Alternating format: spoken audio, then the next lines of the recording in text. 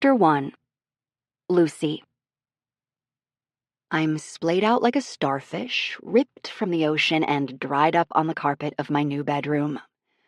I've been here for an hour, watching the fan blades go round and round, thinking I could have turned on a show by now, but what's the point anyway? My fan friends are just as entertaining as anything on TV these days. Besides, fan blades don't fill you with romantic illusions about this crappy world and make you feel that you will get everything you've always wanted. No, Fanny, Fandrick, Fantasia, and Fandol don't tell me I'll get my happy ending in this life. They just... Oh my gosh. The sound of my older brother's voice pulls me out of my fan entertainment, and I roll my head to the side, squinting at his blurry figure filling my doorframe. This is next level pitiful, Luce. Drew strides into my room, steps over my useless body covered in candy wrappers, and mercilessly rips back the curtains. I hiss, like a vampire that's just been easily beaten in an overcomplicated plot, when the light falls onto my body. Light was the key the whole time. My muscles are too puny and wasted away from my 48-hour feeling sorry for myself binge to even throw my hand over my eyes. Stop it, jerk! Close those and leave me be. He towers over me and shakes his head of brown hair like he can't believe the pitiful excuse of a human I am. I peek up through my melancholy just enough to register that I should trim his hair soon. Look at you. Your face is covered in chocolate, and you smell. Rude. I never stink. I can go weeks without deodorant and still... I lift my arm and wince when I get a whiff of myself. Oh yeah, shit, that's bad. His eyebrows are lifted, and he's nodding with a humorless smile. You need to get out of this room. I gave you a few days to pout that things didn't turn out like you wanted, but now it's time to get up and get moving. I don't pout. Your lip is actually jutting out. I suck the offending lip back into my mouth and bite it. Drew extends his hand and I take it, but only because I really have to pee, and not at all because I secretly know he's right, and I've wallowed long enough. When my world went south a few days ago, the first thing I did was call Drew to come get me and my son, Levi. Not like, come get us from the restaurant, but come get us from Atlanta, Georgia, where I was paving my own way, making my life happen for myself, living the dream, and failing miserably at all of it. Drew didn't even bat an eye when I asked him to come help me pack up my dignity and haul it back home. From the beginning, he wasn't thrilled about my decision to move out of Tennessee and away from our family. So without hesitating, he said, "Be there tomorrow, Luce. I'll bring a truck." And he did. He spent the whole next day helping me pack everything in that dinky, very smelly apartment, and then he drove me back to his house in Nashville, where my son and I will be living, rent-free, bless him, for the foreseeable future. The only reason I've been able to spend the past few days interviewing my fan blades is because my amazing parents took my 4-year-old for a few days while I get unpacked and settled. I don't think they meant for me to settle my butt into the carpet and lie here for the entire weekend, making excellent fan friends, but it's what I've done, and no one is allowed to judge me because judging isn't nice. Once I'm standing, Drew sizes me up, and let me tell you, he does not like what he sees. I think you have a bird's nest in your hair. Go take a shower. I don't feel like showering. I'll just spray some dry shampoo to kill the stink. And maybe the birds. He catches my arm when I try to turn away. As your older brother, I'm telling you, get in that shower or I will put you in it, clothes and all, because honestly, they could use a wash too. I narrow my eyes and stand up on my tiptoes to look more frightening. I think the effect would be better if I didn't feel chocolate smeared across the side of my face.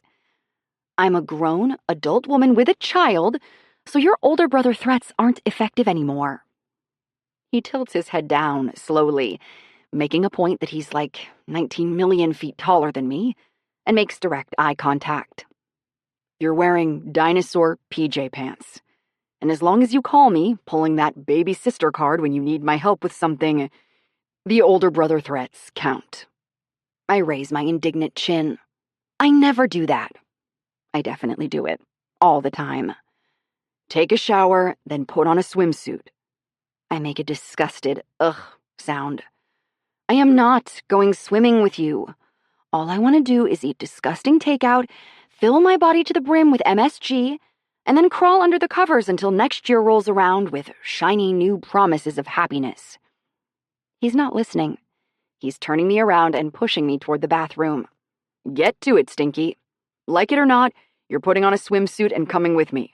It's been too long since you've seen the sun, and you look like a cadaver. I feel blessed that he didn't mention I smell like one, too. I hate the pool. I'm a cartoon now, and my arms are long, droopy noodles, dragging across the floor as I'm pushed toward the bathroom. Lucky we're not going to one of them. My buddy and I are taking the boat out to wakeboard for the afternoon. You're coming too. I'm standing motionless in the bathroom now, eyebrows deep in my sullen mood, as Drew pulls back the shower curtain and starts the water. He digs under the sink and pulls out a fluffy towel, tossing it onto the counter. He's giving me tough love right now, but I know underneath all this dominance is a soft, squishy middle. Drew has one tender spot in life, and it's me. The tenderness also extends to Levi by association, and because my son's cheeks are so chunky and round, you can't help but dissolve into a pool of wobbly jello when he smiles at you. Isn't it, like, frowned upon to skip work on a Wednesday? I ask, trying to needle him so he'll leave me alone with my candy bars and sadness. Yes, but it's Sunday. The judgment in his voice is thick. And unless one of my patients goes into labor, I have Sundays off. I blow air out through my mouth, making a motorboat sound, because I'm too lethargic and wasted on chocolate from my pity party for snappy comebacks. Which is sad because snappy comebacks are my thing. Lucy, Drew says, bending to catch my eye like he knows my thoughts were starting to wander back down the dark tunnel to Mopey Land. He points behind him to the steaming water. Lather, rinse, and repeat. You'll feel better, promise. He leans forward and gives a dramatic sniff. Maybe even repeat a few times. Then move on to the toothbrush, because I think something crawled into your mouth and died. Siblings are so sweet. I punch him hard in the arm, and he just smiles like he's happy to see me showing some signs of life. But seriously, thank you, I say quietly. Thanks for taking me in, too. You're always rescuing me. The day I realized I was a week late for my period, Drew was the one who drove to the store and bought my pregnancy test. He's the one who held me when I cried and told me that if I wanted to keep the baby, I wouldn't have to go it alone because I'd have him. And then my parents quickly hip-checked him out of the way and reminded me I'd have them, too. This is part of the reason I moved to Atlanta a year ago. Not because I wanted to get away from them, but because I wanted to prove to myself I could stand on my own 2 feet and support my son. Spoiler alert, I can't. I'm a 29-year-old single mom and unemployed hairdresser. I got fired from the salon I was working at, who's having to live with my older brother because I don't have a penny in savings. Turns out, kids are mega expensive. And when you choose to live away from your support system as a single parent, you have to put your child in daycare, which costs your arm, and hire babysitters when you want to go out on the weekend, which costs your leg, or hire a full-time nanny, which costs your soul. Although Levi's dad, Brent, pays child support, it's just not quite enough to help me get ahead of bills and debt. Brent is not a bad guy or anything, and he's even offered to pay extra to help give me a financial cushion.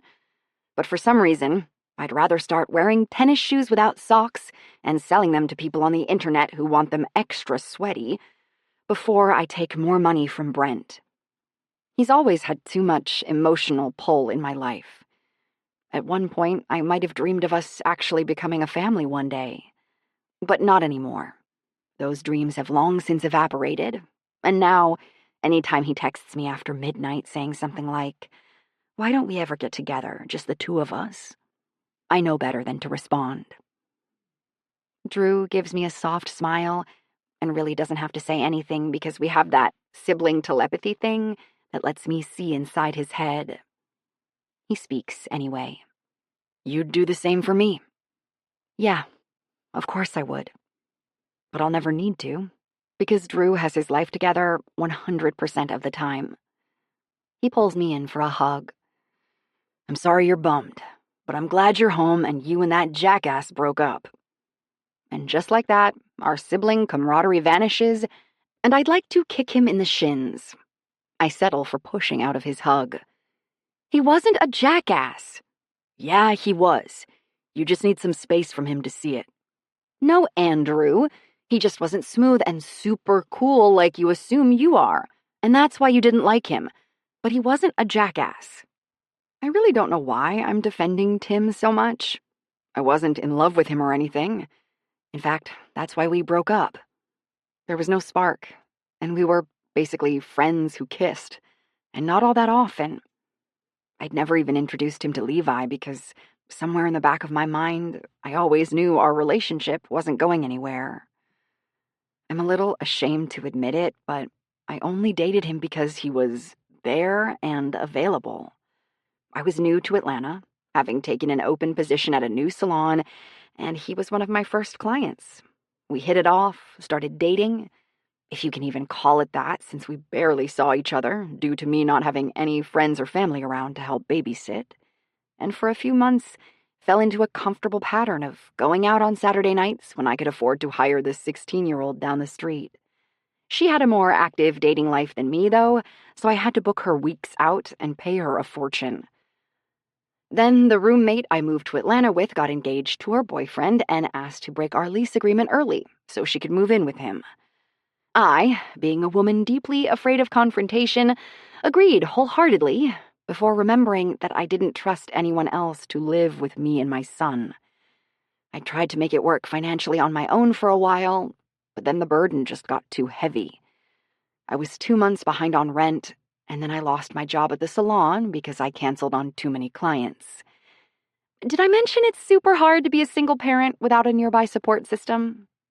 Turns out, most bosses really don't give a crap about your child at home with a stomach bug and unable to go into daycare.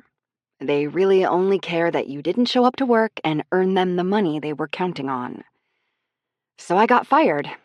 And then the next week, Tim and I broke up, and then I got the official eviction notice from my landlord. I didn't need any time to think about what to do. I called Drew and told him to come get me, and then I cut Atlanta off like a bad split end. Now I'm sad, but not because I miss Tim. I'm sad because I don't miss Tim, and my life feels like way more of a mess than it should at age 29. It's like I'm mourning something I hoped could happen, but didn't. No, says Drew. I didn't like him because when I came to visit and the three of us went to dinner, he said he was cold and accepted your sweater when you took it off and gave it to him. I feel a familiar defensiveness boil in my chest. He has a thyroid problem and gets cold easily.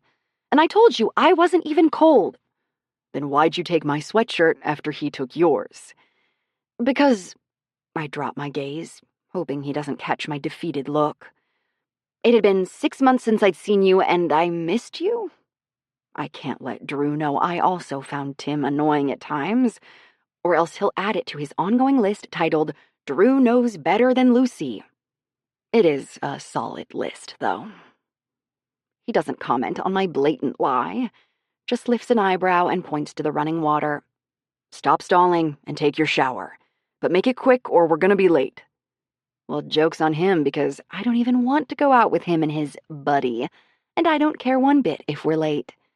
In fact, I feel like teaching my brother a lesson, so I turn on some music and take an extra long time, reenacting every sad shower scene I've ever witnessed, letting the spray of the water rush over my face as depressing songs play on the speaker in my bedroom. Bang, bang, bang! I jump out of my sopping wet skin and press myself back against the tile, certain I'm about to be murdered by a polite killer who likes to knock before he enters. But then Drew's voice booms through the door. I swear to God, Lucy, I will cut off the hot water if you don't get out soon. Also, that's enough, Sarah McLachlan. He turns off my super sad mix and blares Ice Ice Baby as an overt threat. Ah, so nice living together again. I want to be furious with Drew, but instead I'm using all my willpower to not laugh. I'm a whiny baby all the way to the boat dock. The sun is too bright, my head hurts, there's nothing good on the radio. Honestly, I'm surprised Drew didn't unlock the doors, pull the handle, and push me out onto the interstate. That's what I would have done if the roles were reversed, because even I don't want to hang out with me right now. Even so, he took my annoyance in stride, turning off the radio, giving me his sunglasses, offering to stop for Advil. Really, it's suspicious how syrupy sweet my brother is being. At the last minute, I even asked him if we could make a pit stop at our mom and dad's house so I could check on Levi. Let's be honest, Levi is with his two favorite people in the world, so he's not missing me. My mom has probably fed him so many sugary treats, he's completely forgotten my name. When the door opens and I see my little cutie, blonde hair all askew in various cowlicks, eyes bright with sugar overdose, and white powder mysteriously coating his lips, my suspicions are confirmed. I glance down at my child and then up at his grandparents, standing at attention behind him. Mischief written all over their faces.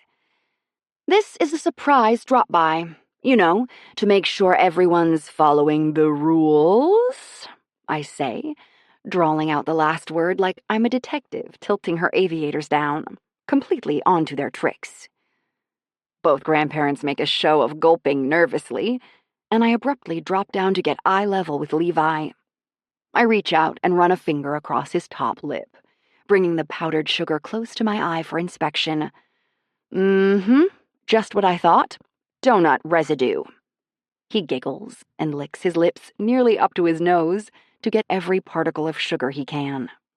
I taught him well. My mom puts her hand on Levi's shoulder and squeezes. Stay strong, buddy. I narrow my eyes up at my mother, also my favorite person in the world, and shoot to my feet, getting in her face like a drill sergeant. How many? My voice growls menacingly. Levi giggles again, and I glance down at him.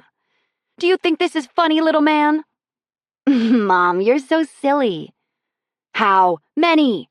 I repeat to my mom, undeterred by the adorable, chunky-cheeked boy. She lifts her chin and makes a show of pressing her lips closed. I see. That's how it's going to be? Fine. I know who to go to when I want the truth. Luce, come on, we gotta go, Drew says, sounding a little impatient behind me. Someone has lost his funny bone. I hold up my finger behind me in his direction and shush him before taking a slow step directly in front of my dad. His eyes widen, and I know he'll be an easy crack. So, Mr. Marshall, are you going to talk, or are we going to have to do this the hard way? 3, he blurts, and my mom shoots him the stink eye. I grin and push my imaginary glasses back up the bridge of my nose. Thought so. Sir, ma'am, do you happen to know the effects too much sugar have on... I don't get to finish my sentence because Drew picks me up, tosses me over his shoulder, and starts carrying me away. Bye, guys, he says with a smile and a wave. We'll have our phones if you need us. Wait! Let me at least kiss my child goodbye, you oaf. He pauses and backs up a few steps, bending down so I'm lowered to lip level with Levi. He laughs and laughs at the sight of me on Uncle Drew's shoulder, so much so that I'm barely able to plant a kiss on his sugary cheek from all the giggling. Love you, baby. Be good for Grammy and Granddad, I tell him, feeling my heart squeeze a little painfully at the thought of leaving him again. Other than the times I had to work, Levi and I haven't spent much time apart this year. Although I'm happy to see him reunited with family, I also have this strong desire to stay close to him. Plus, stuffing my face with donuts sounds infinitely better than going out with Drew and his buddy on the boat. Have fun, you two, say my parents, breaking character to wrap an arm around each other and wave, as Drew walks us away and deposits me in the front seat of his car. After our 20-minute drive, we pull into the marina, and I take my sweet time getting out of the car. Maybe if I move slow enough, he'll leave me behind and just let me curl up in a depressed ball under a tree somewhere. He can see right through my shenanigans. Damn it, Lucy, do I have to drag you onto the boat, too? You're going on the lake, because you need this, whether you can see it or not. Quit being a pain in the butt and get moving. What happened to Mr. Congeniality from the car ride? I ask, getting out and slamming my door shut. He pulls a cooler from the trunk and grins at me, his eyes a darker blue than mine, filled with sibling exasperation. I was hoping you'd get it all out of your system so Johnny Raincloud wouldn't follow us out on the water. You didn't have to bring me, you know. If you wanted a happy companion, you could have just invited some of those fun women who love you. I didn't want to bring a fun woman. I wanted to bring you, my annoying little sister. I narrow my eyes and cross my arms. He jerks his head toward the back seat. Grab the towels and let's get on the water. 1 hour, I say, following behind him with the towels like a stubborn puppy that doesn't want to walk on a leash but knows it doesn't have a choice. I'm staying for 1 hour and that's it. Then I'm going back to my candy bar babies. Just get in the boat, Eeyore, says Drew, fighting a smile as he extends his hand to help me over the railing. Once in the boat, I run my palms along the bright white upholstery. It's hot to the touch, and I can't help but smile at my brother's dream come true. He's always wanted a boat, and he finally made it happen. He's been working his butt off the past several years, completing medical school and then enduring his residency and whatever else doctors have to go through. Now he is an OBGYN in a small private practice, and this was his official doctor present to himself. Other than a partner feeling slightly uncomfortable with him working closely with women's bodies all day, I can't help but wonder why he's still single. He's good-looking, funny, and outgoing. Most women love him, yet he won't have it. He dates a lot, but has never been interested in settling down. Taking my towel, I lay it across the boiling hot leather before sitting so I don't sear my butt cheeks. I settle in, begrudgingly feeling like Drew was right. It really does feel good to be outside with the sun tickling my skin. So, which buddy is coming out with us? Farty Marty or Sweaty Steven? Oddly, all of Drew's friends have terrible flaws, so much so that I'm beginning to wonder if he has a beauty complex and refuses to associate with anyone prettier than him. Cooper, he says, while shoving the cooler into a little side compartment. Ah, yes, the recently moved out roommate. I haven't met this one yet. He moved in with Drew about a year ago, right after I left town, and they apparently became besties right away. Drew won't let me refer to them as that, though, so I make sure to do it as often as I can. Cooper Pooper. Don't do that. I have to. How will I remember his name otherwise? Drew doesn't look at me as he secures the boat canopy. Repeat it to yourself 5 times. Cooper Pooper, Cooper Pooper, Cooper Poop. Not what I meant, and you know it, Drew says, looking over his shoulder with the same look the actors on SNL get when they try not to let the audience see them laugh. He missed me. I shut my eyes and lean my head back, feeling the sun singe my eyelids, and trying to imagine what terrible flaw of Cooper's I will have to endure all day. Bad BO? Snaggleteeth? Greasy hair? Probably a heavy combination of everything. I don't know, and it doesn't matter anyway. I'm just going to lean back against the warm leather and sleep the day away. Drew forced me out here, but he can't force me to smile or pretend I'm enjoying life with Pooper Scooper Cooper. See? I'll never forget his name now. My method works. I hear footsteps approaching on the dock, but my eyes feel too heavy to open. Probably all that MSG really settling into my bloodstream and trying to embalm my body. Hey, Coop, says Drew, and I can feel my whole body stiffen with dread. He's here. What's it going to be? My money is on the BO. Just throw your stuff over there by Lucy. Oh, by the way, that's my sister. I guess that's my cue to open my eyes and try to act like I don't see the nasty, hair-sprouting mole on the tip of this guy's nose. Chapter 2. Lucy. I open my eyes to sudden, blinding light in the shape of a man. It's hard to see him, with the sun blazing over his head like he just beamed down from heaven. I lift my hand to shield my eyes and... oh my gosh. Stop it right now. This can't be one of Drew's friends. Cooper Pooper is hot. My brain is short-circuiting, looking at the miles and miles of lean, tan, toned, tempting muscles. I'm sure I look feral, staring at him. All my words are drying up and getting stuck in my throat like I've never seen a man before. But the truth is, I've never seen a man like him. Not outside of the movies, at least. His tousled blonde hair hangs in styled yet effortlessly beachy waves, just long enough to swoop over one eyebrow and curl up at the nape of his neck like it has to be rebellious. His eyes are bright, kick-you-in-the-stomach, crystal-clear Tahiti water blue, and his smile is all blinding white teeth against bronze tanned skin. Someone give me a piece of glass. I think I could cut it using his jaw. All he needs is a wetsuit and a surfboard, and he would be Surfing Ken. Maybe I already have sun poisoning and I'm just hallucinating.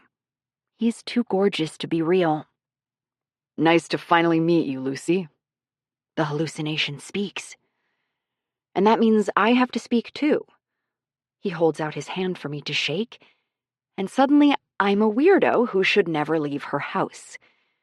My brain has never needed to act under this kind of pressure before, and can't handle the sight of his large hand waiting for my skin to brush against his.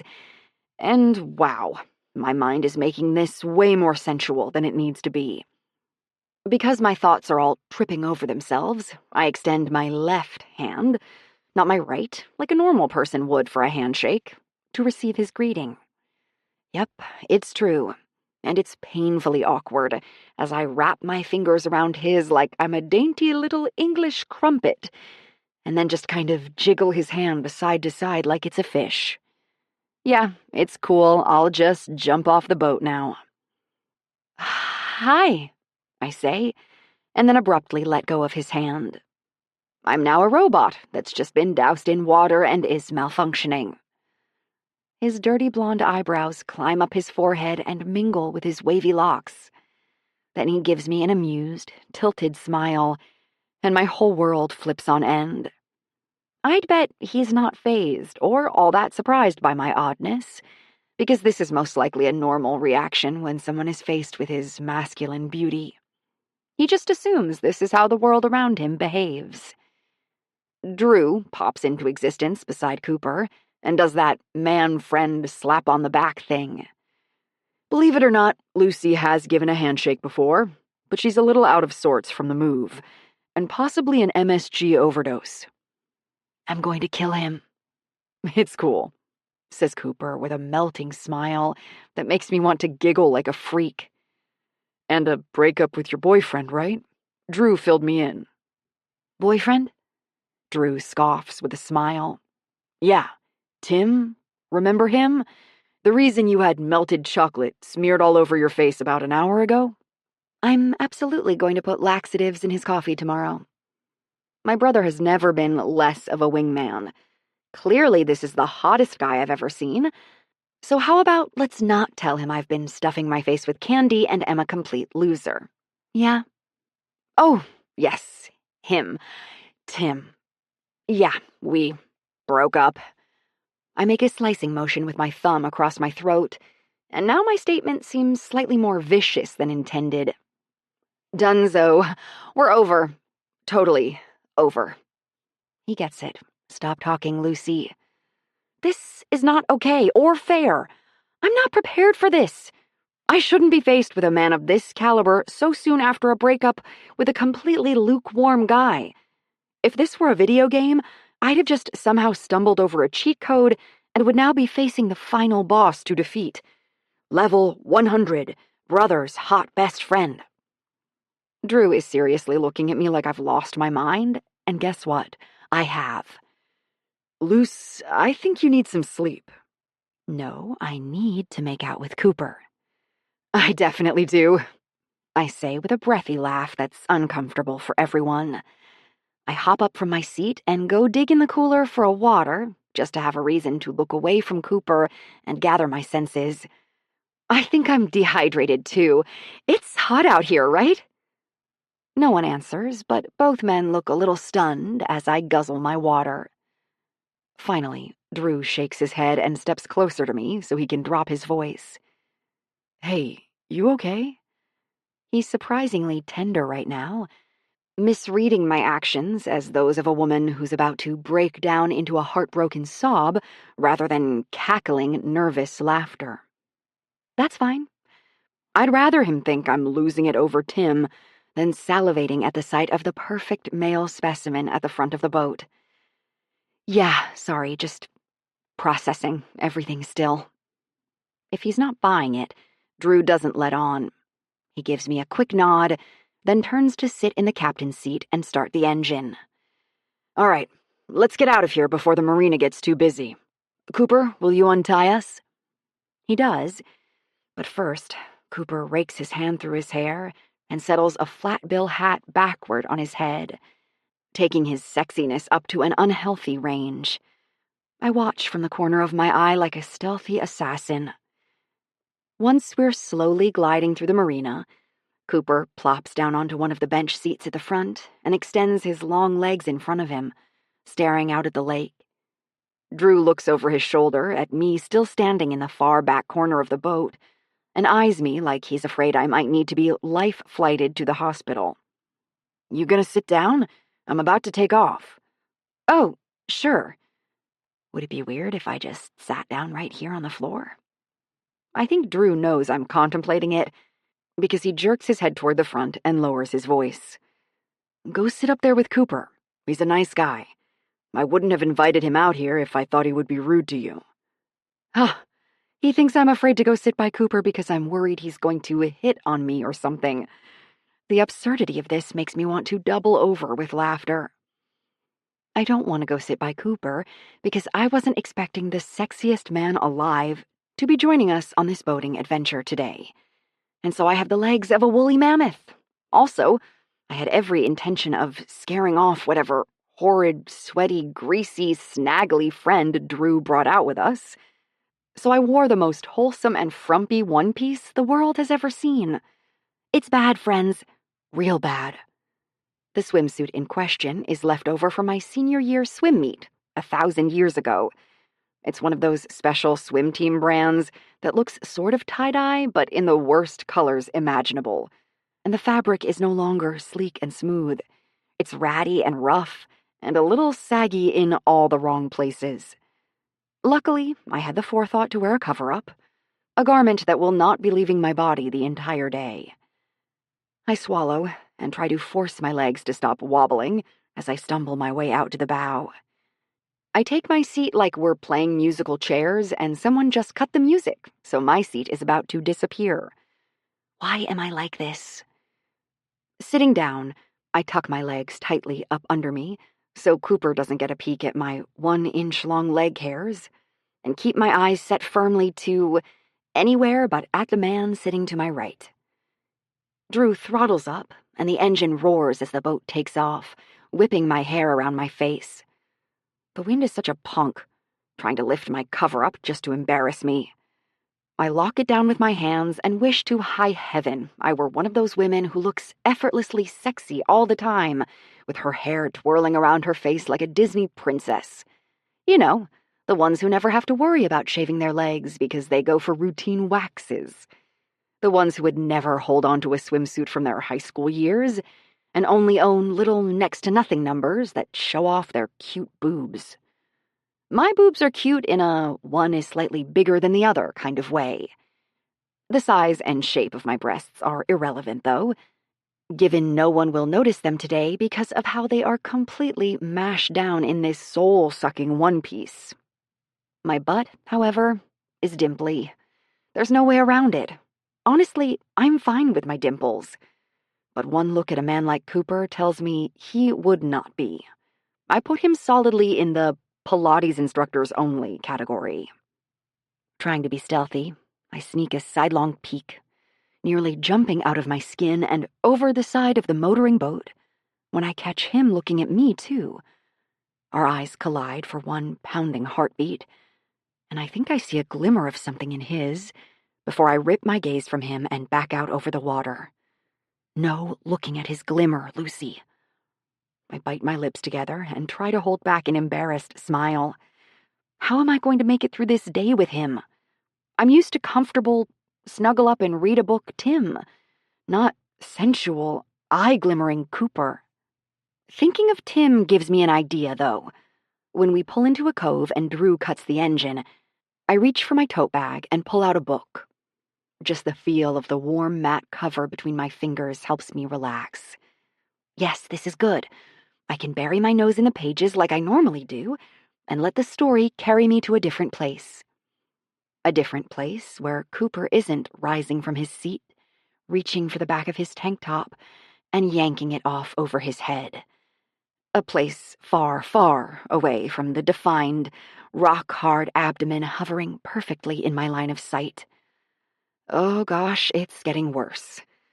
Cooper pulls out a can of spray sunscreen and starts dousing his body in a nice, muscle-enhancing sheen, then rubs it in, his large biceps and shoulders bunching and tensing as he moves. I didn't even realize seeing an Adonis V in real life was on my bucket list, but here we are, and I'm checking it off. Good book? Cooper's voice rumbles at me, making me shamefully peel my eyes away from his six-pack up to his amused grin. Busted. My cheeks are lava, and all I can do is blink and turn my gaze back down to my book, begging it to magically transport me into its world, because in this one, I have no idea how to interact with a man who looks like that. He's all muscles and charisma, and right now I'm 97% candy bars and MSG. Chapter 3. Cooper. Well, this is the worst. Come out on the boat with me and my sister, Cooper. It'll be fun, Cooper. Guess what, Drew? It's not fun. His sister is supposed to be a burly-looking female version of him. She's supposed to have a deep, husky voice, and if I squint, I would get her and Drew mixed up. That's what every guy hopes his best friend's little sister will look like. Lucy, however, is freaking gorgeous. She looks absolutely nothing like Drew. The only thing these two have in common is their eyes. Except on Drew, they're just plain blue. Dude has blue eyes, end of story. On Lucy, they are deep indigo irises, framed by long, dark lashes. Her skin is a soft, milky white, and her hair is dark auburn, almost brown, but not quite. The worst part of all? She's got that girl next door vibe to her. The kind that's so shy she can't make eye contact with me while my shirt is off. The kind that makes her cheeks go pink every time I talk to her. It's rare to run into someone who genuinely blushes these days, and here she is, yanking down the hem of her cover-up and darting secret glances at me when she thinks I'm not looking. I'm looking, though. I've had my peripherals trained on her from the moment I stepped onto the boat. Which brings me to my next problem, and actually the real worst part of it all. She's off limits. Lucy might as well have a neon-flashing do not touch marquee above her head. Not only is she Drew's sister, but she's fresh out of a breakup and, if I remember correctly, has a little boy. I know about the breakup, not only because Drew overstated it like a dipshit when I first got in the boat, but also because he borrowed my truck to go move her back from Georgia. Now, I'm wishing I would have offered to go get her in his place. He wouldn't have let me, though, because he's super protective of her. He's expressed his hatred for her ex-boyfriend, Tim, since they met. He never even really had a good reason for his dislike, just that the guy didn't deserve her. I have to agree now. Only a few minutes in Lucy's company proves she's different. Special. Cooper! We should go cliff jumping! A woman named Bailey pulls me from my thoughts with a splash of water to my face. About 10 minutes after we put down the anchor, a boat full of Drews and my friends pulled up. They tied up with us, cranked up their music, and tossed floats out into the water. Everyone jumped in almost immediately, soaking up the sun and enjoying the water. But not Lucy. She took one look at our new companions and hunkered down in the front of the boat with a book. No one pressed her to join us, and since I have no idea how I'm supposed to act around her, I didn't either. I'm just trying to follow Drew's lead, but it feels wrong to leave her up there in the boat alone. Then again, he did say she was pretty heartbroken. Maybe she's just not feeling it today and wants to be alone. "Cooper?" Bailey asks. "Hello? Did you hear me?" I blink and turn my head to her. She's smiling a megawatt smile, perched on her bright yellow pineapple float, and I know she's flirting. She always flirts with me because we've had sort of an on-again, off-again thing for a while now that never amounts to anything, and honestly, never will. Sorry, cliff jumping. Yeah, sounds good. I turn my eyes back up toward the boat, even though I can't actually see Lucy from down here. Let's go in a few minutes. I'll be right back. I swim over to the ladder and have to pass Drew on the way. He sticks out the hand holding his beer in front of me so I can't pass because, apparently, he's a bouncer now. Where are you going? Grabbing a water. And going to see your sister. His eyes narrow a little, but he withdraws his arm. Okay, just don't go bug Lucy, okay? She's going through some stuff. My head kicks back. I resent the implication that I would ever go bug a woman. You know what I mean? Yeah, unfortunately, I do. He's telling me to leave her alone. The warning is there in his eyes, and it's threatening as hell. I've never been on this end of Drew's ire, and I don't particularly like it. It was about a year ago that I moved away from Charlotte, North Carolina, in favor of somewhere a lot less near my ex. I put in applications with a few top-tier marketing firms around the country, and Hampton Creative was the first interview I got. It was a great fit right away, and a huge promotion and pay raise from my last position. Everything fell into place quickly, and I found out through a friend of a friend about a guy named Drew Marshall needing a roommate. We had a brief phone call where we both determined the other sounded somewhat normal, and then the next thing I knew, I was living in Nashville, blissfully far away from Janie, with a great job and a great roommate. It was the perfect place to reinvent myself. And reinvent myself, I did. For the last year, my motto has been nothing but fun. I date a lot, I go out a lot, and I've become that guy you call when you want to have a good time. I think every date I've been on has been a subconscious middle finger to my ex. She didn't want me, so I'll prove just how wanted I can be. Problem is, she isn't watching me. She's been too busy falling in love with someone else, getting married, and starting a family. I guess you could say I've diverted from my usual path this past year, and I'm just now realizing, in this moment, when I find myself wanting to go spend time with Lucy Marshall, that Drew only knows this Cooper, the one who's so freaking jaded from having his heart torn up that he's made the word commitment sound like a swear word. Drew doesn't know anything about the person I was back in Charlotte. This blip in my life is the whole picture to him. And sure, he's liked this version as his wingman, but he doesn't want me anywhere near his sister because of it. I get it, and it's all good, man. He nods, and I nod, and it's all settled now. I'll stay away from Lucy. Except, I don't. I step into the boat and wrap a towel around my waist before my feet carry me directly to the bow where she's sitting. My eyes immediately snag on Lucy's bare legs stretched out in front of her. She's so engrossed in her book that, at first, she doesn't even realize I'm standing there. But then she looks to the side, makes direct eye contact with my navel, and scrambles to tuck her legs under her so fast she nearly dumps her book into the lake. She's yet to actually talk to me other than the soft hi she gave me earlier, along with the weirdest handshake of my life. Somehow, though, it went down as my favorite, too. She's awkward, and I'm drawn to her in a way that kind of scares me. Scares me because if Drew knew, he'd castrate me. Hey, hi, she says, shifting in her seat, eyes bouncing everywhere to keep from having to look at my face too long. I make her nervous. What's up? She aggressively pushes a lock of hair out of her eyes, and then finally really looks at my face. She freezes, like she wasn't expecting me to be smiling down at her. Can I sit with you? Those long, dark lashes blink. Yeah, of course. She gestures to where I was sitting earlier, but I don't take that seat. I sit right beside Lucy, a little too close. and look at her over my shoulder, noting another blush on her cheeks. "Are you having fun?" I ask. "Mm-hmm. Yeah, lots of fun." Her voice is a little squeaky. I grin and nod toward her book. "Really? Because it kinda looks like you've just been up here reading all day instead of having a good time." She looks at me over her book with a mischievous sort of smile.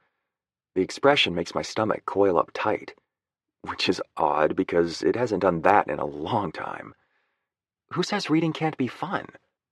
You sound like my third-grade teacher. I notice Lucy's smile fade a little, and she scrunches her nose, eyes dropping down to her lap because she thinks I've just insulted her. Only because this is an emergency, I ignore the do not touch sign and bump her shoulder with mine. I had a major crush on her, though. You should have seen how many stars I got on my reading chart. This makes Lucy laugh, dimples popping beside her mouth. And suddenly, making her laugh is all I want to do. You know, as a friend. Because even though I find her ridiculously attractive, I'm also not going to try to start anything up with a woman who's just come out of a breakup. She's vulnerable, and I'm not a vulture, so I'll just make her smile for purely friendly reasons. Also, the whole Drew death glare situation was a little scary. "So, you're a big flirt, huh? Like, is it tough for you to talk to a woman and not try to seduce her?" A laugh bursts from my mouth because I kind of can't believe she had the guts to call me out like that. Maybe a little less creepy than you make it sound, but yeah, I guess you could call me a flirt. "Well," she wiggles her finger in my direction, "you don't have to do all that here with me. I don't need the pity hangout." "Why do you think I'm giving you a pity hangout?" She tips a shoulder and pretends to be interested in her book. "Because you saw Drew's bookish little sister up here on the boat and felt bad that I was alone, and as the token flirt guy, you felt it was your job to entertain me." She looks up. "I'm saying I release you of your responsibility." An incredulous smile pulls over my mouth because I really like her. I like that she says what she thinks and is not afraid to call it like she sees it from the start. Except she's not seeing it right this time. I'm not up here talking to you because you're Drew's sister, believe me. In fact, her being Drew's sister is the only reason I haven't asked her out already. And you know, I think I'm offended that you've so easily diminished me to nothing but the token flirt. Are you actually offended? Maybe. She narrows her eyes. Okay, I give you 1 minute to convince me I have you pegged wrong. I lift an amused eyebrow. You're serious? She looks down at her phone and swipes across the screen until a 1-minute timer appears. "Clock's ticking," she says. Well, shit. Suddenly, this is important for reasons I don't quite understand. I sit up straight and clear my throat. "Okay, I work in marketing. I'm from Charlotte," she grimaces. "Those tidbits aren't going to help you. Dive deeper." 40 seconds left. Damn, okay. I like to play solitaire on my computer. I'm really close with my parents. We talk almost every day, though it's mainly to help them figure out how to change the input on their TV again. I like to bake, but I'm terrible at it. And I own a rescue shelter for abused animals. The alarm chimes on her phone, and her mouth falls open. "Do you really?" "No," I say with a chuckle, but I felt like I wasn't making a very good case for myself and needed some extra points. She laughs and shakes her head in mock reprimand. "Like I said, token flirt for sure." I guess she's not wrong. I turned myself into this guy on purpose. So why does it feel so uncomfortable to own it now? Maybe I'm a little tired of it. Maybe I'm ready to start veering back toward my old path. And what about you? "Oh, I'm squarely in the bookish category. I never even attempt to flirt because it always ends badly." Her face is so serious right now. She really means this from the bottom of her heart. "I see you looking at me skeptically, but it's true. I'm the exact opposite of you and Drew." Speaking of Drew, I should really be getting up now and leaving Lucy the hell alone. She's smiling, so my mission is accomplished. Hurrah for the token flirt doing his duty. For some reason, though, I can't. I don't want to go back down in the water with everyone else. I want to sit here and watch this beautiful woman blush and continue having odd conversations with her that make me want to smile more than I've smiled since Janie. So I do the wrong thing and stretch my arm out across the bench seat, not the arm closest to Lucy because I don't have a death wish, and settle in. "You two do seem pretty different. and you definitely look nothing alike. Why did I add that last part? Her nose crinkles again with an uncomfortable smile. Well, most people think he's pretty hot, so I don't quite know how to take that. I squint one eye. Trying to get me to flirt with you again? Her smile drops, and now she has owl eyes. The blush is back. What? No, I was just saying a fact. Not at all trying to get you to flirt with me. I don't even really like compliments because I never know what to do with them, and Lucy, relax, I say with a chuckle. I was just messing with you. I want to bump her shoulder again, but refrain because I'm a saint and a very good friend. Oh. She sinks back against the bench again and laughs at herself. I'm sorry, This is why I prefer reading to actually talking to people. Less chance of humiliating myself. She tucks her nose back down into her book like she's intending to jump inside it, reading rainbow style. I'm not ready to lose her to that book yet. Well, now that you've admitted you're only using that book to hide, I pluck it from her hand and toss it onto the bench across from us. You have no choice but to put it down and come hang out with us. She looks from the water, where everyone is floating, back to her lap. I'm good up here. Thanks, though. What? She's not going to come out to the water at all? Maybe Drew was right, and Lucy really is having a hard time after breaking up with Tim. All right, well, I won't push you to come out there with us. Breakups are hard, so I understand wanting to just chill by yourself. She lets out a sharp ha, and then her hand immediately flies up to cover her mouth. I didn't mean to laugh, she says from behind her hand. It's just... She shakes her head. Never mind. Okay, that was definitely not the reaction of a woman aching with a broken heart. My spirits lift. Tim Schmim. You can't bait me like that and then leave me hanging. I lower her hand away from her mouth. What were you going to say? Lucy stares at where my hand is covering hers. I let it go, realizing I've already touched her twice in 5 minutes, when I'm supposed to touch her never in my entire life. It's not the breakup. Don't tell Drew, because it will go straight to his head, but I never liked Tim all that much. The reason I don't want to swim has nothing to do with my breakup. She gives me a look that's sort of shy and reserved, but loaded with meaning. And now I'm worried Drew was right. For the first time in quite a while, I feel unsure of myself. Am I bugging her? I'm a pretty straightforward guy, so instead of lying awake tonight wondering, I ask, is it me? Am I making you uncomfortable? Just say the word, and I'll totally leave you I didn't shave my legs, she says suddenly, eyes snapping back to me like she didn't mean to cave on her secret so quickly. I, however, am fighting a smile, relieved that I'm not completely unappealing to her. Not that I want to be appealing to her, because, I can't. Is that supposed to be a big deal? No, I don't think you get it. I haven't shaved my legs in, weeks. It's bad. My eyes unconsciously begin to drift down toward her legs, but she reaches out quickly and grabs my chin, keeping it lifted. Don't look! What are you doing? It's embarrassing. I'm laughing now. I can't help it. Well, what do you expect me to do? You've just put a red button in front of me and told me not to press it. Of course I'm going to. Something in my mind alerts me to the realization that I'm not just talking about looking at her hairy legs. My eyes drift toward the edge of the boat, expecting to find Drew pointing a sword in my direction, threatening a duel. Except, no. I don't think the pull I'm feeling toward Lucy has anything to do with the red button principle, and instead has everything to do with the way I genuinely enjoy talking to her, feeling like I have no idea what she'll say next, and loving that nothing comes out of her mouth unless it is absolutely true. Right away, she seems like someone who doesn't play games. And guess what? I'm tired of games. Lucy tucks her legs tighter under her and gives me a warning side eye.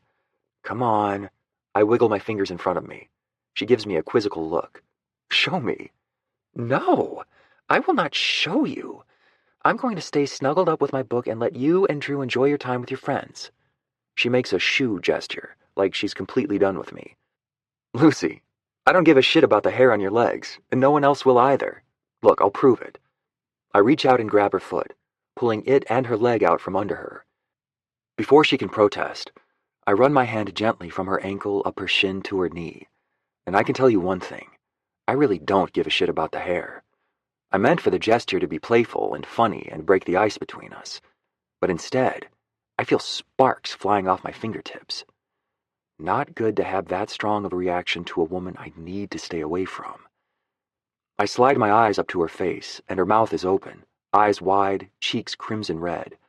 I can't believe you just did that. She blinks at me, and then at the place where I haven't moved my hand from her knee yet. I need to move it. I should move it, but I don't want to. Her skin is warm beneath my palm, and touching her feels different than I've felt with anyone else. Goodness, you really are a flirt. Her words act like a bucket of cold water. She doesn't think I'm being genuine. And also, Drew's sister. I can't act this way with her. I smile and pull my hand back. Sorry, not trying to seduce you, I swear, I say, emphasizing the word to remind her of her earlier ridiculous statement. Time to tug us back into the friend zone. Probably my least favorite of all the zones. But now that I've not only seen but also touched your hairy legs, and you don't see me running away screaming, you have no choice but to come cliff jumping with us. Cliff jumping? No! She's vehemently shaking her head. No, I don't do that kind of thing. By that kind of thing, you mean exhilarating fun? Don't make me remind you about my book. I go on all kinds of exhilarating adventures in those. I scoot a little closer without meaning to. I would argue that books give the illusion of fun. But believe me, there's nothing like the real thing. She lifts an eyebrow, and I could swear she scoots closer too. I'll argue that you're wrong. Studies show that reading a book actually increases dopamine in your brain and reduces stress. You know what else releases dopamine and reduces stress? I watch Lucy swallow, and her eyes dip to my mouth. Cliff jumping, I whisper with a smug smile. The corners of her lips curve up softly as she continues staring at mine, making this moment feel oddly intimate and charged. I wonder if she's feeling the same pull I'm feeling. Cooper! Bailey and her friend Jessica both sing-song at me from the water. Come on, let's go to the cliffs! Yeah, Cooper! That's Drew now, mocking their flirtatious voices. Let's go! I need you to hold my hand while we jump! His voice sounds ridiculous, and it's followed up by an oof. I imagine Bailey and Jessica both hitting him in the stomach. I look back at Lucy, and her new closed-off expression pokes at me. You guys go without me, I say. Her eyebrows furrow tightly together, like she can't fathom that I would want to stay on this boat with her rather than go off with the others to the cliffs. Why aren't you going? I shrug. Because I don't want to leave you here alone. But I'll be fine here. I've got my book, yes, I know. But just imagine how much fun we'll have talking and flirting back here on the boat while they go cliff jump for a while. I raise and lower my eyebrows once. You can have me all to yourself. Endless flirting opportunities. You won't even have a minute to waste on your book. We'll be so deep in conversation. I've got an entire list of questions I'm dying to ask the second they're all gone. Her eyebrows sink low. I see what you're doing. What's that? Trying to make cliff jumping seem more appealing than staying behind and being forced to talk. Absolutely. Is it working? Her smile pulls up in one corner. Yes. She rolls her eyes when she sees my smile grow. Fine, I'm in. Let's go. Chapter 4. Lucy. I'm not in. So very not in. In fact, I'd say I'm pretty solidly out. With every single step I climb up this cliffside, I question my mental stability more and more. Obviously, there are some cylinders not firing correctly in my head to have so easily succumbed to reverse psychology. One minute I'm blissfully reading on the boat. The next, Cooper is beside me, sending electrical currents through my body with a single look. And then he's threatening to unleash his full flirtatious abilities on me, and I panicked. There's no way I wouldn't humiliate myself if left alone with Cooper for more than 10 minutes. Now I'm almost to the top of the cliff, and all I want to do is drop to the ground and spread my body out to grip the earth as much as possible. This is terrifying, and so high up. Worst part of all, I'm up here alone, with everyone down below floating in the water and chanting my name. Super. I love when people chant my name to get me to jump off 50-foot cliffs. I should have stayed home. I reach the top, and my legs wobble when I look over the edge. Oh, no. I can't do this. Did I mention I'm deathly afraid of heights? So afraid that I even avoid the glass railings on the second floor of the mall. I'm a spineless jellyfish for agreeing to this, for letting Cooper's hypnotic aqua eyes coax me into adventure. I hate adventure. If there were a shirt with that saying, I'd buy it and wear it every day with a matching hat. You okay up there, Luce? Drew yells from the water. He knows my fear of heights and was skeptical when I said I'd jump. I was offended at his look of disbelief at the time, but now I want to go back in time and strap myself into his Jeep and tell him to gun it all the way home. My ego will never allow it, though. Super! I yell from the edge with a double thumbs up. Just savoring the view. I hear Bailey and her friends shout, "You can do it!" from the water, but Drew yells the exact opposite. You don't have to jump, Lucy. Just come back down. Come back down. That sounds great. I actually really like that option. Is there an elevator around here I'm not seeing? Don't listen to him, Lucy. That's Cooper's voice now. He sounds like the devil on my shoulder, and I want to tell him to shut his beautiful mouth. You can do this. Just jump. I take another peek over the edge, and my vision does that thing where it starts to tunnel, making it look like the water is growing farther away. My gaze shifts to Cooper, and I take in his encouraging smile and wet hair.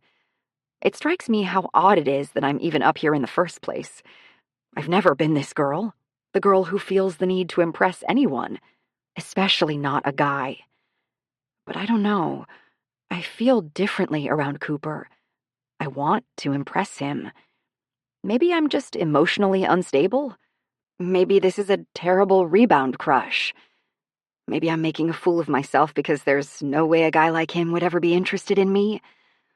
All of the above, I think. But no matter the reason, looking down at him makes me want to jump for the first time in my life. I can't explain it. Too bad I can't, because my legs are backing up, and I can't stop them. My body is on autopilot preservation mode now, and all I can think about is that I have a son I really want to stay alive for. I shift myself all the way back until I'm flush with the rock wall behind me. Sharp ridges press into my shoulder blades, but I like it because it means I'm safely in contact with Mother Earth. I can't do it! I shut my eyes and yell, prepared to endure all the ridicule and roasting the group wants to throw at me.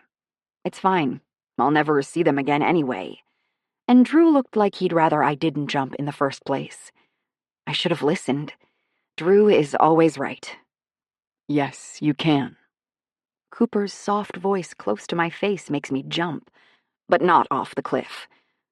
I open my eyes to find him standing right beside me, bare-chested with sparkling eyes. Do they ever stop doing that? His blonde hair looks darker, wet, water dripping off his waves and rolling down his muscular shoulders, pecs, smooth abs. And now I have to stop tracking that water droplet's path before he catches me being a perv. My heart is frantic as he steps a little closer. Has it ever raced like this before? I don't think I was ever physically aware of my BPM with Tim. I felt cozy with him, like I could take a pleasant nap at any time and wake up fully rested. Cooper looks like adrenaline in the flesh as his grin tilts and he takes my hand. You won't regret it, he says, and suddenly, even though I'm firmly planted on this cliff, my stomach feels like I'm in free fall. I swallow. It's a bigger drop than I thought. Just means it'll be more fun. I grunt. You and I think differently. He squeezes my hand, and I tell my little palpitating heart to knock it off. Cooper is a flirt. He would probably hold my mom's hand, too, if she were scared to jump. It's what he does. He's just that guy, you know? The one who's confident enough to show affection to everyone he meets. Could charm the pants off an angry troll. This, holding my hand, means nothing to him, which is why it makes me so mad that it means something to me. Think more like me then, just this once. If you hate it, I'll never make you do it again. My eyes tiptoe to the edge of the cliff, and my stomach does a barrel roll. If I hate it, I'm going to take your cell phone and throw it in the water. He laughs. Seems fair to me. Let's go. He hitches his head toward the edge, and I take a deep breath. I barely get the word okay out before Cooper is tugging me with him, running full steam ahead toward the edge. My feet leave the warmth of the rocks, and my stomach jumps into my throat as we drop. I scream like a tiny little girl, and Cooper's hand is locked on mine so tight, promising he's with me the whole time. Butterflies soar through my body for only a split second before we crash into the water and it swallows us up. Darkness surrounds me for a heartbeat before I feel Cooper's hand tug me up to the surface, and to my surprise, I come up laughing. I open my eyes and find him pushing his hair back from his face and smiling in a way that flips my stomach even more than jumping off that cliff did. I did it! I squeal, feeling a surge of pride and relief and, yep, dopamine rushing through me. Before I even realize it, I'm laughing and swimming to him, intending to wrap my arms around his neck to celebrate. When I get closer, though, Cooper's eyes catch over my shoulder, then his hand shoots up out of the water to give me a high five. A high five. Right. Reality swallows me up, much like the water did. And I remember that Cooper is the kind of guy who could probably have anyone he wanted. I'm just Drew's sister. He doesn't want me like that. All that flirting up on the cliff was only his way of getting me to feel more comfortable to jump. It was nothing but a friendly service he offered me. That was awesome, Lucy. Way to go. How do you feel? He asks, but some of the glimmer seems to have left his eyes. I guess now that he got his adrenaline fix, he's all good. I muster up my best. I'm totally fine with this. I love high fives, smile, and slap his hand. I think your cell phone will live to see another day. He grins and holds my gaze. Honestly, he's so attractive I have to turn away, because looking at him and knowing I'll never have a man like that is hurting more than breaking up with Tim ever did. It's only after I make it back to the ladder that I let my smile slip. It felt good to jump. It felt good to be looked at the way Cooper looked at me up on that cliff. I feel something inside me shift, new fault lines cracking their way through my heart, and I have a feeling they're not going away. After climbing up the ladder, I look down at the sopping wet shirt I've been wearing over my swimsuit all day and attempt to wring it out. This is ridiculous. Who cares if I'm wearing an ugly swimsuit? Who cares if I look a little frumpy? Who cares if my legs are hairy? Those 2 seconds of heart in my throat freefall made me realize something. I don't push myself enough. Somewhere along the line in my life, I stopped jumping. It's time to start again. I grab the hem of my shirt and whip it off over my head. World, meet my tie-dye one piece. Isn't she glorious? The sun feels good on my skin, and it feels wonderful not to care what anyone else is thinking of me. But when I reach for a towel, my skin prickles with awareness. I glance over my shoulder and find Cooper, gaze searing into me with not a hint of a teasing smile on his lips. In fact, his eyes are kindling, and though they never dip below my face, I know he's already looked. He's looked, and I somehow get the sense that maybe my swimsuit isn't quite as frumpy as I thought. I feel my cheeks turn into candy apples, and ever so slowly, a grin spreads over Cooper's face. I press my lips together and try to hide an embarrassed smile of my own. Then Bailey jumps onto Cooper's back and laughs as she tries to get him to wrestle her in the water. Right, happy bubble popped, moment over. I wrap a towel around me and head to the front of the boat to find my book. But unfortunately, it doesn't hold my attention like it did before. Drew and I have been quiet for most of the drive home. We're both zapped from the sun, a little crispy and dehydrated. He has one hand on the steering wheel and the other resting on the console between us. He's never afraid to take up too much space. By contrast, my feet are up on the seat and I'm hugging my knees, wearing an oversized sweatshirt and staring out the window. He taps the steering wheel a few times. Glad you came out today.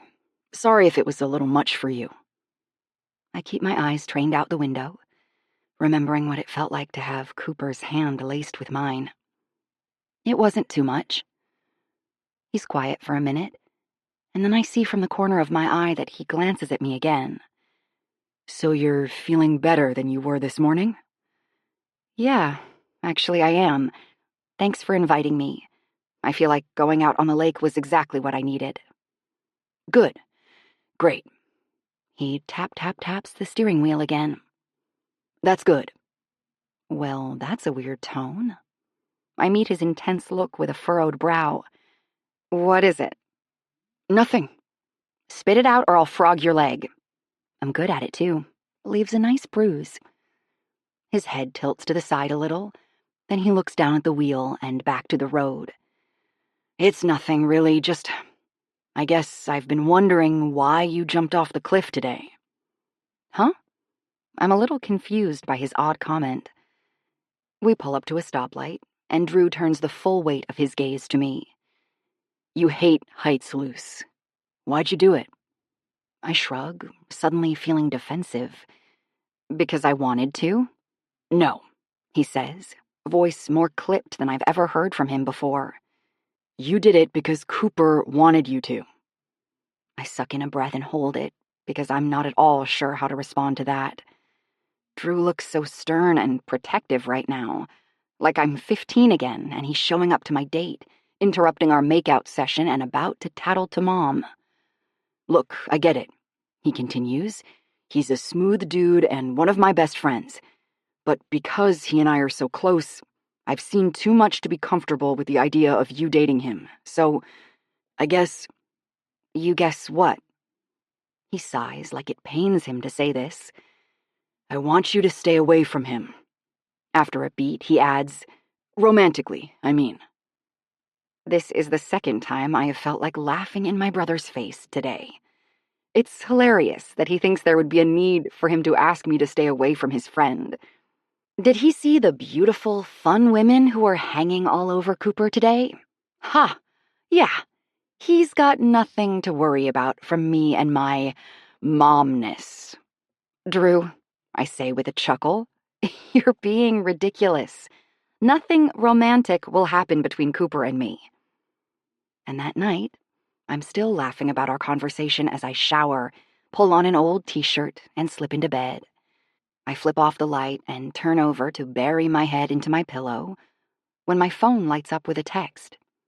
I blink at the screen, registering the name Cooper James, and wonder if maybe I've already fallen asleep, and this is going to turn into the best dream of my life.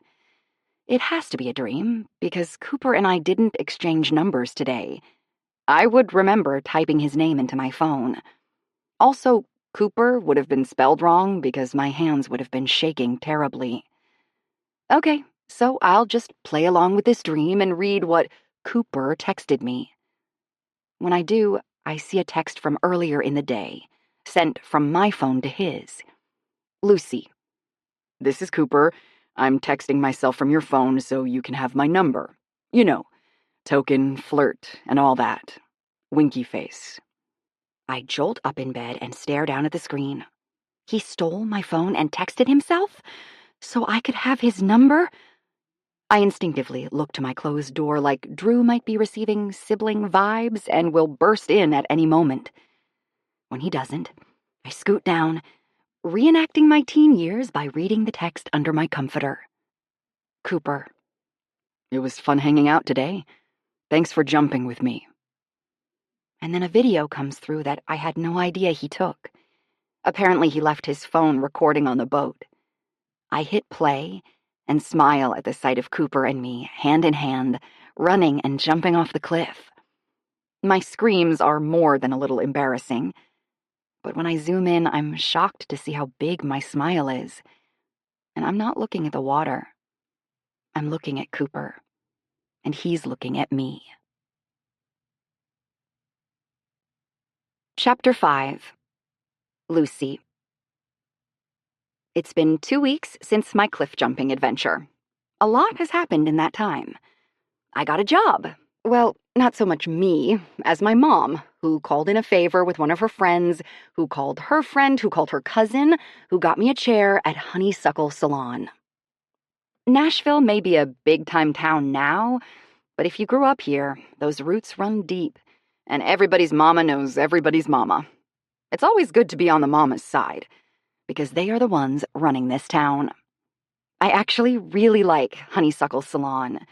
The stylists are all sweet ladies who seem pretty down to earth and not the kind to get catty or stir up drama. And the aesthetic is beautiful.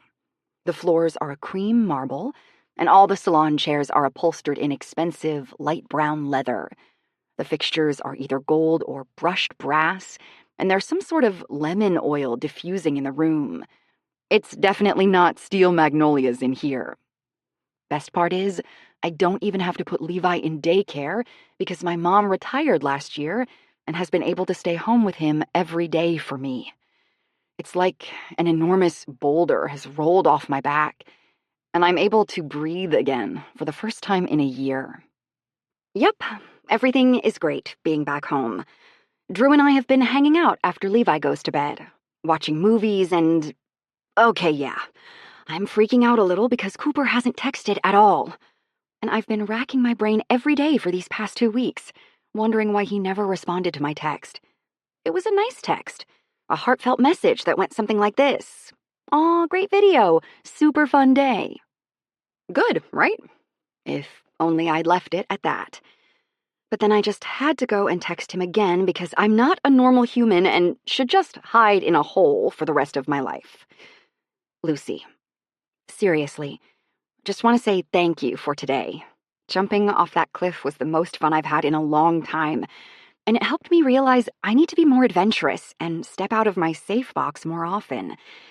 It was nice being challenged by you, and I think you're a really great guy. Maybe you could challenge me again sometime. Smiley face. I know. It's bad. Painful, even. Cringeworthy. Desperate. No wonder he never responded. He's probably been too busy packing up his house and moving across the country so his new stalker, Lucy, can't find him and cut a lock of his hair to keep under her pillow. I don't even know why I did it. I'm not normally the type to spill my guts to a guy like that.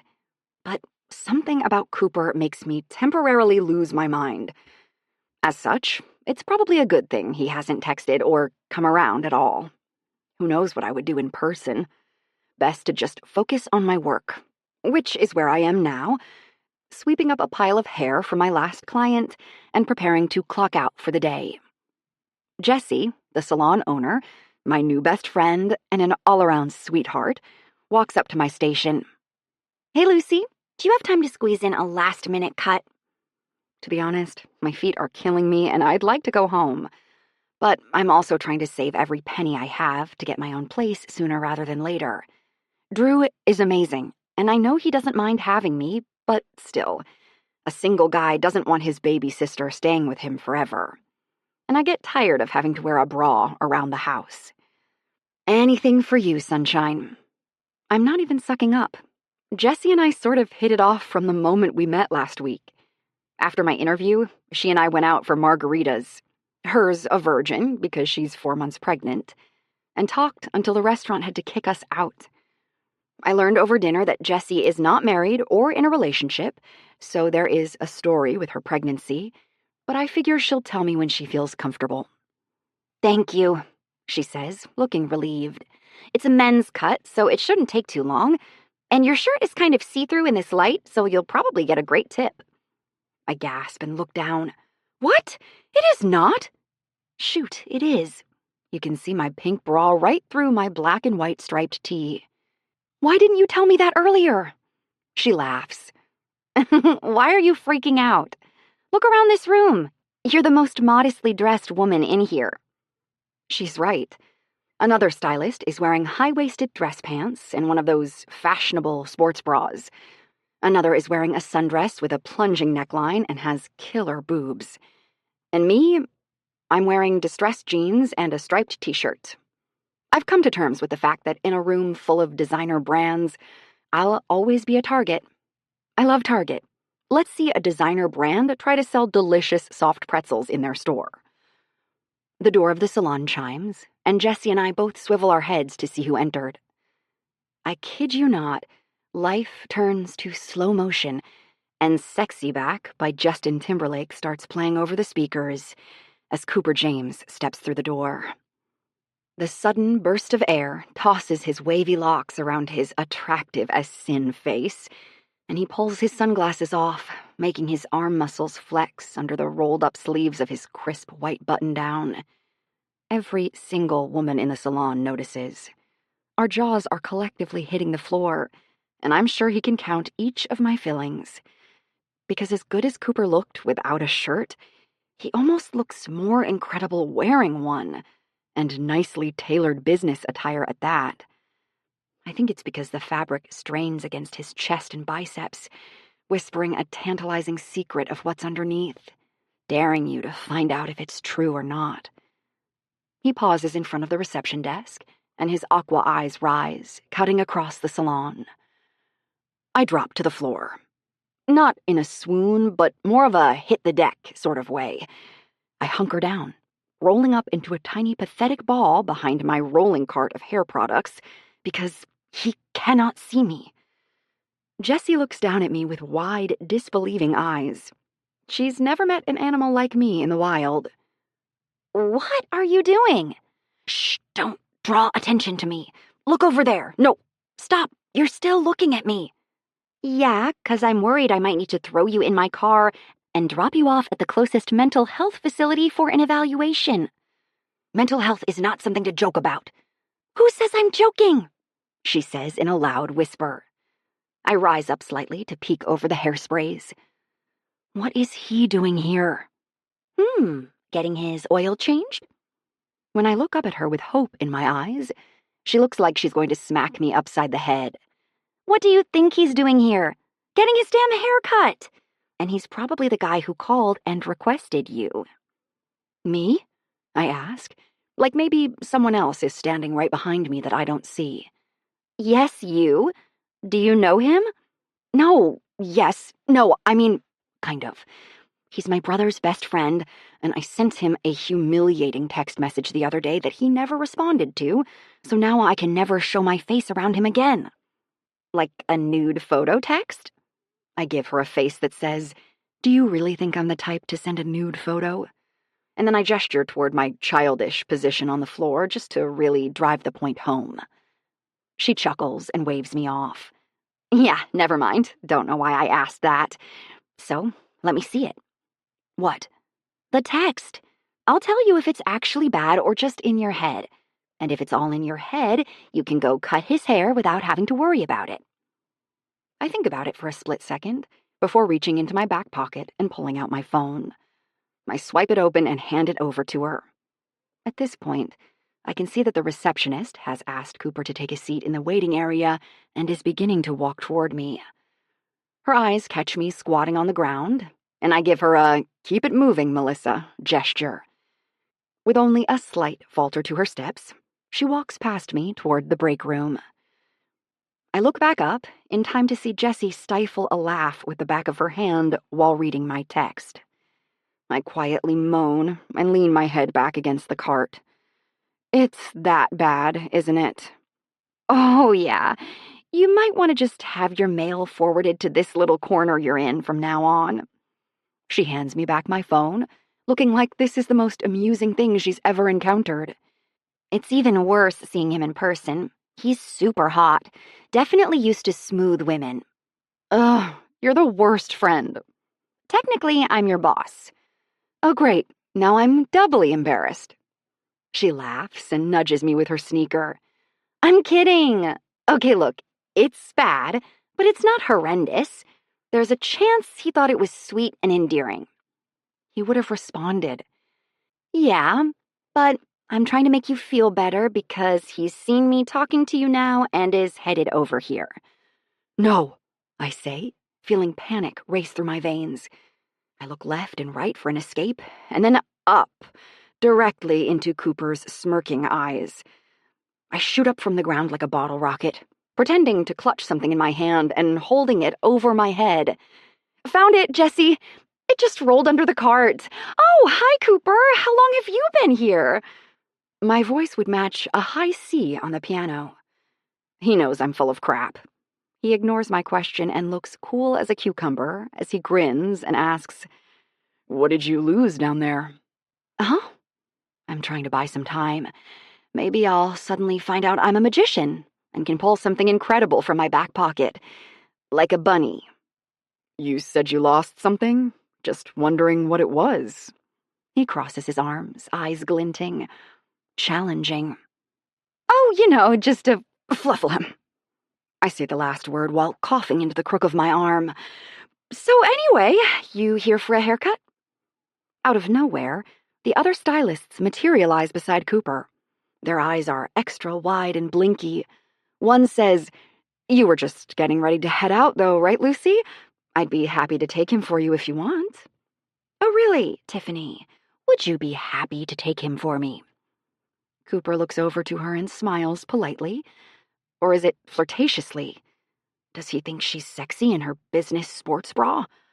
That thought suddenly makes me stomp the ground, making one loud bam, so that Cooper looks back at me. Honestly, I'm just as surprised by my actions as they are. I don't know what happened. I just know I felt the overwhelming need for him to not be looking at her. When did I become this person? Looks like I'm going to be the one to bring a little drama to this salon. Cooper's eyebrows rise, and I smile sweetly and stomp lightly a few more times, also rubbing my leg. A foot fell asleep. I hate when that happens. Jessie is behind Cooper, shaking her head and trying not to dissolve into a fit of laughter because she can't believe someone is truly as awkward as I am. Little does she know, this only scrapes the surface. Well, thanks for all the concern, everyone, but I'm good. I have plenty of time to cut his hair, so there's no issue. Thanks. Yeah, bye-bye, I say, trying to shoo them out of my space, but really I want to whack them with a stick. Go on now, get out of here. There's nothing here for you. Oof, I've got to get a handle on my jealousy. I turn to face Cooper and nearly fall over when I realize his eyes were on me that whole time. A soft grin tilting the side of his mouth, an indiscernible look in his eyes. Reserved and intrigued.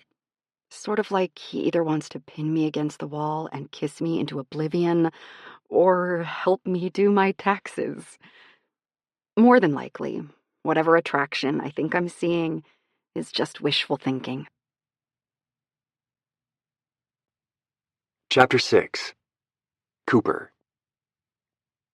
One thing is for certain. I shouldn't be here. I was doing so good staying away, minding my own business like Drew wants me to. But then he and I met for lunch today, and he casually mentioned that Lucy got a job in a salon that just so happens to be about 2 miles from my office downtown. Suddenly, it was like someone would have to chain me to my desk to keep me there. I've got a good poker face, so I don't think Drew suspected I completely tuned out the rest of our conversation and was instead mapping the quickest route to her salon in my head. So basically, I'm not sure what I'm doing here. I don't even need a haircut, but I just wanted to be near her again. And the idea of being near her without Drew also being near her was too much temptation to resist. Plus, when I talked to my mom on the phone earlier and told her my predicament, she practically screamed at me to go see Lucy. Actually, her exact words were, "I want grandkids, Cooper. Go see that woman." So, here I am. Okay. So, do you want to sit down? Lucy asks with a quivering smile, gesturing toward the chair. I run my hand through my hair and look down at the chair, really hoping she's good at what she does. To be honest, though, I think I'd let her buzz my head if it meant I got to talk to her uninterrupted for 30 minutes. Yeah, thanks for fitting me in so last minute. I sit down and run my hands along my pants, realizing my palms are sweating. Weird. When's the last time they did that? No problem. She's stiff as a board and absolutely will not make eye contact with me. I'm guessing it has something to do with that paragraph-long text she sent me. The one I've literally read 30 times because it's so freaking cute I can't stand it. It's a painfully awkward message, one that most people would have probably spent an hour concocting and cutting down until it read, "Me too," with no hint of their feelings whatsoever. But I'm pretty sure Lucy just typed those words out and mashed send without giving it a moment's thought. I love that. Her honesty and vulnerability were on display. She didn't cut a single bit of it, which makes me a complete jerk for not responding. But I couldn't.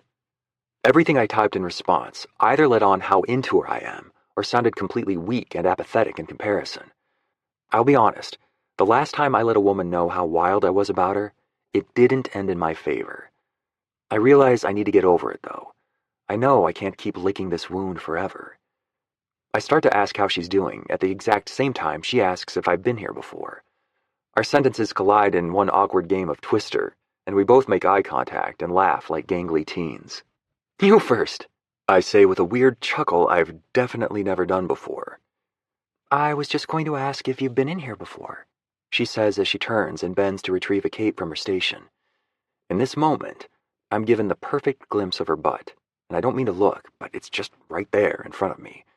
And all I can think about is how nicely those jeans fit her curves. This does nothing to help me put coherent thoughts together. She stands back up and turns to look at me, maybe catching me checking her out, because her cheeks flush when she comes to drape the cape around my neck. "Oh yeah, totally," I say. "You have? Who's your usual stylist?" Then I realize what she asked. What? I mean, no. She is just as confused as I am. Her dark eyebrows furrow over her deep blue eyes. Huh? I'm not sure. What was the question again? Oh gosh, what the hell is happening to me? Are my cheeks flushing now? That's definitely never happened before. And man, is this cape hot or what? Because I'm sweating. Get it together, Cooper. I feel like I'm back in junior high, trying to talk to a girl. Or no, I definitely had more game back then, unlike this pathetic attempt. Lucy is doing something strange to my insides. And now she's smiling with her dimples over my shoulder because she can tell I'm completely losing it. And I wonder, if I leave now, could I somehow convince her she was in a car accident and everything that just transpired between us only happened in her coma? I shake my head, determined to get my act together. Sorry, this is why I don't have caffeine after 3 o'clock. Shut up, shut up, shut up. You don't tell women you're interested in that you can't have caffeine after 3 like you're a million years old. Wow, okay, so to answer your original question, yes, this is my first time in the salon. Her smile is still bright and in place. I'm glad she's enjoying watching me drown like this. I guess it serves me right for not responding to her text. My mom, however, will be so ashamed when she calls later asking for all the details. How did you know I work here? Drew told me over lunch this afternoon, so I thought I'd come by and... My words trail off when she starts running her fingers through the back of my hair. She begins at the nape of my neck, then runs them up the entire curve of my head, over and over. I think there's a purpose to this other than to turn me on, but at the moment, I can't tell what it would be. She shifts her gaze from my hair to the mirror, where our eyes meet, and she smiles softly. Go ahead, I'm listening. Just checking the angle of your cut to see what your stylist normally does. If by stylist, she means the burly dude covered in tattoos at the barber shop who slaps a cape on me too tight and then tells me to sit down and shut up while he trims my hair, then yeah, I have one of those. He provides nowhere near as pleasant an experience as Lucy, though. She finally releases her fingers from my hair, and as she busies herself preparing her scissors, comb, and spray bottle, I attempt a few other awkward conversation topics, all of which Lucy promptly shuts down with short, single-syllable answers, and I realize she's giving me the cold shoulder because of my text freeze-out. I only know her from our afternoon on the boat together and our brief text exchange, but that's enough to understand that a quiet Lucy is not a happy Lucy. And as much as I don't want to, I have to bring up the elephant in the room. Listen, about your text a couple of weeks ago? She freezes, scissors hovering frighteningly above my ear. Please don't chop it off. And grimaces. Oh, no. Please, let's just forget I ever sent it, okay? Okay, good. Pink is clawing up her neck now, and I'd be lying if I said I didn't like it. You have nothing to be embarrassed about. I'm the one who should be embarrassed. Lucy grabs a spray bottle and starts dousing me. Less on the hair, more on the face. I feel like a troublemaking cat that's just been reprimanded. Oh, oops. Here, let me wipe that off. She smooshes a plush towel into my face, patting over and over again, seemingly trying to absorb all my words, or smother me to death. It's dry, Lucy. She keeps patting, so I finally reach up and grab the towel, tossing it onto the workstation. Quick as lightning, she brandishes a hairdryer and turns it on full blast. Your hair was too wet. Gotta dry it a bit, she yells above the noise. I can do nothing but sit stunned, watching my hair twist and fly around my head, wondering how long she's going to make me sit here like this. She lifts both her eyebrows at me with an overly bright smile, and I'm certain she will go to terrifying lengths to avoid talking to me about this. Sitting forward, I grab the cord of the hairdryer and yank it out of the wall. Consuming silence follows, and Lucy's eyes dart to the spray bottle again. Oh, geez, we're going to be here all day repeating this cycle. Before her fingers can touch the spray bottle, I wrap my hand gently around her wrist, bringing her to a stop and forcing her to look at me. Lucy, will you listen to me? I'm sorry about not responding, and I really regret it. I'm not very good at heartfelt, honest texts, so I wasn't sure how to respond to you. But I had fun jumping off the cliff with you, and I definitely want to do it again. Her eyebrows are still pinched together in discomfort, but her shoulders ease a little. Okay, she says quietly, then says it again one more time as she releases the last bit of stress from her body. But now can we just forget I ever sent it? No, I say, daring to run my thumb across the side of her wrist. Why? I smile. Because I liked it. She swallows and looks skeptical. You did? Yeah, I did. I like that Lucy wears her thoughts and emotions on her face so openly that I can always know what's going through her head. I like that she was so nervous to see me again that she ducked down and hid behind a cart. Who does that? And I love that she smiles when she runs her fingers through my hair. The list of reasons why I like Lucy Marshall seems to grow every time I'm around her. Basically, I'm in so much trouble. Our spell is broken when Lucy's phone starts buzzing on her station. She peeks at it, then looks at me with a sheepish smile. It's my son FaceTiming me. Do you mind if I answer really quick? I haven't gotten to talk to him all day. Of course not. Go right ahead. Lucy positions her phone in front of her face, pulls a wide smile over her pink lips, and then swipes to answer the call. I can tell the moment the picture connects because her face beams. Hi, baby. Hi, Mom. That must be Levi. Grammy wants to know if you're coming to get me soon. Lucy laughs. Honey, you've got to pull the phone away from your nose so I can see you. There. Wait, no, don't spin. I can hear her little boy cackling like a villain as he apparently spins with the phone. Lucy contorts her face to look as if she's on the world's most intense ride and the G-force is too much to handle. I'm mesmerized.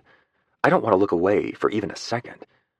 I haven't been ready to pursue a serious relationship again since Janie, and honestly, commitment has been all too easy to avoid. Every woman I've met lately seems nice, but completely forgettable to me. That is, until Lucy. She's incredible. And seeing her here, talking to her son and making him laugh with her ridiculous faces, not giving a crap about what anyone else in this salon thinks, it's taking me from attraction to full-blown crush.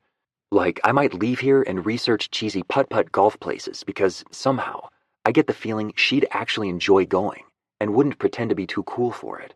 She might even want to bring Levi. And I'd want her to, because I think it would be really fun to see her with him. Gosh, I need to have a conversation with Drew. Man to man, complete intentions laid out on the table between us. That's the only way I would ever pursue something with his sister. The problem is, I don't know if she's ready for that yet after her breakup and move. And she has a son, which means I need to proceed with even more caution and know my own feelings are for sure before I approach Lucy about it. A woman like her comes along once in a lifetime, though, so I don't plan on dragging my feet. So, what do you do when you're not in love with someone yet, but you can feel the potential for it? But you also can't date her because she's definitely commitment material and her brother might murder you. Friends. I hate that word. But It's my only option right now. Chapter 7. Lucy. "Honey, I'm home!" I shout into the house the moment I step inside. I kick off my shoes and groan, because I feel like Cinderella's evil stepsister, if she actually shoved her big fat feet into those glass slippers, then wore them all day while hairdressing. Note to self: work shoes should not be found on the $5 sale rack. Lesson learned, moving on. "Hey, I'm in here," Drew calls from the living room. I make my way down the little entry hall and peek my head around the corner. He's sitting on the edge of the couch, playing a video game. How is it even fair that grown men are allowed to still play video games? And a doctor, no less. But if he walked in on me playing with my old Barbies, he would send me to therapy. "Did you get off work early today?" "Yeah, my last patient canceled. Where's Levi?" "He's at Mom and Dad's tonight. I was planning on getting him after work, but when I called to say I was on my way, he asked if he could spend the night instead." The poor kid missed his grandparents so much while we were in Georgia, and I think he's trying to make up for lost time by spending every waking moment with them, which is honestly okay with me. I've barely had any help over the past year, so even though I've been working full-time at the salon for the past week, I feel like a shriveled-up, half-dead plant that's being watered and fertilized. Well, watered at least. Still single over here, so no fertilizing happening yet. Okay, well, have fun playing that little 12-year-old boy's game. I'm going to go grab a shower because I basically cut a mop off someone's head today, and I think 90% of it is somehow stuck in my underwear. "Do you overshare like this with everyone or just me?" "I save it all up just for you, big brother," I say, heading toward the stairs with the intent to shower, dress myself in my comfiest PJs, and then crash into my pillow for the rest of the night. Drew calls out before I leave the room, "Hey, you want to get a pizza and rent a movie tonight?" I smile to myself because if teenage me, the one whose older brother was embarrassed to be seen with her and always put up a fuss if asked to drive her anywhere, could see grown-up me now, best friends with that same brother, she'd never believe it. I want to, but I'm so tired I don't think I can. I plan on getting under my covers and finding a way to have Chinese food delivered right to my bed. His eyes leave the screen for the first time to shoot me a reprimanding look. "Not really, right? That's super unsafe." I take off my smelly sock and throw it at him. "No, I'm not serious. Geez, what do you think I am, 5 years old?" He chuckles and turns his eyes back to the TV. "Says the woman who just threw a sock at me and has her toenails painted in a rainbow pattern." "Thank you for noticing my nails. Now leave me alone. I'm going to take my shower." "Wait, want me to order a pizza? I'll even deliver it to your bed." "Aw, now I see why other people like you. Pepperoni, please," I call back to him as I make my way up the stairs. When I lay my phone on the bathroom counter, it lights up with a text, which effectively lights up my whole body. Cooper. "What are you doing tonight?" Did I mention this is part of the reason I'm so exhausted today? After Cooper left the salon yesterday, with a fantastic new haircut, I might add, he texted me about how much he liked the cut. Then we continued to text until 1:30 in the morning. I kept expecting to get one of those awful ending the conversation texts like, "Well, it's been nice chatting," but it never came. We texted until I accidentally fell asleep and woke up to my cheek mashed against my phone's screen, the letter P typed at least 200 times into the text box. It was a great talk with Cooper, though. He told me about his job. He works as a senior brand manager at a marketing agency called Hampton Creative, and how he moved here from Charlotte last year to take the position he has now. I asked him if doing what he does in marketing is his passion, and if that's why he was willing to move for the job, but he just replied, "It's a job. I like it, but it's never going to be what fulfills me. It was just a convenient reason to leave town." There was so much loaded into that last sentence, but I didn't dive into it because I felt like he would have offered up the can of worms if he felt like it. Still, As someone who knows all too well what it's like to need a convenient reason to leave town, I can spot a tragic life story from a mile away. I also know what it's like to not want to talk about it. So I moved on and told him about how my mom was a hairdresser before she retired, and how she let me help her put in a full foil highlight on her friend's hair in our kitchen when I was only 10. Hairdressing always seemed like the logical path to take, since it was something I knew I was good at. And thankfully, I've enjoyed it more and more every year. I feel sort of similar to Cooper. It's a job I like, but it will never be what fills me up. And I'm okay with that. I don't think everyone is meant to have a career that changes the world. Sometimes you've just got to pay the bills and then clock out so you can get to the life you love the most, which, for me, is being with Levi. After our night of back-and-forth texts, Cooper and I feel like friends. Friends who talk about TV shows and hobbies and crack jokes. I know things about him, beyond the shade of his eyes and what he wears to work, and somehow that makes me feel powerful.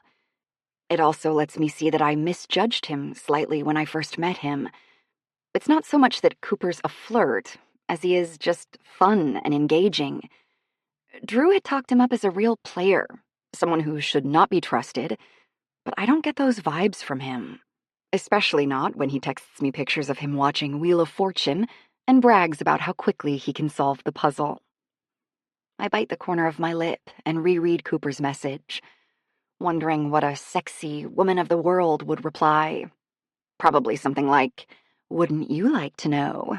with a winky face emoji and fireworks, or something else equally elusive that leads you to believe it's an innuendo.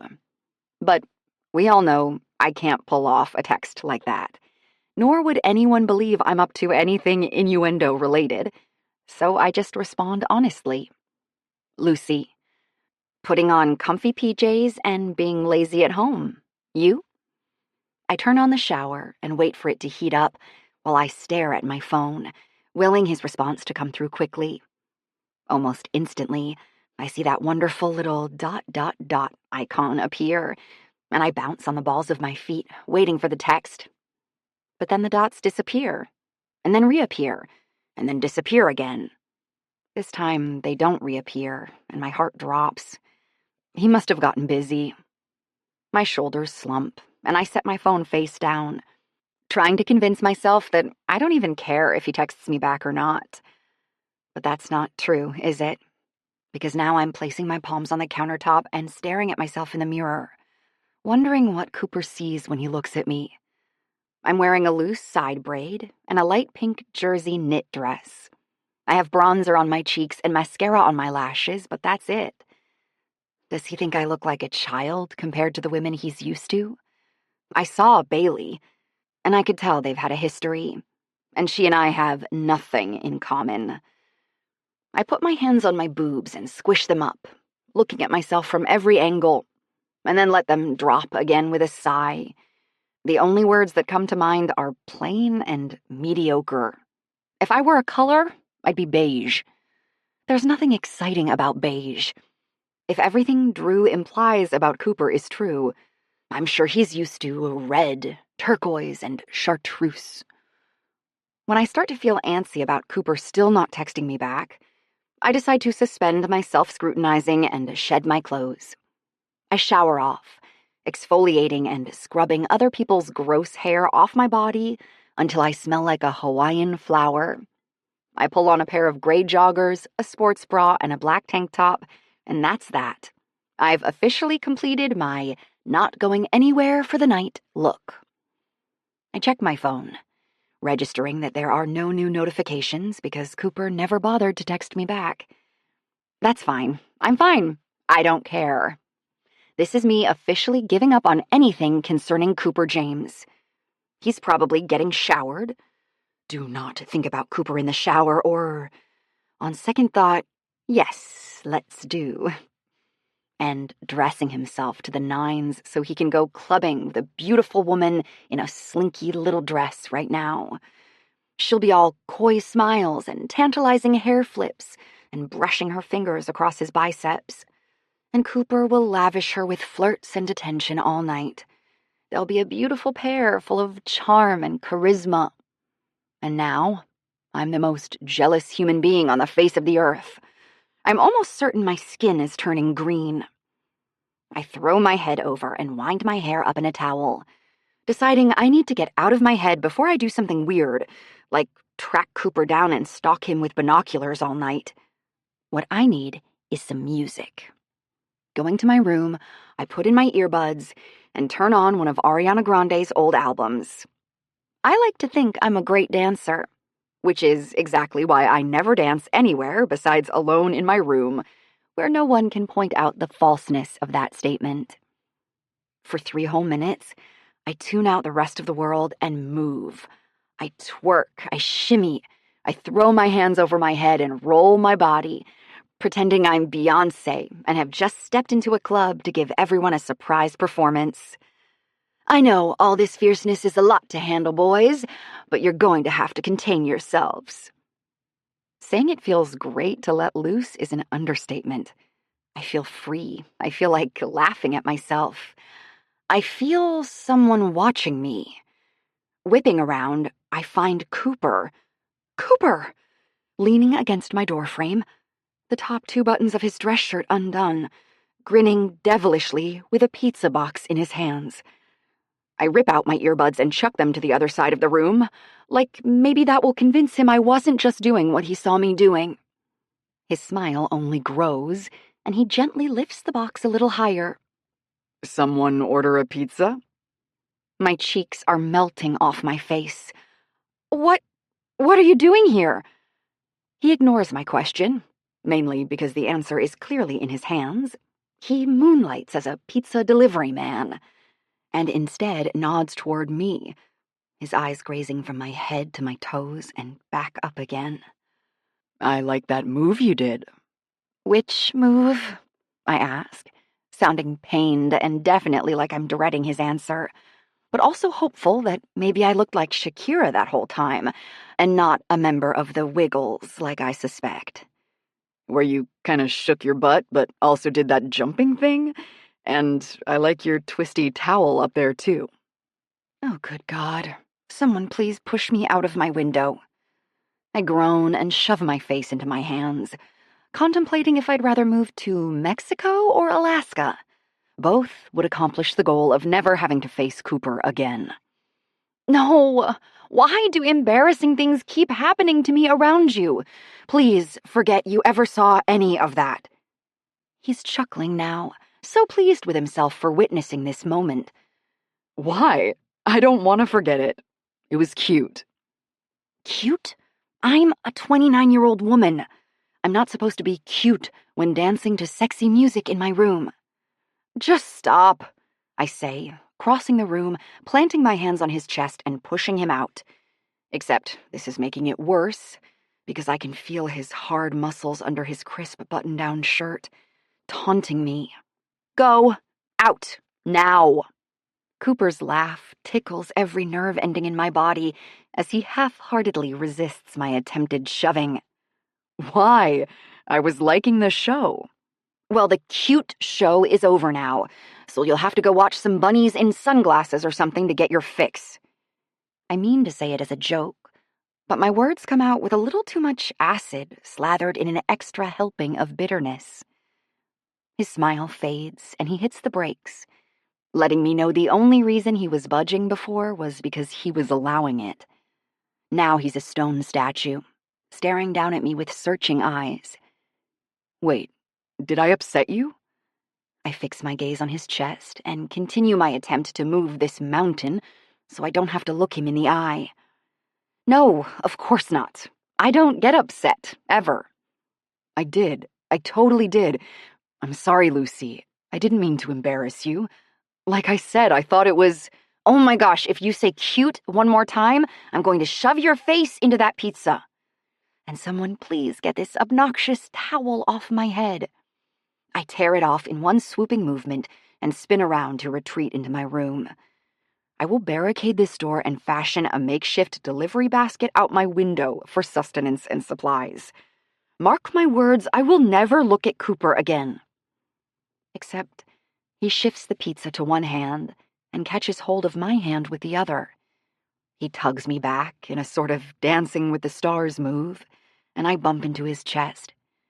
I'm so close to him now, I can smell the mint gum on his breath when he asks, "Is that what made you mad? That I called you cute?" His dark blonde eyebrows are pulled together, and I'm surprised to see the happy-go-lucky beach boy can look stern, severe, heart palpitatingly masculine. My only response is a shrug and forced swallow. I watch his Adam's apple go up and down, and suddenly this hallway feels like a teeny tiny thimble. See, the problem is, I can't take it back, because it was cute. Yeah, I get it. You think I'm a cutie patootie. But then his voice drops to a husky whisper, and his thumb rubs a subtle path across the back of my hand. So damn cute. Oh, okay.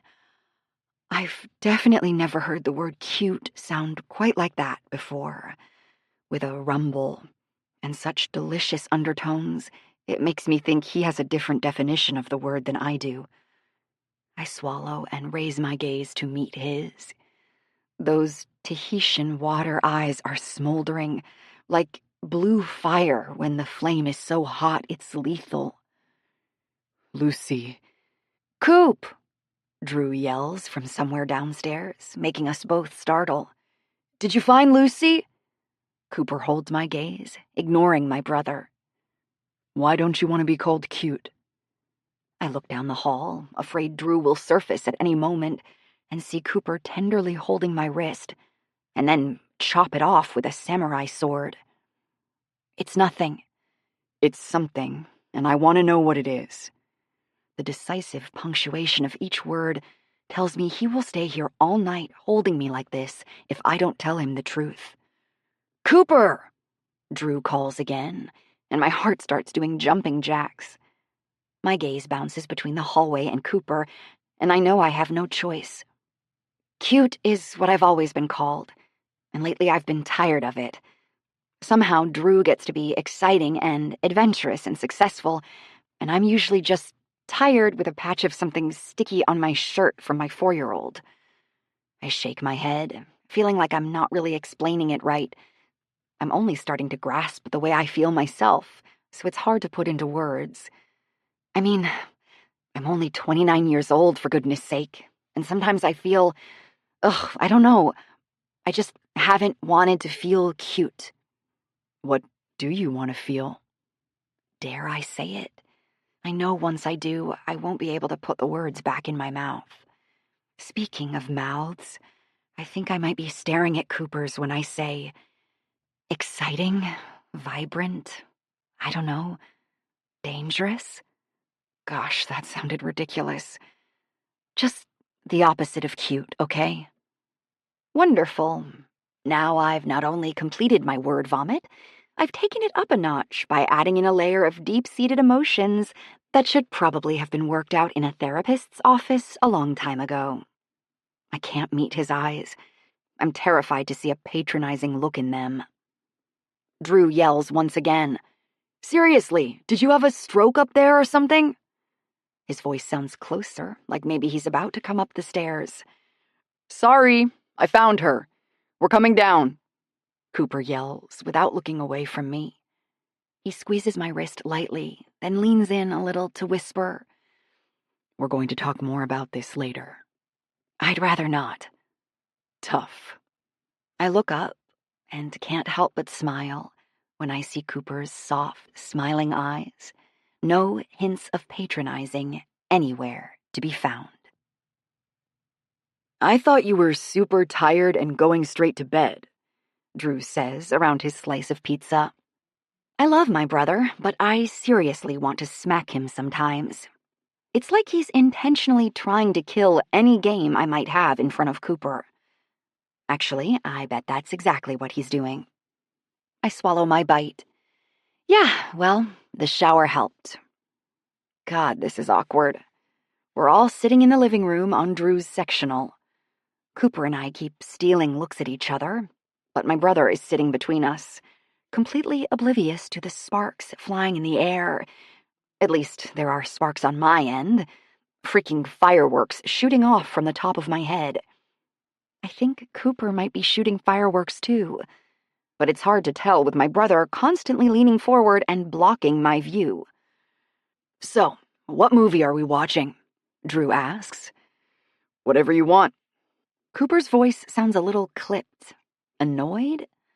I think I'm reading too much into everything. It's like Cooper's touch in the hallway flipped a new switch in my mind, and suddenly I can hear colors. I'm a genius now. Someone could ask me what the square root of pi is, and nah, I still wouldn't know it.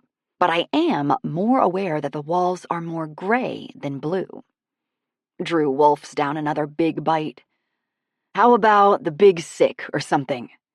"That's a romance," I say a little too sharply. His gaze swings to me with amused eyebrows pulling together. "Just because you hate romance doesn't mean I have to." My mouth falls open. "I do not hate romance." "My bad. I just thought since you were in a romance-less relationship for so long, you weren't into it." He's clearly being playful and trying to get a rise out of me. Well, he won't get it. "That's just rude," I say with my arms crossed, studiously avoiding Cooper's gaze so my face doesn't burst into flames. "I could be heartbroken over here, and you're just driving the knife right through my heart." He waves me off. "Yeah, but you're not. It took you all of 48 hours to realize you don't want a guy who borrows your sweaters." "Will you knock it off about the sweater? That happened one time, dummy." I hit him in the head with a pillow, and he rocks over onto his side, laughing. "You guys are very grown up," Cooper deadpans. "It's intimidating, really." "We know," we both say at the same time. Then Drew reaches for another slice of pizza. "Actually, you know what? If you're over Grim Tim, I could set you up with someone." Look who suddenly likes nicknames. My eyes shoot to Cooper of their own accord.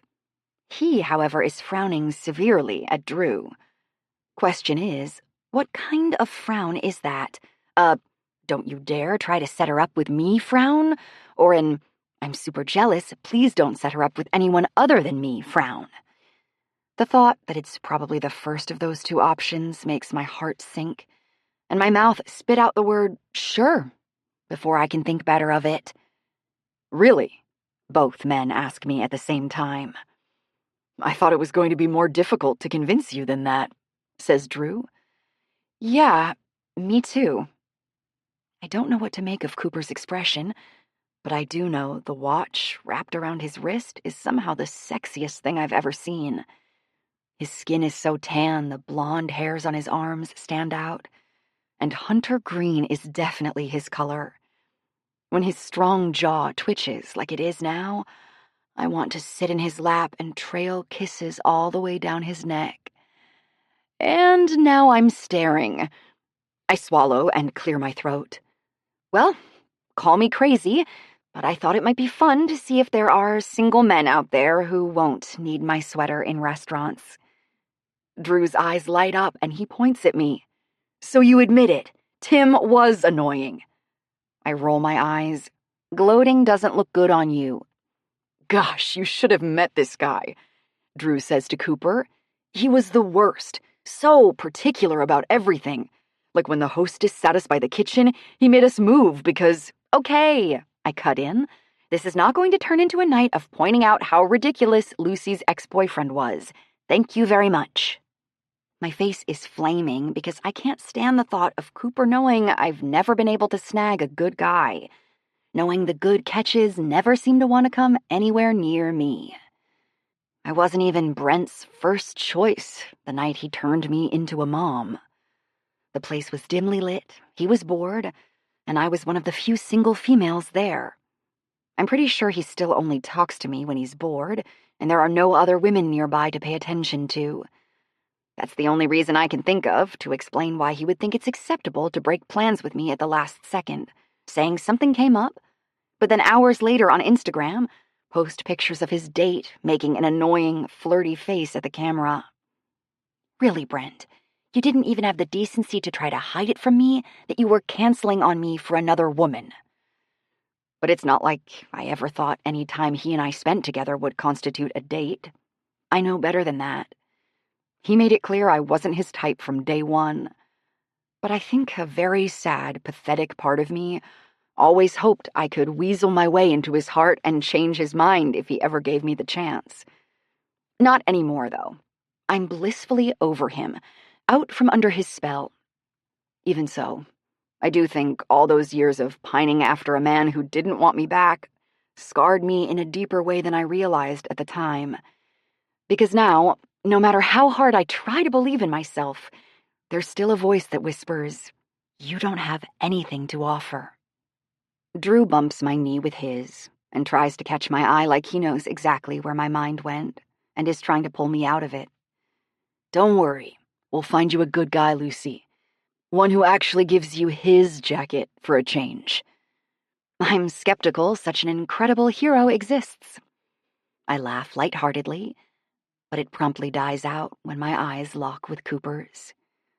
Cyan blue, mixed with his stern expression, hits me like a tidal wave, and I'm momentarily knocked breathless. He makes no move to look away or soften his features. Instead, I get the feeling he's trying to tell me something without words. My skin prickles, and each of my nerve endings urges me to pay attention. I can't, though, because Drew is here, and he's going on and on about potential men he works with, and a guy he plays basketball with, and I just really want to duct tape his mouth and push him out of the room so I can explore what Cooper's gaze is communicating. After a very few intense moments, Cooper's mouth softens ever so slightly into a crooked grin, and his eyes fall down to the water glass in his hand. The charged moment tears in two, and Drew's voice seeps back into my consciousness. "So you're good with me giving him your number?" I blink a few times and take in a breath like I've just surfaced from the depths of the ocean. "Oh, yeah, that's okay with me." Chapter 8. Cooper. Cooper. You still up? Lucy. Isn't this how every single booty call starts? Lucy. Ha. Lucy. Can you just forget I said that, please? I know this isn't a booty call. Lucy. What I mean is, yep, I'm up. Cooper. Come outside. Don't let Drew hear you. Lucy. What? Why? Cooper. Just do it. Lucy. What are you? Nike? Tell me why. This feels like a prank. Cooper. Did you really have traumatic teen years or something? Lucy. I'd rather not answer that question. Cooper. Lucy, this is not a prank. I'm taking you on a late-night adventure. Lucy. But it's like 10. Cooper. No excuses. Let's go. I keep my truck lights off, and I'm parked a few houses down from Lucy's. It's odd how much this makes me feel 16 again. Trying to sneak her out of her house without her parents finding out. Except she is the parent this time, and we're playing a game of get past the brother, which honestly feels riskier because I really like Drew a lot. I don't get the same thrill I used to get from sneaking around, because Drew has been a great friend, and whether he knows it or not, he helped me out of a really gloomy time in my life. But then I see Lucy slip out the door, and I completely forget everything I just felt. This is absolutely thrilling. She looks side to side and folds her arms tightly around her, clearly worried I'm going to pop out of a bush. I flash my lights twice, and even from this far away, I can see her beaming smile. She looks back toward the darkened house, then hurries down the path toward my truck. The interior glows in warm light when she opens the door, making her soft features look like velvet. "Hi," she says, sliding up into the leather seat. "Hi." Her eyes scan around the cab and then up to me. "This is your truck?" I'm not sure what that inflection is supposed to mean. Yes. I've always been proud of this vehicle. It's my dad's old 1972 Ford F-250, but it's fully restored, painted in a matte hunter green with blacked-out rims and baseball leather interior. This truck turned me into that guy who, when asked if he has any children, pulls out a picture of what he drives. That is, until 2 seconds ago, when Lucy added a strange inflection and made me want to park it in my garage, cover it with a sheet, and pretend I've never heard of it. She chuckles. Sorry, I think I emphasized the wrong word. I just meant I've already ridden in this truck before, but I didn't realize it was yours. Oh, I say, letting out a breath of relief that I don't have to disown my favorite possession now.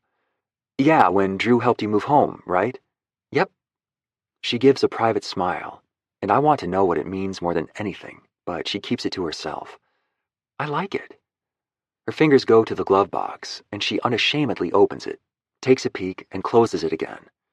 And now she's dropping down the visor and flicking it back up. She plucks the change from my cup holder, counts it, and drops it back in. I'm mesmerized. How long will she go on like this if I let her? Lucy, I say on a chuckle, and she whips her head up, tosses her hands in the air, and lets them fall dramatically against her lap. I know, okay, but I'm a ball of nerves. Why am I in here? What are we doing? Earlier tonight, I called this woman cute, and she looked like she was going to break down in tears.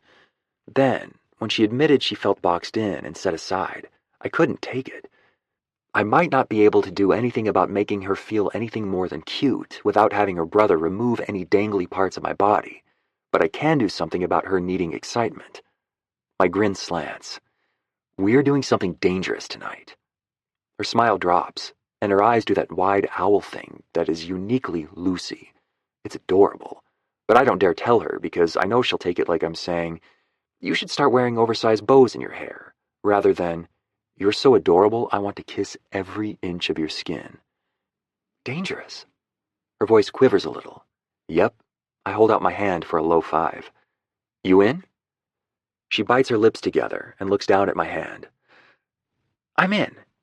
And then, because she's Lucy, she takes my hand and wiggles it. No, no, no. Are you insane? I'm a mom, Cooper. I can't freaking go to jail. I grin and cut the engine to my truck. You're not going to jail. Even in the dark, I can tell her eyes are wide. Trespassing is a crime. Shh, I say, chuckling and covering her mouth with my hand.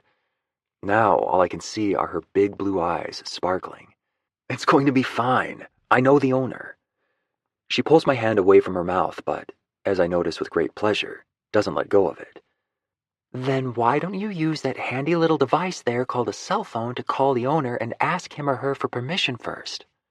I run my thumb across hers. Because, what fun would that be? I thought you wanted to do something dangerous. She growls a little. I was thinking something more along the lines of trying to eat a whole gallon of ice cream in one night and not throw up. Wild woman. My taunt gets me a sideways glare. Cooper, I can't be wild anymore. I'm responsible for more than just me. If I go to jail, I have a 4-year-old who will really miss his mama and, frankly, be startled to see how ugly she looks in orange. I squeeze her hand. Lucy, trust me. I won't let you go to jail. We're going to jump in and jump out, then hit the road. She groans and gently bangs her head back against the headrest a few times. This is not a smart decision. You're a bad influence. That's my tagline. Now come on, get out and shut your door quietly. Because if I don't, I'll go to jail. I'm going to personally drive you to jail and drop you off myself if you don't quit yelling that. We both get out and stealthily shut our doors. I should say I shut my door quietly. Lucy tries to shut hers slowly, but it isn't hard enough to latch. She presses it a few times, but it still doesn't seal, so she has to throw her hip into it, making it shut with the absolute loudest wham I've ever heard. She hisses and bares her teeth in an awkward expression. Oops, sorry. I shake my head and hold out my hand before I even realize what I'm doing. Lucy takes it without a moment's hesitation, and I pull her down the sidewalk. Again, I parked a few houses down from our destination, because you can't exactly park in the driveway of the property you're about to trespass on. It seems like everyone is asleep in the surrounding houses because the street is basically dark. I don't think anyone will see us and call the cops, but if they do, it'll make this night a whole lot more interesting. I can't believe you're making me do this, Lucy says as we trudge across the lawn, rounding the corner of the house and heading for the back gate. Relax, we're just having some fun.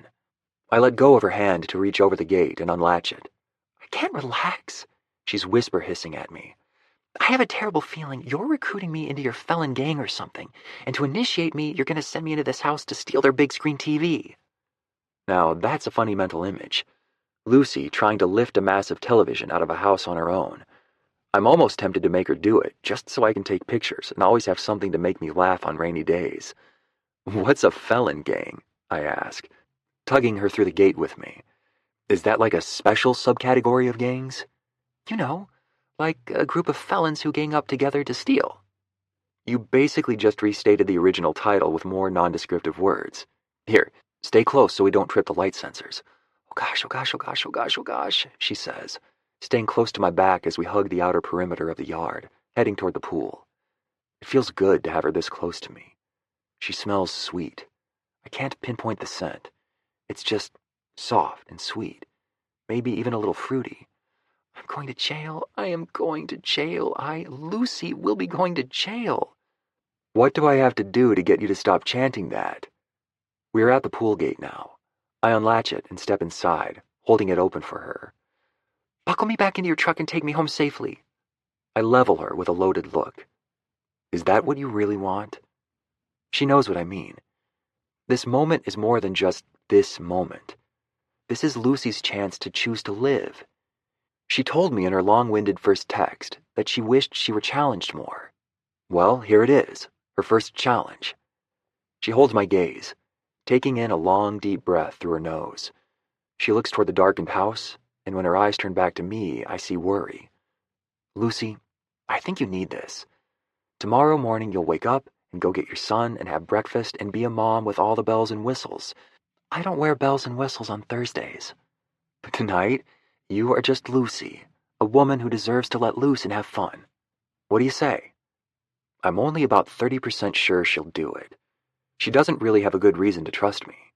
Like she said, for all she knows, I'm a terrible guy and am actually leading her into trouble.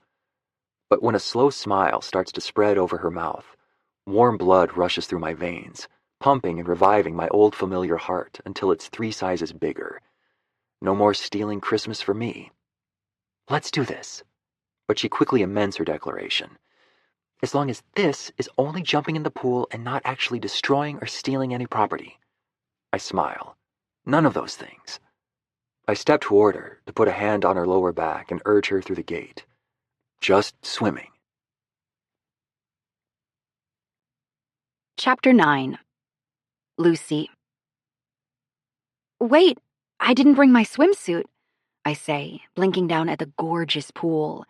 It's all lit up with warm lights and the reflection of the moon. It's calling to me like I'm a little hobbit. Lucy. But that doesn't change the fact that I don't have my swimsuit. Cooper is standing close to me, his arm nearly brushing mine. And suddenly I remember every teen movie I've ever seen. Maybe he wasn't expecting a swimsuit, just a birthday suit. I blink up at him. Oh no, are we supposed to skinny dip? My face flames just thinking about it. There's no way the lights projecting up from the bottom of the pool will be all that flattering on my pasty body. I don't think I'm up for that. His low chuckle rolls down my spine. No, we're jumping in just like this. Then his grin tilts. But if you have your heart set on skinny dipping, don't let me get in the way. You're so selfless. His smile is full and bright now. And then, he reaches to the back of his shirt and peels it off over his head. He tosses it aside, and every single one of his fantastic muscles winks at me. They have the same voice as Joey Tribbiani. How you doing? I take a mental picture so later, when I can't sleep, I'll push all those sheep aside and count each of his muscles instead. I thought you said we weren't taking off our clothes. Oh my gosh. He looks so good, standing there shirtless in gym shorts with the nighttime sky at his back. I want to shove him in that pool just out of anger for being this sexy. My ovaries are screaming, him! We pick him! But their opinion no longer matters, ever since they got me knocked up by a man who didn't want a relationship with me. So I tell them to shut it. You're overthinking this. Come on, ready? Cooper wraps his big manly hand around mine, and my heart slams against my chest. 1. Shh, don't yell, they'll hear you. 2. Oh my gosh, we're going to jail. 3. Don't make a big splash or... I don't get to finish. Cooper jumps off the ledge, taking me with him in one big, glorious splash. Cooper and I both emerge from the water, sputtering laughs and pushing water out of our faces. It feels a lot like that day at the lake, but different, because it's dark and we're alone, and I'm buzzing off of a different high than adrenaline. Cooper planned this. He wanted me to experience something thrilling tonight. The water is warm, and surprisingly, the lights on the bottom of the pool are flattering. At least they are for him. His skin looks softer, more taut and inviting, as we swim from the deep end to the shallow, laughing like goons the entire way. Cooper keeps looking over his large shoulder with such a big smile and twinkle in his eyes, it feels like a dream. I expect to wake up any minute, realizing I dreamed about the pool only because I've peed myself.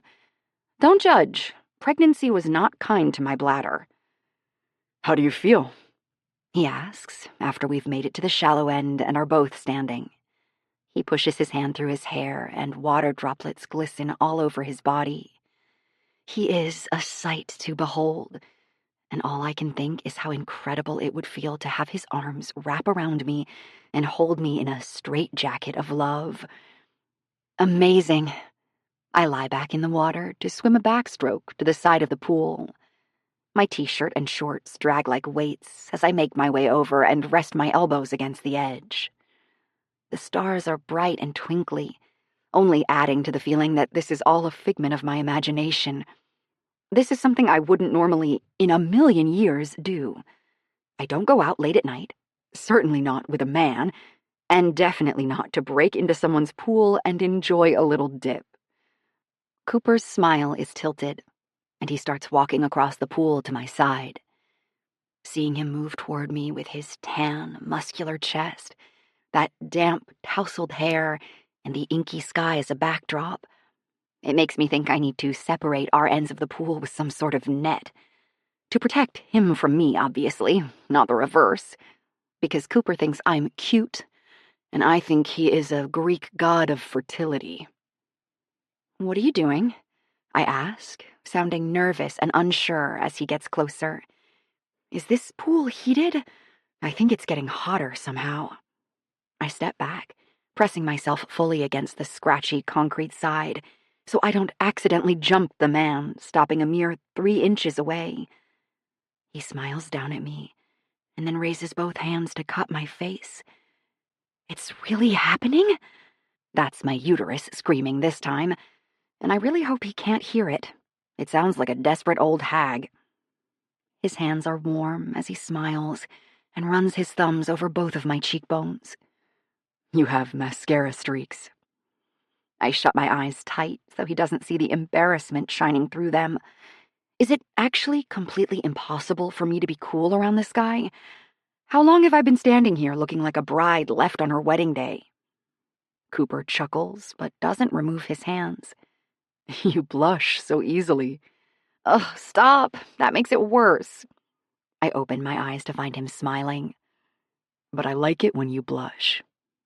My stomach twists into knots. He's still holding my face, and his large body is right there in front of me, and I want nothing more than to plant both of my hands on his chest and just see what his skin feels like beneath my fingers. But Drew's warning springs back to my mind like that annoying whack-a-mole game where the mole keeps popping its head up and you can never hit it with the hammer. If I give in to temptation and kiss Cooper, it would mean something to me, a big something. I'm already having to treat my heart like a cartoon and grab it by the back of its shirt, holding it in place while it tries to run away from me. If what Drew says about Cooper is right, for him it would just be another kiss, a regular Wednesday night activity. He's a flirt, maybe even a player. His ocean eyes tell me to dive in and enjoy the water. They promise he'd give me the best kiss of my entire life. Actually, no.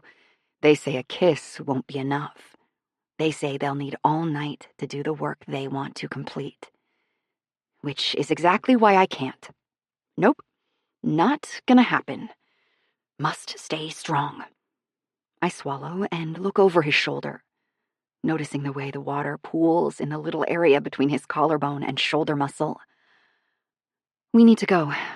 This has been fun, but I really don't want to get caught. Too late.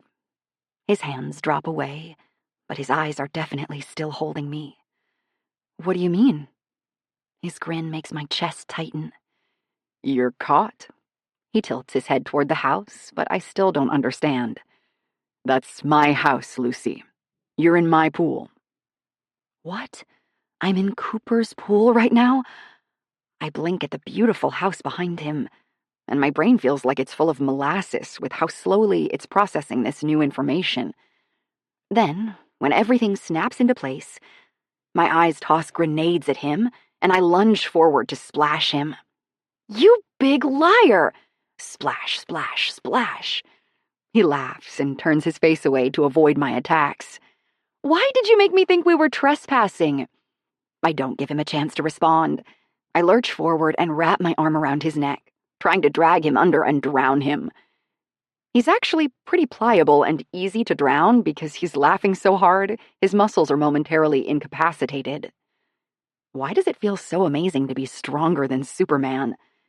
I dunk his head under the water and pull it back up. You're dunk, so dunk, mean dunk. This time, when I pull him up out of the water, his muscles revive themselves and he stands to his full height, towering over me like a monster that's just been made stronger from all the torture. I turn to scramble away, but oh yeah, I'm in water and bogged down by like 15 pounds of extra weight from my clothes. Cooper easily catches me and swoops me up in his arms. He's cradling me, and I'm fully pressed up against his fantastic body now. I don't want to acknowledge how good it feels, but oh boy, do I. Every inch of me feels like it's sparking and reacting. Do you know what happens when you mix water with electricity? Electrocution. You're gonna pay for all that waterboarding, he says, carrying me up the steps of the pool like I weigh no more than a wet towel. I squirm and kick, but he just keeps walking until we're out of the water. He goes to the deep end, then flashes me one last sizzling, torturous grin before launching me in the air, tossing me right back into the pool. I scream in midair, then the water engulfs me. No sooner do I surface and catch my breath than I feel his arms come around me and start hauling me to the stairs again. Yes, he laughs like a wicked villain and chucks me in a second time. I'm laughing so hard at the absurdity of this night that I don't even try to fight back. I can't remember the last time I felt like laughing this hard. After the third time I get sent airborne, he gives up, letting me surface and float on my back, staring up at the sky. I feel Cooper's hands around my body once more, but this time he doesn't take me out of the pool. He holds me, and his fingertips wipe what I'm sure are more mascara stains off my cheeks. But I don't feel as embarrassed about it this time. He swims us back to the shallow end and sets me on the little waiting ledge in the water, and then he sits down right beside me, our shoulders pressed together like he has to be touching me in some way. Why? Because it's normal for him? Because he's hoping to turn this into more? I squint up at the sky again, feeling his eyes on my face. Are you trying to get me to sleep with you? I ask boldly, because sometimes I can't help but say what's in my head. It's my superpower and my curse. If he's shocked by my question, he doesn't act like it. No. I can't decide if I'm comforted or let down by his answer. Okay, then what was the point of tonight? Bringing me here, letting me think we were doing something illegal. It feels like this might be your signature move or something. My move? His voice is full of amusement. Yeah, you know, like you have this whole scene worked out perfectly to where women are putty in your hands. Are you putty in my hands right now? His words make chill bumps erupt across my skin. I can't answer that question. How many? I ask, turning things back around on him, because I'm too scared he'll be able to see the answer to his question written on my face in highlighter. I probably look like I've broken out in heart-shaped chicken pox. He shakes his head, a soft smile on his lips. This is not a move. You're the first woman I've even had in this pool. Oh. My shoulders relax a little, but then, when I lean a little more into his shoulder, realization zaps through me. Wait, that's your move, isn't it? Taking women to do special things for the first time. I point an accusing finger at him. He grabs my finger and lowers it, like I had the barrel of a gun aimed at his chest. Will you stop it? I don't have a move. His grin curves into something wolfish. Never needed one. I roll my eyes and make a bleh sound. He laughs. Lucy, I brought you here because I wanted to cheer you up. You seemed so down earlier when I called you cute. Like I meant cute in a tiny, purring kitten way. Actually, I thought you meant it in an, aw, look at that adorable mom letting loose kind of way. And that's worse? He asks with a crooked brow. Much. Why's that? Because, I shrug. I don't know, exactly. I think there's a stigma that comes along with being a mom, and when you're young like me, it's confusing. I should be in my prime, thriving and attractive. Instead, at least 3 times a day, I have to remove a stain from my shirt that Levi left behind. It's like earning the title of mom immediately zapped all the attractiveness right out of me. Why did I just tell him all of that? I can't help but always spill my guts around him for some terrible reason. I can tell you right now, that's not true. No one sees you that way. He pauses briefly, then turns his eyes to me. I definitely don't see you like that. In fact, I'm sort of envious of you. My mouth falls open. No way. Yes way. What does my life have that could possibly make you envious? He turns his blue eyes to me, and I see a hint of sadness. My life hasn't exactly turned out the way I hoped. Well, that's mysterious. I keep waiting for him to expound and tell me what it is that's lacking, but he doesn't. Instead, he changes the subject. Can I ask you a personal question? Sure. Levi's dad. What's the deal there? I scrunch my nose and groan, tilting my head back. I thought you were going to ask what my star sign is or something. That's not even close to a personal question. Plus, I know nothing about star signs. He bumps my shoulder. But if you don't want to tell me about Levi's dad, I understand. For some reason, I do want to tell him. I want to tell him everything all the time. It's okay. It's not exactly classified information. Ask almost anyone around this town, and they'll tell you the truth. Lucy aimed too high. Cooper frowns, and his head jerks back a little. Why in the world would you think that? I don't know. I mean, I'm generally liked by most people, but I've always been sort of overlooked. I shrug to downplay the heaviness of that word. People seem to think I make a better friend than girlfriend. So when I met Brent, Levi's dad, at a party and he paid me the slightest bit of attention, I was a goner. He was in med school, really good looking, and definitely what most people would consider a ladies' man. Sort of like you. Anyway, that entire night was a mistake. One I greatly regretted when those pink lines popped up. Even almost 5 years later, I can still remember exactly how it felt seeing that test verify that I was going to have a baby. The way my stomach twisted and my lungs squeezed. And yet, even though I knew I had options, my decision formed immediately in my heart, as solid as bones. It was so terrifying at the time, and although I regret that Brent is Levi's dad, I don't regret my son at all. As cliché as it sounds, he's the best thing that has ever happened to me. Cooper's smile is tender. I could see that yesterday, even just from that short conversation you had with him over FaceTime. I laugh. I don't think you can call him torturing me with dizzying circles a conversation. I liked getting to see you talk to him. I don't know how to respond to that, so I stay quiet. Cooper's eyes glance down to where he cups water in his hand and pours it back out in a repetitive motion. Finally, he asks, "So you and Brent, how long were you together?" My gaze shoots up to his face, realizing he doesn't get it. Apparently, Drew hasn't told him the whole story.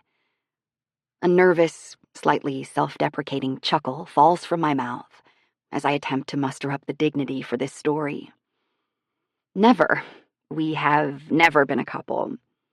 That night after the party, and maybe a few more here and there over the years, was it for us. He was never interested in me. Just didn't want to be alone that night, I guess. And I was there. I wince at how terrible my own words make me feel. When I told him I was pregnant, he was really quick to extinguish any idea that we would be a couple in any way, shape, or form. Wow, what a... He trails off. A what? A dick. He's a freaking dick. I sputter a laugh, because it feels way too good to hear someone else think and say that same thing about Brent. Yeah, he kind of is. I mean, I don't want to paint too bad of a picture, because he really is a good dad to Levi, which I think is why I held out hope for so long that we'd be a couple one day. Well, that, and because he would, every now and then, say subtle little things that would make me think he was coming around to the idea, and he'd like to be a family one day too. But then, in the next moment, he'd start dating someone new, and I finally realized his words were all just hot air. He nods and hums a quiet, understanding sound. Do you still hope you'll get together one day? I don't have to consider this for even a second. In fact, my words probably come out with a little too much force. God, no. That's actually why I moved away. I needed some space from Brent, and honestly, even though it was the hardest thing, being away from my family and having to manage everything on my own, it was the best thing for me. I needed a new start, a town far enough away that if Brent asked me to go to dinner, I wouldn't drop everything and say yes, only to have him stand me up when someone else became available. Did that happen? More times than I'd like to admit. I don't want to, but I peek at Cooper, admiring the way his broad shoulders glisten as they hover above the surface of the water. This moment feels so intimate, and I can't help but wonder why he's asking all of this. Friendship? Intrigue? Something more? I swirl my finger on the surface of the water and dare another glance at him, taking note of his pinched eyebrows and mouth pressed into a line. Do you think less of me now, after hearing all that? My words seem to snap him out of his thoughts. His brow clears and his eyes catch on mine. No, not at all. A soft, sad chuckle rolls through his chest, and I watch his Adam's apple move up and down. I was just thinking how similar our stories are, actually. Really? Which part? Suddenly, I'm nervous he's going to tell me he has a son somewhere, which is so hypocritical of me to feel nervous about. But here I am, asking anyway. Do you have a child? No, but I do have an ex-girlfriend I eagerly left behind in another state. Why does that make my heart sink a little lower? Is he contemplating going home, going back to her? I have to ask. I see. So this is your temporary stop? Will you go back when you find closure? Like I did? Although I also had to come back because I lost my job and was evicted. Cooper doesn't seem to have monetary issues, judging by this incredible house and pool. He lifts an eyebrow, looking slightly mischievous. Is that a little dejection I hear in your voice? A hint of jealousy, maybe? I sputter a laugh and shove him because, for some reason, that smile tugging the corner of his mouth up makes me feel flirty and light. And yes, it was most definitely a flirty shove, the kind where my hand lingers a little too long on his biceps, liking the way his muscle flexes under my touch. One thing is certain. There's some kind of chemistry between Cooper and me. I just don't know if he feels it with whichever woman he's with at the moment, or if this is something different. Not in the least. I was just wondering if I should save all my moving boxes for you or not. He smiles at me over his shoulder. I'm not going anywhere. And then my eyes take in the very moment he runs his teeth across his bottom lip. I track the motion, feeling mesmerized and buzzed, even though I haven't had anything to drink. In this dream, it feels like real life is far away, unreachable. Cooper is thrilling, sweet, inviting, and a little dangerous. Just looking at his lips makes mine tingle. They know he would be the most devastating kisser. Suddenly, I have to know. My heart pounds almost painfully, trying to remind me with obnoxious thuds that this is probably not something I should be doing. But I'm already living dangerously tonight, so what's one more tiny bit of adventure? I'm staring at his lips and, before I realize it, leaning in, because my eyes have not left his lips. I see when he releases them from his teeth and they part, his chest expanding with air. My insides are burning, and all I want is to kiss him and be kissed by him. I press forward, and he stays perfectly still until I get about an inch from his mouth. Then he pulls back. He doesn't turn away, but he leans back from me ever so slightly, enough to get the message across that this kiss of mine is not going to be received. It takes my mind a second to fully register what is happening. But when it does, realization crashes into me like I jumped out of a plane without a parachute. He's turning me down. Embarrassment slaps me in the face, and I'm afraid to give rejection a name. So instead, I play it off like I don't care one bit that he doesn't want to kiss me, and shoot up to my feet. Water sloshes down my legs and cascades from my shirt, making it sound as if I'm peeing a waterfall. It only serves to remind me that I'm not like the exciting women in movies who, when placed in this situation, would have taken off their clothes and had a delicious night of skinny dipping with this hot man. No, I had to stay fully clothed and bare my entire soul to him instead. Wonderful. Such a cute look, Lucy. Drew will be happy to hear that he has nothing to worry about with Cooper. He's just like Levi's dad. In other words, interested in everyone besides me. I need to get away from him. I turn and step up onto the ledge, but Cooper reaches out and wraps his hand around my calf. It's warm and possessive, and makes me want to cry because I know he doesn't mean the gesture the way it's coming across. Lucy, wait. Let me explain. You don't have to explain anything, Cooper. We're good. All good. I'm fine. Really fine. Awesome, even. He squeezes my calf. Just listen to me. I shut my eyes tight and smile tensely. Seriously, please, I'm begging you. Can we not talk about it? Will you just take me home, please? I'm so close to crying, which makes this even worse. He hears the plea and wobble in my voice, sighs, and lets go of me so he can stand. All right, fine. He looks away and whispers a curse under his breath, then looks back at me. Let's at least go inside first so I can get you a towel. Inside his house? Ugh. I'd rather die of hypothermia right about now than have to endure any more awkwardness with Cooper. Chapter 10. Cooper. I rejected Lucy, and I've never, ever felt like a worse human being.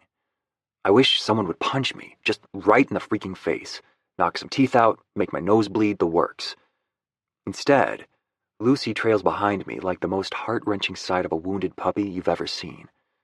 I want to scoop her up and snuggle her into oblivion so her tail will wag again. I can hear her clothes sloshing dramatically with every step toward my back door. I try to slow my pace to walk side by side with her, but she's not having it. She slows down too, and now we look like we're both moving in slow motion. The most ridiculous scene of two adults anyone has ever witnessed. I hate that she's embarrassed, and I hate that I'm the one who made her feel that way. But what can I say? I panicked.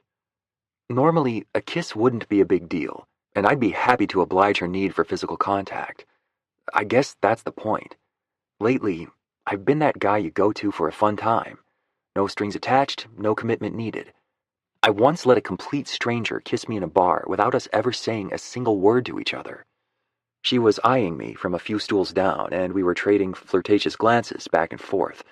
And the next thing I know, she's spinning my chair around and making out with me right there in front of everyone. My only thought at the time was, why not? I'm not in a relationship anymore. But when Lucy leaned forward, time stopped, and I had 100 thoughts flood my mind at once. Most of those thoughts were how much I really wanted to kiss her, how good she'd feel against my lips. But then I thought about how much I'd like to have a relationship with her. I don't want something no strings attached with her. I don't want to be just a fun time for her, the one who floats around aimlessly like a 20-year-old with nothing but time ahead of him. Actually, I didn't even act that way in my early 20s. I've always wanted a family and a steady relationship. But after Janie, I freaked out for a second. Lucy's bringing me back, reminding me of old dreams I forgot I had, reminding me what it's like to want to see someone day in and day out, to plan for the holidays together and have inside jokes no one else will get. I feel some of my wounds seal up, and I realize I might be ready for all that again. But then I remembered Drew and his look of warning, because he has no idea I am capable of or desire any sort of long-term relationship. I never told him about Janie. I just wanted to leave her back in Charlotte along with my humiliation. So basically, he thinks I will certainly 100% without fail break Lucy's heart. And that's a fair assumption, since that's the only side of me he's ever seen. All of this, coupled with the fact that Lucy is so much more to me than the possibility of a fun random hookup. And I get the impression she feels a connection between us too. Maybe she was just trying to continue the theme of the evening and live spontaneously, but I don't think so. I think she likes me. So yeah, I cut off any chance of a kiss because I feel like if we're going to do this, we need to do it right. I have to talk to Drew first and make sure he knows my intention before I try to start anything up with her. And I have to make sure Lucy knows what she's getting into with me. She's special, loving and full of heart, and has a child. I don't intend to make her life any more difficult than it already is, so I want to get this right from the get-go. Although, I realize, as I open the door for Lucy and she won't meet my eye, that I might have just sabotaged any chance of a good start. She thinks I'm not interested in her. Maybe even that I'm not attracted to her, which makes me want to groan because just looking into that woman's eyes makes my pulse skitter. She's breathtaking, even soaked to the bone and hair turning into wild, frizzy curls. It's taking everything in me not to say forget it and wrap my arms around her. But nope. Nope. Can't do that. Not to a best friend's sister. The repercussions would be too great. When I shut the door behind us, it's quiet, and alone in the dark like this, I still feel the possibility of what could be with her. Which is why I flip on the bright overhead kitchen light. We both squint at the sudden dose of reality. The charged, magical pool moment is over, and Lucy looks like she's torn between anger and mortification, arms tightly crossed and shoulders bunched up. The bathroom is this way, I say, nodding and walking through the kitchen toward the main hall. I'm good here, she says, and when I look back, she adds, don't want to drip on your floor. Right. What she means is, how about you drop dead, Cooper? I leave Lucy with her back superglued to the door, and head to my master bathroom to change out of my wet clothes and grab her a towel. When I come back into the kitchen, I see Lucy curiously peeking her head around the corner to the living room. She hears me approach and springs back to her spot at the door. I smile at the guilty expression on her face. Here, I went ahead and brought you some of my clothes so you don't have to be cold on the way home. She looks down at the sweatpants and t-shirt like maybe they're full of frogs and I'm trying to trick her into wearing them. I know they'll be a little big, but I figured it would be more comfortable than what you've got on. She swallows and gives me a tight smile. Thanks. I step forward and wrap the towel around her shoulders. I'm conscious of every tiny moment, every breath, every blink of her eyes as I look down at her with my hands lingering on her shoulders. Her long lashes are cast down to the lump of clothing in her hands, and I feel the need to clarify what happened, even if she doesn't want to hear it. Lucy, your house is empty, she says in a rush, cutting me off. I frown and look around, momentarily jarred by her change of subject. Oh, yeah, I just moved in a month ago. She pulls away, forcing my hands to drop, and steps farther into the kitchen.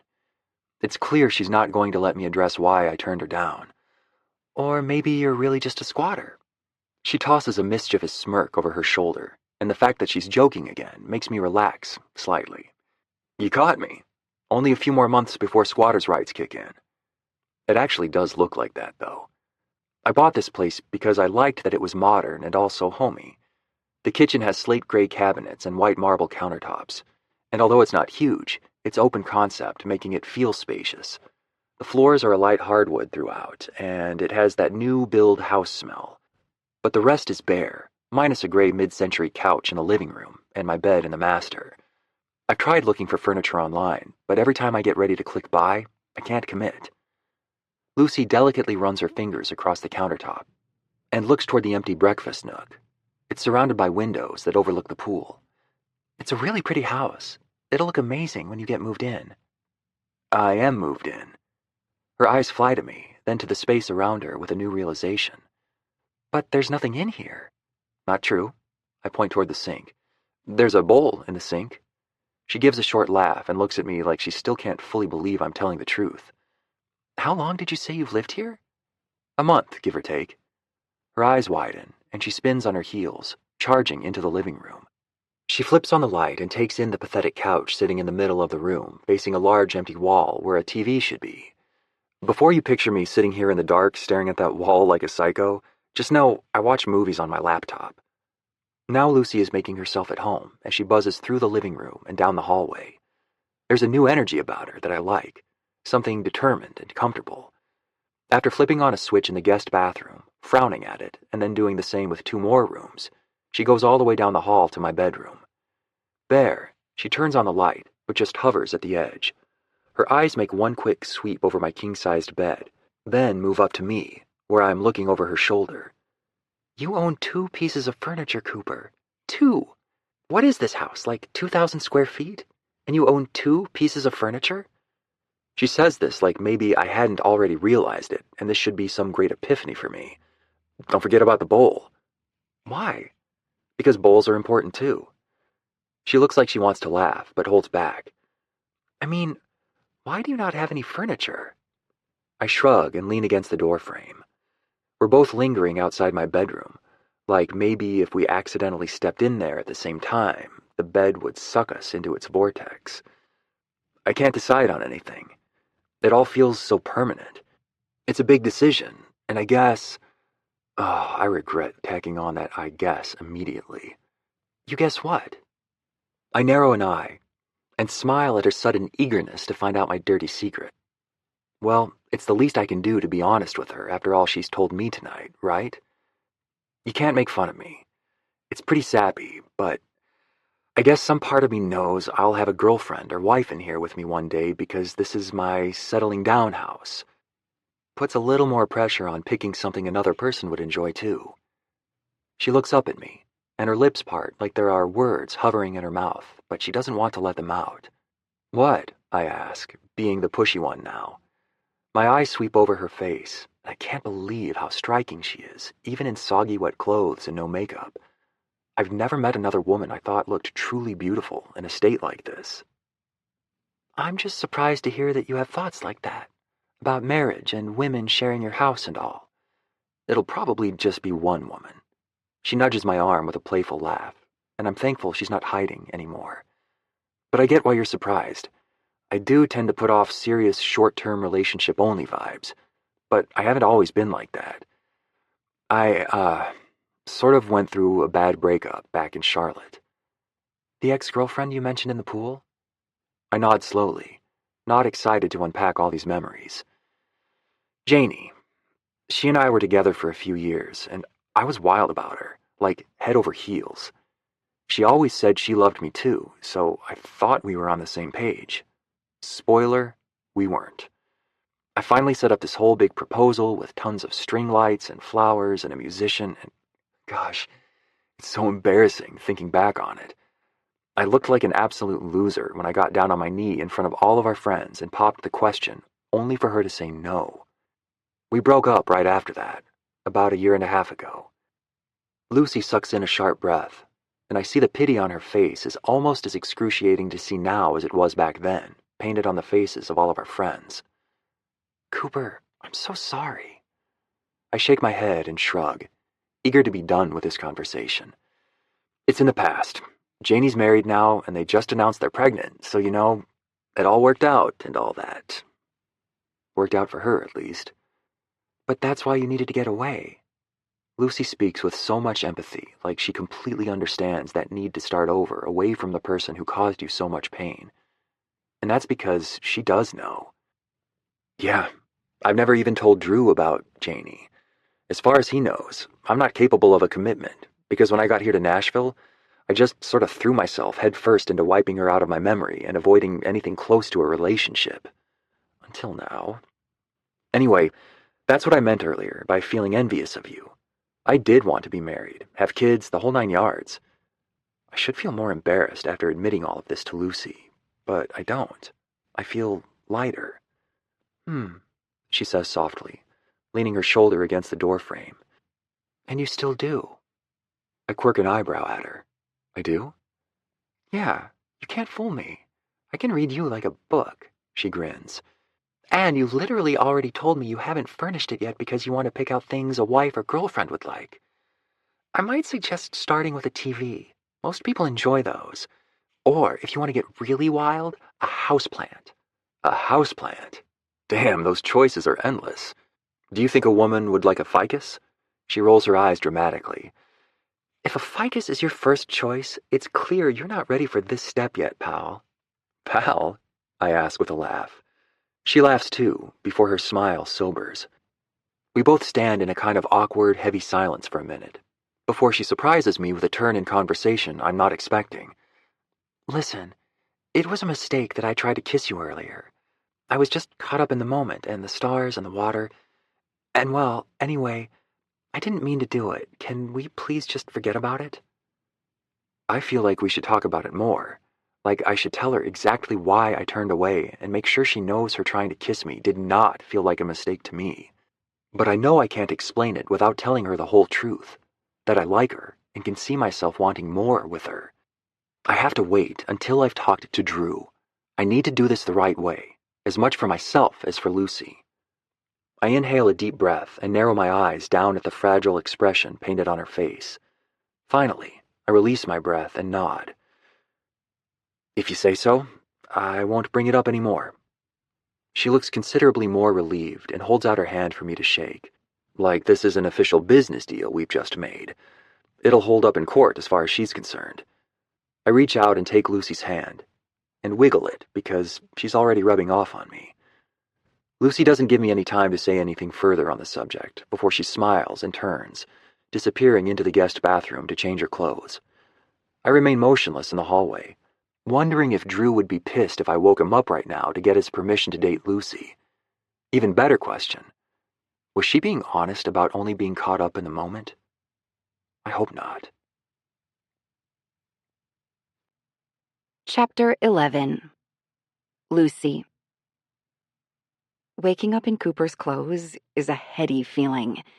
His shirt smells rugged and handsome, just like him, and for some reason I can't bring myself to take it off. Just one more quick minute, I tell myself like a freak as I bring the cotton to my nose and drag in a deep breath. So good.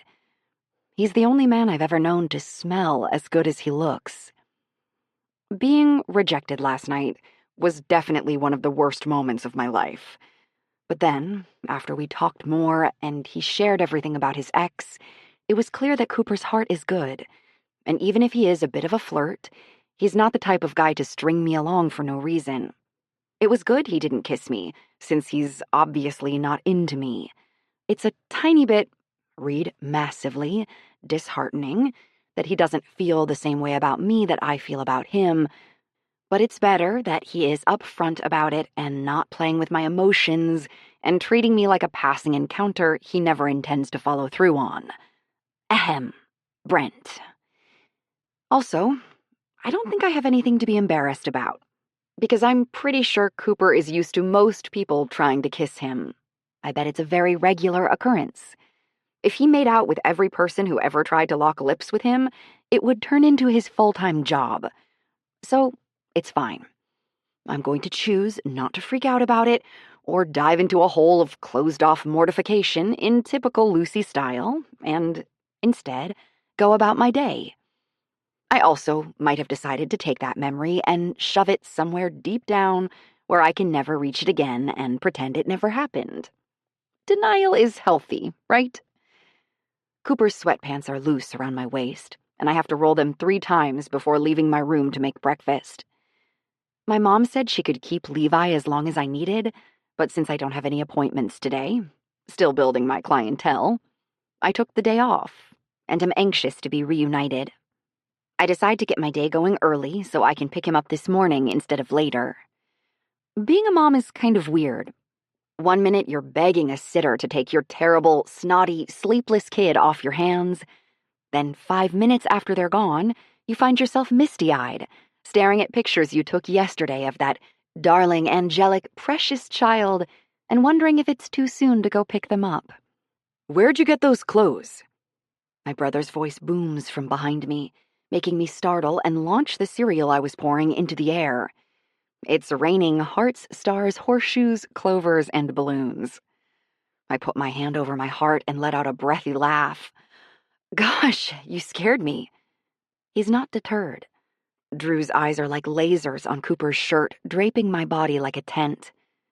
Whose shirt? It looks familiar. Oh, shoot, oh, shoot, oh, shoot. What am I going to say? Lie? Tell the truth? Drop my bowl of cereal and run out the door? Actually, yeah, that make a break for it option sounds pretty good. I swallow and tiptoe around the truth. Just from a guy. Which guy? Which guy? Good question. Why does it matter? My pitch is too high. It sounds like a siren alerting him to danger. Drew's eyes narrow on my shirt like he's trying to place it. Why did I have to parade around the house in this like a lovesick schmuck? Looks like one of Cooper's t-shirts.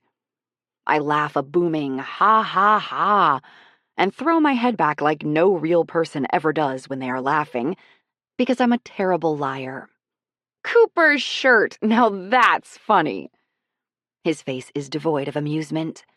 We look like an illustration of opposites. Not really. What's wrong with you? I wipe an imaginary laughter tear. Nothing. It's just a funny thought. Me, wearing one of your friend's shirts. How would I have even gotten it? Broken into his house and stolen it without him knowing so I could wear it and smell it forever? He sighs. Tell me right now, did you do that, Lucy? Oh my gosh, no. I pick up my bowl of cereal to carry it to my room and escape the brother inquisition. I can't believe you even asked me that. The moment my back is to him, I widen my eyes and puff out a relieved breath, then hightail it to my room. Pretending to be angry at his lack of faith in me works, and Drew doesn't bug me the rest of the morning about the clothes. I then try to concoct a believable story about the origin of these garments, so I can wear them around the house for the rest of my life. Cooper is never getting them back. Hello? Anyone home? I yell into my parents' house. Up here, honey, says my mom from upstairs. I take the stairs 2 at a time like I've done forever, then follow the sound of laughter all the way into their bonus room. I stop on the threshold and smile at the sight of what looks like a room struck by a hurricane of fun. All around there are pillows forming various paths to end tables covered in blankets. There are plastic laundry hampers turned upside down and a long blanket tied to the running ceiling fan. My mom is standing like a flamingo, perched on the arm of the couch, and my dad is lying face down, acting like a human bridge with his feet on the couch and chest on the coffee table. Levi is walking, arms outstretched like wings, using my dad as a balance beam. Hi, hun. How's your day? Asks my mom, like this is the most normal situation to find them in. I laugh and step in farther, ready to ask her what they're up to, when the room collectively erupts into one giant no, making me jump back and nearly fall onto my butt. What? I ask, clutching my heart and wondering if it's possible to die of fright. Mom, that's lava, Levi says, eyes wide and pointing to the floor where I was about to step. Oh, I see now. Suddenly all the bridges and pillows make sense. How do I get over there to you then? You have to take the fluffy golden road over to the reading rainbow and up the super slipper mountain. My mom raises her hand. I made it up the slipper mountain, but I had a casualty. She points to her foot. Apparently, if you touch the lava, you lose that extremity for the remainder of the game. And that, says Levi, pointing to the blanket swirling in the middle of the room, is the tornado. Don't get near it or it will suck you up. Levi's eyes are shining as he relays the rest of the rules to me. His cheeks are rosy and bright, and my heart stretches painfully. I felt like a failure, having to come home and move in with Drew after leaving to make a fresh start in a new town. It wasn't even that there was anything wrong with Nashville or my family or friends. I just felt this overwhelming need to try something new, make a change. And yeah, maybe get away from all the tourists thinking cowboy boots and hats are the proper attire for our city. Believe me, there is no faster way to be hated by Nashville natives than to dress up like you're going to a honky-tonk for brunch. But no matter how hard I tried to make Georgia feel like home, it never worked. There was always a gaping hole that Levi and I could both feel. And now, being here and seeing my kid happy and reunited with my parents, I know coming home was the right thing to do. How was your night? Mom asks, after I've made it down the fluffy golden road, over the reading rainbow and up the slipper mountain to stand on the armrest with her. My mom and I look remarkably similar, which honestly I'm grateful for. I've always looked young for my age, and even now people assume I'm Levi's nanny most of the time. But I don't hate it because it just means I'll age as gracefully as her. It was great, I say, as we hug while trying not to topple off the armrest. Suddenly, I hear her take in a sharp sniff, and she pulls back to look at me. You spent the night with a man! My eyes widen, and my mouth falls open. How did she know that? You did what, young lady? Asks my dad. It's so hard to take him seriously while he's planking across the furniture. Oh, hush, Scott. Your daughter is not a baby anymore. She's allowed to spend the night with a man. Not unless she has a ring on her finger, and I've handed her off in front of God and a preacher. Mom rolls her eyes. So old-fashioned. You do know how we got our precious grandson, right? Levi's head suddenly pops up and swivels in our direction. How did you get me? The stork, we all say in practiced unison. And luckily, Levi accepts our answer for now.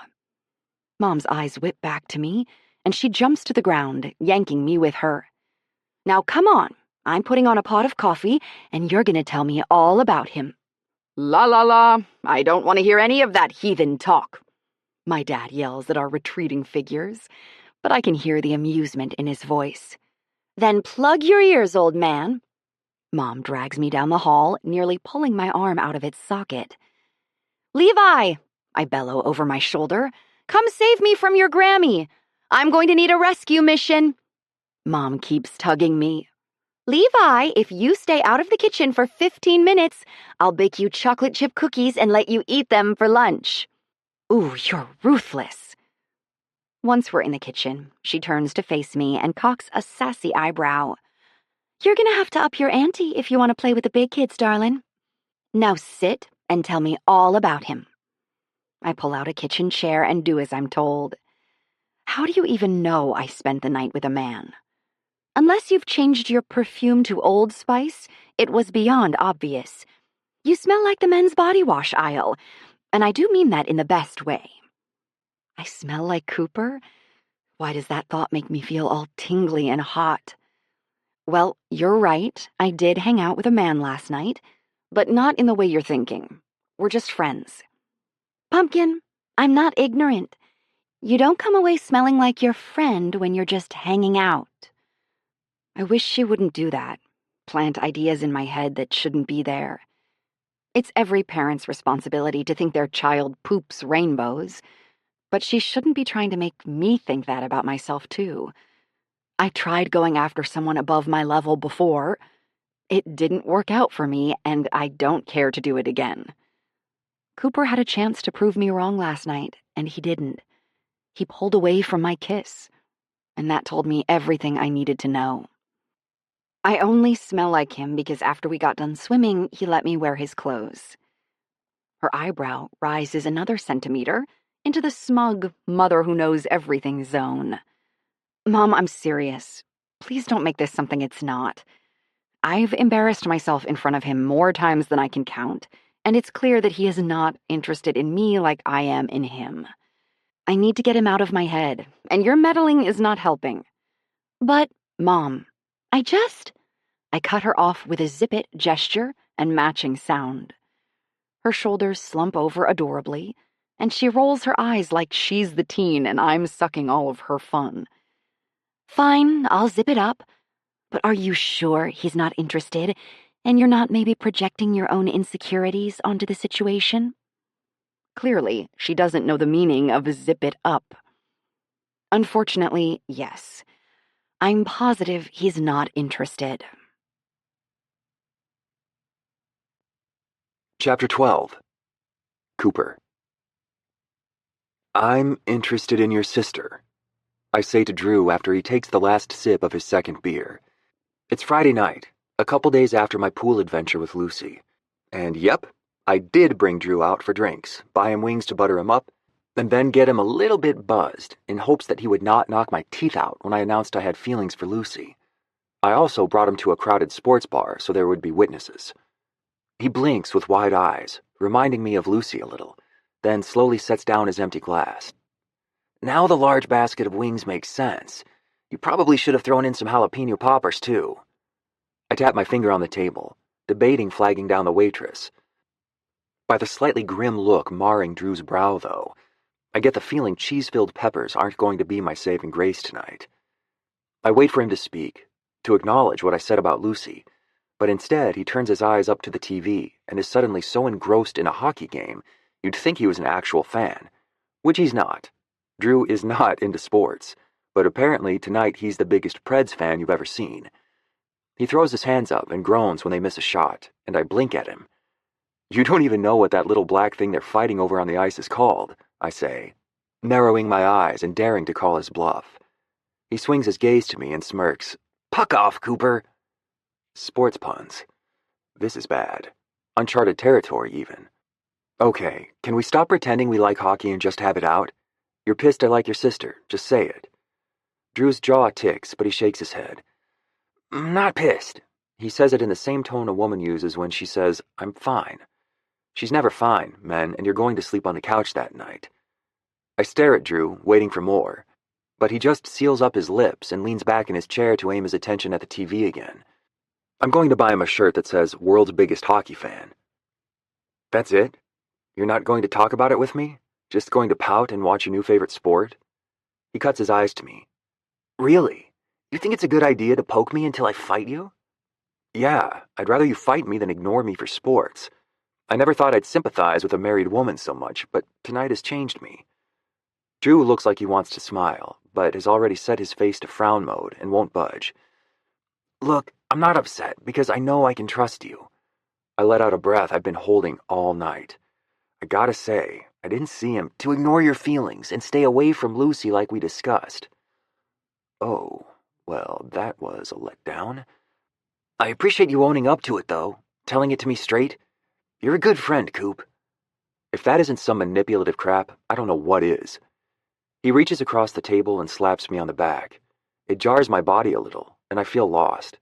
He's just masterfully steered this conversation in exactly the direction he wants it to go, leaving no room for argument. He's brilliant, actually, because he almost managed to make me think I'm on his side on this, like I really never intended to go after Lucy. This way, we both get to be the good guy and leave here as jolly best friends. So jolly. Drew shifts the conversation and tells me that this Monday, he'll be headed to Costa Rica for 3 weeks on a volunteer medical trip. He's been doing these once a year since he graduated med school, and he spends grueling hours providing obstetric and gynecological care to women who otherwise might not receive it. It's amazing, and yet another reason why I like Drew and care about his opinion. He's a good guy. I shifted my chair, deciding to press the subject one more time. Right, I hope it's a good trip, but just for the sake of conversation, it wouldn't be so terrible if I dated Lucy, right? He scoffs and looks past me to flag down our waitress, holding up his empty glass. It would be the absolute worst thing in the world for her. My eyebrows rise. The worst? Wow, that's bad. The waitress walks up and Drew orders another beer, asking me if I want one too, but I decline because I have a policy to only drink when I'm happy, and I don't feel very happy anymore. Once the waitress walks away, Drew leans his elbows onto the table and looks at me. Listen, even though it makes us sound like kids to admit it, we're best friends. I'd braid you a bracelet if I knew how, but really, all that means is I've seen too much to be comfortable with you dating my sister. You and I both know you're incapable of a committed relationship, and Lucy needs someone who's going to commit to her and Levi for the rest of their lives. She deserves that. Drew is looking at me like we're on the same team, like I'm going to nod and adamantly agree that I'm a player and will never be the family man Lucy needs. Well, guess what? I'm not nodding, because I don't agree. In fact, I feel a little angry. Problem is, I don't have a right to be angry at Drew. I mean, I do, in that he's being a shitty friend to me by shutting me down right away, but it's not entirely his fault. I was never honest with him, never told him about how long I was with Janie before. He has no idea that I'm capable of caring for someone long term. Most likely he thinks I'll sleep with Lucy once and forget her because that's how I've operated most recently. But now, I'm tired of dating around. It's not as much fun as it used to be. It was a phase I grew out of quickly, and now I just feel lonely. I could tell Drew all of this, but it's not how we normally do things. We always keep our conversations pretty surface level, and that fact is annoying me in this moment when he isn't even willing to talk this out with me, ask me any questions, nothing. If he did, I'd tell him everything. About Janie, and how much I missed her at first, and why I had to move away. I'd even tell him about how, a few weeks ago, before Lucy even came into town, our friend Molly called me up at 10 o'clock, seeing if I wanted to come over to her place. I told her I wasn't up for a hookup that night because I was pretty tired from work and just wanted to chill. I invited her over to watch a movie with me, though, and she declined. So I watched The Holiday by myself. I want to tell Drew all of this. I want to tell him I want to watch The Holiday with Lucy. Explain that I don't know how to interact with kids, but I'm ready to learn. I would never string Lucy along, especially given her circumstances in life. I wouldn't be bringing this up tonight if I wasn't serious about my intentions. But I don't tell him any of that, because at this point it will sound like I'm being defensive, and no one wants to have to convince another person of their good qualities. If he doesn't think I'm good enough for Lucy, maybe I'm not. Or maybe I just need to convince him I can be. I'm not ready to tell Drew everything about me yet, but I think I should start to be more honest, at least little by little. I get it, I say, leaning back in my chair and trying to find the right words. Maybe I'm not right for Lucy, but I do think I'm ready to change some stuff in my life. Pursue a serious relationship with someone. That's great, man. Just don't let Lucy be your test subject. Test subject. Those words feel like acid on my tongue as I repeat them to myself on my drive home from the bar. Test subject. Is that really what he thinks I would do? It's clear that Drew has a different opinion of me than I've had of myself. I don't know. Part of me wants to be ticked at him, but another part wonders if I'd react any differently if I had a sister and the roles were reversed. Nope. I'd probably be giving him crap too. Lucy is officially off limits. I know I need to get her out of my head, but I can't. And as I pull up to my house and park in the driveway, a queasy feeling settles into my stomach at the thought of not seeing her again. She's unlike any other woman I've ever known, and I feel a pull to her that I don't know how to deny. What if Drew is wrong, and Lucy is the one for me that everyone talks about? My soulmate, or whatever. Shoot, even worse, my body is having a physical reaction to the thought of not seeing her again. I suddenly feel sick and achy and... Okay, so maybe this is not entirely due to Lucy? What are the odds the burger I had at the bar gave me food poisoning? Pretty high, considering the way I spend the next hour of my life. And because no one should be judged harshly for decisions they make on their deathbed, I don't want to hear any crap about the fact that I call Lucy, hoping she'll come over and take care of me.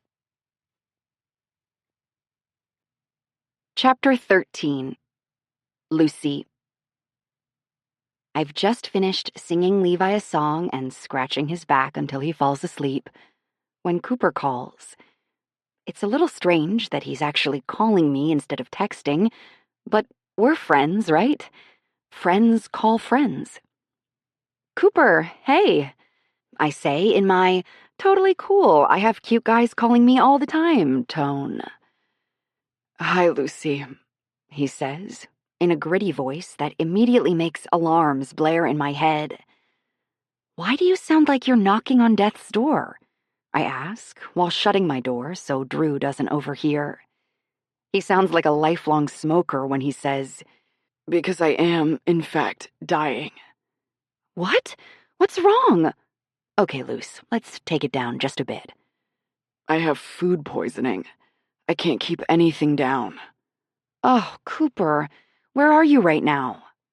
He breathes deeply for 2 seconds before answering. In my hallway, on the floor. I can't make it to my room. He sounds so pitiful and miserable that I can't think of anything other than going straight over there and helping. But I don't know if I should. It's not really my place to go nurse him back to health. And given the other night, when I tried to kiss him and he rejected me, it seems a little strange for him to be calling me. Isn't that the kind of thing you call a girlfriend for? Do you have anyone who can come take care of you? I chicken out at the last second and add, like your mom? I'm sure she would if I asked, but she and my dad live in a retirement community about 7 hours away. Right. So you don't have anyone, like Bailey, maybe? I press the palm of my hand to my head, feeling like such a corn nut for asking. What am I trying to get him to say here? The man is clearly miserable, and I'm trying to get him to DTR when we don't even have one. I've totally lost my mind. No, Bailey, I don't want to call Bailey. My heart soars on the back of a tiny magical hummingbird. I feel weightless. I don't know what it means yet, but Cooper is calling me, hoping I will come take care of him. And I refuse to think so poorly of myself, to believe he's only chosen me because I'm a mom and have excellent bedside manner. There's something here. I just don't know what it is yet. Cooper, I say, unable to keep the smile from my voice. Are you calling because you want me to come over and take care of you? There's a tiny pause, and I hear him swallow. Yeah, it's embarrassing. Light bursts from my cheeks, like I have just harnessed my superpowers for the first time. I feel invincible. I'll be right over. After I hang up, I carry the baby monitor out to Drew, who is watching TV in the living room, and tell him one of my friends is sick and needs my help. I purposely avoid any pronoun usage because I am an evil genius, and thankfully, hearing the urgency in my voice, Drew spares me the 3rd degree. Tomorrow is Saturday, so he tells me he doesn't have to go into the office, and he'll take care of breakfast for Levi if I'm late. Guilt over lying to Drew tries to claw its way across my skin, but I refuse to let it because I'm lying to him with noble intentions, right? I'm standing at Cooper's door, waiting for him to answer and feeling too excited for someone who's about to aid a sick man. This is when I realize my crush might be getting a little out of control. When he doesn't answer the door after I knock, I pull out my phone and call him. He just grunts when it connects. Hey, I'm here. Is the door not unlocked? He asks, sounding way worse than earlier. I try the handle. Nope, sorry. He lets out a curse that makes me smile for some reason. Okay, I'm coming. I'll see you in a year when I make it to the door. A minute later, it opens, and Cooper stands before me with alarmingly pale skin, a big comforter draped over his head and around his shoulders, no shirt, jeans sitting low and showing off the waistband of his black boxer briefs. Lucy, He says my name like a plea, and it tears me right in half. "Oh, Cooper, you don't look good." He gives me the most pitiful smile I've ever seen. "That's 'cause I'm dying, remember?" Apparently, it's true what they say, and men are big babies when they're sick. I once had to go to work with a fever of 101 and mastitis, but a little stomach trouble has completely taken out this 6-foot man. It's sort of adorable, and I love it. Cooper looks down at me through half-lidded eyes. The flirtatious spark and cool guy demeanor that are usually present with him are nowhere to be found, and instead he looks a little fragile. Unable to stop myself, I step forward and rest my hand against his cheek, and then his forehead. "You don't have a fever, so that's good." His eyes shut as my hand slides from his forehead down his temple. He turns his face toward it and sort of presses his cheek against my palm again. Did he just nuzzle me? Like a little love nuzzle? It's a tiny gesture, but it makes my stomach jump into my throat. His face rests lightly against my hand before he groans, pulling away. "Come in. I have to go finish dying." I watch Cooper and his blanket cape disappear down a hallway, and then I turn my eyes to the empty house. I remember everything I have tucked underneath my arm and decide to start the task of making this place more comfortable while trying to ignore the horrific sounds coming from down the hall. First, I make my way into Cooper's kitchen, admire the double oven, and wonder if he ever uses it, and then fill up a glass with ice and ginger ale. I didn't know if he had any straws, so I bought a pack, because it's a fact that no one wants to drink out of a wide-rimmed glass when they've been puking. Next, I go into the living room and unpack the hamper. Cooper's couch gets a comfy new blanket, and his mantel gets a soft, vanilla-scented candle and a cute faux succulent that adds a tiny bit of color to the room. Don't get me wrong, the place still looks pathetic, but at least slightly more like someone lives here. Once I'm finished, I'm not sure what to do. Should I sit down and wait for him? Go check on him and make sure he hasn't passed out in the bathroom? A moment ago, in the doorway, things felt different between us. A little less friend-like, a little more something. But then I remember my rejected kiss and feel even more confused. Still, he called me over here because he was desperate, right? I should go check on him. Tiptoeing my way down the hall, I make it to his bedroom and eye his rumpled, king-sized bed that makes my stomach flutter. The room smells like him, and a strong part of me wants to dive onto his mattress and make blanket angels in the covers, absorbing all of his scent so I can take it home with me. Cooper isn't in here, but I notice a cracked door inside his room with light peeking out. I'm just about to go open it when I hear the shower faucet turn on and catch the tiniest glimpse of skin, just enough to know there's a human in there with no clothes on, and I bolt from the room, run into the living room, and leap onto the couch, deciding it's best to await further instructions from Cooper rather than barging into his bathroom and seeing him naked in the shower. 10 minutes and a whole lot of daydreams later, I'm still sitting stiff as a board, trying to figure out what my purpose is here, when I hear footsteps coming down the hall. My breath catches when Cooper turns the corner. He's barefoot, wearing gray cotton joggers and a white t-shirt. His wet hair is slightly unruly, and he has a 5 o'clock shadow, making him look like a walking ad for men's shower gel. Whatever scent it is, I'm buying a whole case. The warm, clean, masculine smell precedes him as he approaches, and I drag in a deep breath, thankful he doesn't smell like a sick person. His blue eyes snag on me sitting on his couch, and I stiffen again. "Oh, sorry, is it okay that I'm still here?" I shake my head and pull my feet out from under me. "I wasn't sure. I mean, maybe you want me to go? I should have just left the ginger ale. Before I can fully slip my feet back into my sandals and stand, Cooper comes over and collapses onto the couch. spreading out over the entire length of it and resting his head in my lap. My breath freezes in my lungs, and I sit stunned for a solid minute with my hands in the air. Cooper doesn't say a single word.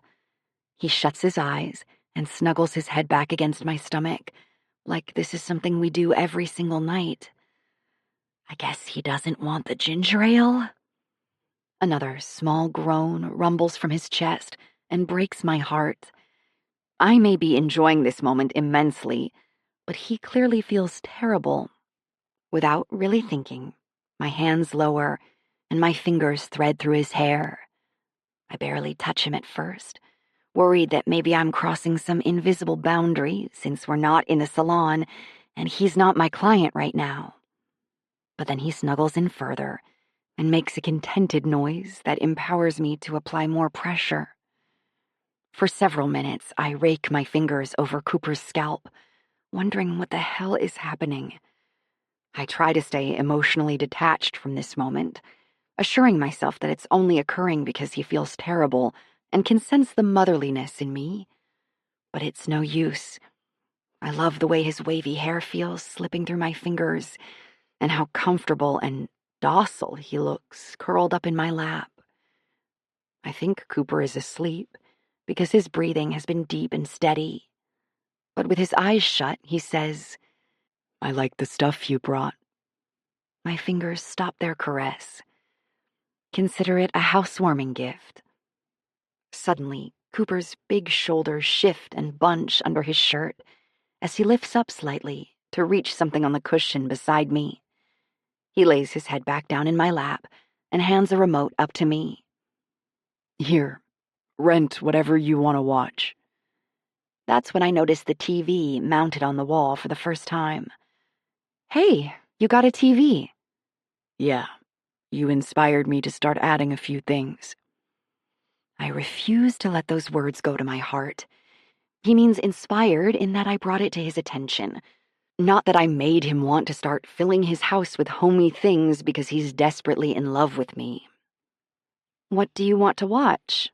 I ask, turning on the TV, then looking down when Cooper doesn't answer. His eyes are closed, and he looks passed out. I smile, running my hand through his hair one more time, while scrolling through his queue and settling on a movie I haven't seen in way too long. "I hope you don't mind watching The Holiday." He doesn't answer, but I do see the corner of his mouth quirk up before he takes in a deep breath and wraps one of his arms tightly around my thighs, like he's holding on to a pillow. He's snuggling me. I look around, briefly waiting for the punked camera crew to burst out from a closet. When they don't, I look back down at Cooper. Do you want a pillow?" He grunts a negative answer and holds on to me tighter. "You're perfect," he mumbles into my legs. "You mean perfectly squishy like a pillow?" I ask, not really enjoying that answer. "No," he answers matter-of-factly. "just perfect." But that's all he says. I can't help the smile tugging at my mouth as I watch Cooper fall asleep snuggling my legs. It strikes me that this is exactly how Levi lies down when he's sick, because I'm the most important thing to him. And when someone feels horrible, they want to keep the most important thing in their life nearby for comfort. So why is Cooper holding on to me like this? Chapter 14. Lucy. My feet are killing me, and I swap all of my weight to my left foot, hoping to give my right a break, as I place the 200th foil in my client's hair. She and her bestie popped in here an hour ago, right at closing time, and begged Jessie and me to squeeze them in for last-minute highlight appointments. I wanted to laugh in their faces, but then she tucked some hair behind her ear, and her SUV-sized diamond ring raised its eyebrows suggestively at me. Jessie also saw the dollar signs hovering over these ladies' heads, and we both became the world's most accommodating stylists. "Would you like a glass of wine, a foot rub? Need me to do your grocery shopping?" Socks mended? Sure. Don't forget to tip. And no, I don't have change for 100. But believe me, we are more than working for this money. They wanted highlights, lowlights, dark roots, and to talk nonstop until my ears bleed and my brain oozes out of my nose. You'd think they'd want to talk to each other, but no. How far along are you?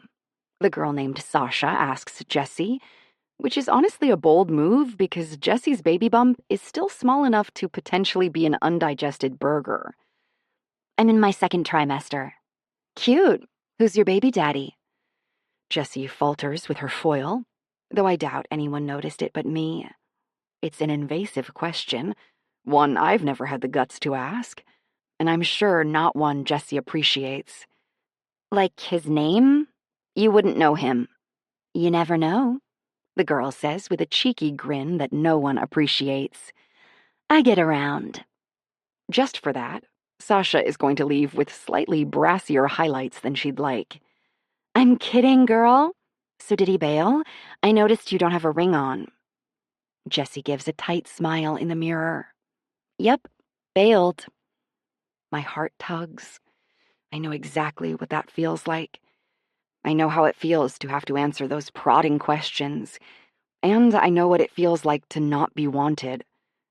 If it wasn't weird, I'd go wrap my arms around Jessie, snuggle her right here in the middle of the salon, and tell her she will get through it. Oh, too bad. Men suck, says Sasha's friend Carrie. They never do what they say they're going to. This triggers something in Sasha, and her jaw drops as she sharply turns her head to Carrie. Did he seriously still not add you on Snapchat? Carrie abruptly whips her head towards Sasha, ripping a foil from my hand that I had just perfectly placed. Yeah, don't mind me. I'm not doing anything important back here. No, and he promised he would before he left town today. She plops back heavily against the chair again and pouts at her reflection. Why is it so difficult for men to follow through and contact us like they say they will? You're telling me, I say, shocking myself that I said that out loud. Jessie looks even more shocked. She paints a little lightener onto a strand of Sasha's hair, then slowly moves her gaze up to me with sassy lifted eyebrows. Is this about Cooper? Do tell. Carrie gasps with joy and completely turns around in her seat, knees tucked up to her chest and clapping with excitement. Tell us. It makes me laugh how eager these women are to jump into my drama, but I also kind of love them for it. Besides, who else am I going to talk to about this? My only other friend is Drew, and I definitely can't discuss it with him. Okay, well, yeah, so there's this guy, my brother's best friend. The girls, oh, collectively, and Jessie just gives a guttural laugh. Anyway, he's the best-looking man I've ever seen and definitely has women fawning over him at every turn. I thought there was no way he would be interested in me, but then, yeah? They are way too excited to hear this story. Well, he sort of started flirting with me and texting me and sneaking me off on secret late-night pool adventures. Shut up. I'm so jealous of you right now. Keep going. And then I tried to kiss him, and he rejected me. Ouch, says the choir of women. Yeah, but here's the really confusing part. He was still super touchy-feely with me the rest of that night, even sent me a sweet goodnight text. And then, about 2 weeks ago, he came down with food poisoning and called me to come over and take care of him. Did you? Yes, of course I did. And he was so adorable and sweet, and laid his head in my lap and slept the entire night snuggling my thighs like they were his favorite stuffed animal from childhood. And then nothing. My eyes catch on the droopy, wilted bouquet of flowers on my station that I refuse to throw away despite the mold now creeping up the stems. And I correct myself. Well, not nothing. The next morning we had a stilted goodbye where he almost seemed to regret the night. So I hightailed it out of there, ready to write him off forever, until this gorgeous, well, it was gorgeous, Bouquet showed up here at work with a thank you card for taking care of him. The card also mentioned that he'd be happy to return the favor next time I'm feeling bad. You said all of this happened 2 weeks ago? Asks Sasha. I think she's about to pull out a notepad and pen. Before the night is up, there will be pictures and maps and red strands of twine connecting clues all across the salon walls. I sigh and wince a little. Yeah, that's bad, right? That means he's not interested? Carrie pipes up. Not necessarily. You said he's your brother's best friend? Yeah. Both women look at each other and give one affirming nod before saying in perfect harmony, Bro code. Bro code? Yes, Grandma, even I know what they're talking about. Jessie wants to act like she's not into this gossip, but she's just as invested as I am. 1 minute ago, we thought these girls were ridiculous and an insult to women everywhere. And now we are sitting at their feet, begging to be inducted into their super special club. Part of the bro code is not dating a friend's sister, and I'm pretty sure if she's a baby sister, it's doubly enforced. My shoulders sag because somehow I know they are right. Drew even told me to stay away from Cooper. Did he tell Cooper the same thing? That makes me feel both thankful that I'm so loved and like I want to dismember my brother for thinking he has any sort of say over my life. How do I know for sure? You text him. And ask him? No, that will make you look desperate, especially if that's not the real reason he's ghosting you. I take back everything I ever said about this woman. She's brilliant, scholarly, should be teaching a course at a university, because what she's explaining right now is a way better life skill than algebra. Instead, text him first, something flirty but innocuous. Now I'm the one who needs a notepad. Someone get me a notepad. Okay, flirty and innocuous. Got it. I don't got it, and Sasha suspects as much. Just say hi with a little smiley face. That's it? I ask with wide, frantic eyes. My chest is constricting. My breath is too short. How do I know if I'm having a heart attack? Carrie laughs and takes over. Yes, that's it. And then if he responds, go from there. Keep the conversation short and minimal. Don't give away too much that you're interested in him. And whatever you do, do not respond right away. Oh, also, it's best to ghost him after 4 texts, especially if he asks what you're up to, so you can leave him wanting more. Don't respond for 2 days. 2? 2. Don't mess it up, Sasha warns, turning back to sit properly in her seat. 30 minutes after we close the door behind my new BFFs, Sasha and Carrie, I stare down at my phone and type out exactly what I was instructed to send.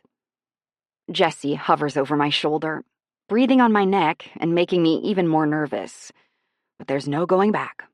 I've decided in my head that Cooper is worth it. Plus, I've already embarrassed myself in front of him several times. Really, I've got nothing to lose. Lucy. Hi, smiley face. Oh gosh, I did it, I say, dropping my phone onto the counter like it suddenly morphed into molten lava. Yep, now we wait. Jessie puts her hands on her lower back to ease the ache. It's hard enough being a hairdresser when you're not pregnant, but with the added weight in the front, it's total death to your back. Even so, I know Jessie is touchy about this subject, and she would rip my head off if I asked if she's feeling okay because, for some reason, she doesn't like to show any signs of weakness. I swallow down the lump of regret in my throat as I stare at my phone again. What if he doesn't respond? I guess we don't have to hover over my phone like the Grim Reaper until he responds. I'm going to go sweep up. I get 2 steps away and then hear it ping. I race back and snatch it from the counter before Jessie gets the chance. Cooper. Hi back, smiley face. Ugh, hi back? Sasha didn't prepare me for that reply. Of course he would respond like that, with way more game than anyone should ever have. Why didn't I get Sasha's number? Jessie's eyes are wide too, and she puts her hands out in front of her in the classic settle down gesture. Okay, let's just take a breath. She said not to respond right away anyway.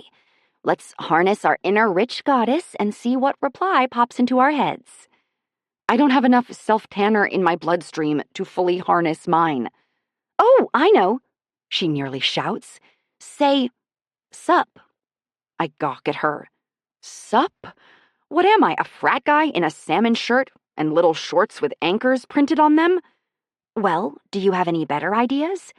Yes, I'm going to the cell phone store and changing my number. Problem solved. Jessie is about to tell me I'm off my rocker when another text comes through, and we both scream like someone just jumped out of a closet and yelled, "Boo!" Cooper. What have you been up to? Okay. That's good. He's interested. He's keeping the conversation going. Now do exactly what Sasha said and ghost him. Too late. I sent a reply while you were talking, I say, trying to angle my phone away so she can't judge. You didn't. I did. She shakes her head, looking exasperated. What did you say? I reluctantly show her my text. Lucy. Nothing. Been super bored. Her face is so disapproving.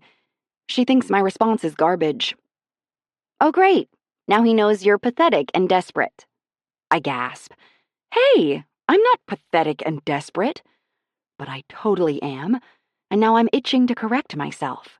Jessie sees the look in my eyes and turns her head to the side so she can shoot me an effective side glare.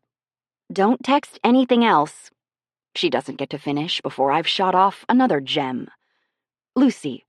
But not like super bored. I mean, I've been doing stuff. Not just sitting around thinking about you. The second after I hit send, I feel in my bones that it was a mistake. Yep, so bad. I groan. Oh, what have I done? I'm a disgrace to single women everywhere. I have to fix this. No, Lucy, don't you dare text one more thing. Hand over the phone.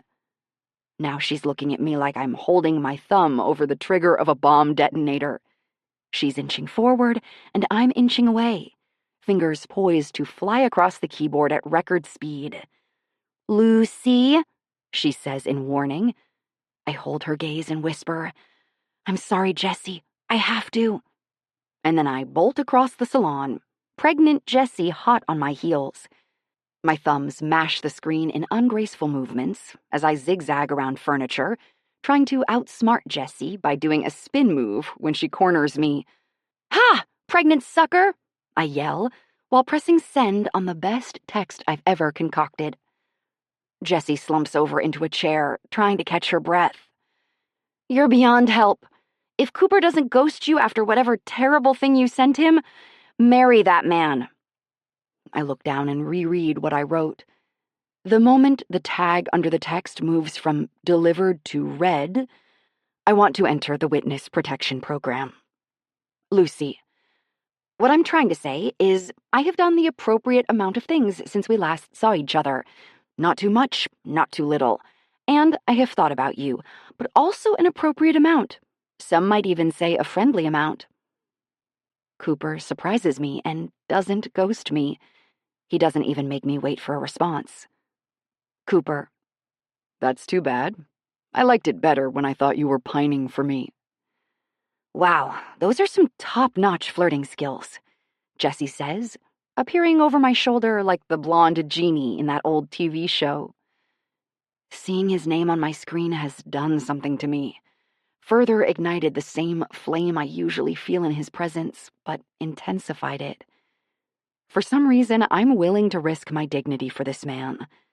Because I miss him. And I can't remember ever caring about a man enough to miss him this much when he's not around. I take a deep breath and type out a message. Jessie doesn't fight me this time. Lucy. Hey, so Drew left 2 weeks ago for his medical trip, and I was planning on taking Levi to the park in the morning to fly his kite. Drew usually goes with us, but since he's not around, I was wondering if you'd want to come. I know it probably doesn't sound very exciting, but if you're free, we'd love to have some company. I mean, if you don't have any hot dates to go on. If you do, no worries, I totally understand. I try to swallow my heart back down from my throat while I wait for a response. I also decide that if Cooper says no to this, I'll be done. I will find a way to force this crush out of my heart, because it would be nothing but a waste of time to pursue a man who doesn't want to fly a kite with me and Levi. My son and I are a package deal, and I will always choose Levi over a man. Levi is the reason I picked up my pride and carried it back home with me to live with Drew after I failed to pave my own way in Georgia. He's why I've sat through unbearable meals with Brent and every single one of his girlfriends over the years, so I can get to know the women who will have a presence in my son's life. He's why my favorite jeans will never fit me again, but I still refuse to throw them away. So if he doesn't want me and Levi, I'll let any hopes I have of Cooper falling for someone like me go. But maybe I won't have to. Cooper. Pick you guys up at 9? Chapter 15. Lucy. Okay, don't panic, Lucy. Don't panic. Ding dong. I'm panicking. I'm panicking so hard. Red flashing lights, alarms sounding. Someone give this woman a sedative. Panicking. Cooper is here to take Levi and me to the park. And not only do I suddenly not know how to walk normally anymore, but my mouth is all dried up and devoid of the moisture necessary to speak. I've never introduced my son to a boyfriend before. Not that Cooper is a boyfriend, or anything even resembling one. But I think we can comfortably state that he's a crush. A crush like I haven't had since high school, when I cut too many pictures of Orlando Bloom and pasted them to my wall. Yeah, that's right, glued, not taped. I was serious. I haven't resorted to that level of crushing with Cooper yet, but mostly because he doesn't have a social media account, so there's nowhere to download and print photos of his gorgeous face. Haha, kidding. I'd never do that. Never. He's here, Levi shouts, acting as an unnecessary second doorbell. Oh, great! Does my voice sound high-pitched to you? Go get your shoes on and I'll answer the door. 'Kay.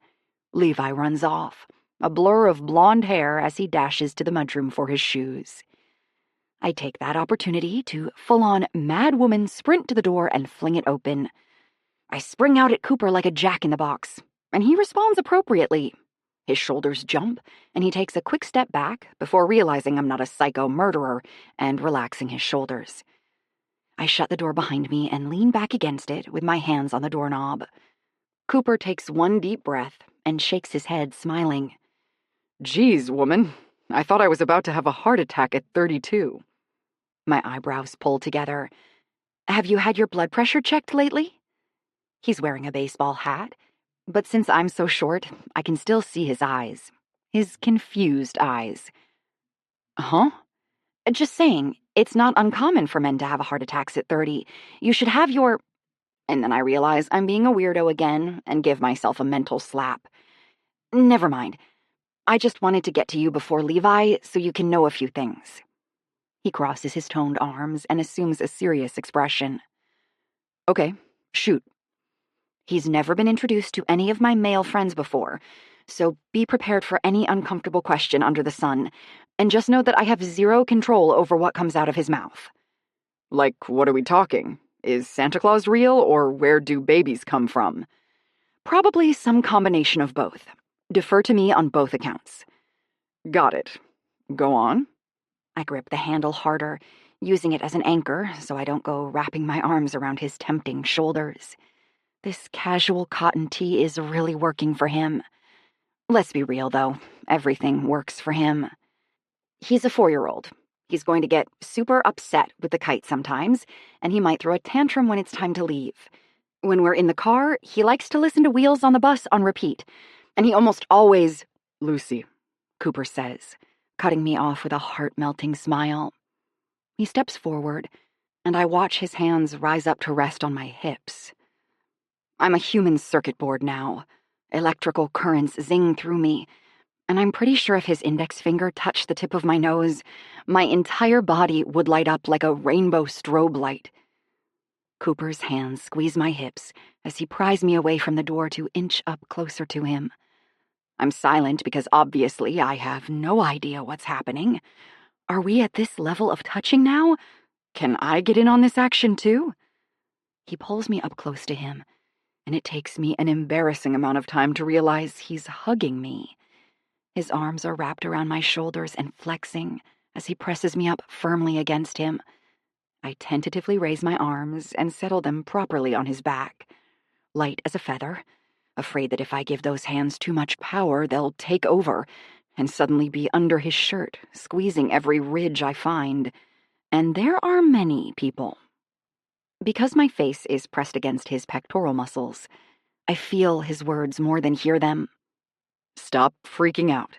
I've met children before, and I liked almost half of them. I feel empowered by his joke and pinch his side. He jolts a little and chuckles. Seriously, it's going to be a fun day, so stop worrying. I can't help but worry. I'm a mom. It's what we do. You don't have to, though. Wait, did he just... Yeah, Cooper just kissed the top of my head. It was so soft it was almost undetectable, like he didn't mean to but couldn't help himself at the same time. Suddenly, the bro code theory holds a little more weight. I want to come right out and ask Cooper, but I'm not quite ready yet. I need to gather more supporting evidence, and when I'm 75% sure, I'll ask him.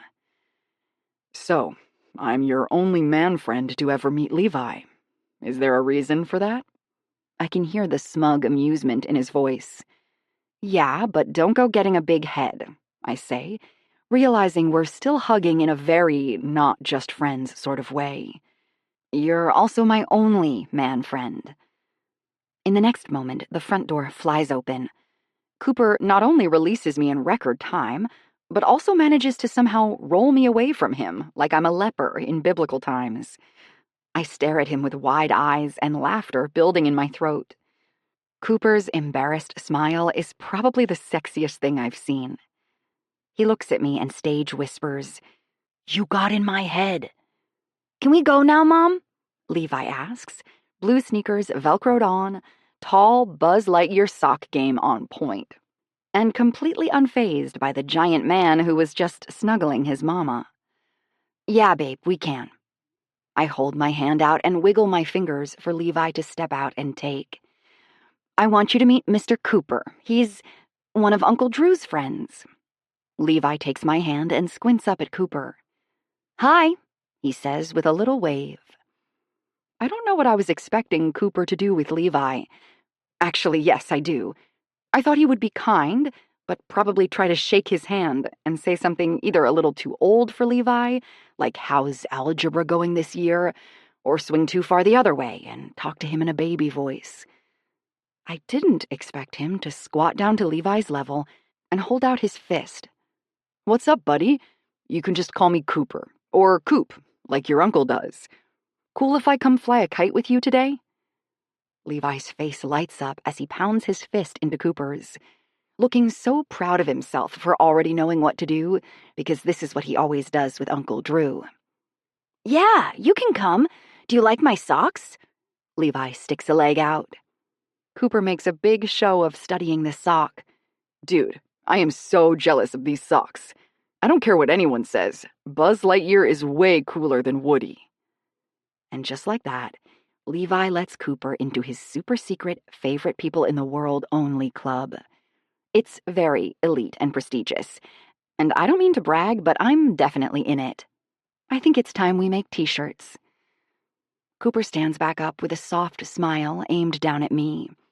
I think he knows he's in Levi's club now, and I think he likes it. "Ready to go have some fun?" he asks, glittering aqua eyes showing off almost a little too much. Chapter 16. Lucy. "I'll drive," Cooper says, dead serious as we all walk out to my little white Honda Civic. He holds out his hand as if it's nothing out of the ordinary. I hold my keys a little closer to my chest. "Why? You don't trust my driving?" "My mom is a very good driver," Levi says, stepping in between us. "Thank you, babe," I say, ruffling his hair. He turns his face up to Cooper. She only hits the curb sometimes now. My smile falls, and Cooper's lips press together suspiciously. He extends his hand for the keys again. I trust you, Lucy. I just want to drive you around today so you can relax. Right. I shouldn't feel a surge of emotions at that tiny statement, and the fact that I am feeling them probably means I've set my bar way too low in the past. Either way, I hold out my keys with the ring pinched tightly between my thumb and index finger, as if they open the locks to a kingdom rather than my little Honda Civic. I don't trust many people to drive when Levi is going to be in the car, I say, when he looks to where his open palm is waiting beneath the keys that I'm reluctant to drop. Do you trust me? It's okay if the answer is no. I'll ride shotgun. I narrow my eyes. Depends. How's your driving record? 2 tickets, no wrecks. How fast were you going? 10 over the speed limit both times. I drop the keys into his hand and give him the sternest look I can muster. No speeding with us in the car. His grin pops. Yes, ma'am. After helping Levi get buckled into the car, I climb into my passenger seat and then stop short, covering my mouth to smother a laugh. Cooper, sweet Cooper, is situated in the driver's seat and barely fitting inside the vehicle. His long legs are scrunched up, so his bent knee is pretty much beside the wheel, and he has the window down so he can hang his elbow out. Something funny? He asks with raised eyebrows. And yes, the sight is hilarious, but it's also something else. It's hot. Don't ask me how it's possible, but the fact is, seeing this huge man packed like a sardine into my tiny old car, with his hand draped over the steering wheel like it's the most normal thing in the world, is doing things to my body. Good things, delicious things, things that make me want Cooper to do things to me too. But not before he takes off his shirt and turns his hat around backward and drives me around town with a trunk loaded down with groceries. Do I need better fantasies? Do you maybe want to scoot your seat back a little, Cooper? I already did, he says gravely. You look like you're heading to the circus. The sexy circus, but still. He doesn't have a clown nose, though, Levi says pragmatically. Cooper looks over his shoulder to Levi and then shrugs. You're right. I guess we'll just have to go on to the park like we planned. Everyone buckled? After confirming we're all safely secured, Cooper puts his hand on the back of my seat, biceps and forearm muscles on full display as he looks over his shoulder and reverses. I've never been more turned on in my life. I didn't think it was possible to feel more attracted to Cooper after the car reversing situation, but it turns out my desire for this man knows no bounds. Because here at the park, as I lie on the blanket spread over the grass, watching this ridiculously attractive man chase my son and his kite across the lawn, my ovaries turn into unruly hellions, bent on making sure I lust after this man in every possible way. The grass is green and crunchy, a perfect contrast to the soft blue sky overhead. And although the sun is on full blast today, there's a constant breeze pushing through, making the heat more bearable. It's a perfect day for flying a kite. So perfect that everything feels surreal at this moment. Like how Cooper is smiling from ear to ear as he hoists Levi onto his shoulders so they can work together to retrieve the kite they just got stuck in a tree. Or a few minutes ago when Levi finally got the kite in the air. He had several failed attempts before, so when it finally started flying behind him, he was so excited he ran all the way to Cooper, who was cheering so enthusiastically that Levi forgot about the kite completely, dropping the string to run straight into Cooper's arms for a big bear hug. My heart quakes at the sight, and a non-stop bubbling sensation has been filtering through it ever since. After a minute, Levi frees the kite, and Cooper carefully sets him back on the ground.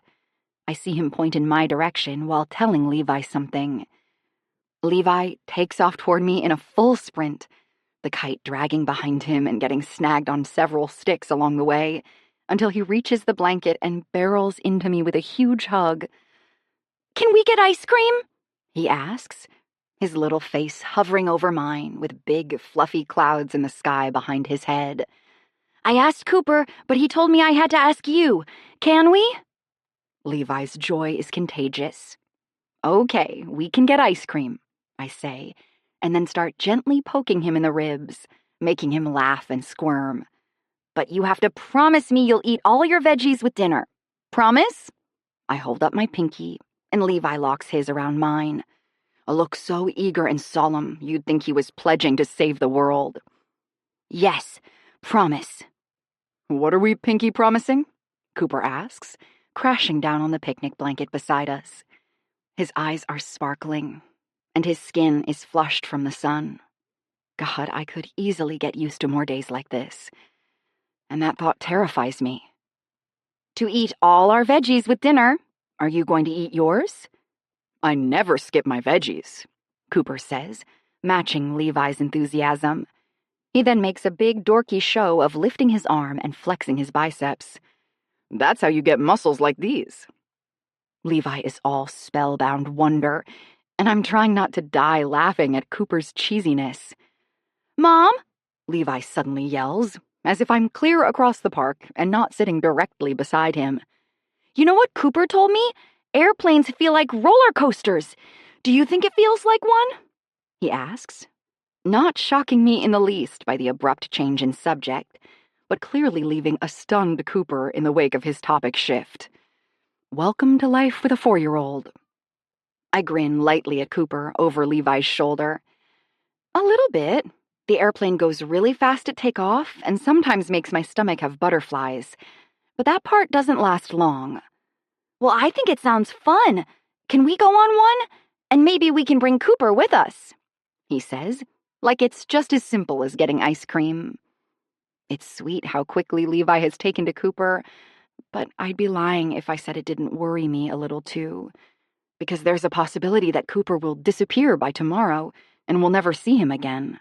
And this is exactly why I don't usually introduce men I'm dating to Levi. I don't want him to get attached when there's no reason for him to. I notice Cooper watching me with furrowed eyebrows and realize I've taken a long time to respond to Levi's question. Suspiciously long. Yeah, I'm sure we'll go on an airplane sometime soon, buddy. But can Cooper come too? Levi is relentless, clearly not deterred by my attempt to sidestep his question. And by the stubborn look in his eyes, he's not going to quit asking unless I address it. But I've been a mom for 4 years now, so that means I've got a couple of tricks up my sleeve. Tell you what, I say with sparkling eyes, why don't we take an airplane ride with Cooper right now? I lay down on my back, hearing the sharp blades of grass crunch under the blanket, and then tell Levi to stand at my feet. My 4-year-old looks at me like I've lost all sense, but eventually stands. I then lift my feet up in the air and extend my arms toward the sky. Here, take my hands, and then lean your stomach against my feet. He does, but looks skeptical, like this might be one big prank. I can't bring myself to look at Cooper and see what he thinks of me. Maybe he'll take one look at me like this, and the fact that I'm a mom will really hit home for the first time. I'm not sure if there's actually anything between us to lose in the first place, but if this is the thing to turn Cooper off from me, then good riddance, because I'll never stop being a goof for my kid.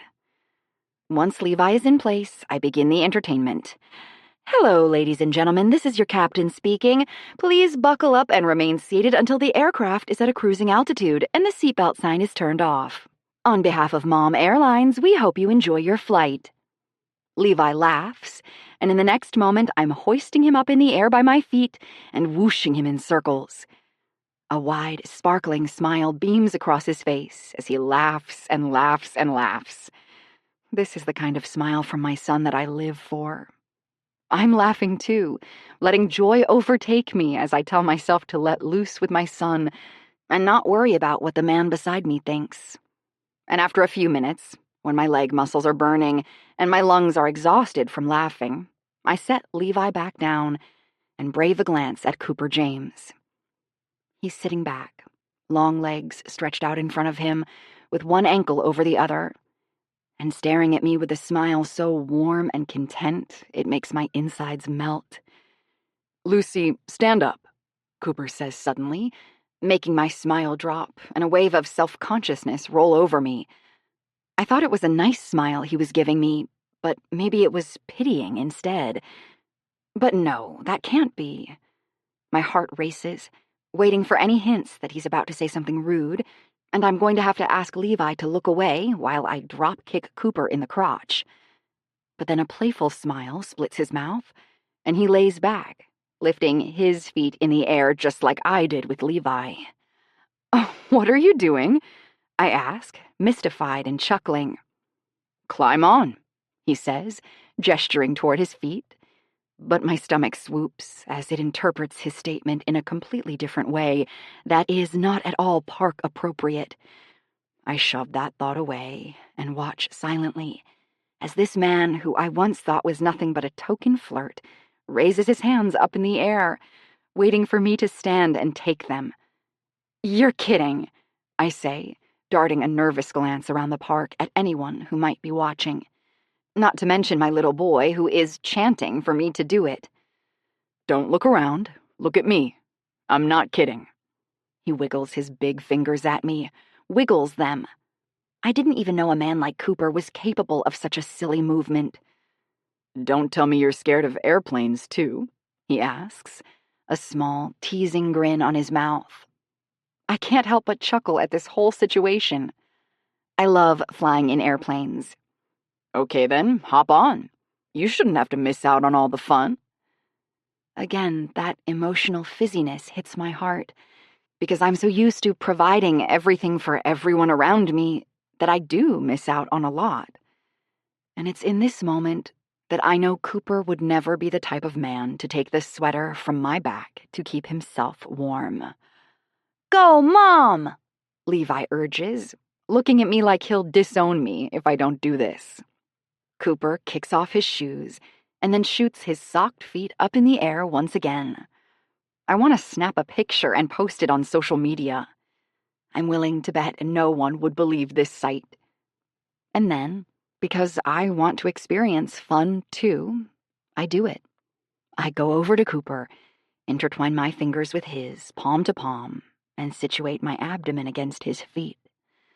I get one delicious smile from Cooper, his head half on the blanket and half in the grass, before he tenses his abdominal muscles and flies me into the air. I'm hovering above Cooper, squealing like a little baby girl and cackling with laughter. Cooper holds me up there until my stomach is aching, and he tells me to let go of his hands and balance. I don't even hesitate this time. I let go and do as he says, because I'm high on dopamine. Because I trust him. I'm sure we look like the most ridiculous, annoying people in the world, but I don't care. I'm having the time of my life, and Levi is enjoying the sight of me being silly so much that he rolls onto the ground, laughing so hard I wouldn't be surprised if he pees his pants. It's the best sound I've ever heard. A close second, however, is the sound of Cooper's full, deep laugh filtering through the breeze. I turn my gaze down and take in the sight of the most attractive man I've ever seen. His mouth is creased on either side from his deep smile, and his bright white teeth shine up at me. Not a hint of the smooth, flirty guy with lines from the boat in sight. And somehow I know this is the real Cooper James. This is him at his absolute happiest. It's right there in his eyes. And as he sets my feet back on the ground but doesn't immediately let go of my hand, I feel it in his touch, too. Chapter 17. Lucy. After ice cream, Levi invited Cooper back to the house for lunch. PB&J sandwiches. I told him Cooper was probably way too busy, giving Cooper more than enough chances to politely excuse himself, but he just gave me a dramatic psh and said he never turns down a good PB&J. On the way home, Cooper noticed my check oil light was on and asked how long it had been since the oil had been changed. I replied with, "What's an oil change?" So he stopped in at the auto supply shop and bought me a few bottles of oil. At home, I made sandwiches while the men got to work on the car. And when I walked outside with a tray of lunch, I nearly passed out. In another life, I dropped the tray and it clanged dramatically on the ground. Because when Cooper slid out from under my vehicle, his shirt was off, and I couldn't keep my eyes from sliding down every single one of his tanned, cut muscles. Cooper's body is all large shoulders and defined pecs, tapering down to a six-pack and rippling obliques, with just the tiniest sprinkle of hair in the center of his chest. Somehow, seeing him standing there in jeans, no shirt, and a backward baseball cap, it felt downright dirty. I almost suggested he donate his body to science, because when they finally get the cloning thing figured out, he needs to be the one they replicate. As if that wasn't enough of a sight to behold, he helped Levi out from under the car, and he too had his shirt off. The two of them stood there, hands on their hips, a lovely example of opposites. One was all hard body and sun-kissed skin. The other, the little doughboy, with an adorable round stomach pooching out over his Spider-Man underwear waistband. It was too much, and honestly, my heart ached at the sight of it. Partly because Levi looked so proud and happy, but also because there's a very real chance that all of this wonderfulness will go poof and disappear as quickly as it arrived. Cooper and I are not a couple, and he's the most desirable, sought-after bachelor in town. I'm assuming because look at him. It might be fun for him to play house with me today, but the day in and day out of being a parent is not all kicks and giggles like this. I just can't picture a man like him, one who has everything to offer, choosing to settle down and jump right into a family man role. Which is why now, as I'm standing in the kitchen, rinsing the plates, I try to avoid replaying any memories of this day. And I certainly try to ignore Cooper when he walks in, still shirtless, and leans back against the counter directly beside me. I wish I found his confidence repellent. I wish the cocky grin he flashes me, because he knows he looks good in this pose, with his arms crossed and biceps bulging, didn't make my stomach twist into a salty little pretzel. "You're busy in here," he says, and I only allow myself one tiny glance at him before focusing my attention back on the dishes. Yup, busy, lots of work for us moms. He reaches over and cuts the water off, gaze burning into my face. He doesn't say anything, just stares, waiting for me to make eye contact with him. I finally do with a dramatic, "What do you want now?" face, and he grins. "You can see your reflection in that plate you've been polishing for the last 10 minutes. Why don't you put it down and come build Legos with us?" Because I don't want to. I can't. It's too domestic, and I'm starting to see that inviting Cooper into our life like this was a very bad idea. He fits too well, but won't want to stay. And now I will judge every other man against this perfect specimen, and it's just not fair. Thankfully, I don't have to tell him anything because I'm saved by my phone buzzing on the counter. Cooper looks over his shoulder and picks it up, unashamedly reading the caller ID before handing it to me. "Unknown number, probably just a telemarketer." Probably, but I will buy 50 of whatever they are selling just to be able to avoid this conversation with Cooper. So I answer with an exuberant, "Hello?" "Hey, is this Lucy?" a man asks. "Yep, it's me." He gives a slightly nervous-sounding chuckle before saying, "Hey, my name is Ethan Townsing, and I'm friends with your brother. I'm a PA, and I work at the same hospital where Drew delivers." "Oh, hi," I say, slightly at a loss, because this conversation feels odd. Cooper sees my speculative frown, and his eyebrows pinch together as he shrugs and mouths, "Who is it?" I wave him off and keep listening. "I hope this is okay, but he gave me your number and said you might be up for going out sometime. I realize this is super weird because we've never met, but I'm hoping you trust your brother to play matchmaker as much as I do." I'm slightly distracted at this point, because Cooper has moved to press himself up beside me and lean his ear in toward the phone. He smells so freaking good, like his body wash, man musk, and motor oil. Focus, Lucy. Anyway, I know this is last minute, but I was wondering if you'd like to go to dinner tonight? Cooper pulls a disgusted face, mixed with a "who does this guy think he is" headshake. Oh, well, before you say no, I'm texting you a picture of myself right now so you can see I'm a normal-looking guy and not covered in warts or anything else that would be considered gross. I'm a PA in the pediatrics wing, and I have a 7-year-old daughter. My phone pings with a text, and sure enough, he is pretty normal-looking. He's wearing a button-down shirt, mid-30s maybe, nice brown hair and glasses. Got it, and your word holds up. You're very normal-looking.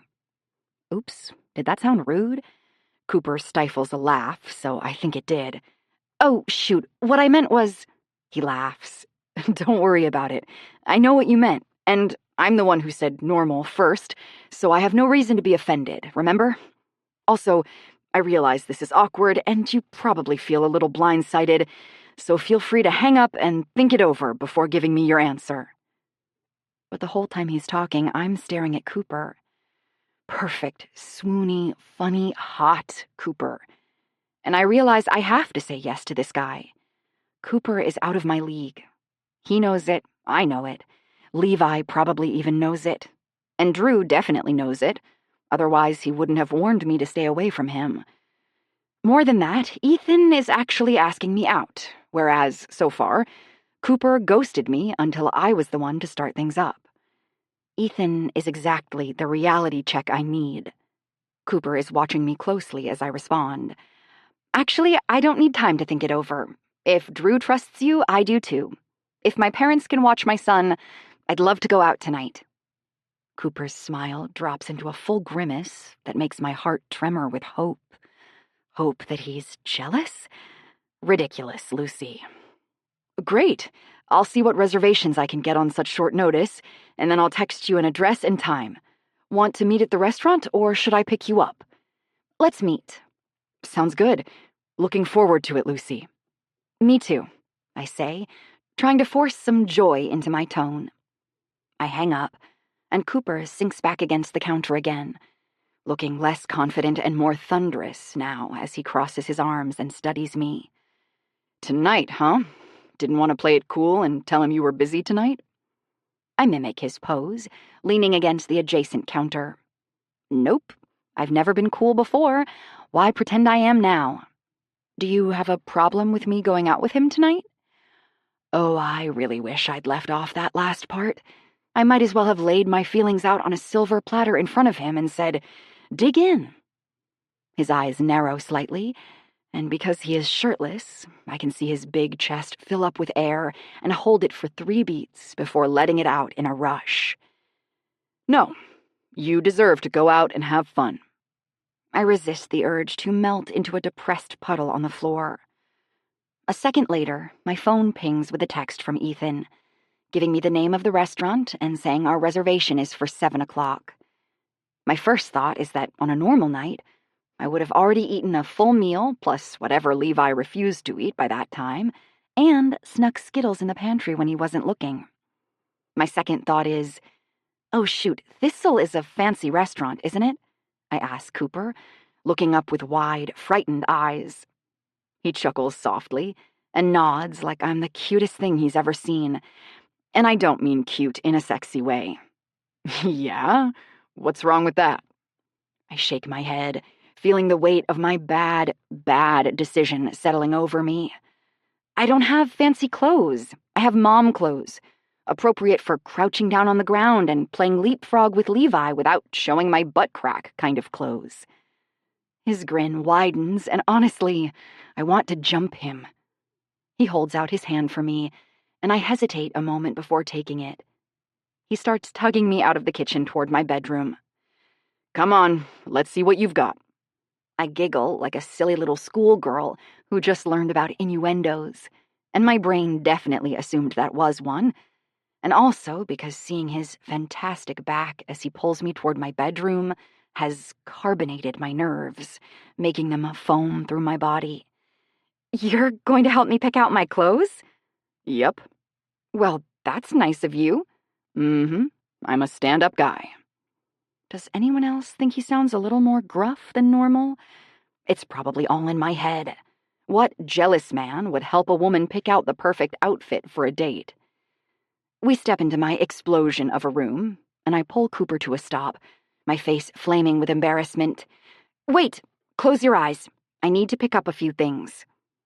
He doesn't obey, just smiles. Too late. Already saw the pink underwear on the floor by the dresser. It was literally the first thing my eyes made contact with. He's so full of smug delight, and I race across the room, rip the offending article from the ground, and toss it into my hamper. Cooper sits down on the edge of my bed and bounces a little before turning a daring grin at me. His thoughts are projecting from his eyes as he makes a show of checking how springy my mattress is. I point a threatening finger at him. Stop that. Stop what? He asks, all innocence. I know you're just trying to get a rise out of me by doing suggestive things on my bed. Knock it off. He leans back onto his elbows and... Will someone please get this man a shirt? I told you. I like seeing you blush. Great. Now this is the image of Cooper that's going to be burned into my mind all night as I have to go stare at a mediocre man and pretend I find him half as attractive as the Calvin Klein model lying across my mattress. You need to put on a shirt. He grins because he can completely read my thoughts. Yes, ma'am. Chapter 18. Cooper. Levi strolls into the room and sits down beside me on the bed. Together, we stare at the closed bathroom door, waiting for Lucy to come out. We're waiting to see if we like your mom's outfit, I tell him, even though he wasn't asking. I like her dinosaur pants. She should wear those, he says, offering up his suggestion. I nod, ready to suggest it to Lucy, when the door opens and she steps out. Her face says she'd rather be serving jury duty than modeling outfits for me. Okay, first of all, the dinosaur pants he's talking about are PJs. It's completely acceptable to wear a T-Rex on your clothes when you're sleeping. I grin and hold up my hands. I wasn't judging, just wondering where I could find a pair. I have some to match. Want to see? Levi is already darting off the bed and racing out of the room. I love this kid's commitment to everything. I've yet to see him walk anywhere. I turn my eyes back to Lucy and take in her outfit from head to toe. She squirms under my gaze and tucks some hair back behind her ear. Well, do you like this outfit? I pop my eyes back up to her face. Oh, was I supposed to be looking at the clothes? Lucy's cheeks flush and she tries to hold back a smile as she picks up a house shoe and chucks it at me. It hits my chest and falls pathetically to the ground, wounding me none. Come on, be serious. I was being serious. Do you like it or not? Okay, I say, focusing this time and situating myself with better posture, perfect for focusing. I let my eyes scan her body again, but this time only paying attention to the clothes. She's wearing black dress pants that look as if they've seen better days, and a fancy blouse that, personally, I'd only consider pulling out if the Queen suddenly showed up for tea. That's quite a few ruffles on the neckline. I wiggle my fingers at my own neck, signifying the problem area. Her shoulders drop into feet. Ugh, I know. I hate this shirt. I only wear it to funerals. Maybe not the best vibe to bring with you into a date, then. I think that shirt should have been buried along with the casket at the last funeral she attended. You're right. She holds up a finger. I've got something else that might work. Hang on. And she disappears into the bathroom again. I lie back on the bed, staring up at the ceiling, wondering what it would take to get her to stay here with me tonight, where I can keep her all to myself. It's selfish, I know, because it's not like I can offer her anything besides friendship, at least not for a while. My hope is that Drew will see me settling down and feel more comfortable about me dating Lucy. Is it too much to ask that she not kiss, date, or flirt with other men until that time? Yes. So that's why I'm helping her get ready for her date. If I can't be the one to take her out, I want to spend time with her up until the moment she leaves the house. Thing is, I'm more than a little scared that Lucy is going to find someone before I can toss my hat in the ring. What if she goes out tonight with this guy and they hit it off? There's a very real chance that by sitting on her bed right now and helping her approve outfits like one of her girlfriends, I've inadvertently solidified my friend zone status, and every man knows that's a hard hole to climb back out of. Okay, it's a little bold, but what do you think? Lucy says, opening the door. I shoot back up to a seated position and immediately grimace. No, take it off. You're burning my eyes out. I hold up my arm to shield myself from the light her floor-length dress is emitting. She laughs, stepping forward to yank my arm down. Stop it! You're being dramatic. No, that, I say, pointing to the bright yellow dress, is dramatic. Where did you even find something like this? And why does it go all the way down to the floor? I reach out and run the scratchy, shiny fabric between my thumb and index finger. In the process, the backs of my knuckles brush against her thigh through the fabric. Heat rushes through me, and I look up to see Lucy staring down at me with her signature wide eyes. She shakes her head lightly and steps out of reach. It's called a maxi dress, and I got it from one of those Instagram influencer ads. It looked cute on the model, but I'll admit it's a little bright on me with my auburn hair. Her whole demeanor deflates. You know what? This is ridiculous. I'm going to call Ethan and cancel. I can't go to a fancy restaurant looking like the son ate a carrot and sprouted hair. Yeah, but a pretty son who ate a carrot. And on the plus side, the restaurant will save money on electricity when you're able to light it with the power of your dress. Lucy gives me a mocking smile, then sighs dramatically. She looks so downcast now, and my soppy, lovesick heart aches at the sight. Suddenly, I will do anything for her, absolutely anything to make her smile. I will reenact every movie montage I've ever seen where the friend takes the heroine shopping, and we will max out my credit card until we find the perfect dress that makes the special music turn on and warm lighting appear. Levi runs back into the room with super speed, looking like that little boy in The Incredibles. He's clutching the coveted dinosaur pants. See? He says, holding them up super close to my face with the biggest smile I've ever seen. Lucy sits down beside me, and the mattress sinks with her weight. My arm presses against her, and I feel like a boy again. The smallest touches from Lucy feel monumental, like I'm touching a woman for the first time. I take the pants from Levi and hold them up for inspection. These are the coolest. Levi beams. I told you. He says it like we just confirmed a great conspiracy. My mom can order you some too if you want. Then we can all match. I freeze, dinosaur fabric clutched in my hand, and stare at Levi. Because when looking at his big round blue eyes that perfectly match his mother's, I turn into ooey gooey mush. I want this. I want a life like this. No, not a life like it. This one, specifically. Levi blinks up at me with those hopeful eyes, and my first thought is to say, hell yeah, I'll match you, buddy. Then I remember he's a child, and Lucy probably doesn't want me cursing around her 4-year-old, so I clamp down on that and nod. I'd definitely be down for matching. Are you too young to watch Jurassic Park? He scrunches up his face. Yeah, it's for big kids, he says like a responsible adult, and I can't help but reach out to ruffle the top of his hair. He's cute. Something I've never before in my life thought about a kid. He's also very busy. Not even 1 second later, he's taking his dino pants with him and running out of the room. Do all kids move this much?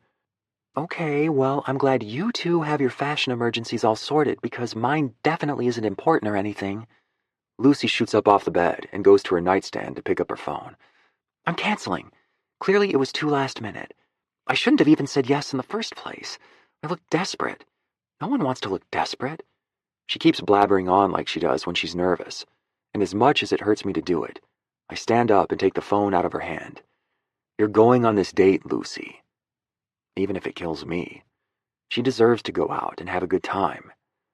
I go to her closet next, taking matters into my own hands.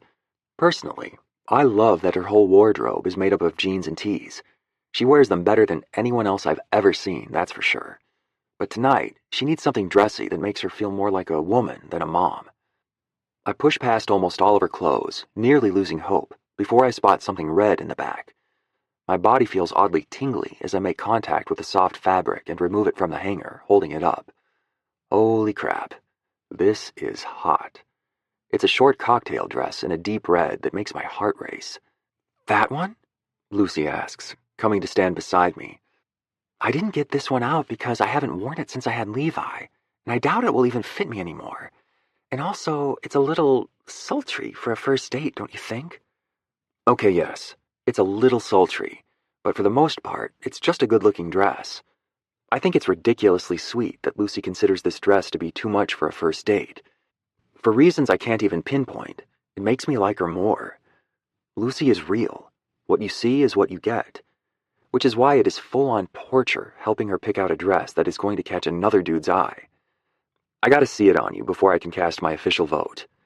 She gives me a skeptical grin because she's on to me.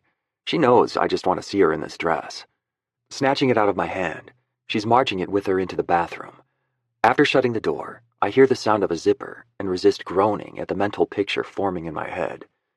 I turn away from the door and busy myself with snooping around Lucy's room. It's messy, but not gross. There are clothes on the floor and a few cups half full of water on the bedside table. I like it. It's comfy. Lived in. Did you know this was my room before you moved in? I yell to Lucy through the door. I guess that makes sense. I knew you were the old roommate, but before now, I never thought about that this would have been your room. I pick up a picture of her and Levi with their faces smushed together, making silly expressions, and smile. Yeah. Does that bird still squawk every morning at 7? I'm just about to open the drawer of her bedside table and take a peek when I hear the door to the bathroom squeak open. When I turn around, I fist my hands at my sides just to keep from reaching out for her. Shit. I change my mind. That dress is too sultry for a first date. My eyes skim from her sparkling blue eyes and rosy cheeks, down the short length, of her dress. The red fabric stretches across her body and hugs every one of her feminine curves before landing a few inches above her knees. It's not risque on its own, but wrapped tightly around Lucy, it's downright intoxicating. She clears her throat, and I force my eyes up to hers. She's wearing an unsure smile that boggles my mind. How does she not know how gorgeous she is? Her nose scrunches, and she gives me a wobbly frown. It's too much, isn't it? Her hands run nervously along the fabric, and she looks down. It's too tight. My pre-baby body didn't have the hips I do now. She says hips like they're a bad thing. Like it's the worst thing in the world when women have tantalizing curves. Perfect for someone to run their hands all over. Me. That someone needs to be me. She does a little half-turn, letting me catch a glimpse of her back, and I notice that the zipper is still down. Lucy continues to rattle off reasons she thinks she looks like puke. And the hem is too short.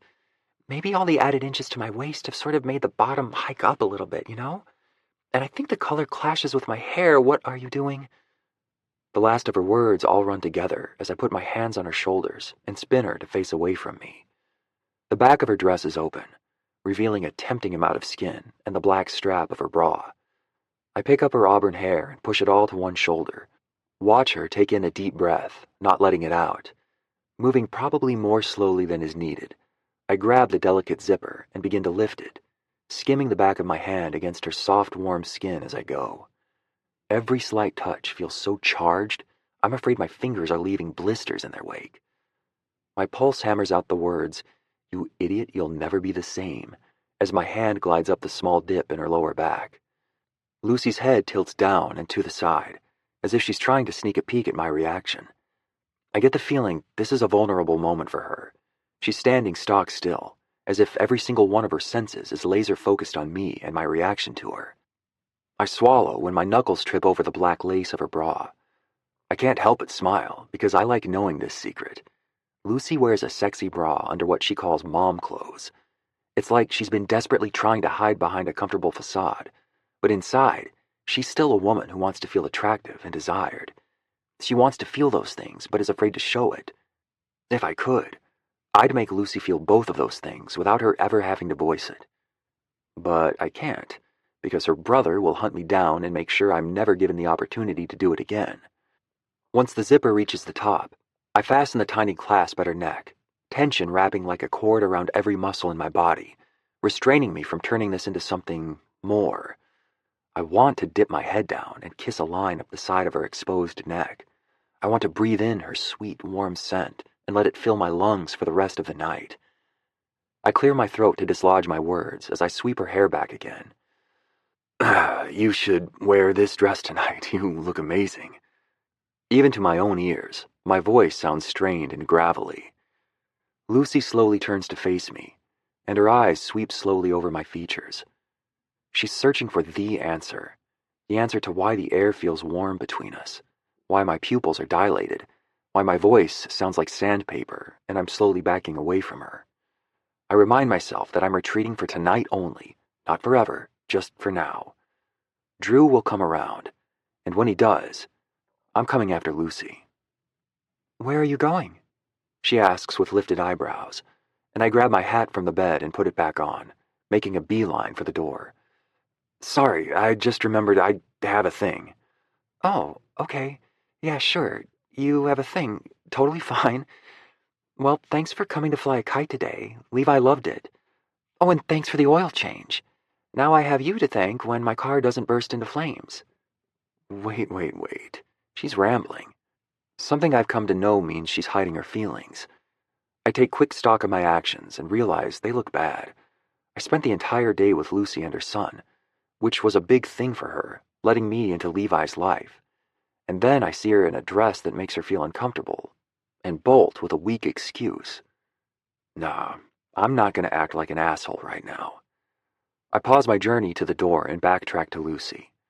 I stop just in front of her and smile warmly, putting my hands on her upper arms, and lean down to kiss her cheek. It was a friendly kiss, Drew. Sheesh. Thank you for today. It was the best day I've had in a long time. I want to kiss her right on her full mouth, but I refrain and let go of her instead. You look gorgeous, Lucy. Enjoy your date tonight. She gives me a belated, whispered thank you on my way out. In the living room, I find Levi, tongue sticking out to the side of his mouth as he tries to fit two tiny Lego pieces together, now wearing his amazing dino pants.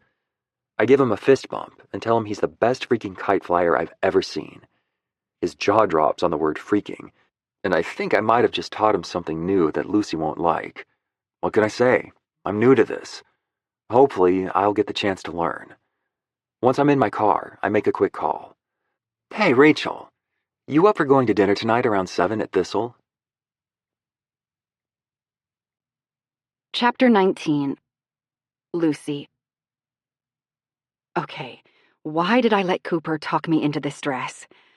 I'm racing up the sidewalk toward the restaurant, wearing my old red dress that feels about 2 sizes too small for me now, my boobs bouncing up and down, threatening to burst from the scooped neckline, and tripping over the much too high heels strapped to my feet. Did I mention I haven't worn heels in at least 4 years? Yeah, terrible idea. I think I was still buzzing from whatever that moment with Cooper was when I left the house. One good look at me, however, and Ethan is going to get the wrong idea. Now, granted, I haven't worn anything other than some sort of t-shirt and jeans or leggings combo in the last several years, so I might be exaggerating, but I don't think so. I step inside the fancy restaurant feeling like the PG-13 version of Cinderella, if her boobs were pushed up to her throat and her dress was threatening to burst at the seams. Seriously, if I make one wrong move, this whole thing is going to explode like a confetti cannon. It was a good thing Cooper zipped me up into it, because I never would have been able to achieve it on my own. I'm already planning on cutting myself out of it when I get home.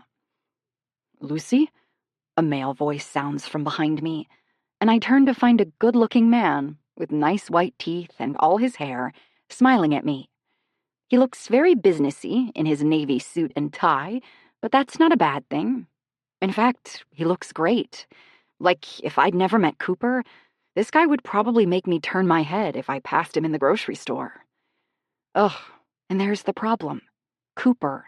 He's infiltrated my mind, weaseled his Baywatch body and dazzling smile into my subconscious, and bench-pressed the standard I used to measure men against. Yes, and you must be Ethan, I say, extending my hand in his direction.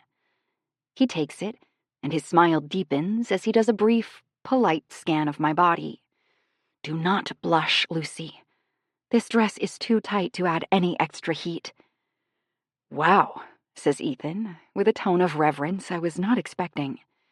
He reestablishes eye contact with me and shakes his head lightly. You look gorgeous. He says it in a way that has me standing a little taller. Maybe this dress doesn't look so obscene on me after all. Thank you. It's surprising that I'm not 6 foot and burly like my brother, right? He takes on a sheepish look. I wasn't going to bring it up, but I'll admit I was a little nervous when he mentioned I should ask out his sister without showing me a picture. You never know how closely siblings will resemble one another. We both chuckle lightly at this, and I'm surprised by how quickly first date etiquette returns to me. Haha, why yes, Ethan, I am sophisticated, and definitely did not eat a string cheese and fruit snacks on the way over here. A moment later, the hostess calls our name and takes us to our table. I notice that Ethan places his hand on my lower back to guide me. It's a little touchy-feely for a first date, but I don't hate it. It actually feels kind of nice to be wanted. Too bad my mind rushes back to feeling Cooper's rough hand glide up my spine, causing goosebumps to erupt down my arms. I shiver a little, and Ethan notices. Are you cold? Do you need my jacket? He asks as we take our seats. No, I'm okay, thank you. Just a little draft. I laugh nervously and pick up my menu. I'm only 120 seconds into this date, and already I need a reprieve from acting normal. Normal is exhausting. Also, I need to get Cooper out of my head. No more thoughts of that man or his abs, or how sweet he looked with Levi up on his shoulders flying a kite. Since Cooper was not the one to ask me out on a date tonight, he's got to go. Except, is that? Surely not. Are you freaking kidding me? I say, noticing the man behind Ethan as he walks through the front doors of the restaurant with a hot little brunette on his arm. What? Ethan asks, looking up with a furrowed brow. Oh, shoot. I didn't mean to say it out loud. I quickly cover my tracks and gesture toward the menu with an overly bright smile. A burger! So excited they have a burger on the menu. I thought this might be one of those snooty restaurants that only has... It's at this moment I realize I'm being rude and quickly change my conversational track. Amazing food that will ruin me for all other foods in the future. I give a weak laugh and deeply regret who I am as a person. I also track Cooper and his movements like I'm Jason Bourne and my target has arrived. Ethan is nice, though, and chuckles softly, ignoring my odd outburst and returning his gaze to his own menu. I hear you. I barely eat anything grown up these days. It seems like all my daughter ever wants is chicken nuggets and mac and cheese. I should be so excited to be talking with Ethan about our kids and boxed pasta.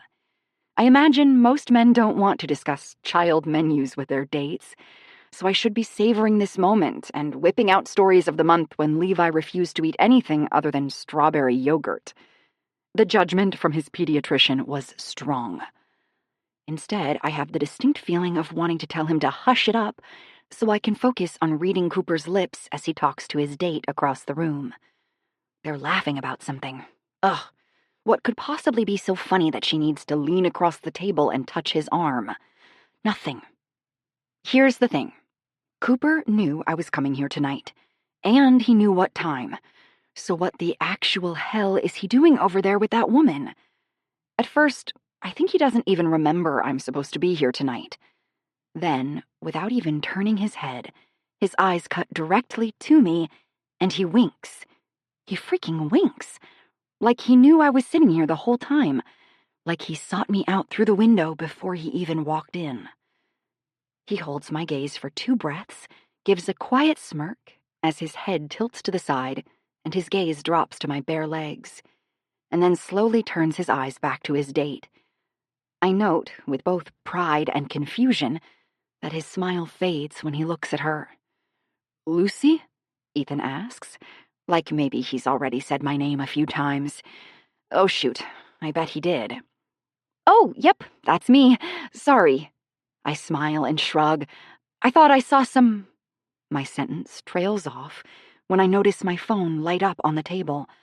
I always have it where I can see it in case my mom needs to get a hold of me about Levi. This is not my mom. I quickly pick up my phone. Sorry, let me just check this really quick. Could be my sitter. It's not.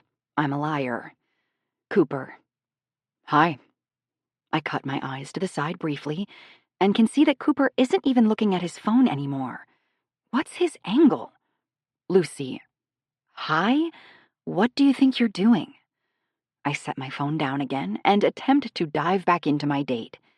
Any responses from Cooper will just have to wait. So, tell me about yourself, Ethan. I sound way too excited to hear about his life, like I'm overcompensating for wishing I was sitting across the restaurant instead. I hope he doesn't pick up on that. Well, I'm sure you put two and two together and realized I'm divorced. He whispers it dramatically, like he knows it's a dirty word. And I have a daughter named Emily. I love my job at the hospital, and I prefer summer over winter. Blue is my favorite color. I don't love that this is beginning to feel like a round of speed dating. And maybe I'm being unfair by judging our lack of chemistry too quickly, but this whole thing is feeling forced in a bad way. What about you? As you know, my name is Lucy. I have a 4-year-old son named Levi. Why am I doing the speed dating thing now? Oh well, I've committed. And I prefer cake to ice cream. He laughs, like this is the funniest thing he's ever heard. A loud, shocking laugh that makes my shoulders jump. Thankfully, a moment later, Ethan gets a phone call from his sitter and says he has to take it. My phone buzzes immediately. I try to keep my gaze appropriately fixed on my date and not on that screen. My eyes are watering because I've taken it to the next level and won't blink either. Must not look away. Prepare to ask this man questions about his daughter's sleeping habits, or daytime activities, or... oh, screw it. Cooper. You look too hot for him. Is he a snooze fest? Lucy. Stop it. What are you doing here? And who's the model? She seems nice. Cooper. Careful, you sound a little jealous. And she's not a model. She's a lawyer, if you must know. Lucy. But models as a side job, right? I can see her amazing boobs from all the way over here. Cooper. I can see your amazing boobs from all the way over here. Does that mean you model on the side? I gasp and look up to find Cooper smiling at his water glass. Ethan hangs up with an apologetic smile. The waitress then comes to the table at that exact moment, and I'm given 5 more seconds to respond while Ethan puts in his order, and then I mentally commit to put my phone away after I hit send. Lucy. It's different. I have mom boobs. These babies are unpredictable, and you never know how they will react to sudden movements. Hers are so pretty and perky, I'm worried your eye might get poked out if she leans forward an inch. There, I replied, and now I will enjoy my date with this nice, normal guy Drew approves of. Is it a bad sign that we've spent most of the 10 minutes we've been here on our phones? Ethan smiles, glances down at my phone in my hand, and looks back up to my face. Everything okay? Definitely, just the sitter needing advice on how to get Levi to bed. Yep, I'm the worst. Gosh, he says, leaning back in his chair and unbuttoning the top of his suit jacket. I do not miss those days. The sleepless nights and all that. I swear it gets easier, though. Just hang in there. Geez, he's so ridiculously nice, and I am so ridiculously bored. I know he's trying to be relatable and understanding, but so far we've done nothing but stare at our phones and comment on our children. I wanted to feel like a woman tonight, not a mom. Did I squeeze into this dress and spend too long applying eyeliner so we could talk about the kids we're trying to get away from for a night? Is this my future? And I know I'm not being fair. He's a super nice guy, and being sweet to appeal to the parental side of me. Problem is, I feel like we've already been married for 5 years, and not in a good way. I need some spark, some tension, some... Cooper is calling. Why is Cooper calling? In an incriminating movement, I jerk my phone off the table before Ethan can see the shirtless picture Cooper apparently assigned as his caller ID in my phone. When did he do that? And how did I miss it happening? I'm sorry, I say to Ethan, looking deeply apologetic. I need to take this. Poor Ethan, he's so sweet.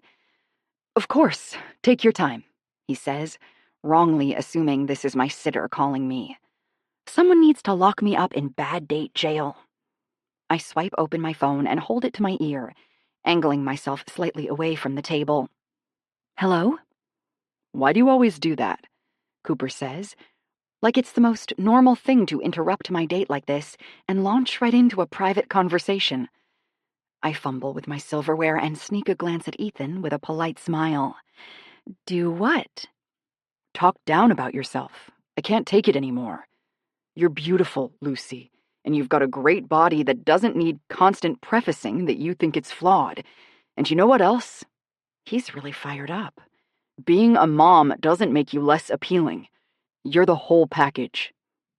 My face is blood red now, basically the same color as my dress, as I scan my eyes across the restaurant until I spot Cooper, standing in the hallway that leads to the bathrooms. He's staring right at me. I can't have this conversation with him right now. I shouldn't even be talking to him.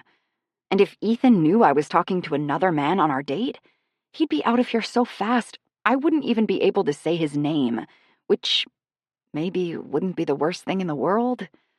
Yes, it would, and I'm a terrible person. That's okay, I say in a fake happy tone while narrowing my eyes at Cooper. Just give him an extra sip of water and I'm sure he'll go right to sleep. Cooper frowns momentarily before he realizes what I'm doing. Oh, he thinks you're on the phone with your sitter? Okay, I can have some fun with this. What color underwear do you have on? Yep, no problem. See you later. And I hang up quickly. Ethan frowns at my bonkers smile. She can't get him to bed? Nope, sure can't. Will you excuse me a minute? I need to use the restroom. I'm already standing and barreling toward the hallway. Cooper is still standing there, leaning against the wall and smirking at me, like he even knew before I did that I'd be meeting him back here. I push him farther down the hall and his eyebrows lift. Shoot, he looks so sexy tonight in this black button-down and slate gray dress pants. He doesn't look businessy. He just looks impeccable. What is your aim here, Cooper? Is this a prank? Is it? I ask, backing him against the wall and jabbing my finger into his chest. He breaks the unspoken friendship rules and reaches out to run a hand from my shoulder down my arm. No, it's not a prank. Then what are you doing? I don't know, he says, his hand so tender on my skin. What do you mean you don't know? He shrugs, giving me an adorable, unsure, tilted smile. I guess I'm just here as a friend to look out for you, since Drew isn't in town. Be around if you needed a quick exit. I narrow my eyes, every inch of my skin aware of how his hand is still holding my wrist. As a friend, to look out for me, I repeat, having trouble getting that explanation to match up with his actions. Yeah, and then I saw how bored you looked and thought I'd spice up your night a little, play around. I wanted you to have some fun. So, you were just playing around when you said all of that on the phone? About my, well, you know? No. His face goes serious. What I said on the phone was just me being honest. Oh. I don't know what to do with this information. Cooper is touching me tenderly, but he's not making any moves to take us past friendship. I want to ask if this is a product of the bro code, but once again I'm scared. Maybe he's just a touchy-feely guy. Wait, isn't he here on a date?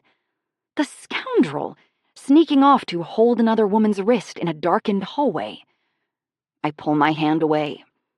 And how do you think your date would feel if she knew you snuck off to talk about my great body? He shrugs one shoulder. I imagine she's fine with it, since we're not on a date, just old friends hanging out. Besides, she knows I came back here to call you. She thinks you're very pretty, by the way. Oh, that's an unexpected turn of events. Well, then, I hope you two have a very nice time together. No, you don't, he says, as his smile grows into something so devious my toes curl. I'm no match for that smile. I need to get out of here before I push him into one of those bathroom stalls and become really good friends with him. I begin backing away slowly, carefully. Quit doing all this. I wiggle my fingers in his general direction. He stuffs his hands in his pockets. All what? You know. I let my eyes rake over him one last greedy time. Fine. I'll try. No, you won't. You're right. Better put your phone in your purse if you don't want to blush all night. Your inbox is about to see some real action. You wouldn't. His grin says, "Wanna bet?" I turn away and attempt to cool my skin when Cooper calls out to me one more time. Luce? I pause, and my skin flushes at hearing my nickname on his lips. Be confident tonight and have fun. You're an amazing woman, and he's lucky to be out with you. If that's true, then why aren't you out with me? What a bust. As far as getting back in the game dates go, that one had to be the worst. Cooper came in like a shot of tequila, all smooth, crisp, and enticing, and wrecked my system. I couldn't focus the rest of the night. Cooper was right when he said my message inbox would get some action, except instead of making me blush, I mainly had to try very hard not to laugh.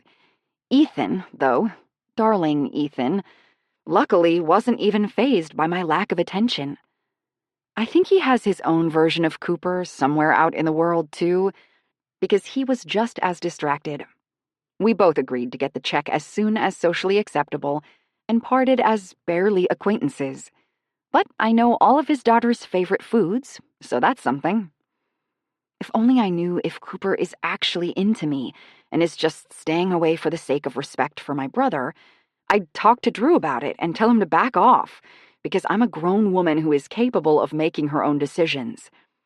I mentally fight my brother with sophisticated arguments while pulling on my dinosaur PJ pants and an oversized shirt I got at the planetarium that says, "I'm stellar." I wrap my hair in a bun on the top of my head, take out my contacts, and put on my glasses.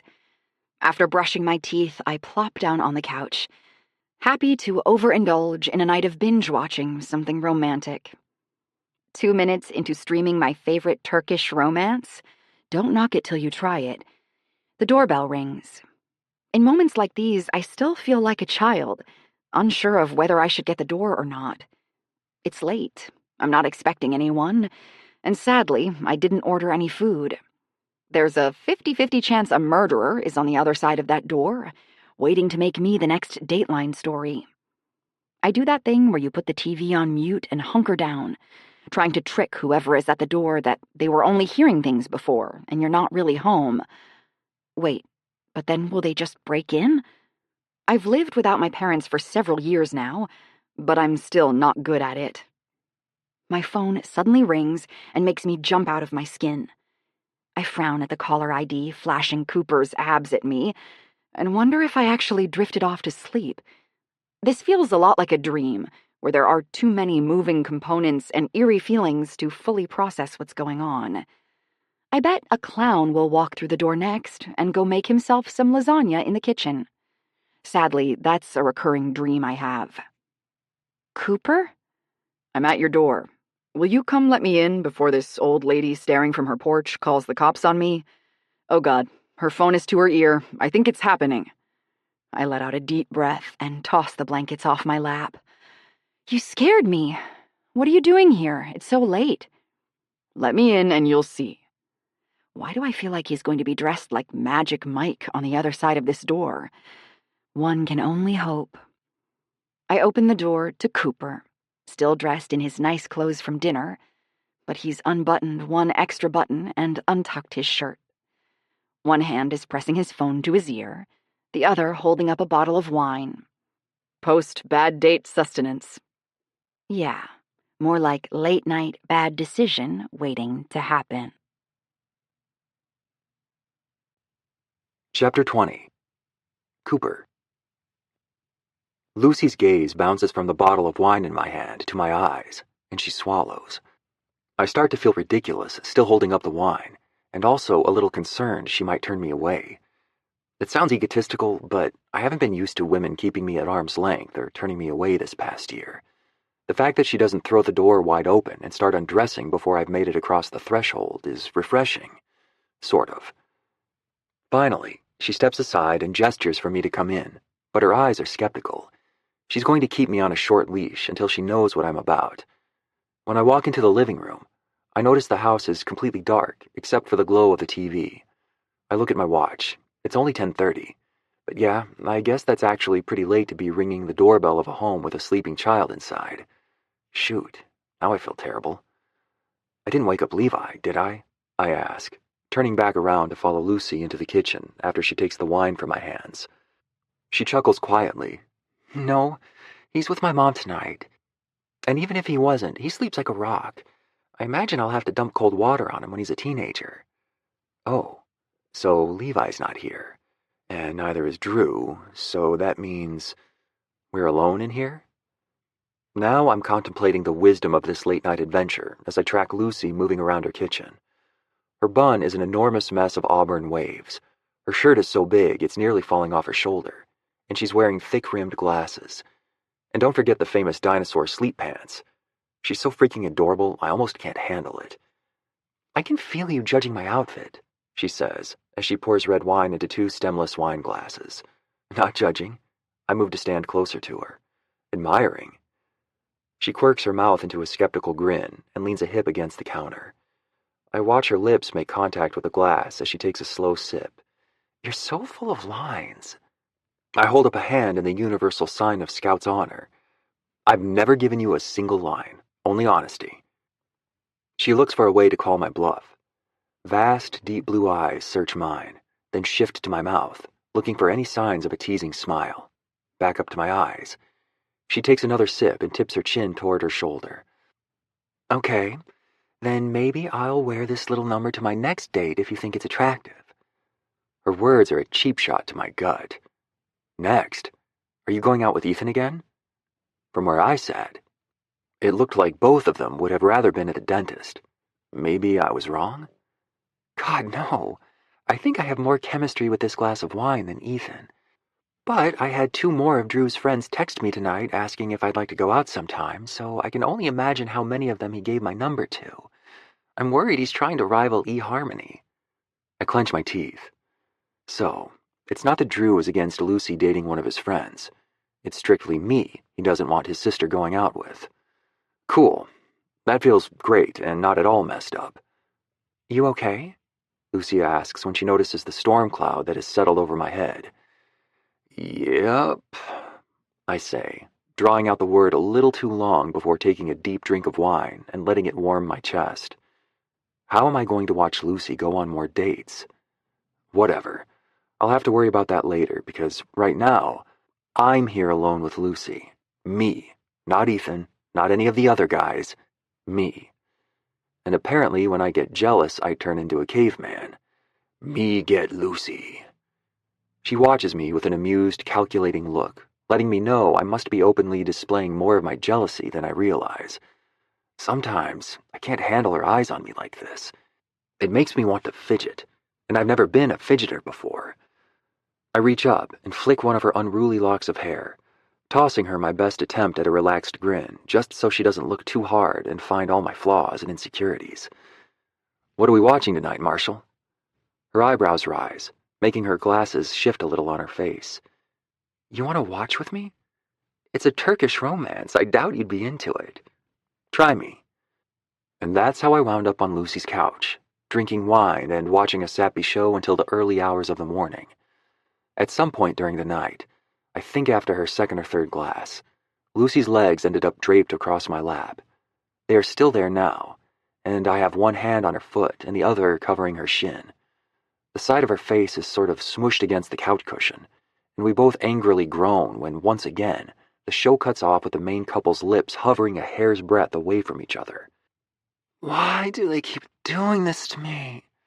Lucy says with overly dramatic, slurring words. shoving her whole face into the cushion and sloshing a tiny bit of wine onto her t-shirt.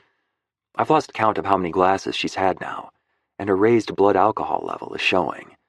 I laugh and tighten my grip on her foot, liking how freely I get to touch her when it's just us. Should we start another one and see if they finally kiss? Lucy's head pops up and her glasses are askew, eyes a little glazed. I right the frames on her face and can't help the sappy smile I feel on my mouth. I can't remember the last time I felt this comfortable and happy. Is this why all my friends with girlfriends and wives always disappear? I thought it was because their women wouldn't let them go out anymore. Turns out, it's that the men don't want to leave. No, they're never gonna kiss. This show is one never-ending tension torture device. Her words stick in a few places, but she finally manages to get it all out. And then her gaze swings toward the TV, smile slowly fading. Besides, it's not good to watch stuff like this. Why not? Lucy sets her wine glass precariously on the arm of the couch and then reaches up, tugging her hair free of her bun. Wild auburn locks fall down around her shoulders, and I stare in amazement at how beautiful she is, even when she's in this state. But it's not just Lucy's skin, hair, and eyes that contribute to her beauty. It's every smile, every laugh, every little thing she does for her son and did for me when I was sick. It's all of it. I meant it when I said I thought Lucy was the complete package. She's too good to be true. She gathers her hair and pulls it to the side, sectioning off 3 pieces and stumbling over her own clunky hand coordination, attempting to braid it. She's doing a poor job and has very clearly tipped over into I've had too much land. Because it's not real. In life, the guy doesn't wait 100 years for the most romantic moment to kiss the girl. He sleeps with her right away and gets her pregnant and leaves her sorry ass with a baby. The vessels of my heart constrict at the sight of Lucy.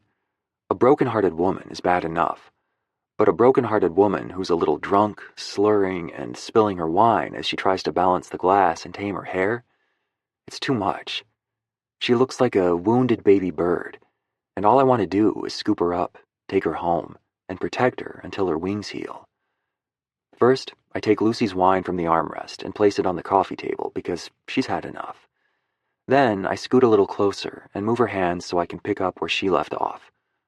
Her eyes meet mine, and with an overly dramatic, breathy flare, she says, "You know how to braid?" I laugh and continue to move my hands through her soft locks, overlapping strands and moving slowly as I go. Being this close to Lucy and keeping things strictly friendly is the equivalent of jumping off a roof with the hopes of defying gravity. I have several female cousins. Anytime we would get together for the holidays, they would teach me stuff like how to braid hair and paint nails. And you wanted to learn? I gave her a half smile. Around age 13, I realized if I knew how to braid hair, I'd be a hit at summer camp. And everyone knows summer camp is where teenage dreams are made. And were you? A hit? I meet her eyes and wag my eyebrows playfully. I definitely made some dreams come true. Lucy laughs and shoves my arm. I pluck her hair tie from her fingers and wrap it around the end of the braid. When I look back at her, I find her watching me closely, head leaning against the couch, legs still draped over my lap. Jumanji was an ass. A laugh shoots from my mouth and I lay my head back against the cushion, eyes level with Lucy's. Who? The woman you loved, she says with a slur. Janie. She frowns and shakes her head a little. No, I'm Lucy.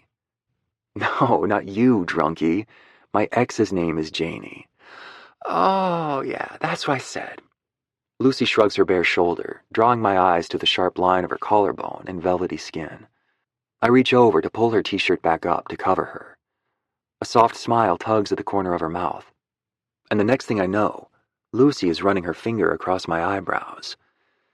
You have pretty eyes, she tells me in a dreamy voice.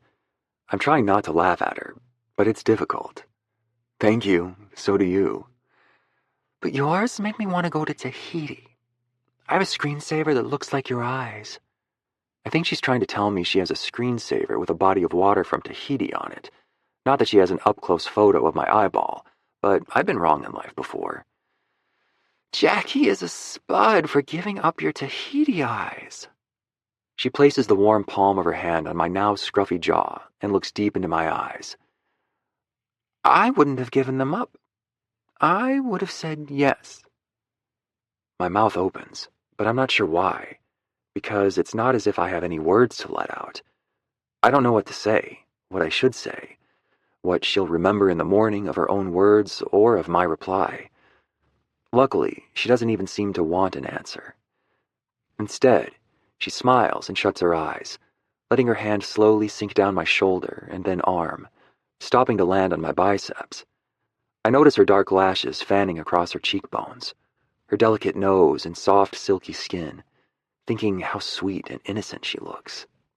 That is, right until she squeezes my biceps and says, "You know what I think about sometimes?" Her eyes pop open and meet mine, looking a little wild all of a sudden. S-E-X. She spells it out like that somehow makes it less sexual. I expel a breath like someone just punched me in the lungs. What? I ask with a jarred laugh. She jolts upright and adjusts her glasses, swaying a little to the side. You know, intercourse. She whispers the word this time. Yeah, no, I can spell. I knew what you meant the first time. I'm just trying to figure out why we're talking about it right now out of nowhere. Because, she says in a dramatic tone that could rival the greatest stars on Broadway. Did you know it's been over 4? She holds up 3 fingers. Years since I've been with anyone? I'm sure my eyes are 16 inches around. I didn't see this coming, although I really should have. No, I didn't realize that. But there's nothing wrong with it. I'd also be lying if I didn't admit it makes me slightly happy to know she and Grim Tim didn't sleep together, which is a double standard and completely unfair of me, I realize. She makes an exaggerated pshh sound, and her lips flap a little in the process. It's for the birds. My senses tingle. I know where this conversation is headed, and I've got to slow this thing down before she steamrolls right over the point of no return. Gently slipping out from under Lucy's legs, I stand and pick up our half-empty wine glasses, then carry them into the kitchen. I think we're good on the wine for tonight, yeah? I better be headed home. I'm not actually leaving here tonight, but I don't think telling her I plan to sleep on her couch would be such a good idea. Lucy is up now too, a woman on a mission as she blocks the kitchen doorway. That wine has fully soaked into her bloodstream and emboldened her in a way she will not look back on fondly tomorrow. I want to stop her before she can embarrass herself, because I know what it feels like to make decisions under a warm, fuzzy wine blanket, and believe me, it does not feel so warm and fuzzy when the sun comes up. Or, she says with her attempt at a seductive smile. I love that she's not good at it. You could stay here tonight, with me, in my bed. Oh, someone make it stop. Not because I don't want to do what she's suggesting. Believe me, on any other night with a fully sober Lucy, I'd be so down for it. But I can't let her say these things tonight, because I know for a fact that if she were sober, she would not be saying them. It's clear that Lucy values intimacy as more than just an act, and I will absolutely honor that. You know, Lucy. I walk closer and put my hands on both of her shoulders to gently turn her around and walk her toward her bedroom, so I can make sure she safely makes it there and no other reason. I've got a really early morning at work tomorrow. I better go back. She hits the brakes and whirls around to face me. Her finger suddenly runs a trail down the side of my neck. But you know what I'm suggesting, right? She tips her head almost aggressively toward her room. Yeah, I think I get the gist. Nothing serious. No commitments or anything, of course.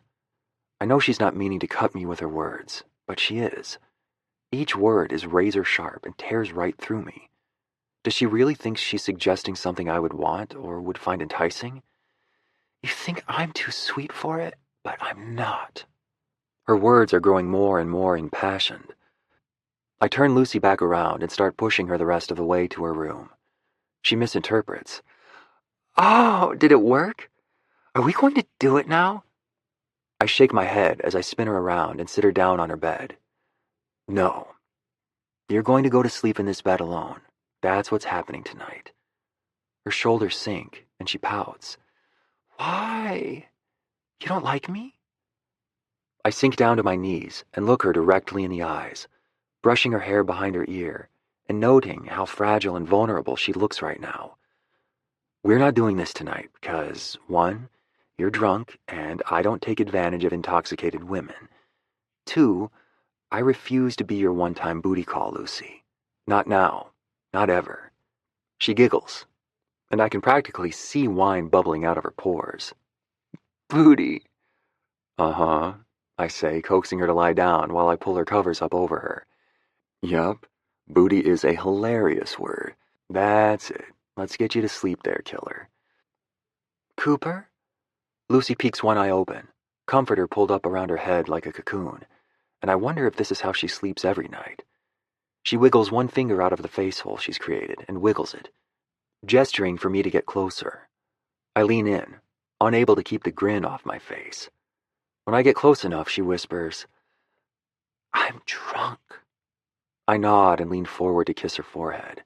You're a cute drunk, though. She passes out immediately and is snoring before I can close her bedroom door behind me. I go back into the living room and turn off the TV, put the empty bottle of wine in the trash, and then curl up on the couch, tugging the blanket over me. Lucy overindulged tonight and deserves to have someone here to look after her and keep her safe while she lets loose and sleeps it off. I set my alarm for 5:30 a.m., planning to be out of here before she wakes up. Chapter 21. Lucy. Morning, Pumpkin. Levi's watching cartoons upstairs and...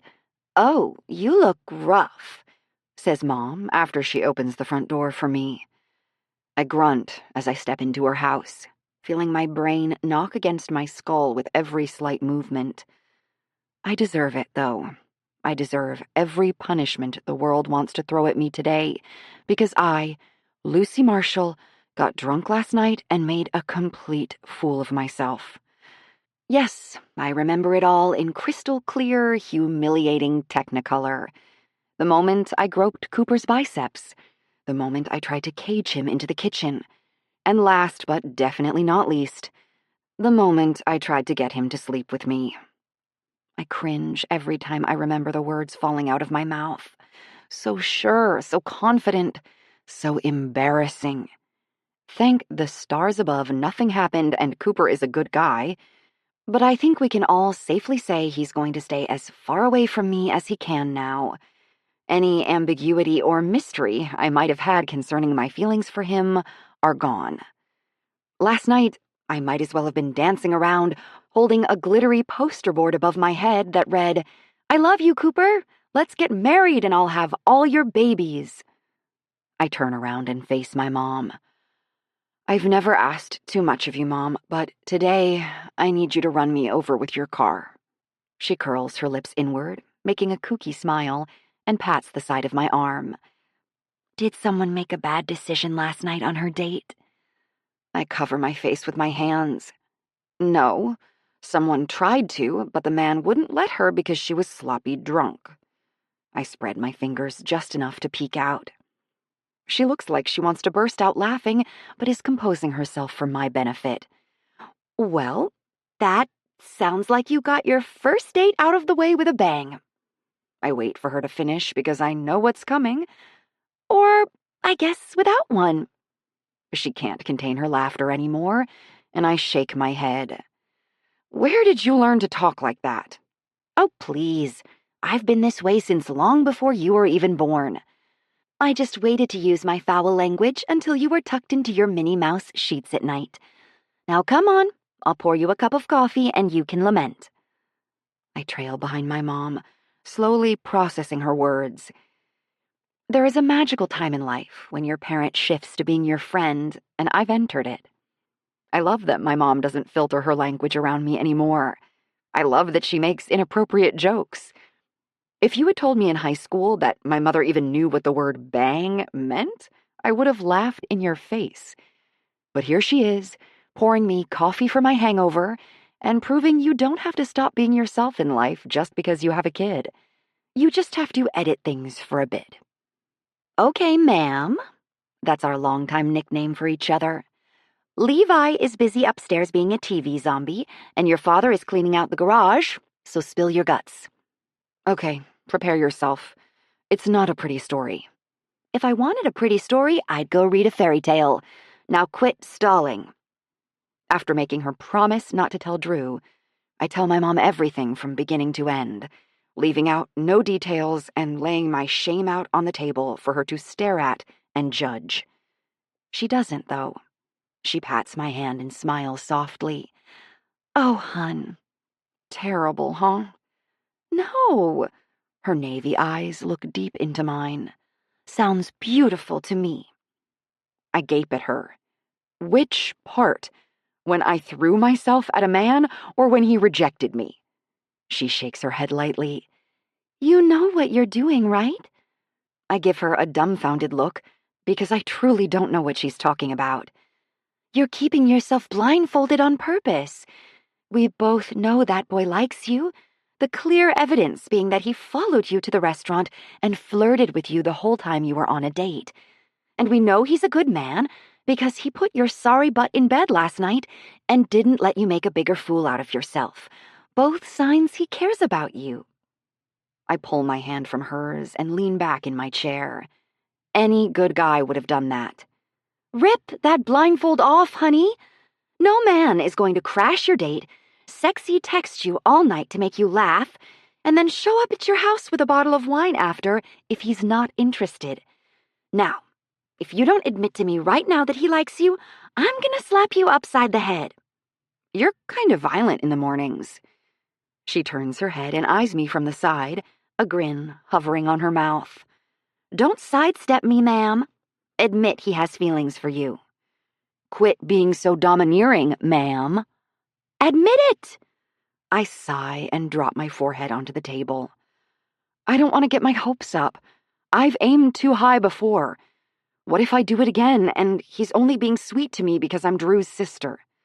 No, baby, your inflection is all wrong. He's only being sweet to you because you're Drew's sister. I think he'd like to be a lot less sweet with you, if you know what I mean. But your brother has probably put the fear of God in him.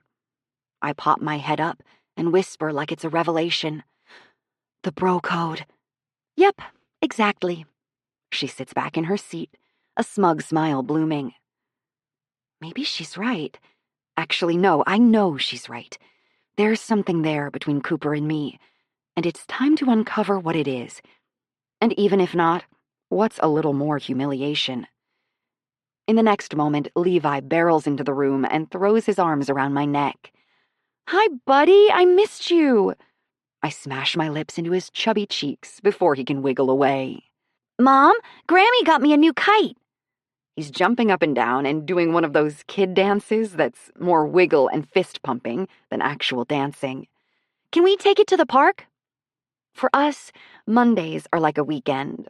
Saturday is one of the busiest days at the salon, so I'm always working, but Mondays are for me and Levi.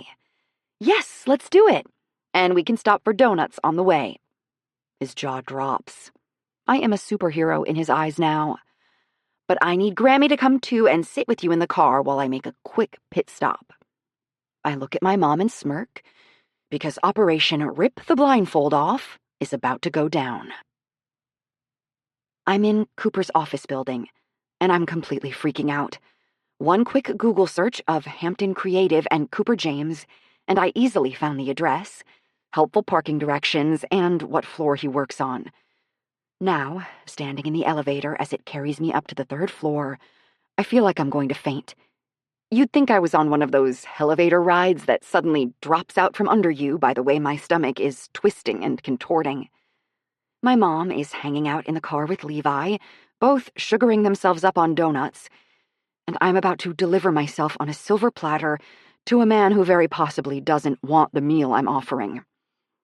Right before the elevator dings its arrival, I consider mashing the emergency button and bringing this whole bad idea to a halt. The doors open and I swallow, adjusting the box of donuts I brought for Cooper under my arm. These aren't a kind offering, if that's what you're thinking. My plan, if he rejects me, is to open the box and rain donuts down on his head as a distraction tactic while I make a break for the exit. Oh my gosh, this office is gorgeous. I feel like I accidentally went up too many floors and rose all the way into heaven. Everything is white and sparkly and modern, with floor-to-ceiling windows and a gorgeous, expansive view of the city. "Can I help you?" asks a kind-looking young woman, who I think looks like her name would be Olivia or Heather, from behind the reception desk, and suddenly it's too real. What am I doing here? I step forward. Any chance I'm in the wrong building and Cooper James doesn't actually work here? She beams too brightly for my anxious state. "No, you have the right place." She's reaching for her phone. "I'll call him and tell him you're here to see him. What's your—" She pauses with wide eyes when I reach across the counter, grab the phone, and slam it down on the hook. She is just as frightened by my actions as I am. "I am so sorry," I say quickly. "I didn't plan to do that. It just happened. Please don't call security. Truth is, I'm about to go declare my feelings for Cooper, and my nerves are just a tiny bit on edge." Her mouth opens in sort of an awestruck way, and she shakes her head. I think she's about to push a secret button under her desk to call the police when her hand juts out and takes hold of mine. "That man is so gorgeous." She presses her lips together and gives me a nod of solidarity. "I wish you the best of luck." "Thank you," I whisper, like we're two soldiers in opposing armies who just formed a friendship on the battlefield and declared a private truce. I set the donut box on the counter and lift the lid.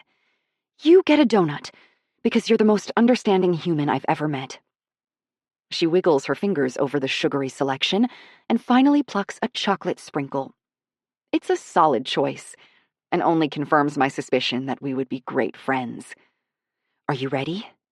She asks it like she's about to undo the latch on an aircraft and push me out.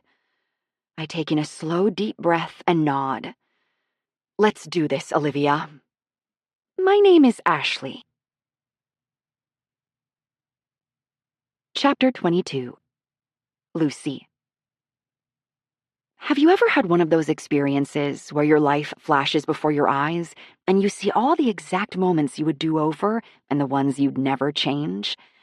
That's happening to me now, as Ashley lays a brief knock on Cooper's office door. We hear, "Come in." Then the montage starts rolling in my mind. I see myself in my early 20s, feeling lonely, watching all my friends coupling up and getting married, and me, still working my butt off in a salon and spending my days off reading. Then I get invited to a pretty wild birthday party at a friend's house.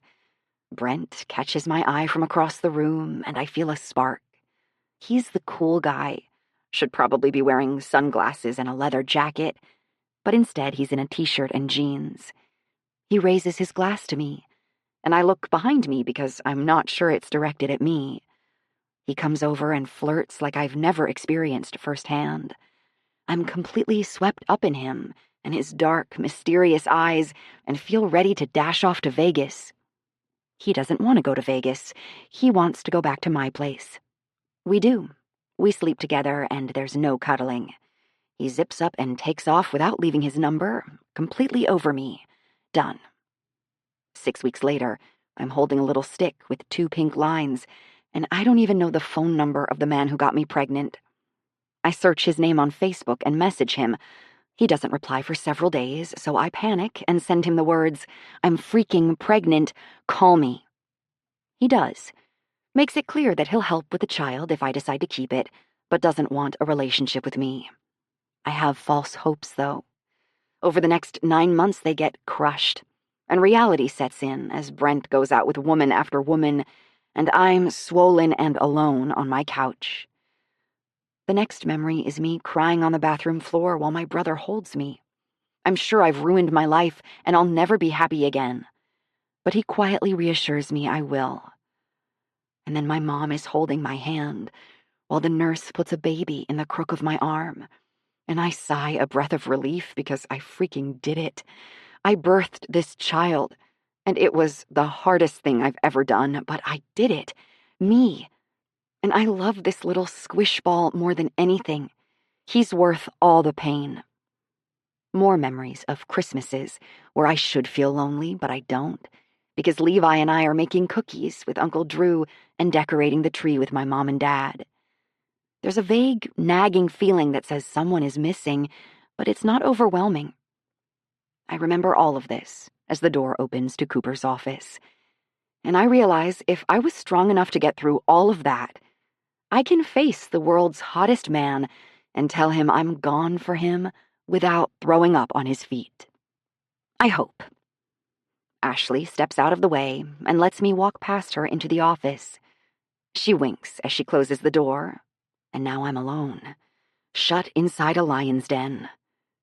Lucy, Cooper says in a happy tone from behind his desk. He closes his laptop and stands, and I'm momentarily stunned because I thought Boat Cooper, Car Mechanic Cooper, and Park Day Cooper were all attractive.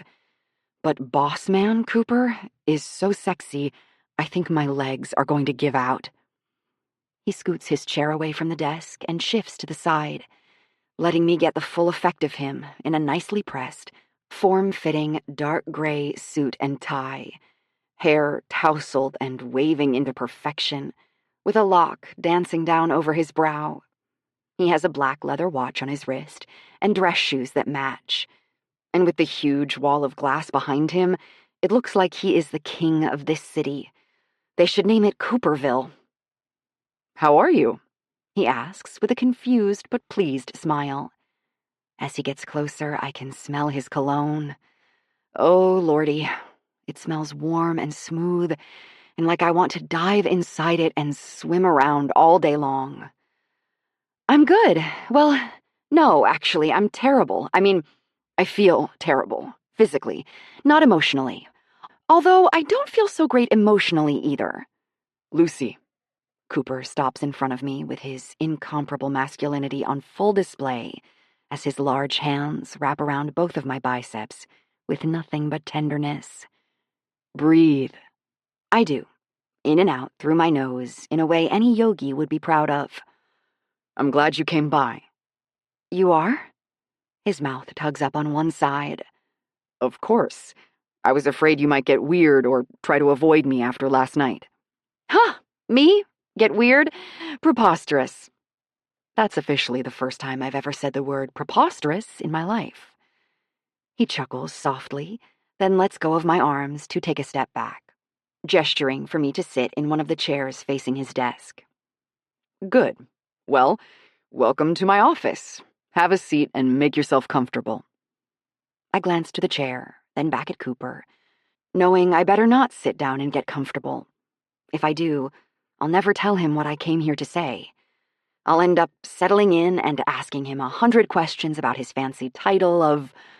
I squint at the name plaque on his desk, trying to remember what it is he does again. Senior Brand Manager. Right, he really is a boss. Remembering this does nothing to help my nerves. Okay, I need to spit it out before I chicken out, pull the fire alarm, and race out of this building. Cooper, we need to talk. I set the box of donuts down on his desk and snap my eyes up to him sharply. I'm determined now, like a burly man sitting down to a pie-eating contest at the fair. I want to crack my knuckles. I asked you to sleep with me last night. He blinks, and his smile turns amused. I remember. And you turned me down. He leans back and settles himself against his desk, crossing his arms. Because you were drunk. His answer gives me hope. Only because I was drunk? I watch his blue-green eyes narrow, like we're in a game of chess and he's trying to think ahead to my next move. What is it you really want to know, Lucy? Not fair. He just wiped all the chess pieces off the board. I lick my lips, out of nerves, not sensuality, and force myself to meet his gaze like a grown-up. Cooper, I am kind of having feelings for you, and I want to know if maybe you're having them for me too. I abruptly pick up the donut box again and extend it to him. Donut? Chapter 23. Cooper. Lucy shifts the donut box toward me and opens the lid like she's showing me a rare selection of antique jewels rather than sprinkles and glazed dough. Her hands are shaking too. I can see the box vibrating and her cheeks turning that familiar rosy red. She's also wearing her glasses again today, and the whole girl next door look with the cut-off shorts and sunshine yellow tee she's wearing is killing me. She just admitted to having feelings for me, which, let's be honest, I've known since the beginning of our friendship, or at least knew she was attracted to me. But I have no idea why she's shaking like a leaf over there, because I'm pretty sure my attraction has been apparent too. I take the box of donuts from her hands and toss it onto my desk. Her eyes watch them go, like that box was the last ship that could have carried her off a deserted island. I rubbed your feet last night, I say matter-of-factly. Her lips part in shock, and then her brow crumples in confusion. She expels a breath. I'll be honest, I have no idea what to do with that statement. I laugh and take a small step closer to her, even though I should be putting the desk between us right now. I'm trying to say, I have feelings for you too. I kind of thought it was obvious when I tenderly rubbed your feet while we watched a romantic show and drank wine together until late into the night. She blinks a few times. I just thought you did that sort of thing with a lot of women. I stare at Lucy for a moment, trying to decide if she's serious or not. She is. She's dead serious. I shouldn't, but I reach out and wrap my arms around her, pulling her in tightly to my chest. I hold her close and want to squeeze her because sometimes this woman is just so innocent and unaware of how desirable she is that I can't take it. She's going to give me diabetes. She's so sweet. Every cell in my body aches for her. No, Lucy. I don't do that for a lot of women, or any women for that matter. I did it because I like you. A lot. She slowly wraps her arms around my waist like she's not entirely sure what's happening right now. Okay, so if we both really like each other, why are we hugging like we're partying after summer camp instead of making out on your desk right now? Because we're not going to make out today. We're not? Nope. And this is the part that sucks. I pull away enough to look down at her. Her glasses are sitting an inch to the right, so I shift them back onto her nose. Her brow is pinched, and if it's possible for a person to have sad cartoon puppy eyes, Lucy does. Can I ask why not? Because the making out option sounds like a win to me. I smile and lean back against my desk, keeping a firm hand on Lucy's lower back, taking her with me. Her hips lean into mine, and her soft eyes drop to my mouth. One of her eyebrows lifts the tiniest bit, and a dreamy smile tugs at the corners of her lips. Her thoughts are practically projected above her head. She's imagining it, playing out every detail of what kissing me right now would be like, and I want more than anything to bring that fantasy to life. I clear my throat and roll my shoulders back. Because I promised your brother I wouldn't. Lucy's eyes shoot up to mine, and her mouth falls open. She stares at me for approximately 3 seconds until my words fully register, and her body goes rigid. I knew it! You chauvinistic men, talking behind my back and deciding my life without me. She uses her hands to push off my chest and gain some space, but I don't let her. Instead, I lean forward and grab her hips, pulling her back to me. She lands up against me with an oof, and I smile down at her, making her frown deepen. No, don't smolder at me like that. I'm pissed at you and Drew right now. Me? Why are you upset at me? Her deep blue eyes bounce back and forth between mine, angry fire flashing from her irises, threatening to spark out and singe me. I've seen Lucy embarrassed, comfortable, nervous, and flirtatious, but this is new, and I'd be lying if I didn't admit that it's sexy as hell. You made the promise to my brother before talking to me first. This is the 21st century, Cooper. You should have told me you were interested first, and then we could have talked to Drew together. You can't just make decisions for a woman anymore. Not unless you're dressed up in a hot 1800s gentleman's outfit with a cravat and waistcoat. Then I might make an exception. I tighten my grip on her waist, feeling heat rise up from my toes and surge through my veins. Was that a flirt? She narrows her eyes. No, because I'm angry at you, remember? I don't even want to kiss you anymore. I'm holding her too tight for her to move away, so she crosses her arms over her chest instead. Moment is over. Sorry, but you missed the boat, buddy. No Lucy for you. Really? I pull her in tighter. There's no distance between us now. All of me is touching all of her. And everyone in the office can probably see what's happening, but I don't care. Far from it. In fact, my thumb slips under the hem of her shirt, and I glide it back and forth across her warm skin. Well, that's tough, but I understand. Her lashes flutter a little, and she looks down to where my thumb has journeyed into uncharted territory. Well, she says, her voice a little breathy, let's say, hypothetically, you didn't miss your boat. What are your travel plans for the future? I give her a little shrug and withdraw my hand, releasing her and standing up to retreat back to my side of the desk.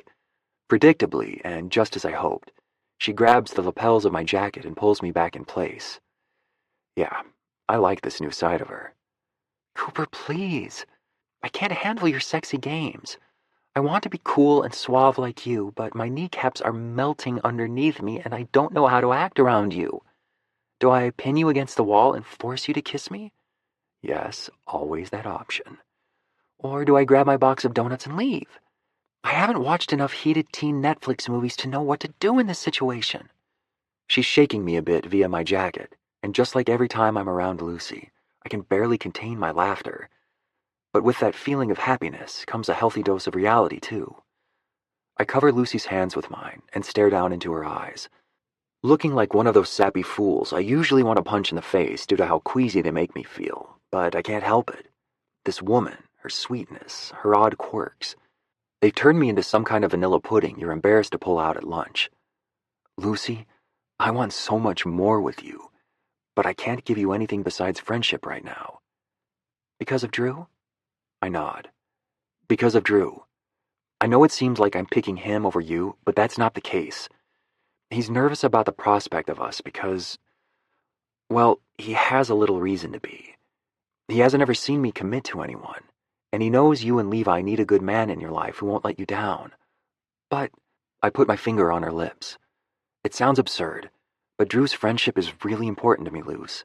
Although he makes me want to slam my head against the wall sometimes, he feels like my brother in a lot of ways. I need his approval where you're concerned, which I do believe he'll give me with time. But if I pursued a relationship with you right after he asked me not to, he would not react well. Imagine how much strain that would put on me and you right from the beginning. She lets out a sad little whimper and drops her forehead on my chest. Yeah, you're right. That would suck. I can't even take it when Drew is upset at me for eating all of his Lucky Charms. Why do we have to love him so much? I wrap both of my arms tightly around Lucy, allowing myself this one last moment of intimacy with her before I force us back into the friend zone. I know, he somehow has bigger puppy eyes than you do. It's because he used to practice them in the mirror as a kid. Got him better Christmas presents. Figures. Lucy turns her face so her cheek is pressed up against my collarbone, and I can feel her breath on my neck. I know she's not trying to seduce me, but consider me fully seduced. With every hot exhalation against my skin, I feel my resolve slipping.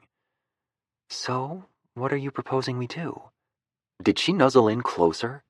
Her lips definitely grazed my skin as she spoke. I shut my eyes tight, forcing myself to think straight and tune out the pleas of my body. I think we both have to agree that a relationship between us is off limits for now, strictly friends, at least until Drew gets home and we can both talk to him together about how we're feeling. What if he's never okay with it? Then we'll become Romeo and Juliet. They both die in the end. Yeah, what's your point? Lucy laughs and puts her arms around me to squeeze me like a lemon. She and I stand here for another minute, her locked in my arms and our hips pressed together in a more than friendly way, both savoring what we know has to be the last form of contact between us for a while. At first, I think she's crying with all the sniffling sounds coming from her. Then I realize what she's actually doing. I pull enough away to look down at her. Lucy, are you smelling me? Her eyes are shut and she smiles, not the least bit ashamed. Yeah, it's weird, I know, but you smell like a cologne ad, and I think it makes my brain cells morph into new hormones. Can I just loosen your shirt and run my hands up your back real quick? I sputter a laugh and grab Lucy's now wandering hand to pin it to my chest. She grins up at me, eyes sparkling, and now I can add mischievous to my list of favorite expressions from her. You're gonna be trouble, aren't you? Tempting, dangerous trouble, she says. And I think the effect might have been stronger if all that eyebrow wagging she just did hadn't made her glasses sink down her nose an inch.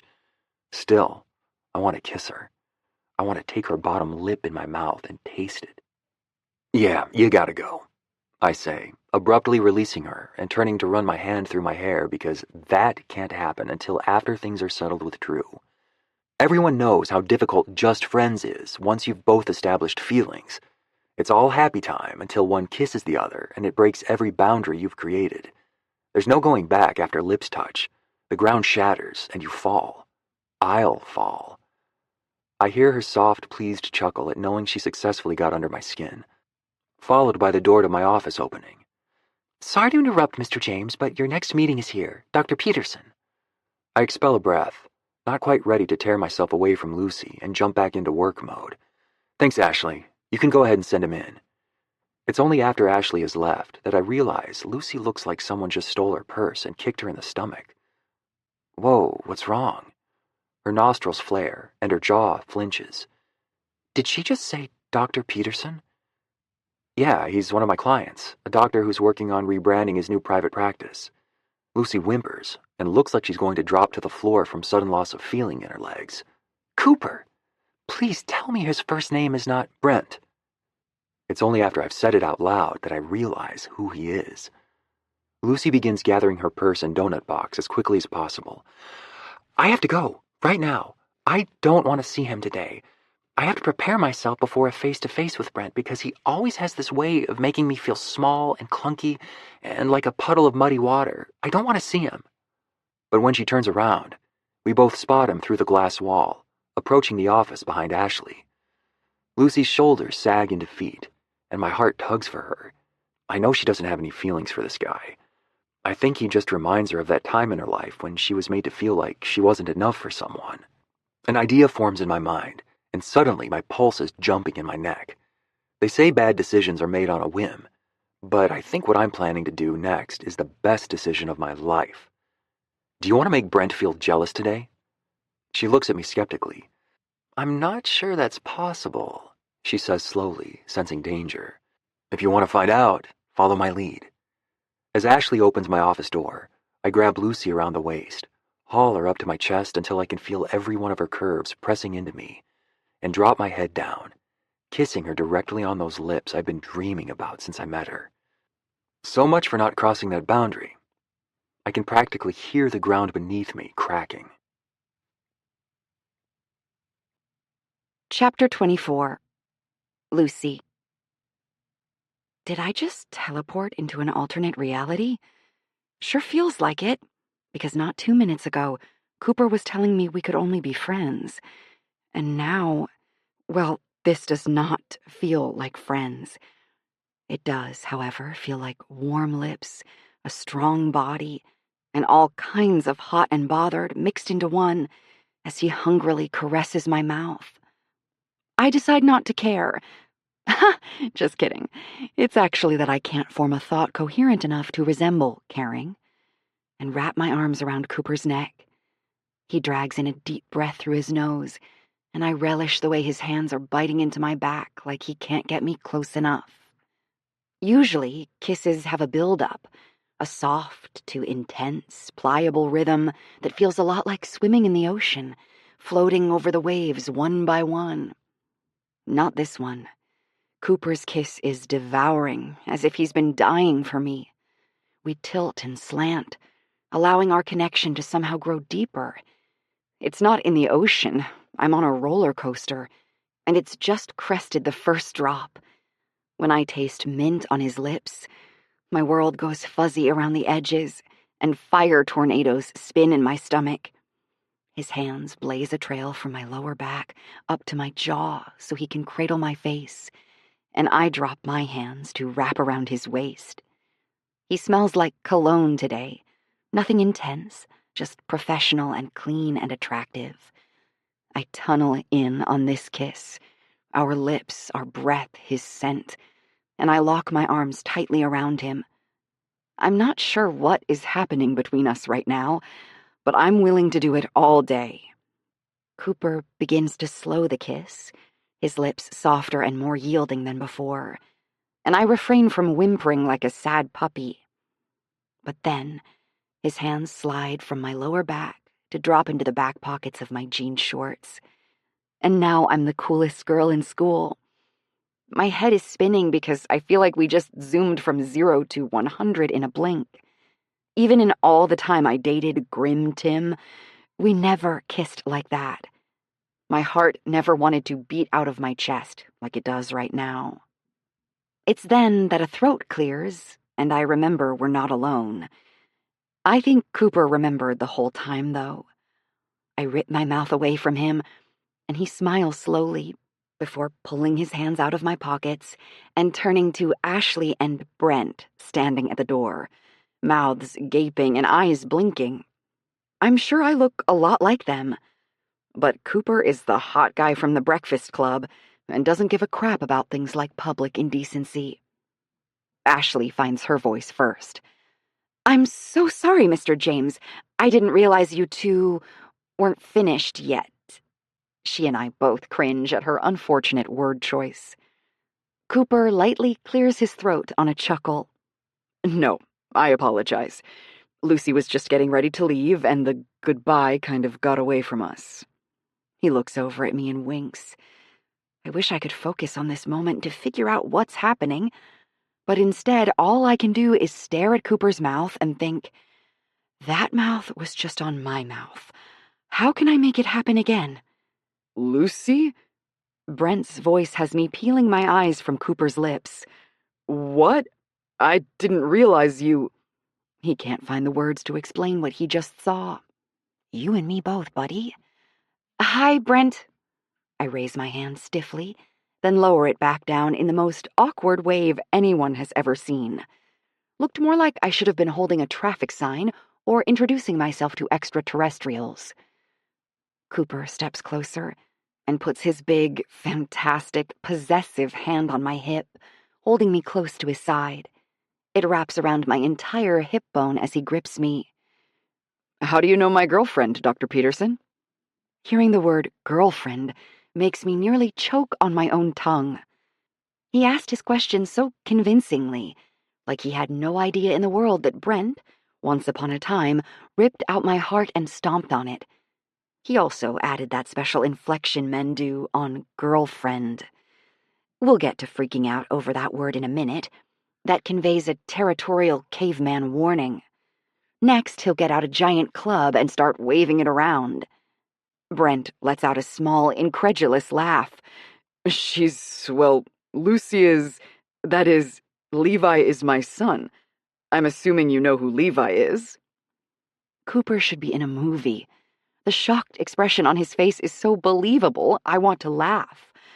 I love being on this side of the curtain. No way. You're that, Brent? What are the odds? Slim, I'd say, Brent says, a hardness to his voice I don't recognize. Is he jealous? No, never. Not Brent.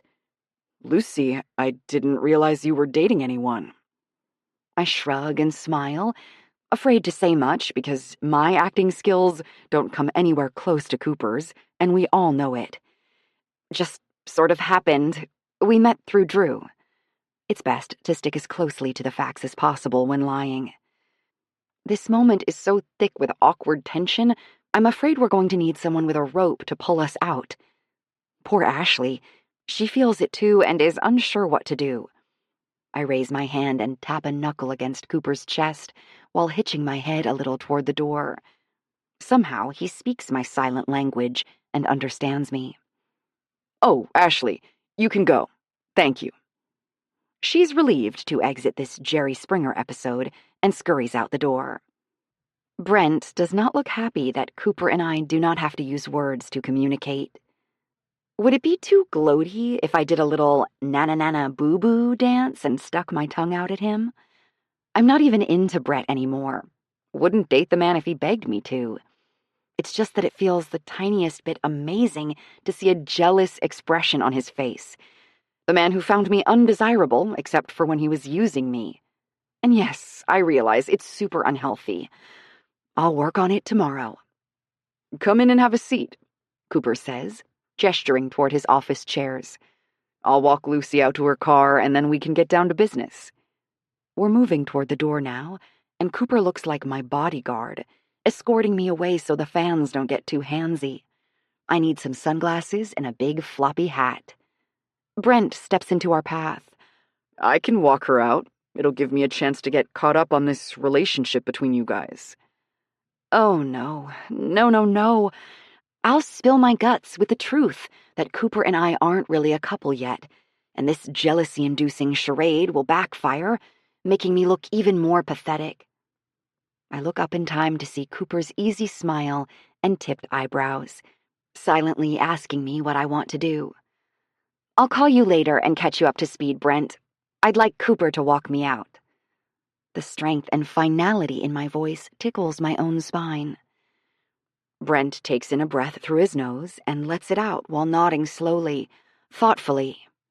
Sure, I guess. He's not quite ready to let me go yet, though, and he turns his attention square on me. So where's Levi if you're here? Okay, hello. I do not care for the accusing tone he's using. He does realize I've spent nearly every single day with our son since I birthed him 4 years ago, right? That I've sacrificed absolutely everything to love my child well. He doesn't get to talk to me like that. I speak through lightly clenched teeth. He's with my mom, and after this, she and I are taking him to fly his favorite kite at the park. Have you ever flown a kite with him before, Brent? Yeah, no one was expecting that jab to come out there at the end, least of all me. I've never said anything like it to him before, and honestly, it's not totally warranted. Brent is a good dad when he has Levi. He's attentive, caring, fun, and never fails to be there if Levi asks him to. It's strictly me Brent strings along, ignores, uses, leaves, rinse, and repeats. I'm just taking my years of frustrated rejection out on him in the form of questions about kites. Yes, he says, sounding both confused and amused by my intended sting. Several times, actually. Don't you remember? I took him to that kite festival a few months back, too. Oh, right. I'm a popped water balloon, confidence spilling out all over the place. Good. Yeah, he loved that festival. Okay, well, I better be going. I'll call you later, Brent. I tuck my tail between my legs and speed toward the door so fast, I'm sure my feet look like roadrunner-sized dust circles. Wait, Lucy, what are you guys doing tomorrow night? Maybe we could all go out to dinner, you two and me and Tanya, so I can get to know Cooper better, since it seems he's going to be in your life and Levi's. Brent gives me a meaningful look this time, saying, "You have no choice." I don't have a choice, because I have insisted on going out to dinner with him and every single one of his girlfriends before I would allow Levi to stay with him for the weekend. I was never comfortable with the idea of my son spending time with some random woman, so it helped to at least get a sense of them over dinner first. Now he's throwing my rule back in my face, but I guess it makes sense. I can't really fault him for it. Except for the tiny detail that Cooper and I are not actually together and, just 5 minutes ago, we're making a pact to remain strictly friends until Drew is on board. Well, I think Cooper has... I'm free. Cooper cuts in unhelpfully, then turns to look down at me. Maybe we could ask your mom if she's free to come over and stay with Levi. Careful, Cooper. Your paternal instincts are showing, and it's super attractive. Sure, okay. I look to Brent and smile. I'll text you with details. Don't worry about it. I'll make reservations somewhere and send you the info, says Brent. And I want to stomp on his toes, because I know he's only doing this because he assumes I would make reservations at Chuck E. Cheese. We finally give awkward goodbyes, and Cooper tells Brent he'll be right back, his hand landing on the small of my back, guiding me all the way to the elevator. He has to guide me because I'm not conscious anymore. My brain is lost in a fog of what just happened. Everything zooming past me as we walk like we're moving at warp speed. We get in the elevator, and the moment the door closes, Cooper lets go of me. That snaps me out of my trance, and I turn my eyes to him. He's frowning as he leans back against the elevator rail. Will you be mad if I say I hate that guy? A laugh shoots from me. No, but hate feels like a strong word. It's not strong enough. His jaws clench. He's so condescending to you. And what was that shit with the reservation about? You deserve so much better than that. You're the mother of his child, for God's sakes. Brent always thinks he's the most important, wonderful person in the room. It's why I was originally drawn to him, and ultimately why I'm repulsed by him now. Cooper has a face for fighting. I'm sorry I kissed you back there, too. I shouldn't have. My heart sinks. You regret it? His eyes dart to me, and his expression softens. No, that's not what I meant.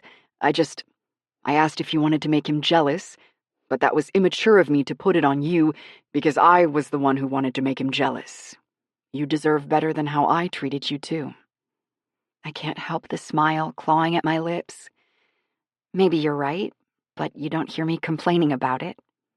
His mouth ticks ever so slightly in the corners as we continue to stare at each other, steeped in a moment of shared desire. Suddenly, this elevator is a sauna, and my clothes are going to catch fire. It feels strange having him all the way over there when we were just pressed together like a peanut butter and jelly sandwich. Cooper reads my thoughts. I have to stay over here. Why? So I don't pick up where we left off in my office. Every nerve ending in my body tingles. Right, that would be terrible. Very bad. Us kissing is a very bad thing. He smiles as the elevator door opens, but frankly, I'm annoyed at its timing because I was just about to try to work my feminine wiles one last time. He gestures for me to go out ahead of him, and then when I do, he swoops in behind me, leaning down like a spy, whispering a top-secret message in my ear as we walk. It's going to be the hardest thing I've done in my life to resist you, but I will, because I want to get this right. When Drew gets home, we'll talk to him. I swallow and barely manage to keep moving. But what about tomorrow night? You agreed to go on a double date as my boyfriend. He nods with a slight grimace. Yeah, probably shouldn't have said yes. It was a knee-jerk reaction to that asshole and the possessive vibes he was giving off. He runs a hand through his hair, looking out over the street and then back to me. Okay, tomorrow night we get a break from our off-limits rule, but only when Brent is present. All other times, no touching. Deal? I let my smile curve my lips, feeling more empowered from the leftover heat of our make-out session. Deal. I think we better seal it with a kiss. He shakes his head slowly at me. Trouble. He's right. For the first time in too many years, I finally feel like a little bit of trouble, in the best way possible. Chapter 25. Lucy. What underwear do you have on? Jessie asks, as I put the finishing touches on my soft pink lipstick. Her question makes me jump, smearing it a little in the corner. Great, now I look like a toddler. I look to where she's leaning against the bathroom doorframe and huff out an annoyed breath. Wonderful, now I have to fix this. Or maybe I should just take off the lipstick altogether. I'm not really a lipstick girl. I'm more of a swipe on some mint lip balm and call it a day kind of person. Not my fault you're jumpy about your undies. I rip off a piece of tissue and dab the corner of my mouth. I'm not jumpy about my undies. I'm just jumpy in general. But to answer your question, don't worry. I'm wearing something new, cute, and lacy under this dress. Change it, she barks, making my shoulders jump again. Jessie is here because she's quickly become my BFF in the cheesiest babysitters club sense of the word, and also because she's going to stay here with Levi while I'm gone. Don't worry, I'm not one of those terrible friends who begs her pregnant, miserable friend to watch their kid while they go have a good time. The dinner reservation is for 7:30, when I knew Levi would already be asleep, which he is currently, and I stocked my pantry with a wide selection of chocolate, candy, and potato chips. I bought a leopard print Snuggie and tied a bow around it for her to find when she goes to the couch, and I also started a 7-day free trial of HBO so she can watch whatever movie she wants. Basically, I'm a saint. Huh? Change what? The lace. Get rid of it and replace it with something scratchy and old. Period panties would be preferable if you have any. And I know you do because it's a universal truth. Bonus points if the elastic is worn out. She turns around and goes to my dresser, rummaging through the top drawer, which everyone knows is designated for intimates. I watch, slightly horrified at the intense set of her shoulders as she dives into my underwear like she's searching for weird buried treasure. Stop that! Are you seriously searching for gross old underwear? Yes. Why would you think I'm joking? I go snatch away the especially unfavorable panties she has found and is brandishing like a victory flag. Her scary eyes tell me she might go plant them in Cooper's front yard or something. I can barely tolerate looking at these horrible things as it is. Why in the hell would I want Cooper to see them? I don't even think married people who've been together for decades like for their partners to see them in something like this horror show. Exactly. Jessie rips the panties back from my hand. This is a strange game of hot potato. Do you have an old bra to pair with these? Something tan with a wire poking out and a gaping cup, maybe? Ugh, just stop, I say, closing the drawer and only narrowly pausing for Jessie to extract her fingers. She deserves to have them chopped off for being the worst wing woman in the history of wing women. I'm not sure where you took your seduction classes, but I think you should get your money back. Jessie crosses her arms over her little baby bump and lifts a taunting eyebrow. No smile anywhere to be found. I'm not your wing woman tonight. I'm your wing clipper. Oh, how very Tinkerbell villain of you. Lucy, you need to put your boundaries in place right now. If you're not intending to sleep with Cooper tonight, and I don't think you are because you're afraid to stand up to your brother, then you need to wear the most unappealing thing you can think of to act as a deterrent. My shoulders sink. First, I'm not afraid to stand up to my brother. Cooper and I both agreed we didn't want to get off to a rocky start with this relationship, so we're waiting until the idea grows on Drew. Jessie has not been thrilled about our decision ever since I called her squealing and blabbering about it last night. It shouldn't have to grow on Drew. It's none of his business. It is his business. I'm his sister and Cooper is his best friend. Our choice is going to affect him. Even as I say the words, though, they don't feel quite right. It's bothered me ever since Cooper mentioned that Drew made this choice for me without my knowledge, like I couldn't be trusted to make my own good decision. It also bothers me that Drew doesn't see that Cooper is a good decision. I don't know. I've never been upset at Drew on this level before, never questioned his intentions toward me. So part of me wants to take these uncomfortable feelings and bury them somewhere until I know what to do with them. Another part of me, however, the side that's learning to come out of hiding and go for the things I want, that part wants to tell my brother to stick his good intentions where the sun don't shine and let me live my life. I think I would, if it didn't seem important to Cooper to gain Drew's blessing. So for now, I go along with the off-limits rule. Jessie presses her lips together and shakes her head. My pregnancy hormones are raging too much to have a conversation with you where you stick up for your brother's bad choices. You're grumpy and need some chocolate. She narrows her eyes into slits. No, I don't, and I'm not grumpy. She looks to the side, grinding her teeth into dust before she looks back to me. But if I did happen to want chocolate, where would I find it? I bite down on my smile because I'm afraid she might punch me if she sees it. Pregnancy hormones should never be underestimated. Top shelf in the pantry. She rolls her eyes because she's now a teenager who's committed to being annoyed with her parent even though they are doing something cool. Okay, I probably won't even want it, though. Uh-huh. I step forward and yank my period panties out of her hand one final time, then pull open the top drawer of my dresser, digging for my saggy, disintegrating, pathetic excuse for a bra. You go and don't eat that chocolate while I go change into my chastity belt. Chapter 26. Cooper.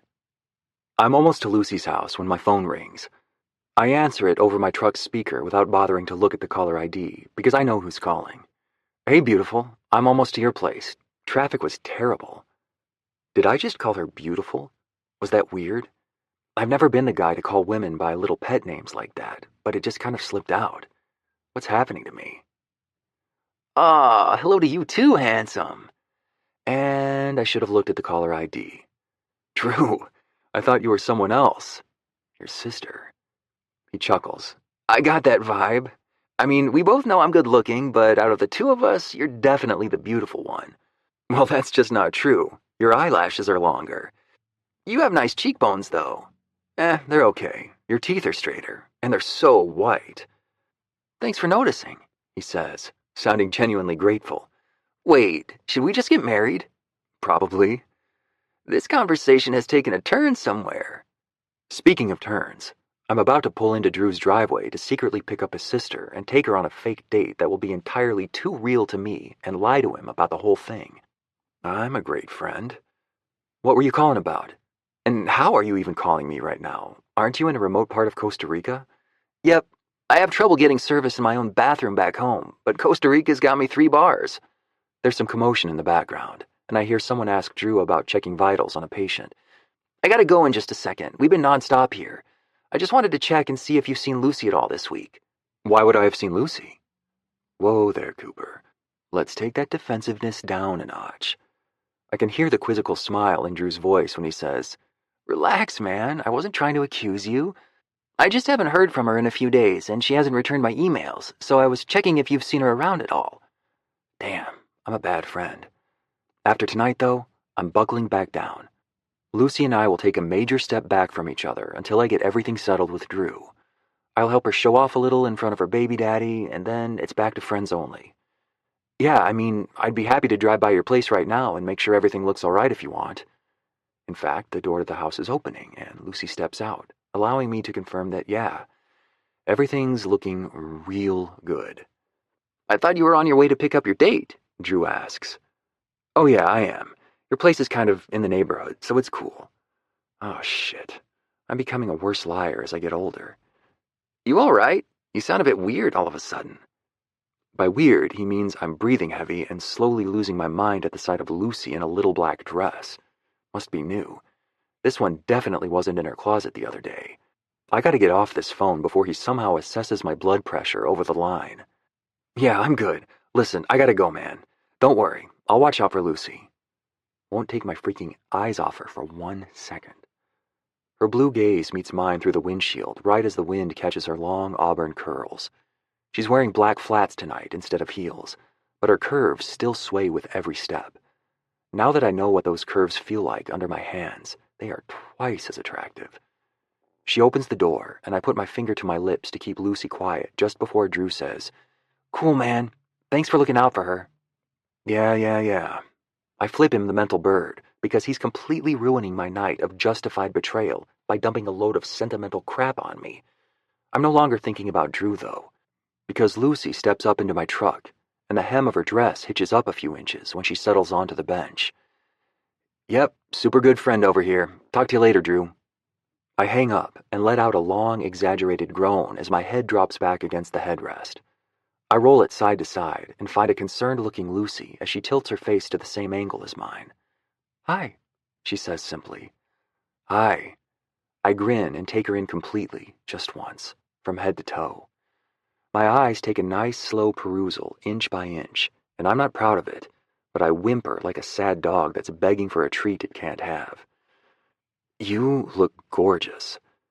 When my gaze reaches her face again, Lucy's lips are slightly parted, and her eyes are, you guessed it, wide. She snaps her mouth shut, swallows, and then proclaims, I'm wearing hideous underwear. And this, ladies and gentlemen, is one of the reasons I'm falling for Lucy. Not going to help, but I applaud your efforts. Let's do this, Marshall. Chapter 27. Lucy. Do you know what's awkward? Me and Cooper. We both sit stiff as boards and don't say more than 2 words at a time for our entire 20-minute drive. Good day? Yep. Levi good? Yep. You? Mm-hmm. His knuckles are white from where he's gripping the steering wheel.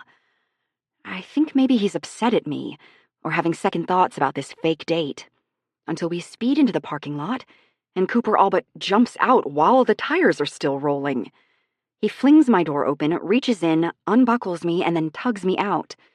I squeal, trying to keep up with him, as he puts his hand on my lower back and propels me toward the restaurant.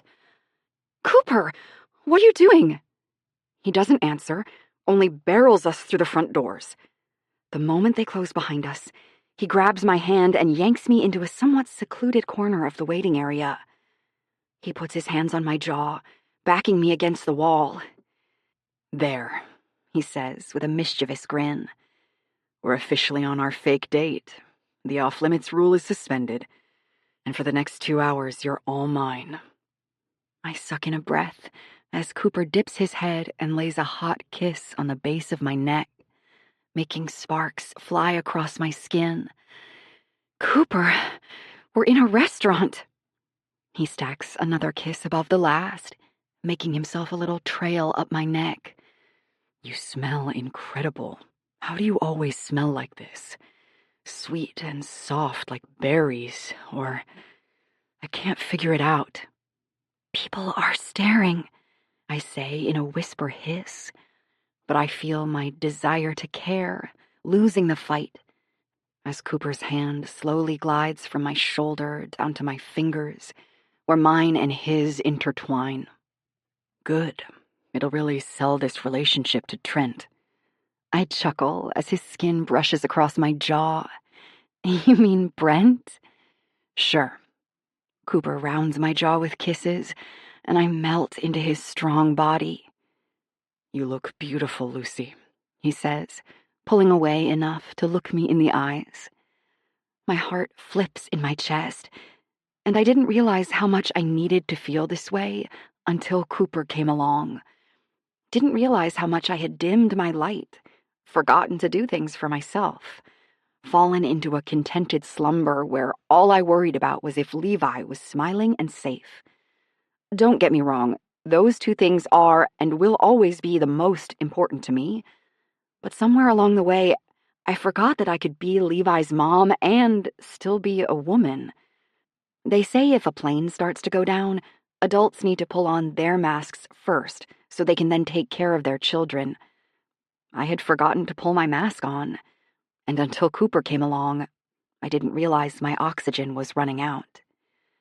Now I'm breathing again, and realizing I can be both Lucy the woman and Levi's mom. I feel like I'm waking up from a long sleep, or no, like I'm growing into something new, because I'm not the same woman I was before I had Levi. I'm stronger, warmer, fluffier, and wiser. And I think it's okay that I'm changing, good even, because the old Lucy would have been too afraid of rejection to initiate a kiss in front of a restaurant of people.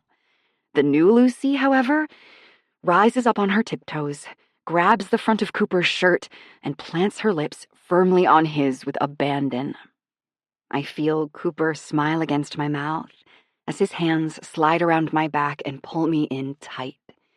I wrap my arms around his neck and sink into our kiss, even daring to lightly taste his bottom lip. A quiet groan sounds from the back of his throat, and I'm no longer worried about the world around us. Neither is he.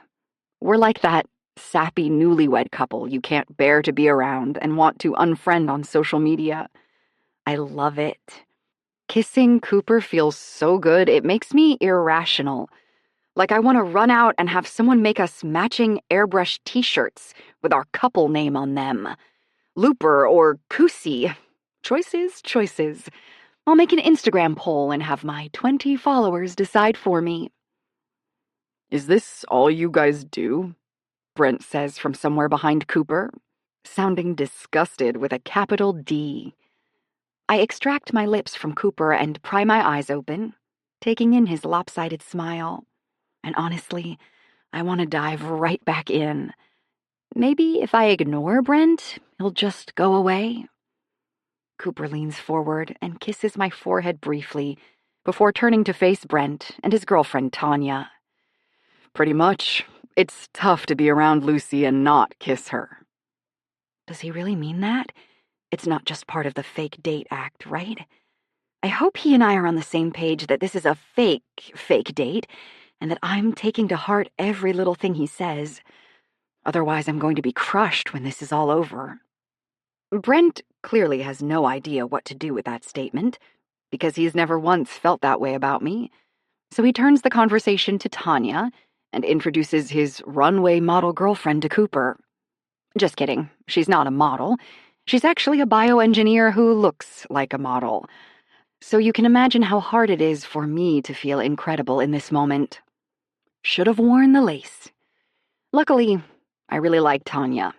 She's sweet and has always been kind to me. After awkward introductions, the hostess takes us to our table with Brent and Tanya leading the way. I'm trying hard to stay positive and affirming toward my body while being faced with Tanya's firm booty swaying in front of me, and I would say I do a moderately good job of it. I'm in the middle of mentally telling myself that even though her beauty is different than mine, it doesn't mean mine is less than hers, when Cooper's hand slips behind me. And before I can register what's happening, he lightly pinches my left butt cheek. I gasp and look up at him with wide eyes, my melancholy from a moment ago erased and laughter buzzing through me. Cooper gives me the most overly innocent eyes and helpless shrug I've ever seen. It's what I'd do if we were really together. Gotta stay in character. I can't hold it in. I laugh and lean into him, wrapping both my arms around his biceps, walking like this the rest of the way to the table. He kisses the top of my head with a smile on his mouth, and I can't help but wish this moment could be permanent. Maybe it can be. I want to kill Brent. My hands are itching to wrap around his neck because of how frustrating and terrible he's been to me all night.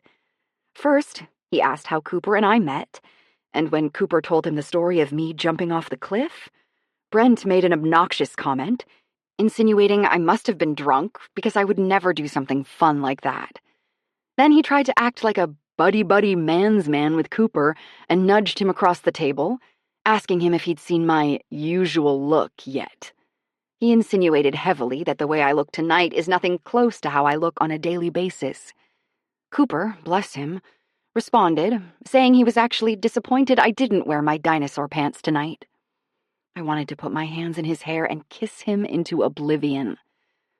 The dinner proceeded just like that, with lots more tiny little digs at me from Brent that felt so out of place I almost couldn't believe it was happening. He never treats me like this, putting me down in front of other people. He and I truly have always been like two platonic, friendish people raising a kid together. So the hostility he's shown me this evening makes no sense. It feels intentional and personal. So, Cooper, I know we're already briefly acquainted through work, but tell me more about yourself outside the work world, Brent says, like he actually cares, while dabbing the corner of his mouth with a napkin. I try to hide an eye roll because I know he doesn't care about Cooper. I've proved myself able to make good choices where Levi is concerned over these past 4 years, so he's not really doing this out of a need to know that Levi is safe. I think this is his way of getting revenge because I'm the one who doesn't trust him to make good choices about what company he keeps. Sure, says Cooper, with an easy smile that makes my insides melt. He drapes his hand over the back of my chair and rubs a soft line up and down the back of my neck while keeping his attention focused on Brent. My world is spinning. What do you want to know? What do you like to do for fun? Brent's eyes follow Cooper's hand as it tenderly caresses my neck. And then something odd happens. He lifts his arm and wraps it around Tanya's shoulders. Am I imagining things, or does that seem a little competitive? In the summer, I like to wakeboard. Ah, I know this. And the rest of the time, I'm pretty easy. I like to read, watch movies, maybe go hiking occasionally. Hiking, Brent scoffs. Good luck getting Lucy to do anything outdoorsy with you. I frown at Brent because it's annoying that he's acting like he knows me when he doesn't, and also that he's trying to make me look bad in front of Cooper. I'd actually love to go hiking with you. Yeah? I'll take you anytime you want, Luce. Brent snorts again, and I have no idea where this is coming from, but let me tell you, I'm sick of it. Sorry, I'm just not buying it. Cooper's hand falls from my neck to rest on my thigh. It's not meant to be seductive, it's comforting. His glare across the table, however, is terrifying. Well, it's a good thing it's none of your business then, isn't it? Brent frowns and leans forward to rest his elbows on the table. As long as you're around my kid, you and the mother of my child's business becomes my business. He did not just say that. Someone hold my earrings. This man suddenly trying to act like he is devoted to Levi, rather than an occasional part of his life, is really getting on my nerves. So what's this really about, man? Asks Cooper, his voice calm, but with an edge to it that has me covering his hand where it rests on my leg. Cooper is tall, with a powerful build, and I've never thought of it as dangerous before. But with that sharpness aimed at Brent, I see he is not a man you'd want to mess with. Excuse me? Brent shoots back, adding his own taunting inflection. Tanya interjects by waving the drinks menu in the middle of the table like a flag. Who wants another drink? I'm thinking maybe a white wine this time. What about you, Lucy? Cocktail? She gives me a happy smile and, sweet darling, she really thinks that's going to distract the guys from whatever is boiling between them. I'm just wondering why you seem to be shooting down everything Lucy has said tonight. Seems odd to me for a man who's never been in a relationship with her to pretend he knows her so well. I tug on Cooper's sleeve a little, trying to figure out how to stop this train that has clearly left the station.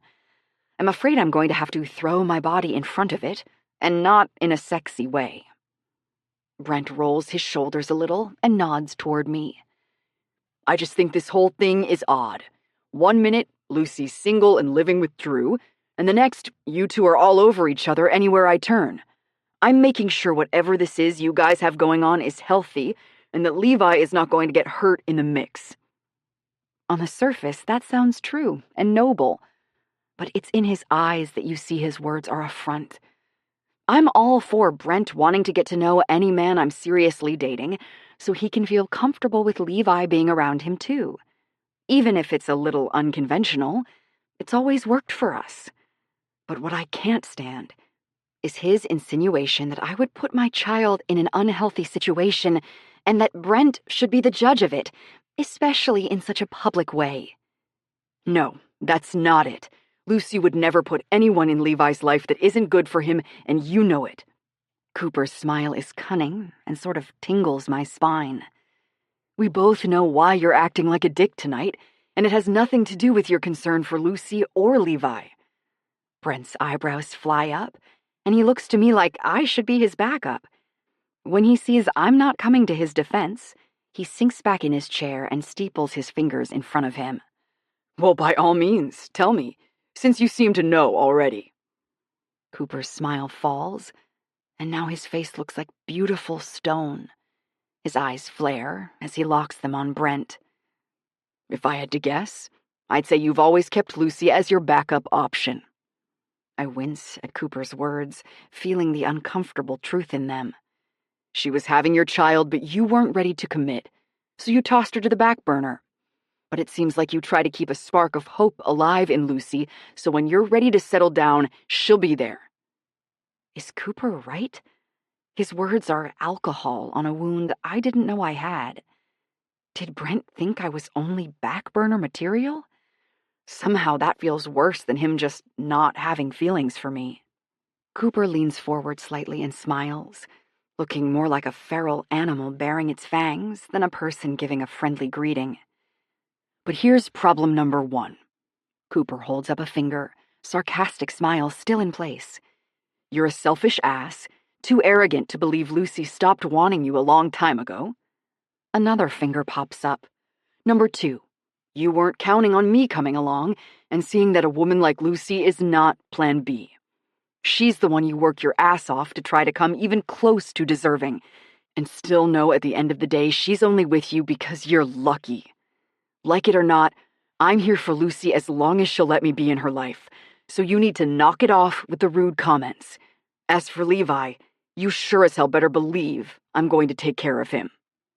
Cooper's head tilts slightly to the side after his breathtaking monologue, and he turns remorseful eyes to me. Sorry about the language, Luce. I'm working on it so it doesn't slip around Levi so much. I'll get better. A laugh bubbles out of me, closely followed by a few tears I really wish weren't leaking out of my eyes, because no one has ever stuck up for me in that way. I also find it absurdly endearing that, after all that, Cooper is worried I care about his mild language. I lean forward and lay a soft kiss on his lips, pulling away only far enough to hover my mouth over his and whisper, "You're the one who taught him freaking, aren't you?" "Maybe, maybe not," he whispers back. And I wonder if maybe there's a supply closet or something he and I can slip away to. It's fair game, right? We're still technically just faking it. Brent plops his napkin down on his plate. Well, this is definitely the weirdest and most awkward dinner I've ever had, and it's safe to say we won't be working together on rebranding anymore. I think we all silently acknowledge that he is not defending himself against Cooper's accusations right now. Maybe you could have waited to make that speech until after the check came? Could have stormed out on a powerful note and made more of an impact. Nah, Cooper says, settling back and resting his hand on my knee. We don't have anywhere to be. He looks at me from the corner of his eye, and we speak our secret language again. When we leave this date, the no-touching rule falls back into place. Would it be weird if I sat on his lap in the middle of this restaurant? Yeah, I might still do it anyway. After our fake date, Cooper drops me back off at my house. Neither of us touch the other the entire ride home, each the epitome of decorum. It was complete torture, but I'm willing to go along with it because it's important to Cooper to wait until we talk to Drew. I step into the dark house and immediately find a little leopard blob sunk into the couch, feet propped up on a pillow on the coffee table. A halo of junk food is scattered around her body. Hi there, I say, leaning over the back of the couch to make eye contact with Jessie. Her dark eyes pop up at me from beneath her snuggy fort. I ate it all. Her voice is flat. Every bit. Like 100,000 calories. And I couldn't stop myself. Her voice shakes on the last 2 words, and now I realize she's not being funny. I rush around the side of the couch and push through all the wrappers and sharp chip crumbs to cuddle in beside her. She lifts a corner of her snuggie and lets me inside. It's warm and cozy, and exactly what I need. Well, good, because I got it all just for you to eat and enjoy. You're pregnant. It's one of the few perks. She sniffles. That's the problem. I don't want to be pregnant anymore. I don't even know if I want to be a mom. Have I made a terrible mistake? I've been in Jessie's exact shoes, and I know how she's feeling, which is why I don't pounce on her statement with fear or judgment. I don't try to convince her to take those words back with my own placating ones. Whatever she needs to feel right now is valid, and I want her to know it. I put my hand on her belly, because I remember how much I wished someone would sit beside me and love my belly bump, just share in the joy of it. It is scary. What else are you feeling? Jessie's eyes shut tight, like she's trying so hard to keep her tears locked inside. My butt's getting lumpy, and I don't love that. Ugh, it's the worst. The dimples get real. Mine were like craters. And I'm getting stretch marks on my boobs. We call those tiger stripes, babe. Get the terminology right. Jessie spills out a laugh, and together we shake on the couch. I feel the baby kick against my hand, and Jessie does too. Her smile dips into a frown. This wasn't the plan. When I read the pregnancy test, I was excited, not the least bit hesitant. The problem is, it never crossed my mind I'd have to do it alone at that point. I thought we were going to be a family. And he doesn't want to be? She shakes her head no.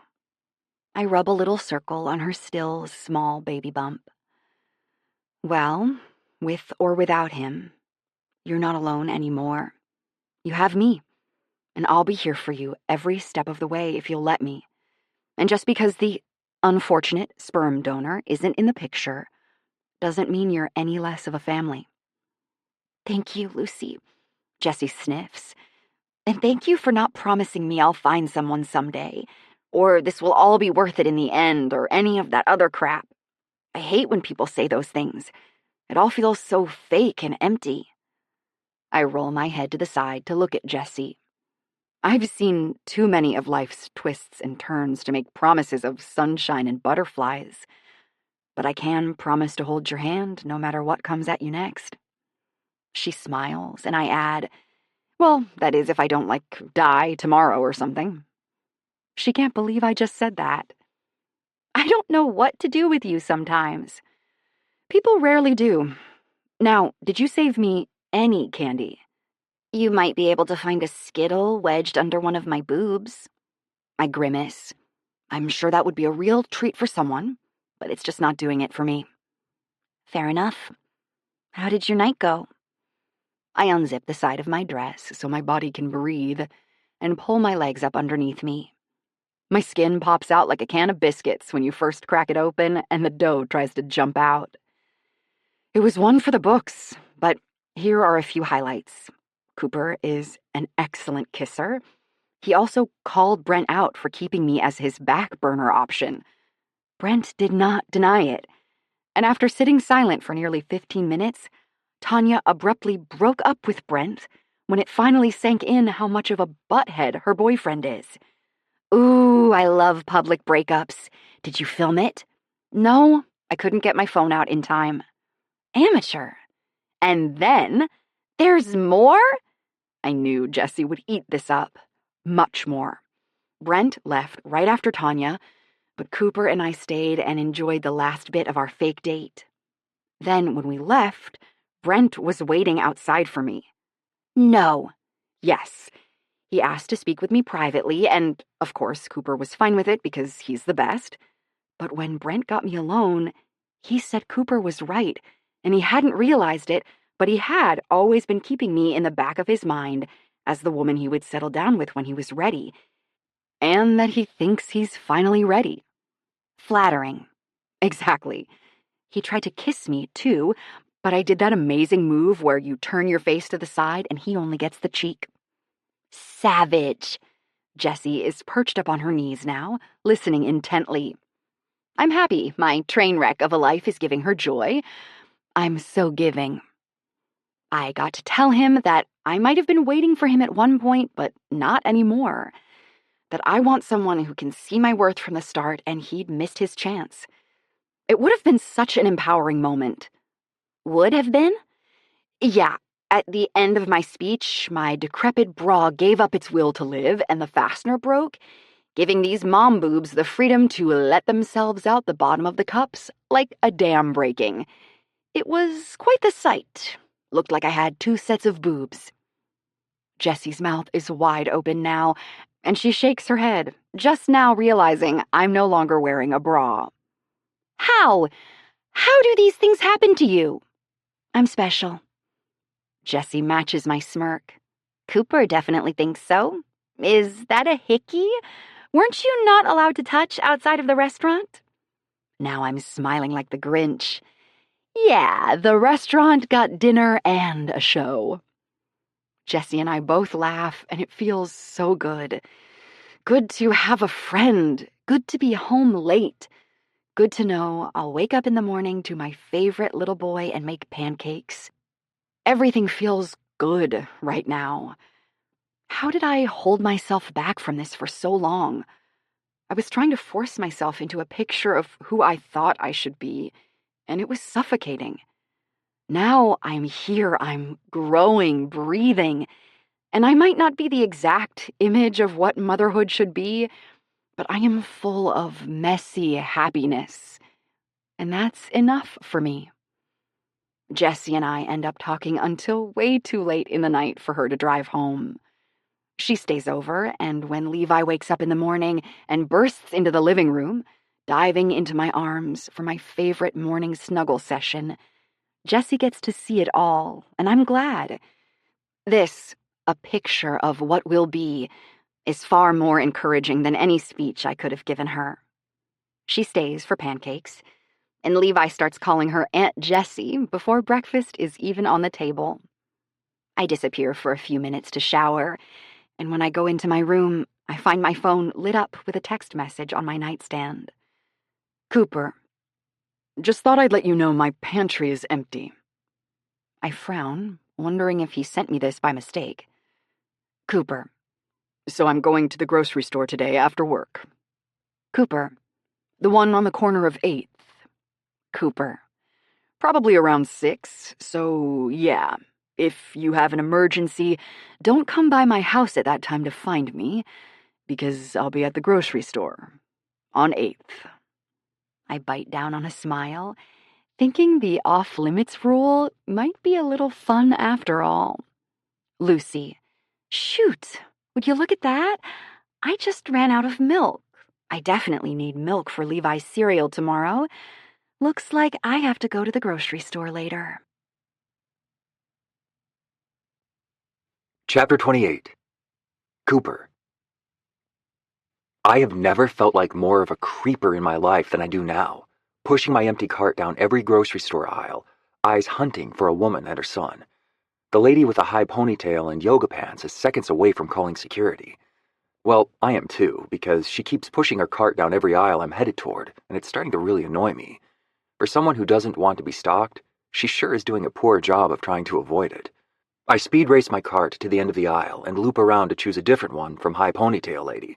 But would you look at that? She did the same thing. Now we're headed straight for each other, and I realize this person is a little strange. Almost looks like she wants to be stalked. Where is Lucy? I've been cruising this place for 20 minutes with an empty cart, and I don't know how much longer I can do this without getting arrested. I approach Ponytail with a soft face and my most non-creepy I'm not a murderer demeanor, hoping to just quickly sail right by her. I can't, though, because at the last second, she jerks and knocks her cart into mine, bumper car style. It's so unexpected and jarring that my knee-jerk reaction is to throw my hands out in front of me and apologize for a mistake I didn't make. I'm so sorry, I don't know how that happened. But I do know. I want to point an accusing finger at the woman and yell, "She did it!" Because I'm a little afraid this is going to be a second mark against me in this grocery store, lurking and then causing a scene. One more strike and I'll be kicked out. Then I'll be forced to man up and go see Lucy at her house instead of a grocery store where we accidentally bump into each other. Yeah, it's a wimpy move, making her see me in public places like this, but I don't trust myself with her alone. And if I want to keep everything above board until Drew gets home, this is my only option. Anyway, Ponytail is doing something strange now. Hi, she purrs while running a delicate finger along the front of my cart. I strangle a laugh in my throat, because never have I ever had anyone come on to me via metal grocery cart before. I know you've been trying to get up the courage to talk to me for a few aisles now. Oh, please no. So I thought I'd take matters into my own hands. I'm Kate. As I watch Ponytail Kate subtly lick her lips, it becomes clear I'm not dealing with a normal person. She should be alerting an attendant about me, not fondling my grocery cart. And let me be clear, even if I wasn't into Lucy, I'd still be getting the hell away from this woman as fast as possible. Sorry, I think you misinterpreted. My statement is cut off when something, or someone, rams into my legs from behind. We found you! Huh? I look down to find two chubby little arms wrapped tightly around my legs, followed by the sexiest hands I've ever seen slowly sliding around my abs and up to my chest. What is happening to the women in this grocery store? Hi, babe, says Lucy. Oh, thank God it's Lucy. Peeking her twinkling eyes around my shoulder to grin up at me. Making friends? She asks, squeezing in tighter before wedging herself up under my arm to face Ponytail, one arm wrapped possessively around my waist, with my arm draped over her. She's doing that thing where she plays with my fingers dangling over her shoulder, and I have the strongest urge to tell her this is the hottest thing I've ever experienced in a grocery store. Oh, Ponytail looks between me and Lucy and then down at Levi. Sorry. Oh gosh, I didn't realize. I thought you were coming on to me.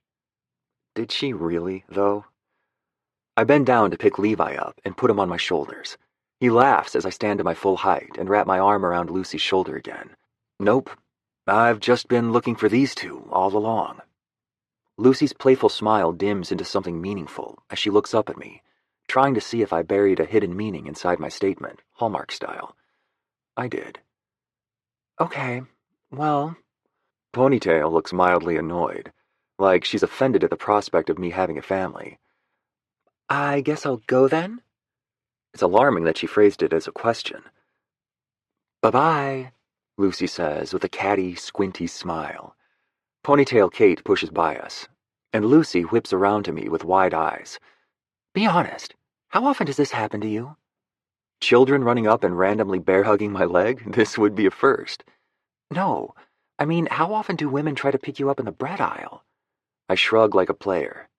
Not my fault I'm a snack, I say, making her laugh and jab me in the ribs. But seriously, this is the first time. Did you see her scary eyes? I'm worried to find out what she would have done to me if I let her take me home. I shiver playfully. Lucy's shoulders relax. Good. For a minute there, I was worried you would be upset I interrupted.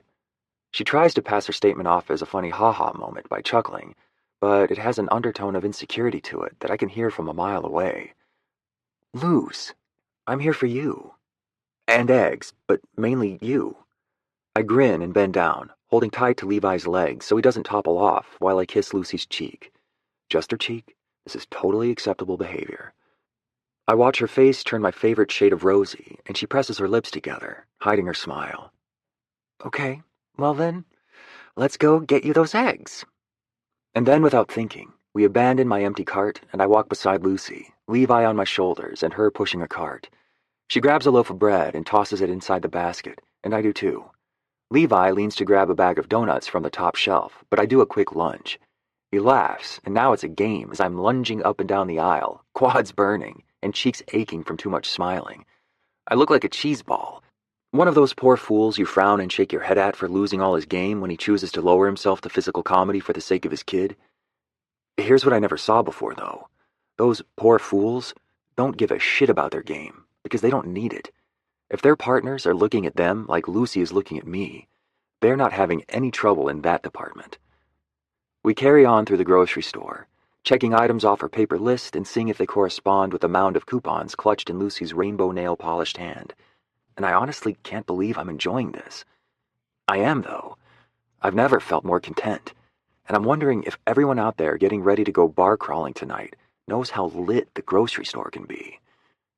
As Lucy walks close to me, her arm brushing against mine and her smile dimpling as she tells me about the intimacy advice the old lady who got a perm today gave her, I want to pin her up against the canned soups and try out some of the suggestions Lucy's relaying to me via spelling, so Levi doesn't learn new things. And I would. I'm not afraid of PDA. Except Levi is on my shoulders, so I have to behave. It's good she brought Levi. He tugs my right ear to signal which direction I'm supposed to turn, and Lucy slips her hand into mine.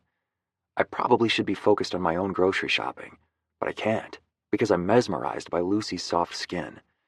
She's running her thumb up and down the side of mine, and I'm dying inside. How can that tiny touch spark so much inside me? I'm seconds away from telling her we need to get out of here, go home, put Levi to bed. The groceries can rot in the car for all I care. I'll replace them all in the morning, whatever. I just need Lucy. I need to pee, Levi says from above my head, which is honestly a nice dose of reality. Whatever you do, bud, please hold it until I set you down. Lucy laughs beside me because she can see the sudden horror on my face. I may be getting better at the whole being around a kid thing, but I'm not ready to be peed on yet. Not sure I ever will be. Come on, buddy, I'll take you, Lucy says, helping Levi down off my shoulders. Mom, Levi says in what I would describe as a courtroom voice. Grammy lets me go in by myself when it's just one bathroom.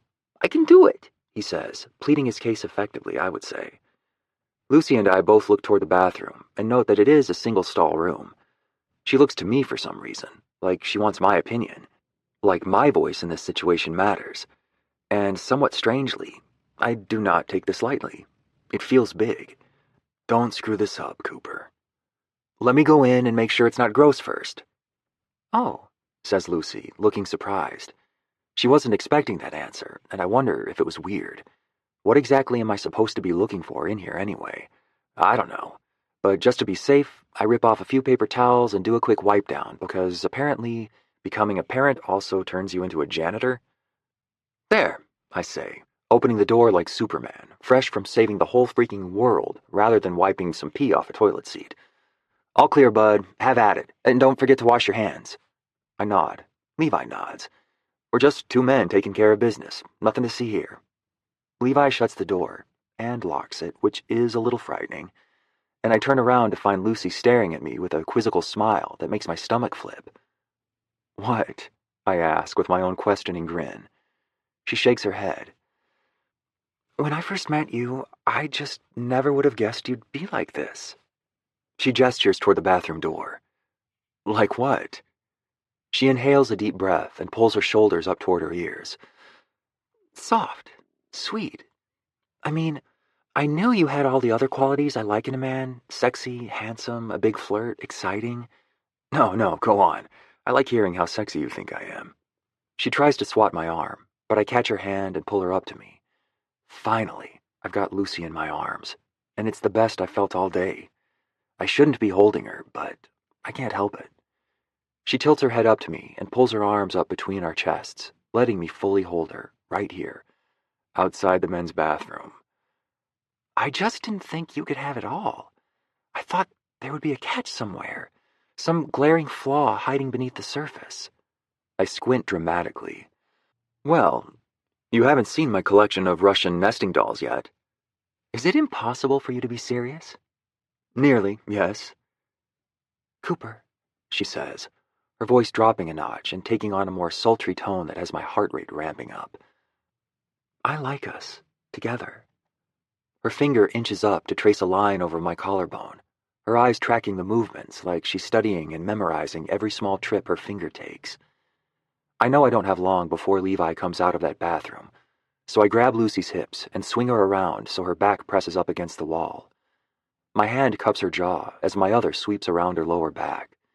I don't know if I dip my head down or if she rises up onto her tiptoes, but what I do know is, in the next moment, my mouth is slanted over Lucy's. Most kisses start soft and mount into something hungry. This one is consuming from the start. Her tongue sweeps my mouth and I return the favor, drinking her in and unable to get enough. We're kissing like two teenagers trying to perfect the process when the handle of the bathroom door jiggles. Lucy and I break apart like a Kit Kat bar. She flings herself across the small hallway and leans against the wall, while I turn a half circle, not sure where to go, until I realize we're adults and don't have to hide. Levi opens the door, smiling ear to ear, pride beaming from his chubby little cheeks, and steps out. Told you I could do it, he says to Lucy, whose face is flushed and lips are swollen from me. I wonder if my cheeks are beaming with as much pride as Levi's are.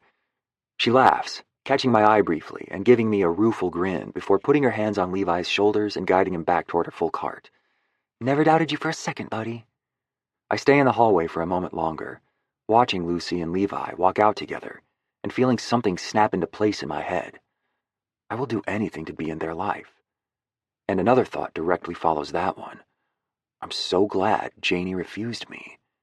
And also, Lucy's butt looks so good in those jeans. I jog to catch them, run up behind Levi, and pick him up by the armpits so I can make a rawr sound, and swing him up onto my shoulders. I didn't even know I knew how to make that noise, and definitely didn't plan to. It just sort of came naturally, which is surprising. Once he's laughing and settled on my shoulders, I nudge Lucy with my hip, pushing her out of the way so I can steer the cart. She wraps her arm around my biceps, and now we're one happy family. It's odd how you can know someone for such a short period of time, and yet feel like you've always been there with them. That's how being with Lucy and Levi makes me feel. Lucy lets go of me briefly to grab a bag of apples off a produce shelf. Then Levi suddenly shouts, "Uncle Drew!" Lucy and I both freeze, slowly make eye contact, then look up to find Drew holding a shopping basket a ways down the aisle and staring blankly at us. Okay, so maybe the grocery store wasn't the best meeting place, and I'm definitely the worst friend in the world. Chapter 29. Lucy. "Drew," I say, resisting the urge to shove Cooper as far away from me as possible. "You're home early." Yeah, a guy from our team had a family emergency, so the trip got cut short and we had to fly back early.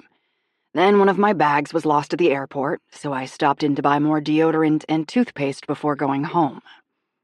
I know that look on his face. He's processing, unhappily. His eyes shift from me to Levi up on Cooper's shoulders, then fall down to Cooper, where they land with an angry scowl. Feeling this surge of protection for Cooper, I hurry to say, "Oh, bummer about your bags. Not you coming home early. That's a good thing. We've missed you. Uncle Drew is back. Yay!" From the corner of my eye, I see Cooper mouthing, "Stop," and realize I'm rambling. Shoot, Drew will see right through that. So anyway, Levi and I were just doing some shopping and bumped into Cooper. Funny, right? Is he buying my fake calm smile? Probably not, but I'm trying to sell it like I'm on QVC. And here we have a lovely new lie in the intriguing shade of blushing. Order now before the truth comes out and everyone's lives are miserable. I look up at Cooper, who is also frowning now. Super, we're the frowny bunch. "Looks a lot like you're shopping together," Drew says, only mildly less uncomfortable than he was a moment ago. "Where's Cooper's cart?" Who asks a question like that? A skeptical person, that's who. Cooper opens his mouth, and I can see honesty all over his sweet face. It's killing him to lie to Drew about us, and he probably thinks I want him to come clean and put us first. He'd be wrong. I know how much Drew means to Cooper, and I won't be the reason their relationship is severed. We had a plan to ease Drew into the idea of this relationship, and we're going to stick to it. I step forward and pull on my no-big-deal face, giving a lazy wave of my hand. Oh, he had one at some point, but then Levi wanted to ride on his shoulders, so he ditched it, and we combined our carts. Want to join us? There's totally room for your stuff to pile in here, too. Okay, take it down a notch, Lucy. No one is this excited about grocery shopping. Someone from this store franchise should be filming me right now and turning it into a commercial, because apparently I love shopping for groceries more than anything in the world and want everyone to join me. It works, though, because Drew buys it. He finally closes the gap and steps into our space, and Levi leans forward to jump into his arms. "Hey, buddy, I missed you." "I went into the bathroom by myself," Levi announces at the top of his lungs. Drew laughs and high-fives him, and while they are distracted, Cooper and I take that moment to give each other a look. My expression says, "Be cool." His seems to be trying to convey an entire conversation in one intensely lifted eyebrow as his head twitches toward Drew. I think he's telling me we should come clean. "No," I mouth back, "not yet." He can't read lips, though. He gives a squinty frown while looking at my lips, then shakes his head. "What?" "So," Drew says, setting Levi down, making Cooper and me snap our expressions back into easy, breezy, nothing-to-see-here mode. "Are you guys almost done here? Let's grab a pizza or something to bake when we get home. Coop, you want to come back to the house and hang out for a bit?" Is it just me, or does he seem suspicious? Have his eyes always slanted like that? This feels like a trap. One Cooper will see from a mile away. No way will he take the bait. Sure, sounds good. Or maybe he will. Dinner was not ideal.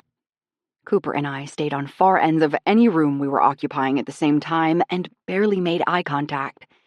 8 times I had to interrupt Levi so he wouldn't accidentally spill the beans about me and Cooper. And no sooner did he finish his last bite than I whisked him out of the kitchen and into the bathroom for a bath. I think I left half of my pizza abandoned, but who cares? I care. It was delicious, and I will definitely sneak out to the kitchen in the middle of the night to eat the leftovers from the fridge. I'm in the middle of pulling Levi's jammies down over his head when Cooper speaks from the doorway, making me jump 6 miles into the air. I'm headed out. I clutch my heart and expel a heavy breath like you do when you've just narrowly escaped death. Jeez, you scared me. His smile is soft as his muscular shoulder leans against the doorframe. He's wearing his baseball cap facing forward, and it drops shadows on his face, only adding to the romantic vibes he's putting out. Where's Drew? I ask. In the shower. Oh, okay, well, this is awkward. I don't know how to act around him now. Be safe driving home. I will. He never breaks eye contact and doesn't appear to be making any moves to leave. I think we are going to sit here all night, staring at each other and building this tension between us, until Levi speaks up. Mom, can we read Red Truck tonight? He's already all the way across the room, grabbing the book and racing back to me. Yeah, let's read it. I stand up and move to the rocking chair, where I pull Levi into my lap. I take a deep inhalation of his freshly washed hair. I love the way clean children smell like hopes and dreams. Once he's settled, I look up and realize Cooper is still standing in that same place, arms folded, soft smile tilting the side of his mouth. I thought you were leaving, I say softly, suddenly nervous to have an audience for my nightly routine with my son. I am. He nods toward me. Go ahead. I try to tune Cooper out as I read to Levi, but it's impossible. His presence is as unobtrusive as a bonfire in an enclosed room. I'm aware of his every move, breath, gaze. But something odd happens the longer I read. I settle in and feel comfortable. Levi and I laugh and tease and tickle. And somehow Cooper being here feels normal. I think maybe Levi forgot Cooper is still watching until I tuck him in and he says, "Can Coop come say goodnight?" I chuckle. Did you just call him Coop? Levi nods and Cooper is already rounding the bed. Yeah, of course he did. All my best friends call me Coop. He leans over the bed and brushes some of Levi's hair out of his face before tucking in the covers all around him like a burrito. How did he know Levi likes that? Then why do I call you Cooper? I ask with a hand on my hip. He tilts his head to look at me with a sideways grin. Because I've never thought of you as just my friend. Good answer. Cooper finishes tucking Levi in and telling him good night. I give my son one more kiss, then turn out the lights. I step out into the hallway, shutting the door to Levi's room behind me and coming face to chest with Cooper.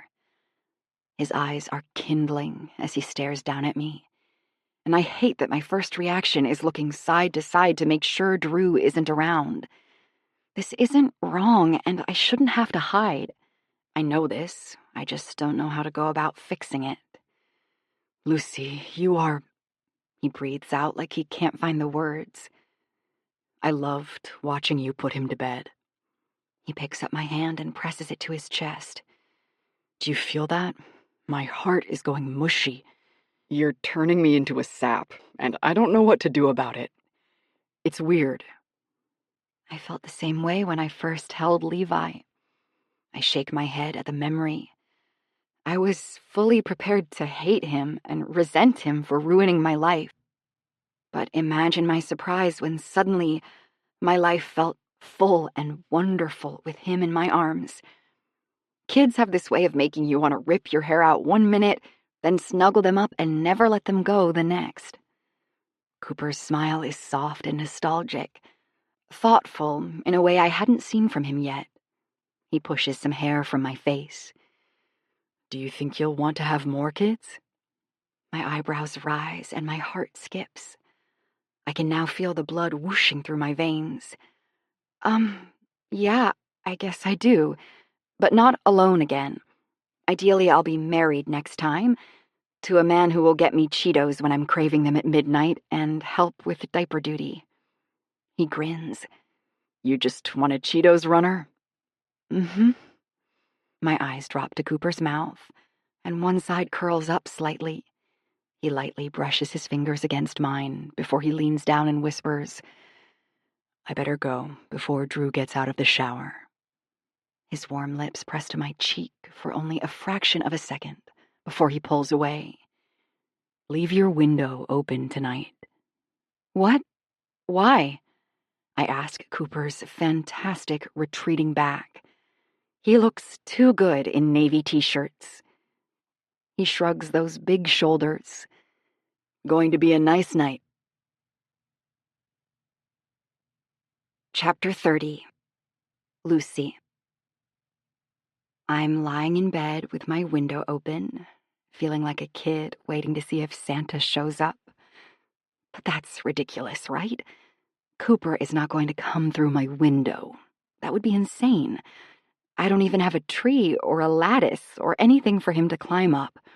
So unless he's Peter Pan and can fly me off to Neverland, I don't think he's going to show up tonight. Maybe he really did just want me to enjoy the nice weather. Or, wait, was that a sound? That was definitely a sound. I shoot up in bed and clutch my covers against my chest. It's dark in my room, the only light coming from the moon, and suddenly I'm terrified. The boogie monster definitely exists, and he's about to climb through my window. Ah! There's a shadow looming now, and if I pee this bed, I will never forgive myself. Cooper, I whisper angrily, that better be you. I swear, if it's not, and whoever is coming into my room right now is an axe murderer who kills me in this bed, I'm going to come back and haunt you in terrifying ways until the day you die. Cooper's familiar low, rolling chuckle washes over my skin and goosebumps surface. There's something about hearing that chuckle in the dead of night with limited visibility that makes my body go tingly. You got lucky this time. The axe was too heavy to carry up the ladder, so I left it in the truck. Cooper puts a long leg over the windowsill and ducks his head through. Now he's in my room and I can't catch my breath. You brought a ladder? I guess it's a good thing my room is at the back of the house, where no one will see it. A freaking tall one. Not gonna lie, scared me a little, climbing up it. A pack of wild horses are all stampeding through my chest. That's normal, right? I'm not dying. Cooper gently closes the window, and now we're trapped in here together. I'm not wearing enough clothes. My t-shirt and sleep shorts are too flimsy. I can feel the breeze blowing through them, and Cooper is walking toward my bed. Oh gosh, he's walking toward my bed. I force myself to swallow that lump in my throat as I watch his masculine silhouette approach. I scoot to the far side of the bed, but it's only a puny little queen-sized mattress, so when Cooper and his big body sit down on the side, I roll toward him like a marble. What are you doing here? I whisper, pressing my back up against the headboard. I can hear the smile in his voice when he says, You wouldn't spend any time with me tonight in front of Drew. I wanted to talk to you more. So you're just here to talk? Mm-hmm, he says, leaning forward and pressing a soft, slow kiss to my lips. This isn't talking. Cooper grabs my ankles and tugs me down so my head slides from my headboard to my pillows. He then climbs on the bed and hovers over me, elbows on either side of my face. Even in the dark, I can see his beautiful smile. You should see how wide your eyes are right now, he says, a chuckle in his voice. He leans on one elbow so he can run his thumb across my cheekbone. I don't know how you open them that wide. You're like an owl. I'm basically a wooden board. My arms are superglued to my sides, and my back is rigid. I don't move. I don't breathe. I'm afraid if I do, Cooper will vanish into thin air, and I'll realize this was all a glorious dream. Cooper. Lucy. He dips his head down and kisses me right below my earlobe. My shoulders melt and I sigh. His lips are warm and his body is heavy, and I feel so safe. There's nowhere, not a single place, I'd rather be than here with this man. Tentatively, I move my hands up his arms and over his shoulder muscles. I feel every dent and ridge and can't believe I get to be touching him. Cooper's arm slides under my back to curl me up close to him as his kisses move up my jaw to my mouth. He hovers there, his lips brushing tender, warm sparks across mine. His restraint is unearthly, a paradox. The tight hold of his arm coiling around me is the polar opposite of the light touch of his mouth. I breathe deep, smelling Cooper and letting his scent wrap around me. It's his freshly showered, manly smell, the one where he should be starring in a commercial, standing in a towel, chest glistening with moisture in a locker room, holding up a green body wash bottle and getting paid $1 million to do it. Are you smelling me again? He asks, lips tickling mine as he speaks. Busted. He takes his lips away from mine to bury his head in my neck, and I hear him breathe in audibly. I finally figured it out, he says as he lays a warm kiss on my collarbone. Figured what out? What you smell like. He pauses and breathes in one more time. Fruit Loops. I strangle a laugh in my throat and can feel my smile touching both of my ears. It's Fruit Loops, isn't it? All this time I thought it was a perfume, but you just eat a lot of cereal, don't you? I had a bowl about 10 minutes ago. I'm using all of my strength to hold in my laugh so I don't wake the whole house. Thought so. He sounds like he's smiling too. He leans down and kisses me again, but this time it's not quite as gentle. It's just a little more. He pulls away and pauses, staring down at me.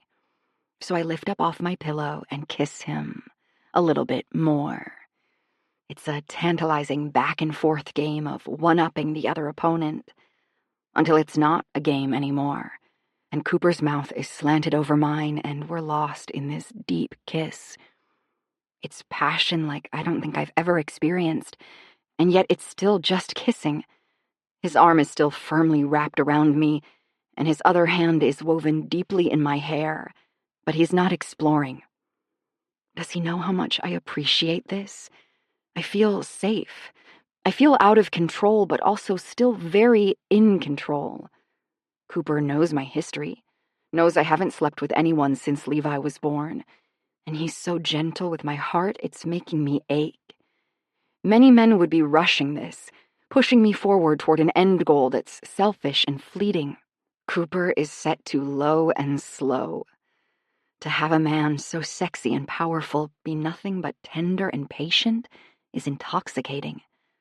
I wish I could send this moment back in time to my younger self, when I was hopeless and thinking the world is made up of nothing but selfish pigs, and whisper, just hold on, there's a good one out there. I run my hands up Cooper's corded back into his hair. He makes a sound that strikes a match inside me, and now I don't think we'll be doing much talking tonight. Our kisses turn hungry, and I think the world outside could be burning down and I wouldn't notice. Somehow, between breathless kisses, Cooper's shirt comes off, because I took it off him. I run my hands over his shoulders and biceps, dying a little at how electrified I feel from touching him. I am tuned into nothing but Cooper and his hands and his lips and his breath. His fingers move an inch toward my stomach, and my abdomen clenches. A thought hits me like a cannonball, and I peel my lips away from Cooper's. Sensing my sudden distress, he stops and pulls back. What's wrong? Moving too fast? I'm a mom, Cooper. He's silent for a second, needing to process this abrupt change in everything. Then he lets out a short, breathy laugh. Yes, Lucy, I know this. His big hand comes up to cradle my face. I'm perfectly aware of your motherliness. No, I mean, I have a mom body. Seriously, it's not the same as when I was a 20-something. You're a 20-something right now, he says as a counterpoint. It's different. I'm not deterred from trying to talk him out of this, though. My stomach has this squishiness to it that I can never get rid of, no matter how many sit-ups I do. And my boobs are definitely not perky like they used to be. My voice is shaking, chin wobbling. I'm completely ruining this romantic moment, but I can't help it. The words are pouring out, and I can't stop them. I feel like nothing about me is the same as it used to be before I had him. I have stretch marks all over my stomach and thighs, and... Cooper cuts me off with a simple yet forceful kiss. Lucy. He says my name, but nothing else. Instead, his hand moves slowly from my face to my navel, where he tenderly rolls up the bottom hem of my t-shirt to expose just my stomach. My breath is frozen in my lungs as I watch Cooper lay his warm palm flat across my abdomen and spread his fingers from farthest rib to farthest rib. Even in the dark, I can make out the way his eyes are staring down at me, and I want so badly to hide, to pretend none of what I said is true and just keep my clothes on for the rest of my life. But when his thumb runs delicately across my deepest stretch mark and he smiles, I relax. I rest. He rolls my shirt back down before hovering over me again, pinning me in so he can look me right in the eyes. You are beautiful, Lucy. Everything about you. He gives me a slow, lingering kiss. Sexy. Kiss. Feminine. Kiss. Strong. Kiss. Everything I could ever hope for. Tears are rolling down my cheeks, and Cooper kisses them. I bury my head in his neck and let his weight and words soothe me, not realizing until tonight just how insecure I really am. He rolls over to his back and pulls me onto his chest. His hand strokes my hair, and another tear rolls down my face. For the last 4 years, I have been soothing Levi, tending to his needs, sacrificing my own desires and comforts so I can make sure his are met. But tonight, I am the one who is comforted. He doesn't say anything else, and I don't either, because I'm not even sure what to say. Everything feels too weak, and I'm afraid if I say what my heart is really feeling, I'll scare him away. Instead, I run my hand slowly up Cooper's chest until it settles on his jaw. I play with my favorite lock of hair that flips up at the nape of his neck, and smile before settling my head in the crook of his shoulder. I close my eyes, feeling the warmth of his skin against my face, and listening to his quiet, steady breaths. He's good for me, and I think I'm good for him. I don't know how long we lie here together, my arm wrapped tightly around Cooper's chest, and his hand gently stroking my hair away from my face. But it's bliss. Eventually, as I'm drifting off to sleep, I think, I'm never letting him go. The sun wakes me early the next morning, and I squint my eyes open, taking in the large man arm draped over my shoulder. I kiss it and smile against his tan skin, the hairs of his arm tickling my lips. Cooper takes in a stirring, deep breath as I roll over to look at him. Because everyone knows morning breath is a beast, I bunch up the sheets and pull them over my mouth before saying good morning. He gives me the most adorable, scrunched nose smile and cracks an eye open. His hair is sticking up in all directions, and his bare chest is on display for all to see. Well, not all, just me. Only I get to see it, because even though we don't have an official title yet, Cooper is mine, all mine, and I refuse to share. Morning, beautiful. My smile beams because it's cheesy lines like this that get me. I want to gather up as many as I can and dress myself in them each day, strolling all over town and flaunting them so everyone can see. Flowery words are wonderful when they're genuine. Is this real? I ask Cooper, snuggling into his chest and feeling heat radiating off his skin like he's made of the Earth's core. My shirt is uncomfortably twisted around me, and I don't know how Cooper senses it, but he does. His hand reaches behind me and tugs it down so it's sitting correctly again. It's the little things like this he does that turn me inside out. I hope so, he says in a sleepy, gravelly voice. I can't help but smile and kiss his chest. You've got to climb out of this tower soon, Rapunzel, I say, snuggling deeper into him. His chuckle rumbles in his chest, and he kisses my hair before resting his chin on my head. You're not making a very compelling case for me leaving. I know. I wrap my arms around him and bear hug him. But you really do have to go. Levi will be up soon, and he does not knock before he busts in here. He groans and rolls over onto me playfully so he can bury his face in my neck. I can barely breathe with his weight on me like this, but to say I love it would be an understatement. So tired, he grumbles. Just want to sleep here with you all day. I intertwine my hands in his hair. You have to go, I say between wheezing breaths. And I have to go to work. He half growls, half grunts, then moves back over onto his back, popping his hands behind his head and letting his smile slant as he stares at me. With my room full of wonderful, wonderful light, I'm able to see every defined ab, oblique, pectoral, and biceps. I'm staring like muscle inspecting is my new full-time job, and my voice takes on a zombie-like quality. Oh, good gracious. You need to put on a shirt. His pearly white smile turns cocky. Yeah, you like what you're seeing? I poke him in the side. Why do you always take on an Italian accent when you're trying to come on to me? Don't act like you don't like it. He reaches for me and tugs me up to him so he can try to convince me to let him stay with neck kisses. It would probably be highly seductive if he wasn't saying the only Italian words he knows in between kisses. Spaghetti, fettuccine, parmesan. I'm laughing and trying to push away from him half-heartedly. Stop it! You're just making me hungry. Lasagna, he says in his deepest bedroom voice. I can't stop laughing. You're so weird, but I love you anyway. No sooner do the words leave my mouth than I realize what I've just said. I freeze. Cooper freezes. His grip on my wrist loosens, and his eyes slowly cut to me. What did you just say?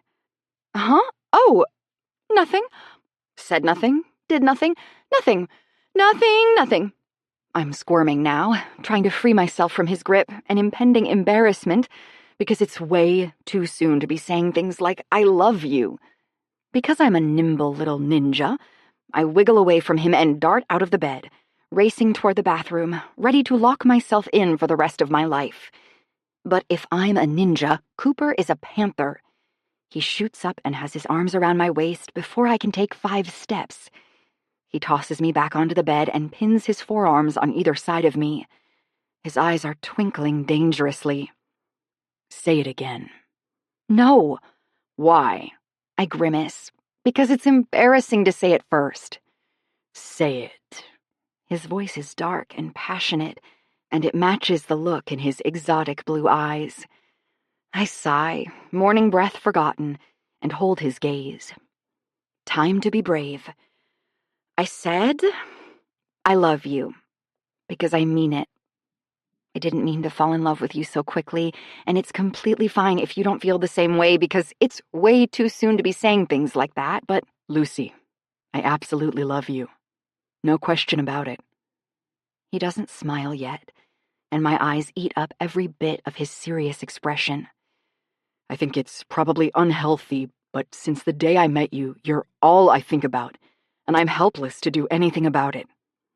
His lips finally form a sideways smile, and his eyes crinkle in the corners, like he knows all of this is ridiculous but doesn't care either.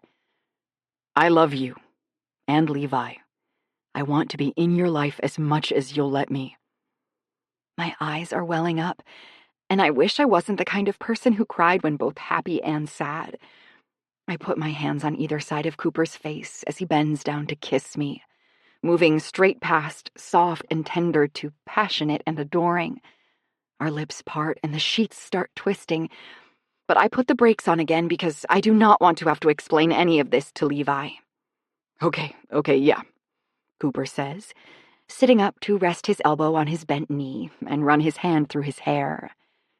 I shake my head at the sight of pure masculine perfection, silently cursing him for making it so difficult to say goodbye. Okay, time to sneak back down that ladder now. His eyes catch mine, looking serious and calculating in a way that makes my heart skip. I don't want to. He sighs deeply and shakes his head, falling back against the pillow to scrape both his hands through his hair. I don't want to go, Luce. I don't want to hide us. I don't want to acclimate Drew to the idea of us before we tell him. He rolls his head to look at me, dark lashes framing ocean eyes, bronze skin a stark contrast against my white comforter. It feels a little crazy to do that, doesn't it? I mean, we're the ones who know what's best for us. I can see more thoughts running behind Cooper's eyes than just the ones he's voicing. A plan is being set in motion, and for some reason it's making my palms sweat. Well, yes, I agree that it doesn't feel right, but... Wait, what are you doing? I ask, watching Cooper rise from the bed with a determination in his shoulders. It's not right that he decided this for us. I'm not sneaking back out that window. Then what are you doing?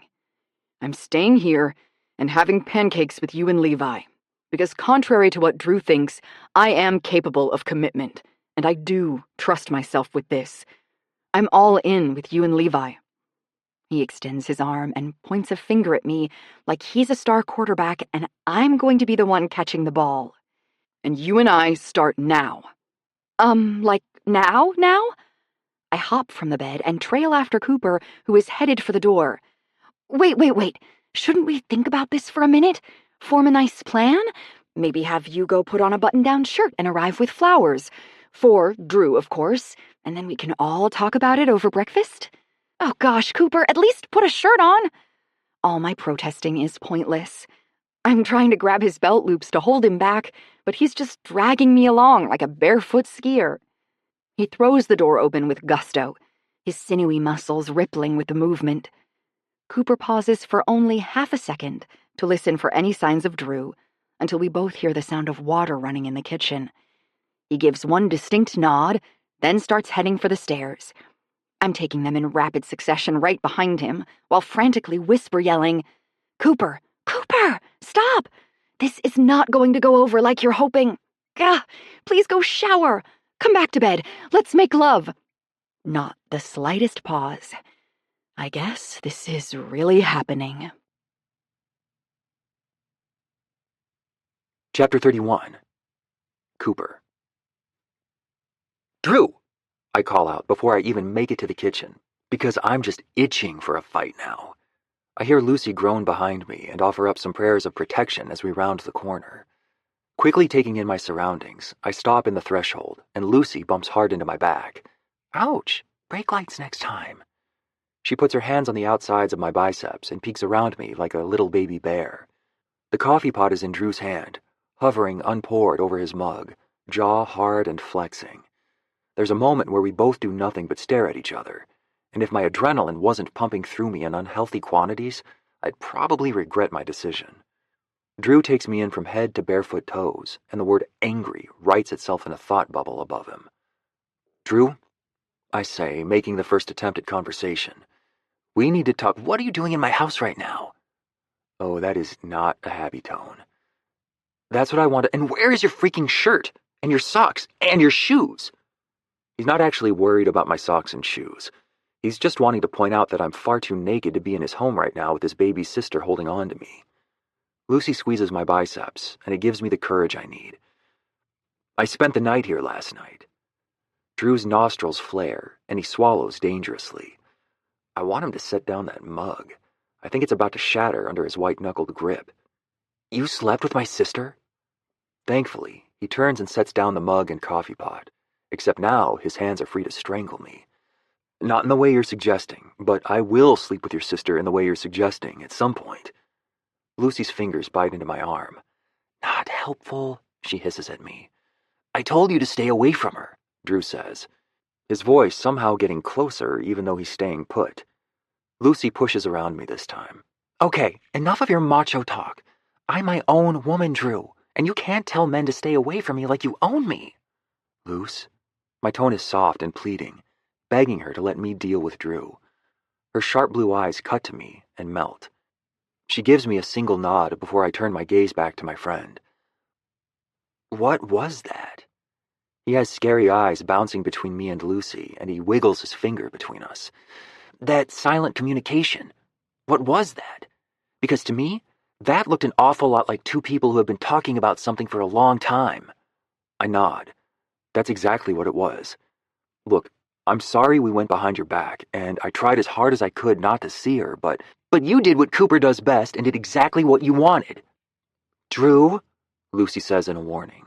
I point at Drew. That. Why do you say stuff like that about me?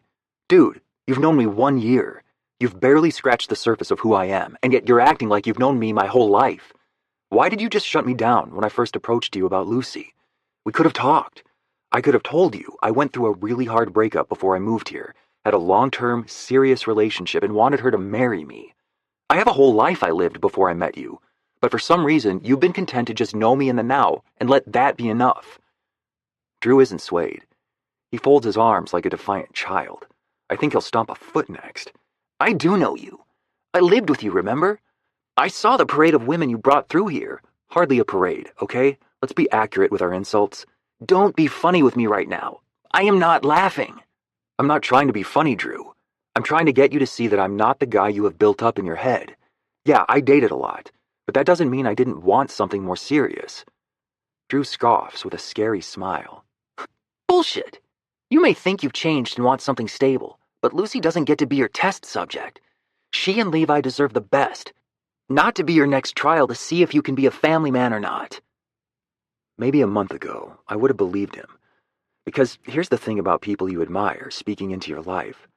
Sometimes you trust their opinion of yourself more than your own. But just because they say it doesn't make it true. And I'm done letting him tell me who I am. You're wrong, and I'm asking you to try to see me differently. Drew scrapes his hand across his jaw and shakes his head. I look to Lucy, and she must see the weakness behind my armor, because she smiles and comes to wrap her arm around my middle, burrowing up under my arm. Every touch from her feels like home, and it gives me courage to push forward. I love your sister, Drew, and I love your nephew.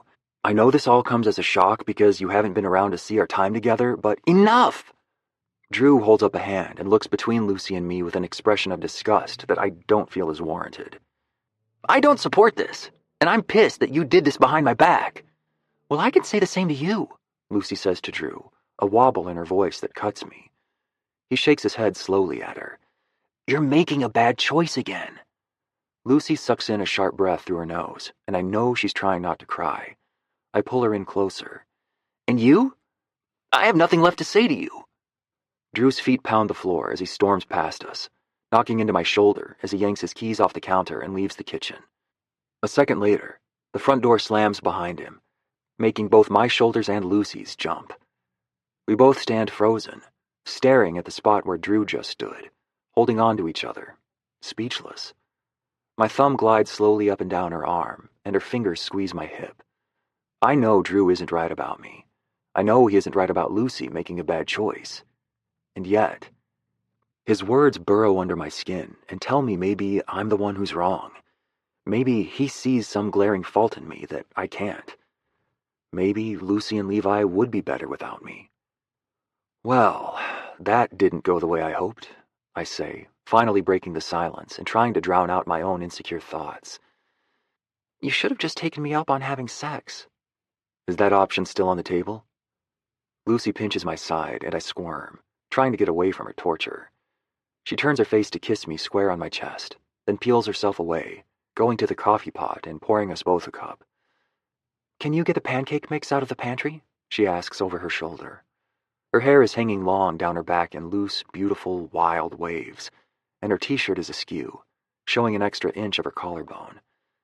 Maybe it's just Drew's voice still ringing in my ears, but I can't help the feeling that I don't deserve to be here.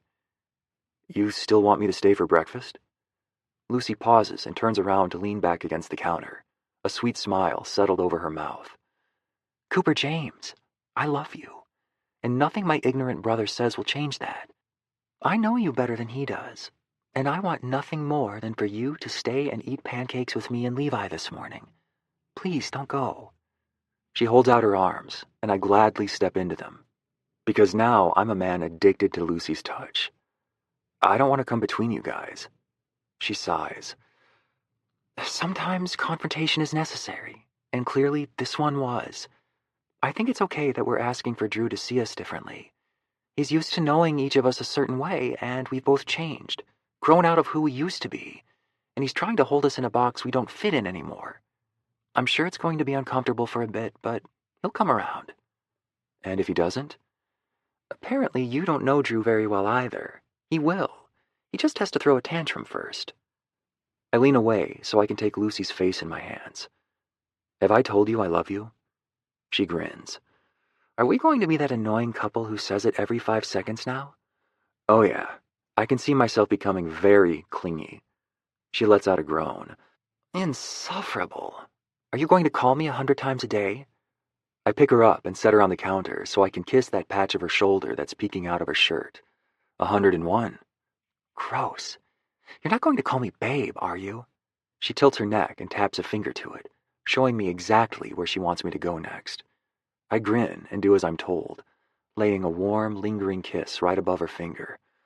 Oh yeah, baby. Baby? Oh, that's worse. I don't know if I can allow that. Her voice is trailing off as I nip at her earlobe. I feel her shoulders melt as I hover my mouth over her ear and whisper, I'll call you anything you want me to, Lucy. Oh, goodness. Her tone has me scooping her up off the counter and carrying her out of the kitchen. She kisses my neck as I carry her to the stairs, her room, my destination, until... Pancake Day! Levi shouts from the top of the stairs. I pause in my tracks and shut my eyes in a tight, pained squint, because I've never been more upset to hear those words in my entire life. Lucy laughs and strokes the back of my head, then whispers, Welcome to parenthood. Chapter 32. Lucy. Do you want to come over and watch something sappy with me tonight? Jessie asks, as I'm cleaning up my station and getting ready to head out of work for the day. I would, but I'm headed over to Cooper's house. I know. It's what you do every day now. I puff out a breath. I'm not that bad. Oh, yes, you are, but I don't blame you. I'd be the same way if I had a fine man loving on me like Cooper is with you. Jessie's gaze drops, a familiar, forlorn look creeping in. She must sense I'm about to console her, though, because she abruptly holds up her hand. Nope, I'm good. Don't need a pep talk today. Maybe tomorrow, but today I'm okay. Nice try. I pull her in for a hug anyway. It's been 3 weeks since I started officially dating Cooper, and yeah, now that I think about it, I guess we've been pretty inseparable. I should probably worry about how obsessed I am with him, or how attached Levi has become, but I'm not. He fits. It just feels right between us, in a way I didn't know was possible. So you're going over to Cooper's to put together furniture. I hurry and interject, before she says something blunt that will make me blush. Jessie and Cooper are the worst, especially when they team up. It seems like their life's mission is to turn my cheeks into raspberries. That's an innuendo if I've ever heard one. I laugh as I stuff my freshly sanitized scissors back into their case. This time, it's really not. We ordered a bunch of furniture for his house last week, and he got a big shipment of it today. We're going to order pizza and put it all together. And then get to the good stuff, right? Her eyes are sparkling, and her eyebrows are wagging. Right? I'm right, aren't I? What bra are you wearing? She's reaching for my shirt like she's going to take a peek. I swat her hand away and jump back. Stop that! You are so nosy. I'm living vicariously. Well, knock it off, you creepy prego. She shrugs and rolls her eyes. I sling my purse over my shoulder and pull out my phone, refreshing my messages again. Like that will change anything. Are phone glitches still a thing? Still no word from Drew? I pull my lips to the side and shake my head. Nope. Unfortunately, he has not come around to the idea of me and Cooper yet. In fact, he's been straight up avoiding me. We live in the same house, but I barely ever see him. He's been working like a maniac, picking up extra shifts so he doesn't have to face me. I'd almost swear he moved out because, despite me staying up late and waking up early, I never see him. The only evidence I found of him living with me is when I almost dunked myself in the toilet 2 nights ago because he never puts the seat back down. What a big baby, she says, shaking her head with disgust marking her mouth. If there's one thing that's certain in this world, it's that Jessie hates my brother. It's awkward, and I try to avoid the conversation as much as possible because her pregnancy hormones scare me sometimes. I know, he is acting like one. I think my child will come out more mature than your brother. Most likely. I should buy him a big diaper for Christmas. Yep, sounds good. You're doing that thing where you're backing away from me while I talk. No, not me. My back bumps into the glass door, and Jessie crosses her arms and flattens her smile. I flash her all of my pearly whites and blow her a kiss. Love you. I promise I'll let you rant about my brother, who you've never officially met, tomorrow. Have fun tonight. She rubs her belly dramatically. And remember to always be safe. I'm still laughing about Jessie's comment as I make my way to my car and get in. I drive all the way to Cooper's house with a cheesy smile, feeling the need to sing Christmas tunes, even though it's nowhere near Christmas. Christmas tunes make me happy, so I do it anyway. When I arrive, my phone rings. Hey, Mom, I just made it to Cooper's house and should be at your place in about 2. Honey? Something about the way my mom's voice sounds as she cuts me off has an immediate panic shooting through my veins. I need you to meet us at the hospital. I don't even know what's wrong yet, and tears are welling in my eyes. What happened? Is it Levi? At that moment, I see Cooper step outside, still wearing his nice work clothes, a button-down dress shirt, slacks, and dress shoes. The bright smile stretching across his face does not fit the words that are coming out of my mother's mouth. I'm sure everything is going to be okay, but Levi is having really bad lower abdomen pain, and he just started throwing up. We're on our way to the ER now to have him assessed. Cooper opens my car door, and I can't even look at him. My mind is frantically running to dark and scary places. Have you called his pediatrician yet? The shake in my voice has Cooper crouching down beside me and putting his hand on my leg. Yes, about an hour ago. I thought it was just a stomachache, so I didn't want to worry you, but Dr. Darren said to take him in if it progressed, so that's what we're doing. My mom's voice sounds calm, and I know if Levi had to be with anyone during something like this, my parents are the perfect people. Still, I'm terrified. Okay, I'll be right there. The moment I hang up, Cooper asks, What's wrong? What happened? My parents are taking Levi to the hospital. He's having severe stomach pain. I need to go. I need to get to the hospital. Tears are streaming down my cheeks as I numbly put my hand on the steering wheel, suddenly feeling 1,000 miles away from my baby and like I won't get there in time. Cooper softly peels my hands from the wheel and guides my chin to look at him. Let me drive, Lucy. Everything's going to be okay. I swallow and let him help me out of the driver's seat. Then I rush around to the passenger side and get in. My hands are shaking as he starts the car, and I can't get the buckle to snap into the buckle thing. I try to slam it in 5 times, 6, 7. Gah! It won't go! The freaking buckle thing won't buckle! I'm frantically trying to jam it in, and if I look insane, Cooper doesn't say anything. He leans over, takes the buckle from my hand, and slowly clicks it in place before taking my hand and interlacing our fingers. His eyes lock with mine, and my chin wobbles, tears streaming down my cheeks like waterfalls. It's okay. I'm going to get you to the hospital, and everything is going to be okay. It's a brave promise on his part, but I cling to it like I'm dangling off a cliff, and those words are my only lifeline. Cooper kisses my knuckles before putting the car in drive and breaking every speed limit on the way to the hospital, and I'm more thankful now than ever that I have him.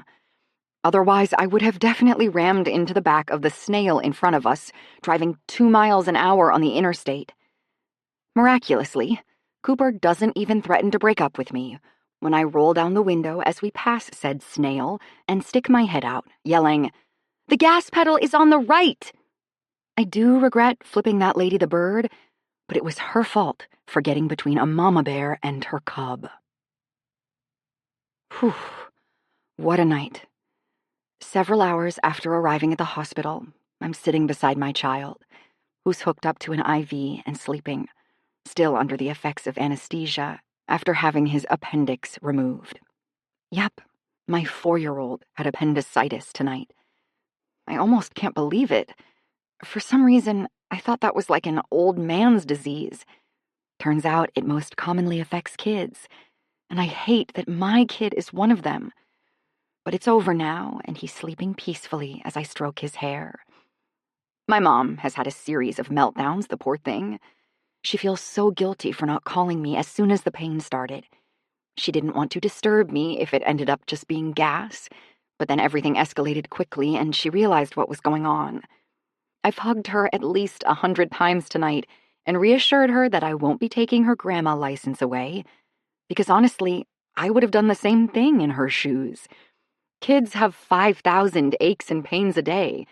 It's hard to know when things are serious or not, so I don't fault her for waiting to call me. I'm just thankful we were here in Nashville and around my family when this happened. Beyond the obvious reasons, like the man walking into the hospital room right now with a gigantic coffee for me, I'm glad I came home. Not everyone has the ability to live near their family in a healthy way, and I feel beyond thankful that I do. This is where I belong. Making it on my own is overrated when I have a family like mine. Speaking of, have you heard from Drew yet? I ask, looking up and taking the styrofoam cup from Cooper. He shakes his head.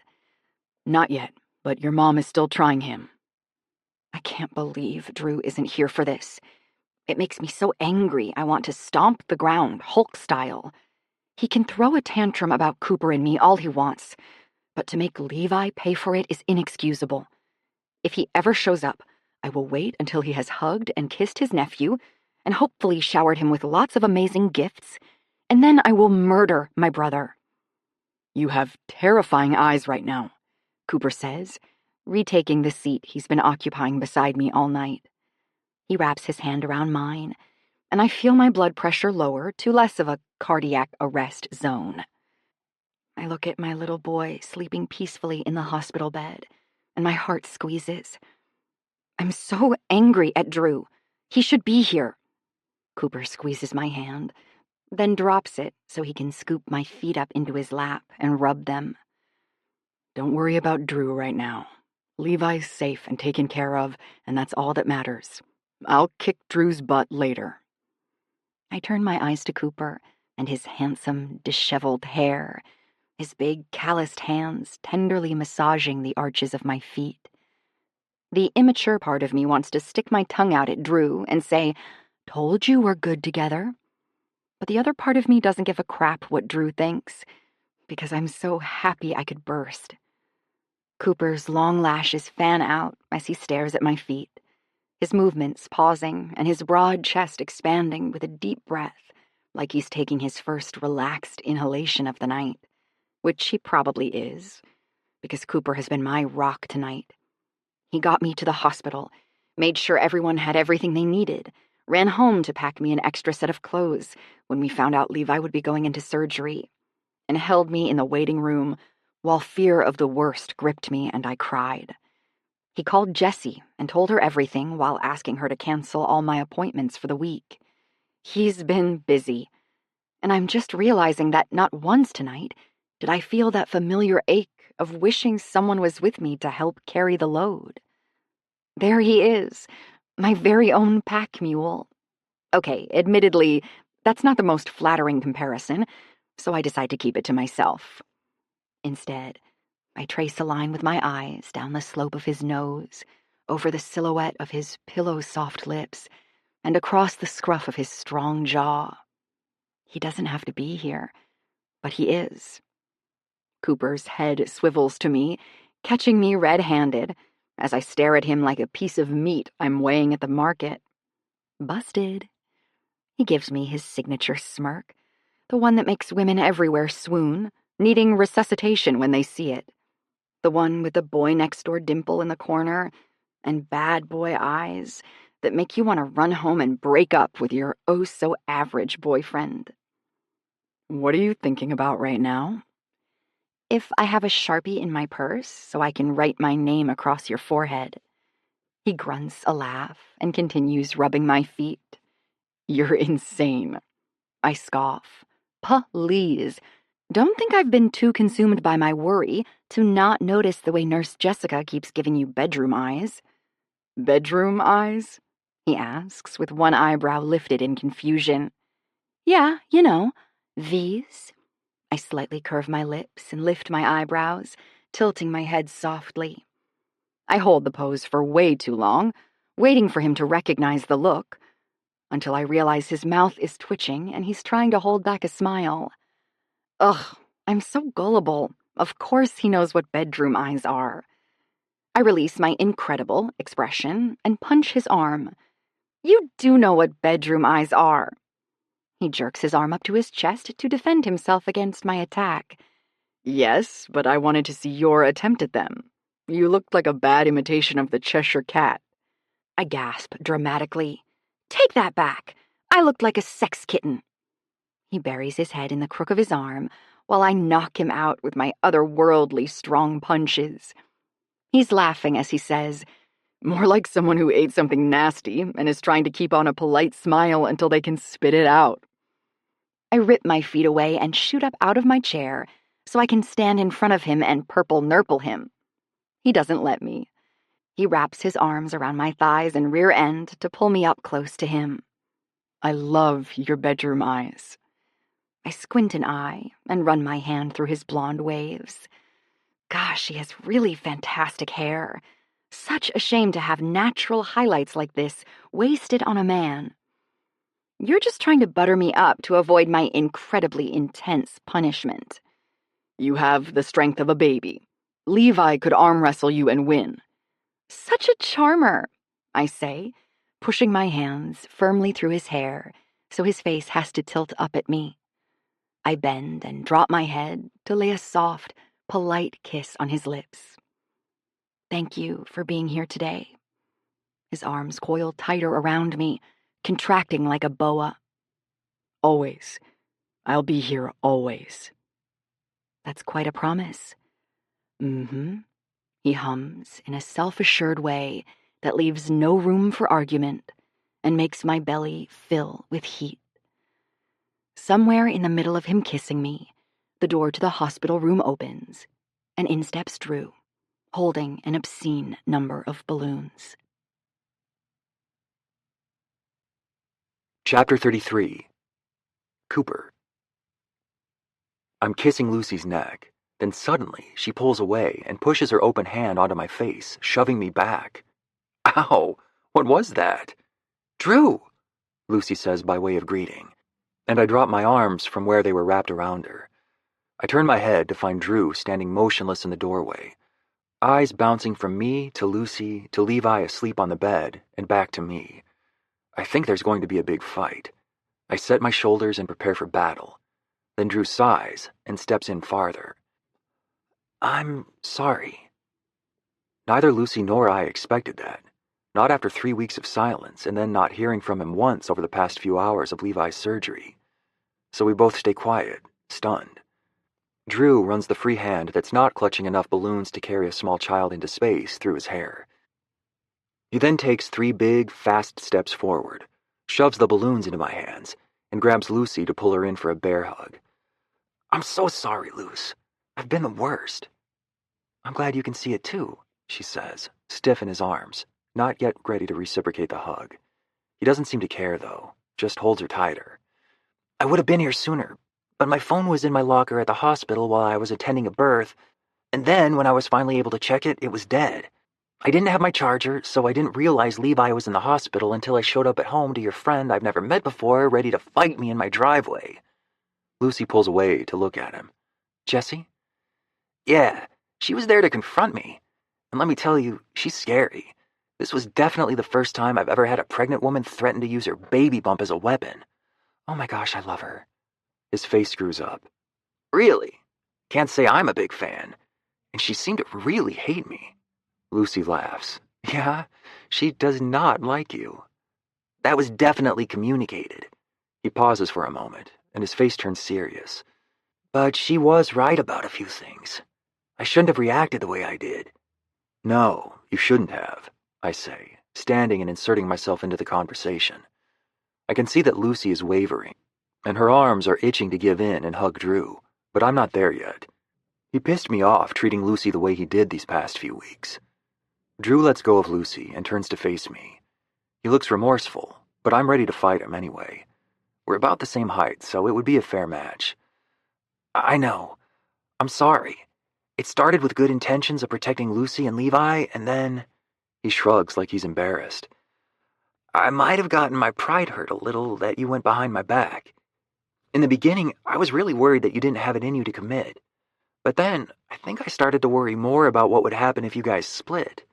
Then, admittedly, and thanks to Jessie for so violently pointing this out to me, I don't think I liked the idea of losing my wingman to my sister. No offense, Luce."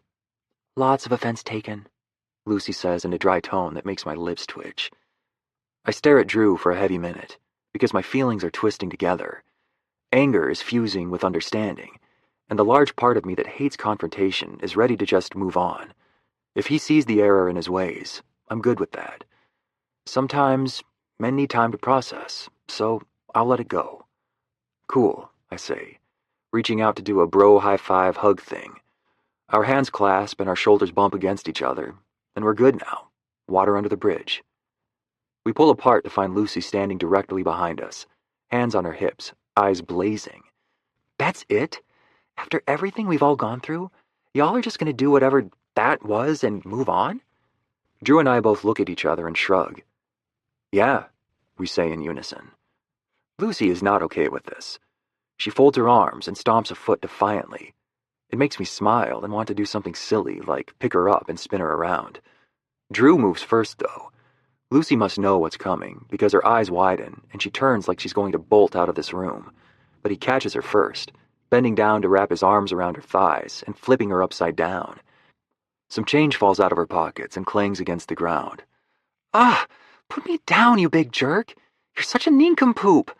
I bet you're going to steal my change next and run out of here." "Say you forgive me," Drew says with a big grin. The tips of Lucy's hair are brushing against the floor, and she folds her arms. She'll stay like this all day if she has to. She will pass out in this pose before she gives in to him. "Never. You said mean things to me." "I'm sorry, Luce. Really, it was a bad move, and I won't do it again. And I don't think you're making a bad decision with your life. I wish I had never said that. But I'm so tired of fighting with you. I miss talking to you." "What happens when you tell me not to eat the pie on Thanksgiving and I do anyway? Are you going to freeze me out again?" "No," he says, indulging her and speaking in his most serious tone. "I'll respect your decision to eat the pie." Her arms soften a smidge, maybe because she's about to pass out. "And you need to apologize to Cooper for insinuating that he's a sleazeball incapable of becoming a family man." Drew's eyes rise to mine, and I raise my eyebrows like a snooty teenage girl waiting for her due apology. "My darling Cooper, please accept my sincerest apologies for doubting your character. I will never do it again. But also, if you leave my sister, I will beat you into dust." "Fair. I accept." Drew looks back down to Lucy. There, see? We made up. Will you forgive me now, Luce? Yes, but only on the condition that you owe me 10 nights of babysitting. He chuckles and turns his eyes to Levi. Deal. I've missed that kid. Is he mad at me? Nah, I say, all too happy to rub a little salt in his wound. He's had me. Drew's eyes slowly cut to mine, but there's humor there underneath the tough facade. Also, maybe a little gratitude. He gives me a silent nod, and that small gesture feels loaded with more meaning than any words ever could. I nod back. It's settled. I'm officially welcomed into the family. Hey, guys, Lucy says from her inverted position. Is the room starting to get darker to you? Lucy doesn't pass out, but she does wobble adorably when Drew sets her back on her feet. I wrap my arm around her shoulders, pull her back against my chest, and kiss the side of her face. It feels good to be openly affectionate like this in front of Drew. His gaze definitely still hitches on us for a fraction of a second, but he forces a smile and turns to Levi. He takes my seat beside the bed and offers to do a shift sitting with the kid until Brent gets here in a little bit, so I can take Lucy to get some food. She never ate dinner, and I know she's starving, but unwilling to leave Levi. Now, with Drew here, she finally lets me guide her out of the room. In the cafeteria, we find Lucy's parents and end up spending a whole hour laughing and getting to know one another over Jell-O and nasty plastic-wrapped turkey sandwiches because the kitchen is closed. Despite the less than mediocre food, it's good. Her parents are hilarious, just like her and Drew. Claire takes my hand from across the table and thanks me for being so good to her daughter, which makes Lucy's cheeks turn my favorite shade of raspberry sorbet. Then her dad leans back so Claire can't see him and mouths, "Respect my daughter or else," which is terrifying on so many levels, and I will definitely have a nightmare about it tonight. After the frightening threat, Drew calls to say Brent is there, and Levi is awake and asking for us. Us, as in me and Lucy. It's the wildest thing, going from a life of bachelorhood and late-night drinking to having a 4-year-old in a tiny hospital gown wrap me around his finger and ask me to sing him the Itsy Bitsy Spider 18 times, and me doing it gladly. Around midnight, after Brent went home with a promise to come back in the morning and then take the overnight shift tomorrow, I look across the hospital bed where Levi is asleep holding my hand, to Lucy, who is passed out, legs curled up in the seat with her, wearing one of my sweatshirts that pretty much swallows her whole. It's a sight I don't think I'll ever forget, and certainly never want to. Chapter 34. Lucy. It's been a few days since Levi's surgery, and thankfully, he is recovering quickly. I have barely left the house since we got home from the hospital, but since he's feeling more like himself today, I left him with Drew and headed for Cooper's house to finally put together his new furniture. "Hello?" I call out as I struggle to shove the front door open. It feels like a sumo wrestler is on the other side, and when I get through, I see why. My eyes widen at the enormous wall of brown furniture boxes piled up all around the entryway, and I can't help but feel a little guilty at the sight. Did I really order this much stuff for him? Felt like a lot less in the online cart. "Lucy," Cooper yells from somewhere past the cardboard tower. "You got some splaining to do."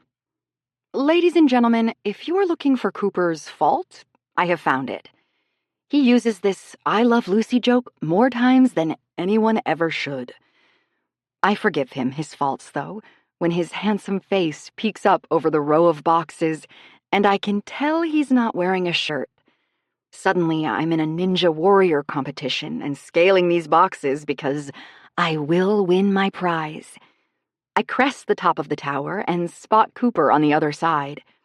He's wearing black gym shorts slung low on his waist and no shirt. He is sort of a nudist, I've learned. If he's home, that shirt is coming off. He takes my hand and guides me down off the box wall, and I land in his arms. He smiles down at me, nose to nose, and then his eyes drop to my mouth. The moment where his gaze settles on exactly what it is he's after, never fails to make my stomach leap. The freshly showered, damp hair look he has going on doesn't hurt either. "Hi," he says in this low, delicious, grumbly way. "How long do we have until you have to get back?" "A few hours." He lifts an eyebrow, his smile turning devilish. Maybe Jessie was right about how little furniture we would actually end up putting together. Well, we're going to have to get to it, because we have a lot of work to do in the bedroom." Cooper bends down and hauls me up over his shoulder like a brute. I love it. I especially love the view of his back as he carries me through his living room and down the hall. My stomach is buzzing with nerves, and I'm anticipating a lovely evening, until Cooper finally sets me down and makes a sweeping gesture toward the frightening number of boxes stacked against the walls in his room. That's when I remember the extent of my late-night shopping spree. Cooper told me he was ready to commit to furniture, but wanted me to pick it all out for him. The gesture was not lost on me, since he once told me he would wait until he found the woman he wanted to marry to make all the big purchases. And oh boy, did I. I don't think he meant to buy everything for the house at once, but that's on him. He should have been more specific. I make a hissing sound and turn my eyes to a glowering Cooper. He folds his arms, which is really unfair of him because it makes his biceps bulge out and the sexy veins in his forearms pop. But judging by the look on his face, it would be ill-advised to touch him at this moment. Or maybe it would be the perfect time to touch him. So, just to be clear, you actually meant we have work to do back here? I say, pouting. He shakes his head slowly, like a disappointed parent. "I thought you were ordering a few things for each room." Well, it started that way. I take a step away from his grumpy look and bump into a box. But then I saw a lamp I thought you would really love and would go great with your wall color, which then reminded me that you didn't have a bedside table, so naturally I had to order you one. "Naturally. So where does the—" He trails off to read the tall, slender box in front of him. "Faux fiddle-leaf fig with matte blush planter come into play." I widen my eyes like he's a chump for not seeing the answer on his own. "Once we get the new drapes hung on this side and put your new dresser over here, that corner would have looked ridiculously bare." I put my hands on my hips and lift an eyebrow. "You don't want to look ridiculous, do you?" "Tell me now, woman, are you a compulsive shopper?" "No, but I just couldn't stand how empty it was in here. And I already know you make tons of money, so you're not hurting from the extra expense. I hated the thought of you living in here all by yourself with no furniture or things to make it a home. Don't be mad. Are you mad?" He takes a step closer, and then another.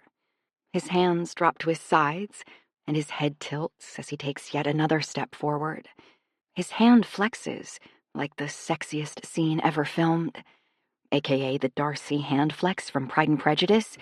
You know what I'm talking about. And the room heats to 80 million degrees. My skin is ready to melt off my bones from the intense look he's giving me.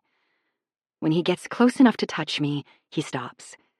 I can feel the heat rolling off his chiseled chest like waves, and I imagine if I were wearing thermal goggles, he would look like a ball of fire. I want to place my hand in the center of his abs and burn. He leans down, and I tilt my head back, exposing my neck, ready for my favorite trail of kisses. Instead, his lips brush, soft as a paintbrush, all the way up my neck, barely touching, so he can whisper against my ear. "Until all of this is put together, no kisses for you, Miss Shopaholic." My mouth falls open as I watch Cooper's retreating back. "Ugh! You're kidding, right?" He smirks at me over his shoulder. "Afraid not. You order, you assemble. Get to work, Bob the Builder." "But where are you going?" "To put together my new dining room table and 8 matching chairs for my imaginary giant family." "Which you love, right?" I yell because Cooper has already left the room. Frankly, I think he's being ungrateful of my very thorough design services. Then again, as I look around the room and sigh, this does look like a lot. An hour later, Cooper comes to find me. I'm lying on the floor, holding my phone above my head, watching TikTok dance videos. And when I spot him, I chuck it across the room and pretend to be tinkering with something under the bed. Ah, there we go. Much better. He stands above me. What you doing? I slap my hand against the bottom of the bed. Oh, just tending to a few other things while I'm here. I noticed your bed screws were loose, so I thought I'd give them a little tightening. With your bare hands. Don't be jealous of my strength. He glances around the room. Lucy, it's been an hour. And? You put together the lamp. It was difficult to screw the shade on. He bends down to wrap his hands around my ankles and slide me out from under the bed, a knowing smirk on his mouth. You're not going to put anything together, are you? No, I am. I really am. I just got distracted. I crack my knuckles. I'm ready to get down to business so I can get those kisses. Here, hand me a Jerry. Cooper's eyebrows rise quizzically. A what? A Jerry, one of those little doohickeys they include with the furniture so you can tighten the bolts up. I'm miming the gesture of screwing something in, and Cooper is looking at me dumbfounded. How is he not getting this? It's a right angle. It looks like a flat star on each end. Cooper rubs the back of his neck, and I have made a poor choice not getting this stuff built because, honestly, he looks so good it hurts. Dang, those distracting TikTok videos. Do you mean an Allen key? What's an Allen key? He bends down, hello fantastic backside, and picks up the exact tool I was talking about. Allen key. Oh, is that what it is? Yeah, I call it a Jerry. He frowns, looking torn between amusement and horror. Why? I shrug. Because I can never remember Allen. But you can remember the name Jerry. Mm-hmm. Why are you laughing like that? Seriously, do you really need to double over so dramatically? Oh, you're going to slap your thigh now.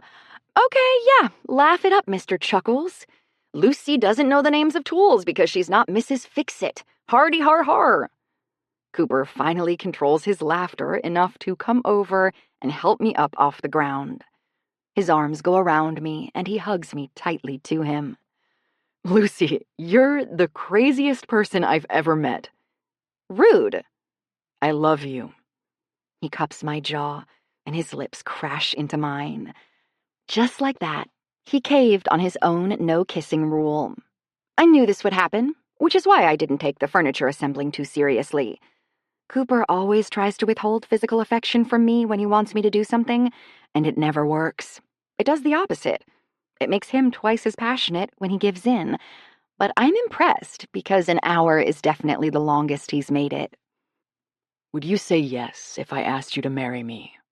He says in a gruff voice with an intoxicating smile.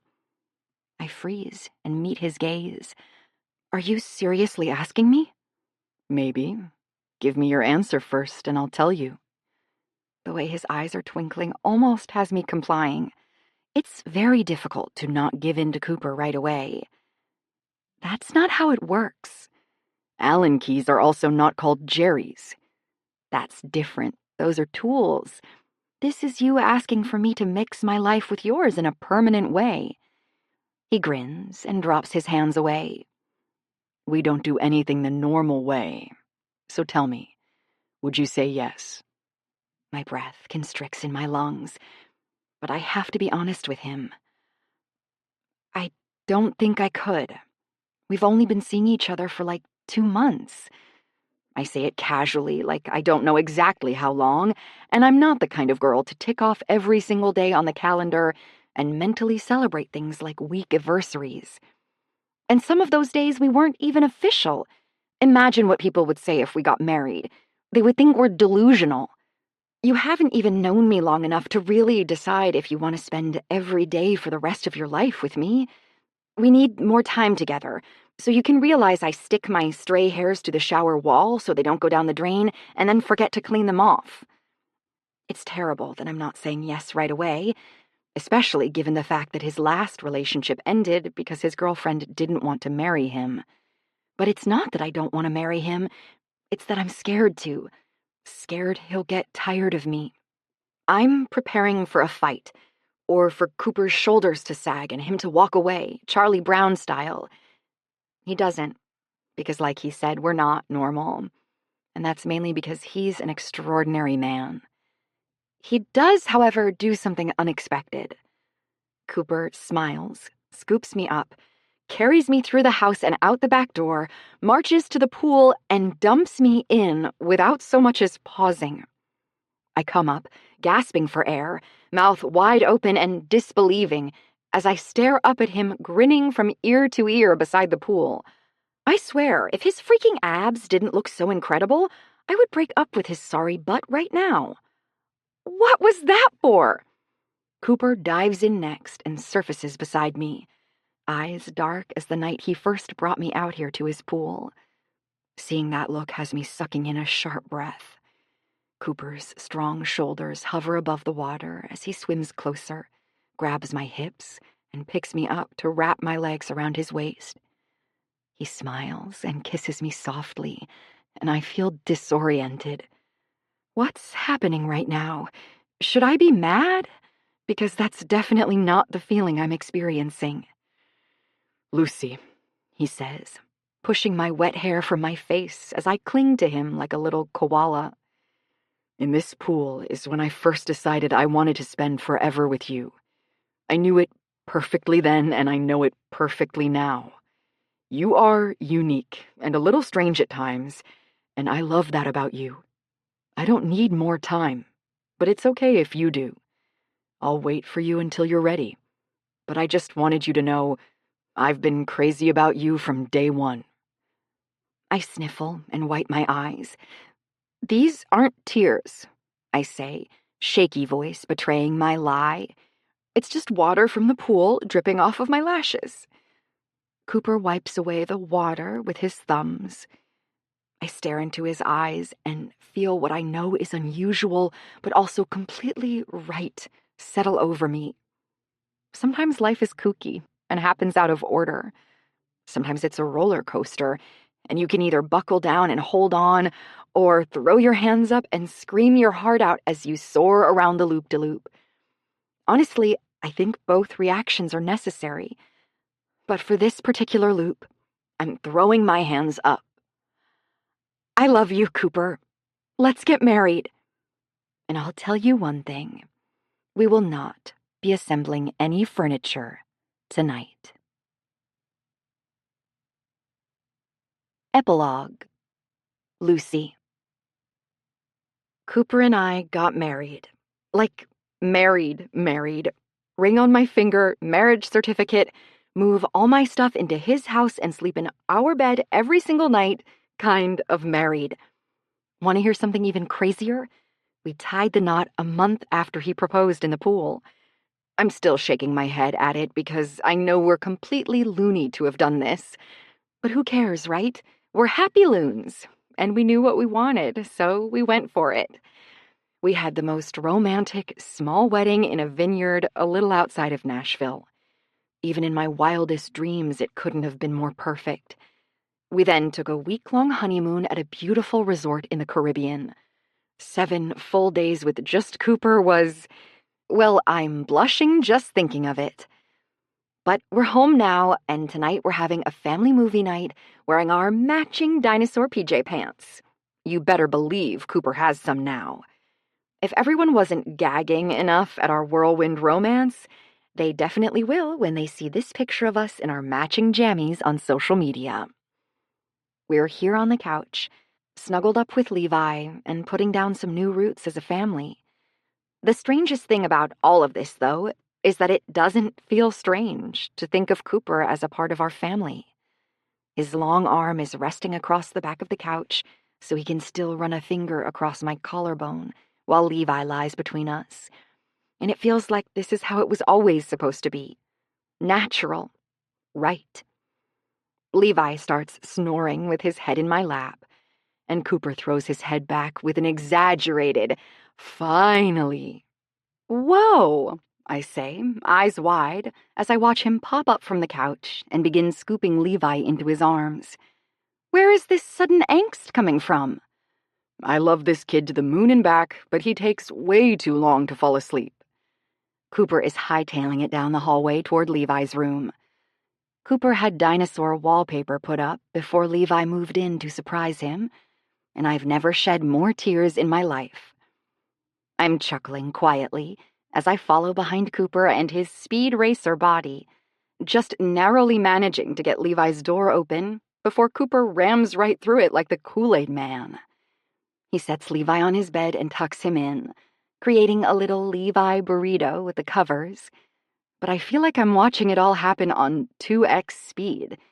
I didn't even realize Cooper was capable of moving this fast.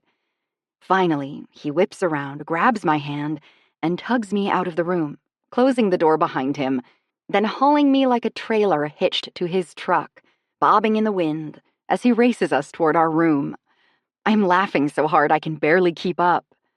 Move those short legs faster, woman. I can't. They're not used to exercise. Why are we running? Cooper pulls me into our room and shuts and locks the door behind him. He turns around, an animal who has just caught its prey. He points toward the closed door, stalking toward me in precise movements. That child could wake up demanding water or comfort after a bad dream at any moment. It's adorable how quickly he's caught on to the parenting life. And I intend to make complete use of our alone time. Not wasting a second, Cooper grabs my hips and tosses me back onto the bed. I'm still laughing, even though I know I shouldn't. He tells me the same thing as he starts kissing my neck. This is serious. You're my wife, but that cute, bossy little guy keeps me from touching you all day. I have to make up for lost time. His warm, calloused hands run up and down my sides, sending a familiar thrill up my spine. His mouth presses against mine, and no sooner am I able to taste his lips than my phone begins buzzing angrily on my bedside table. Cooper's head sinks onto my shoulder in despair, and he groans. Poor Cooper. You're going to want to answer that, aren't you? He says, dismay blanketing his voice. Could be an emergency. He sighs dramatically and scoots over to sit with his back against the headboard. Go on. I'll wait. I give him a quick peck on the lips and answer my phone. Hey, you have to help me. Jessie cuts me off, voice frantic like she's just outrun a serial killer. Jessie, what's wrong? Is it the baby? Are you okay? Cooper sits forward, mimicking my concerned expression. No, my granddaddy is coming. She says it so loud I have to hold my phone away from my ear to protect my eardrums. Once Cooper and I both register her words, we relax. He rolls his eyes and stands, grumbling something inaudible that I imagine is not very kind-spirited toward Jessie. I'm going to go lock up the house. Tell Jessie I hate her and she's never allowed to call at night again. Jessie heard all of that. Oh, he sounds grumpy. Did I interrupt sexy times in the James household? Please never call it that again. And yes, you did. It's very likely he will hold this against you for the rest of your life. What a pouty little man-baby. Jessie has no sympathy for men. I wonder if she's always been this way, or if it's just residual anger against the man who left her, which is valid anger, I might add. But seriously, you've got to help me. Because your granddaddy is coming to town? I don't see the problem. I thought you guys were really close. He raised you, right? Yes and yes, but that's exactly why I'm in so much trouble. Why? Is he mad at you for getting pregnant or something? There's a suspiciously long pause.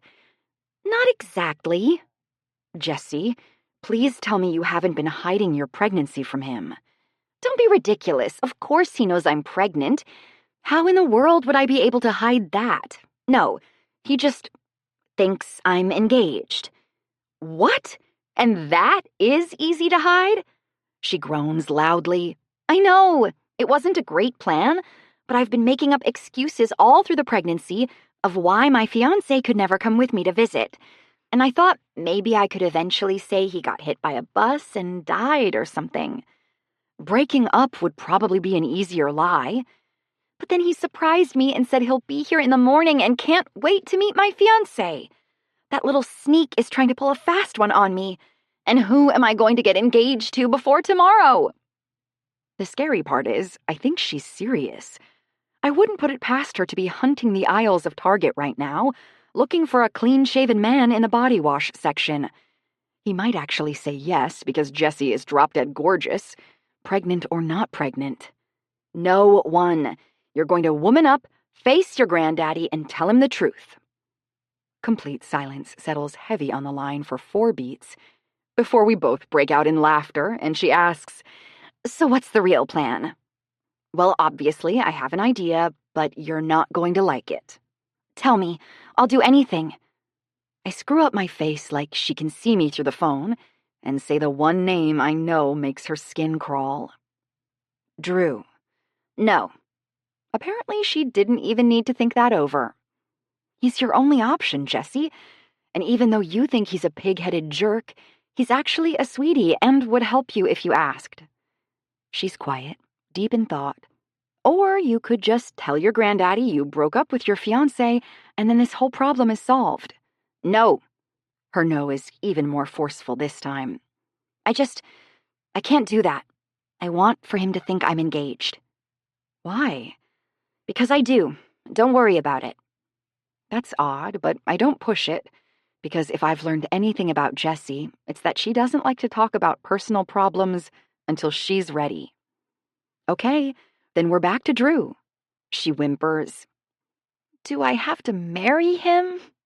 "No. In fact, I think you shouldn't, since you generally hate him, but I think he could stand in as your fake fiancé for a few days until you decide to kill him off." I pause briefly, then add, "Just so we're clear, I mean pretend to kill him off." Such a party pooper. Breaking up is probably better, though, so I don't have to stage a fake funeral, too. That might get expensive. I'm worried money is her only reason for thinking a fake funeral would be a bad idea. After one last, long, dramatic groan, fit for a war movie, Jessie concedes. "Okay, fine. You're right. He's my only option. Can you call Drew and beg him to meet me at my place tomorrow morning at 8? I can't do it without showing my disgust." I roll my eyes. "You're going to have to be nicer to him if you want him to really help you." Gosh, I wish I could drink. It would make this all so much easier. But okay, tell him I promise not to hurt his itty-bitty fragile feelings if he helps me. "Not gonna say that." Whatever you think is best." The sound of the bedroom door shutting makes me jump. My gaze bounces up to Cooper, standing in front of the closed door, moonlight reflecting off his chest and abs, and an "I mean business" look on his face. I hurry to get rid of Jessie. "Yep, I'll work it all out. Gotta go. Bye." I end the call and pretend to chuck my phone across the room with all my might. But really, I gently tuck it away in my bedside table drawer. I look back up, and Cooper's eyes sparkle with anticipation. "I'm done sharing you tonight." He advances into the room until he's close enough to plant his hands on either side of me. "You're all mine now." Well, if he insists. Bonus epilogue. 2 weeks prior, the wedding day. Cooper. I take one last glance out the window at the sprawling vineyard. Everything is golden right now, warmly lit by the sun and making this moment, the biggest moment of my life, feel like something out of a movie. It was Lucy's idea to get married here, and I'll never forget the look on her face when she told me about it. "Okay, don't freak out." She had started with her signature nervousness showing all over her pretty face. "But the one place where I've always dreamed of getting married had a cancellation. It's this perfect little vineyard over beautiful hills about an hour outside of Nashville. But here's the catch. The date of the cancellation is next month. If we don't take it, we'll have to wait a year. Which is completely fine if you want a long engagement, since we're already being ridiculous by getting engaged so quickly, but..." I cut her off with a kiss. "Book it. I would marry you tomorrow if that were an option." I still find it funny she thought there was even a chance I'd say no to her. Not only have I never been more sure of something in my life, but my soul is tied to Lucy in a way I can't explain. Why would I ever want to wait a single day to marry the person I breathe for? Society says we've lost it. We're out of our minds to marry this soon. And maybe we are. But who gives a shit what people think when we're this happy? Lucy and Levi have so easily wrapped me around their fingers, and I'm content to remain that way for the rest of my life. Speaking of Levi, when I glance at myself in the mirror, tugging at the collar of my tuxedo, Levi does the same to his little suit. He's been getting ready with me and Drew. Lucy and I are keeping the wedding really small, which means our wedding party is comprised of Drew and Jesse only, and continues to look up at me with eyes that someone should only look at their greatest hero with. I don't deserve that look, but I'll strive every damn day to be worthy of it. Nervous, buddy? I ask Levi, meeting his gaze in the mirror. He's going to be walking Lucy down the aisle today because she wanted him to know how important he is to her, and so he knows that I'm not just marrying Lucy. We're becoming a family. I don't want to make Mom trip, Levi says with sweet, wide eyes that make him look exactly like his mom. If it helps you feel better, I'm nervous about tripping too. I turn to him and drop onto one knee to help adjust his tiny dinosaur print bow tie. God, this kid is cute. I'm so excited to watch him grow up. He has a dad, and I'm not trying to upstage that role, but I love Levi more than I thought possible, and I will always make sure he knows I'm here for him in any way he needs during the years to come. You're nervous too? Oh yeah. But the good news is, every single person out there loves us both. Even if we mess up in front of them, it'll be just fine. When we were making the guest list, Lucy and I decided we wanted it to be intimate. She's not comfortable being the center of attention, and I didn't want to force her into a stressful situation on a day that was supposed to bring her nothing but joy. There's only about 50 people out there waiting for us, and it's perfect. Levi's smile is a mix of excitement and nervousness. It's also contagious because suddenly my stomach turns over and I'm hit with the very real thought that my life is about to completely change. And I can't wait. His face says he's thinking the exact same thing, just maybe in a less aware sort of way. We're in this together, both trying to look relaxed and confident. Today, Lucy is going to walk down the aisle with Levi holding her hand, and I get to be on the receiving end of both of them. How the hell did I get this lucky? Drew pops his head into the room. You two ready? The ceremony's about to start. Levi sucks in a nervous breath and bounces on his feet, looking like he might pee his pants. You good? I ask him, not sure if I'm already failing at this parental gig, and I should give him a better pep talk or what. Do you need to go to the bathroom? Levi shakes his head. Do you need a high five? He shakes his head again. I glance over my shoulder briefly at Drew, and he just grins lightly, completely unwilling to help me out, even though he probably knows exactly what Levi needs. Jerk. I take in Levi's nervous face once again and soften. What about a hug? This time, Levi nods, and he falls face first into my arms, burying his little face against my shoulder. I wrap my arms around him and squeeze, holding on until he's ready to let go. Thanks for letting me marry your mom, Levi. I promise I'll always take care of her, and you.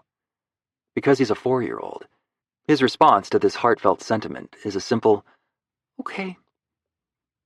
All right, let's go, big guy, says Drew, holding out his hand for Levi. Your mom's ready for you to walk her down the aisle. Coop, we'll see you out there. I'm standing at the front of the ceremony under an enormous flower arch, waiting for Lucy. I tap the side of my thigh in rhythm with the strumming guitar, trying not to look as nervous as I feel while watching Jesse and Drew walk down the aisle together toward their spots up here at the front.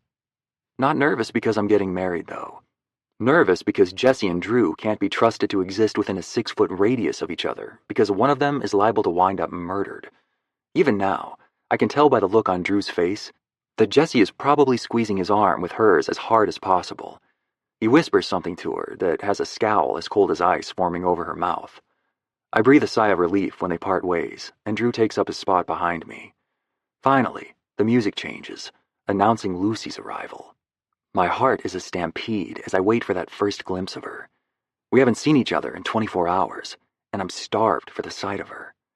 Heads turn, and everyone stands, letting me know she's there. I'm irrationally jealous of every single person at this ceremony getting to see my soon-to-be wife before me. And then, a flash of white emerges from around the trees, and there she is. Emotions slam me in the stomach. God, she is beautiful, gorgeous. She looks like an ethereal nymph, stepping right out of a story, as she makes her way down the aisle in a glittering, gauzy wedding dress, with her auburn hair waving down her back and wildflowers pinned through her hair. She's clutching a bouquet in one hand and Levi's hand in the other.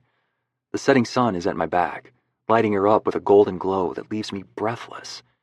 And because Lucy is truly incredible, she grins down at Levi, making sure he feels important, even though this is her wedding day. I don't deserve this woman. A flood of panicked thoughts hit me in succession, one after another. Why did she choose me? How am I ever going to deserve her? Will I be able to love her like she needs to be loved? But when she gets closer and her eyes lock with mine, a quieting certainty washes over me. We are meant for each other. Lucy is mine, and I am hers, and I will spend every single one of my days making sure she knows just how hopelessly devoted I am to her. And with every step she takes toward me, I feel my heart and breath settle. I just want her in my arms. I want her forever. When she gets close, she mouths, "Hi," like we're casually meeting on any old day. The gesture is so Lucy that it makes my eyes well. Does she know she has me in a chokehold? That she could tell me to jump into a volcano for her, and I'd do it? I mouth, "I love you," while holding her gaze. Finally, when she makes it to the front, I step forward and take her hand from Levi, but not before giving him a hug and a high five and telling him what a great job he did bringing his mom down the aisle. "I didn't trip," he whispers, eyes lighting up like fireworks. "You did great, buddy." He gives Lucy a kiss on her cheek and then runs over to Drew. I bring Lucy with me to stand underneath the canopy of flowers, overlooking the rolling hills of the vineyard. And yeah, there's family and friends sitting out there watching us, but as far as I'm concerned, it's only me and Lucy now. Her full lips tremble with a smile, and she's blinking 1,000 times. It'll be a miracle if we make it through this thing without sobbing. "You okay?" I whisper quickly, and for some reason that question makes her laugh, easing the tension in my chest. "I'm so good. Are you having second thoughts? Now's your chance to tell me. I'll let you run off into the sunset with no hard feelings if you do." She pauses. "Actually, that's a lie. I will be upset, probably for a while, but I'll likely get over it in time. You shouldn't let that stop you, though, if you need to." As much as I love to listen to her blabber about literally anything, I cut her off, because I don't want her to think there's even the slightest hesitation on my part. "Lucy, there is nothing else in this world I would rather do than marry you. You're stuck with me now." "Thank goodness," she breathes out, briefly shutting her eyes. Her eyelids sparkle in the light, and I have never felt more captivated by a person. My gaze roams her face and collarbones, down to the low, dipping neckline of her dress. She is absolutely perfect. Lucy squeezes my hand, and I look back up to her eyes. "Caught you?" she whispers with a twinkle. The officiant steps closer and bends her head toward us. "Are you ready?" We both blurt the word yes, maybe a little too loudly, because everyone gathered laughs.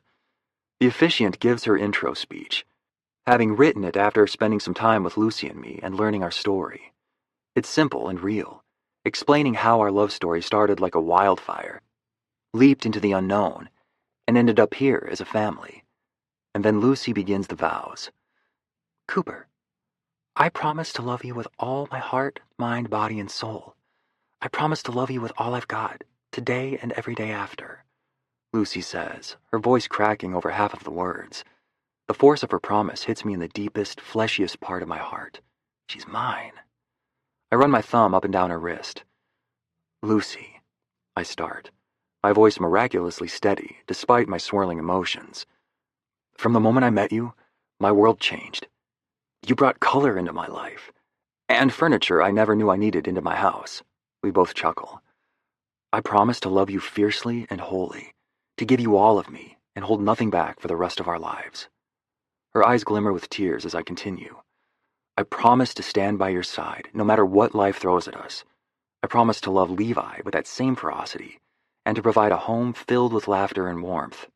I'm so honored to be your husband." Everything happens in a blur after the vows.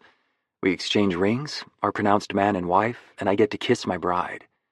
In every wedding I've been to, everyone rushes this moment or makes a joke of it. But I want to start this marriage off with letting Lucy know I will cherish every damn second I get with her. Every time our lips touch, every night I get to share her bed and make love to her. I want her to feel it all in this kiss. I step closer, slide my hand up her arm, and settle it against her jaw, looking in her shimmering eyes and hoping she can see everything that stirs inside me for her. My wife, I say, in an odd whisper before dipping my head and pressing my lips to hers. Cheers and applause erupt around us, but I'm not done yet, and neither is Lucy. Our lips push and pull against each other, and Lucy quickly goes up on her tiptoes, looping her arms around my neck.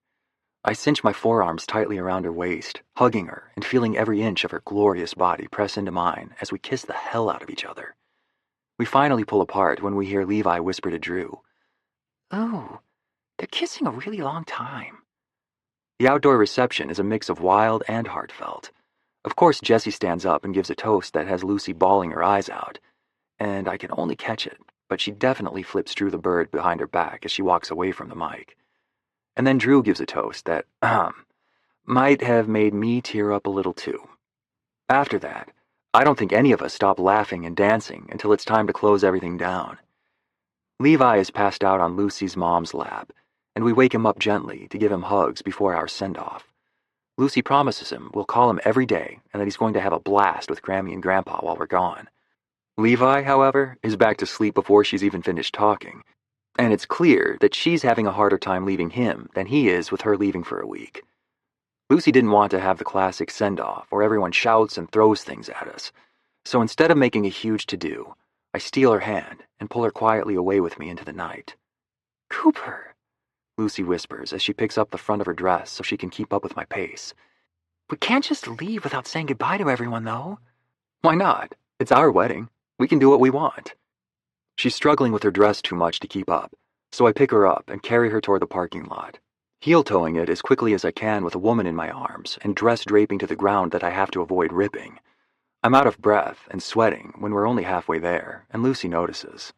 "Parking lot's a little farther away than you thought, isn't it?" "Yep," I say, shamefully struggling as I continue carrying her. When did they put so many damn hills in here? "Wish you'd had Drew drive us in the golf cart, huh?" Her eyes are glittering, cheeks flushed, and her hair is a little sweaty around her temples from the humidity and dancing. She's never looked more beautiful. "Listen here, wife," I say, setting her on her feet and then putting my hand to her abdomen to back her up against a tree. "We've only been married a few hours, and you're already being a smartass," I say, making sure the tender affection in my voice shines through. "I've trapped you. Now you'll see my true colors." She angles her face up, resting her head back against the tree to look at me, and I press my lips to the curve of her neck. "Yes, please," I say, before running my tongue against her throat, drawing a sweet, soft moan from her. I kiss my way up her neck to her mouth, and just before I capture it again, Lucy takes my face in her hands, forcing me to look her in the eyes. "Cooper James." "Yes, Lucy James?" "I need you to know something very, very important." I place my palm flat on the tree behind her head, brushing my lips over hers as I say, "I'm ready. What is it?" The grin she gives me lights a flame down my spine. "Tonight, I am wearing fantastic underwear." This recording of the Off Limits Rule was presented by Dreamscape Media, LLC. Narrated by Rusty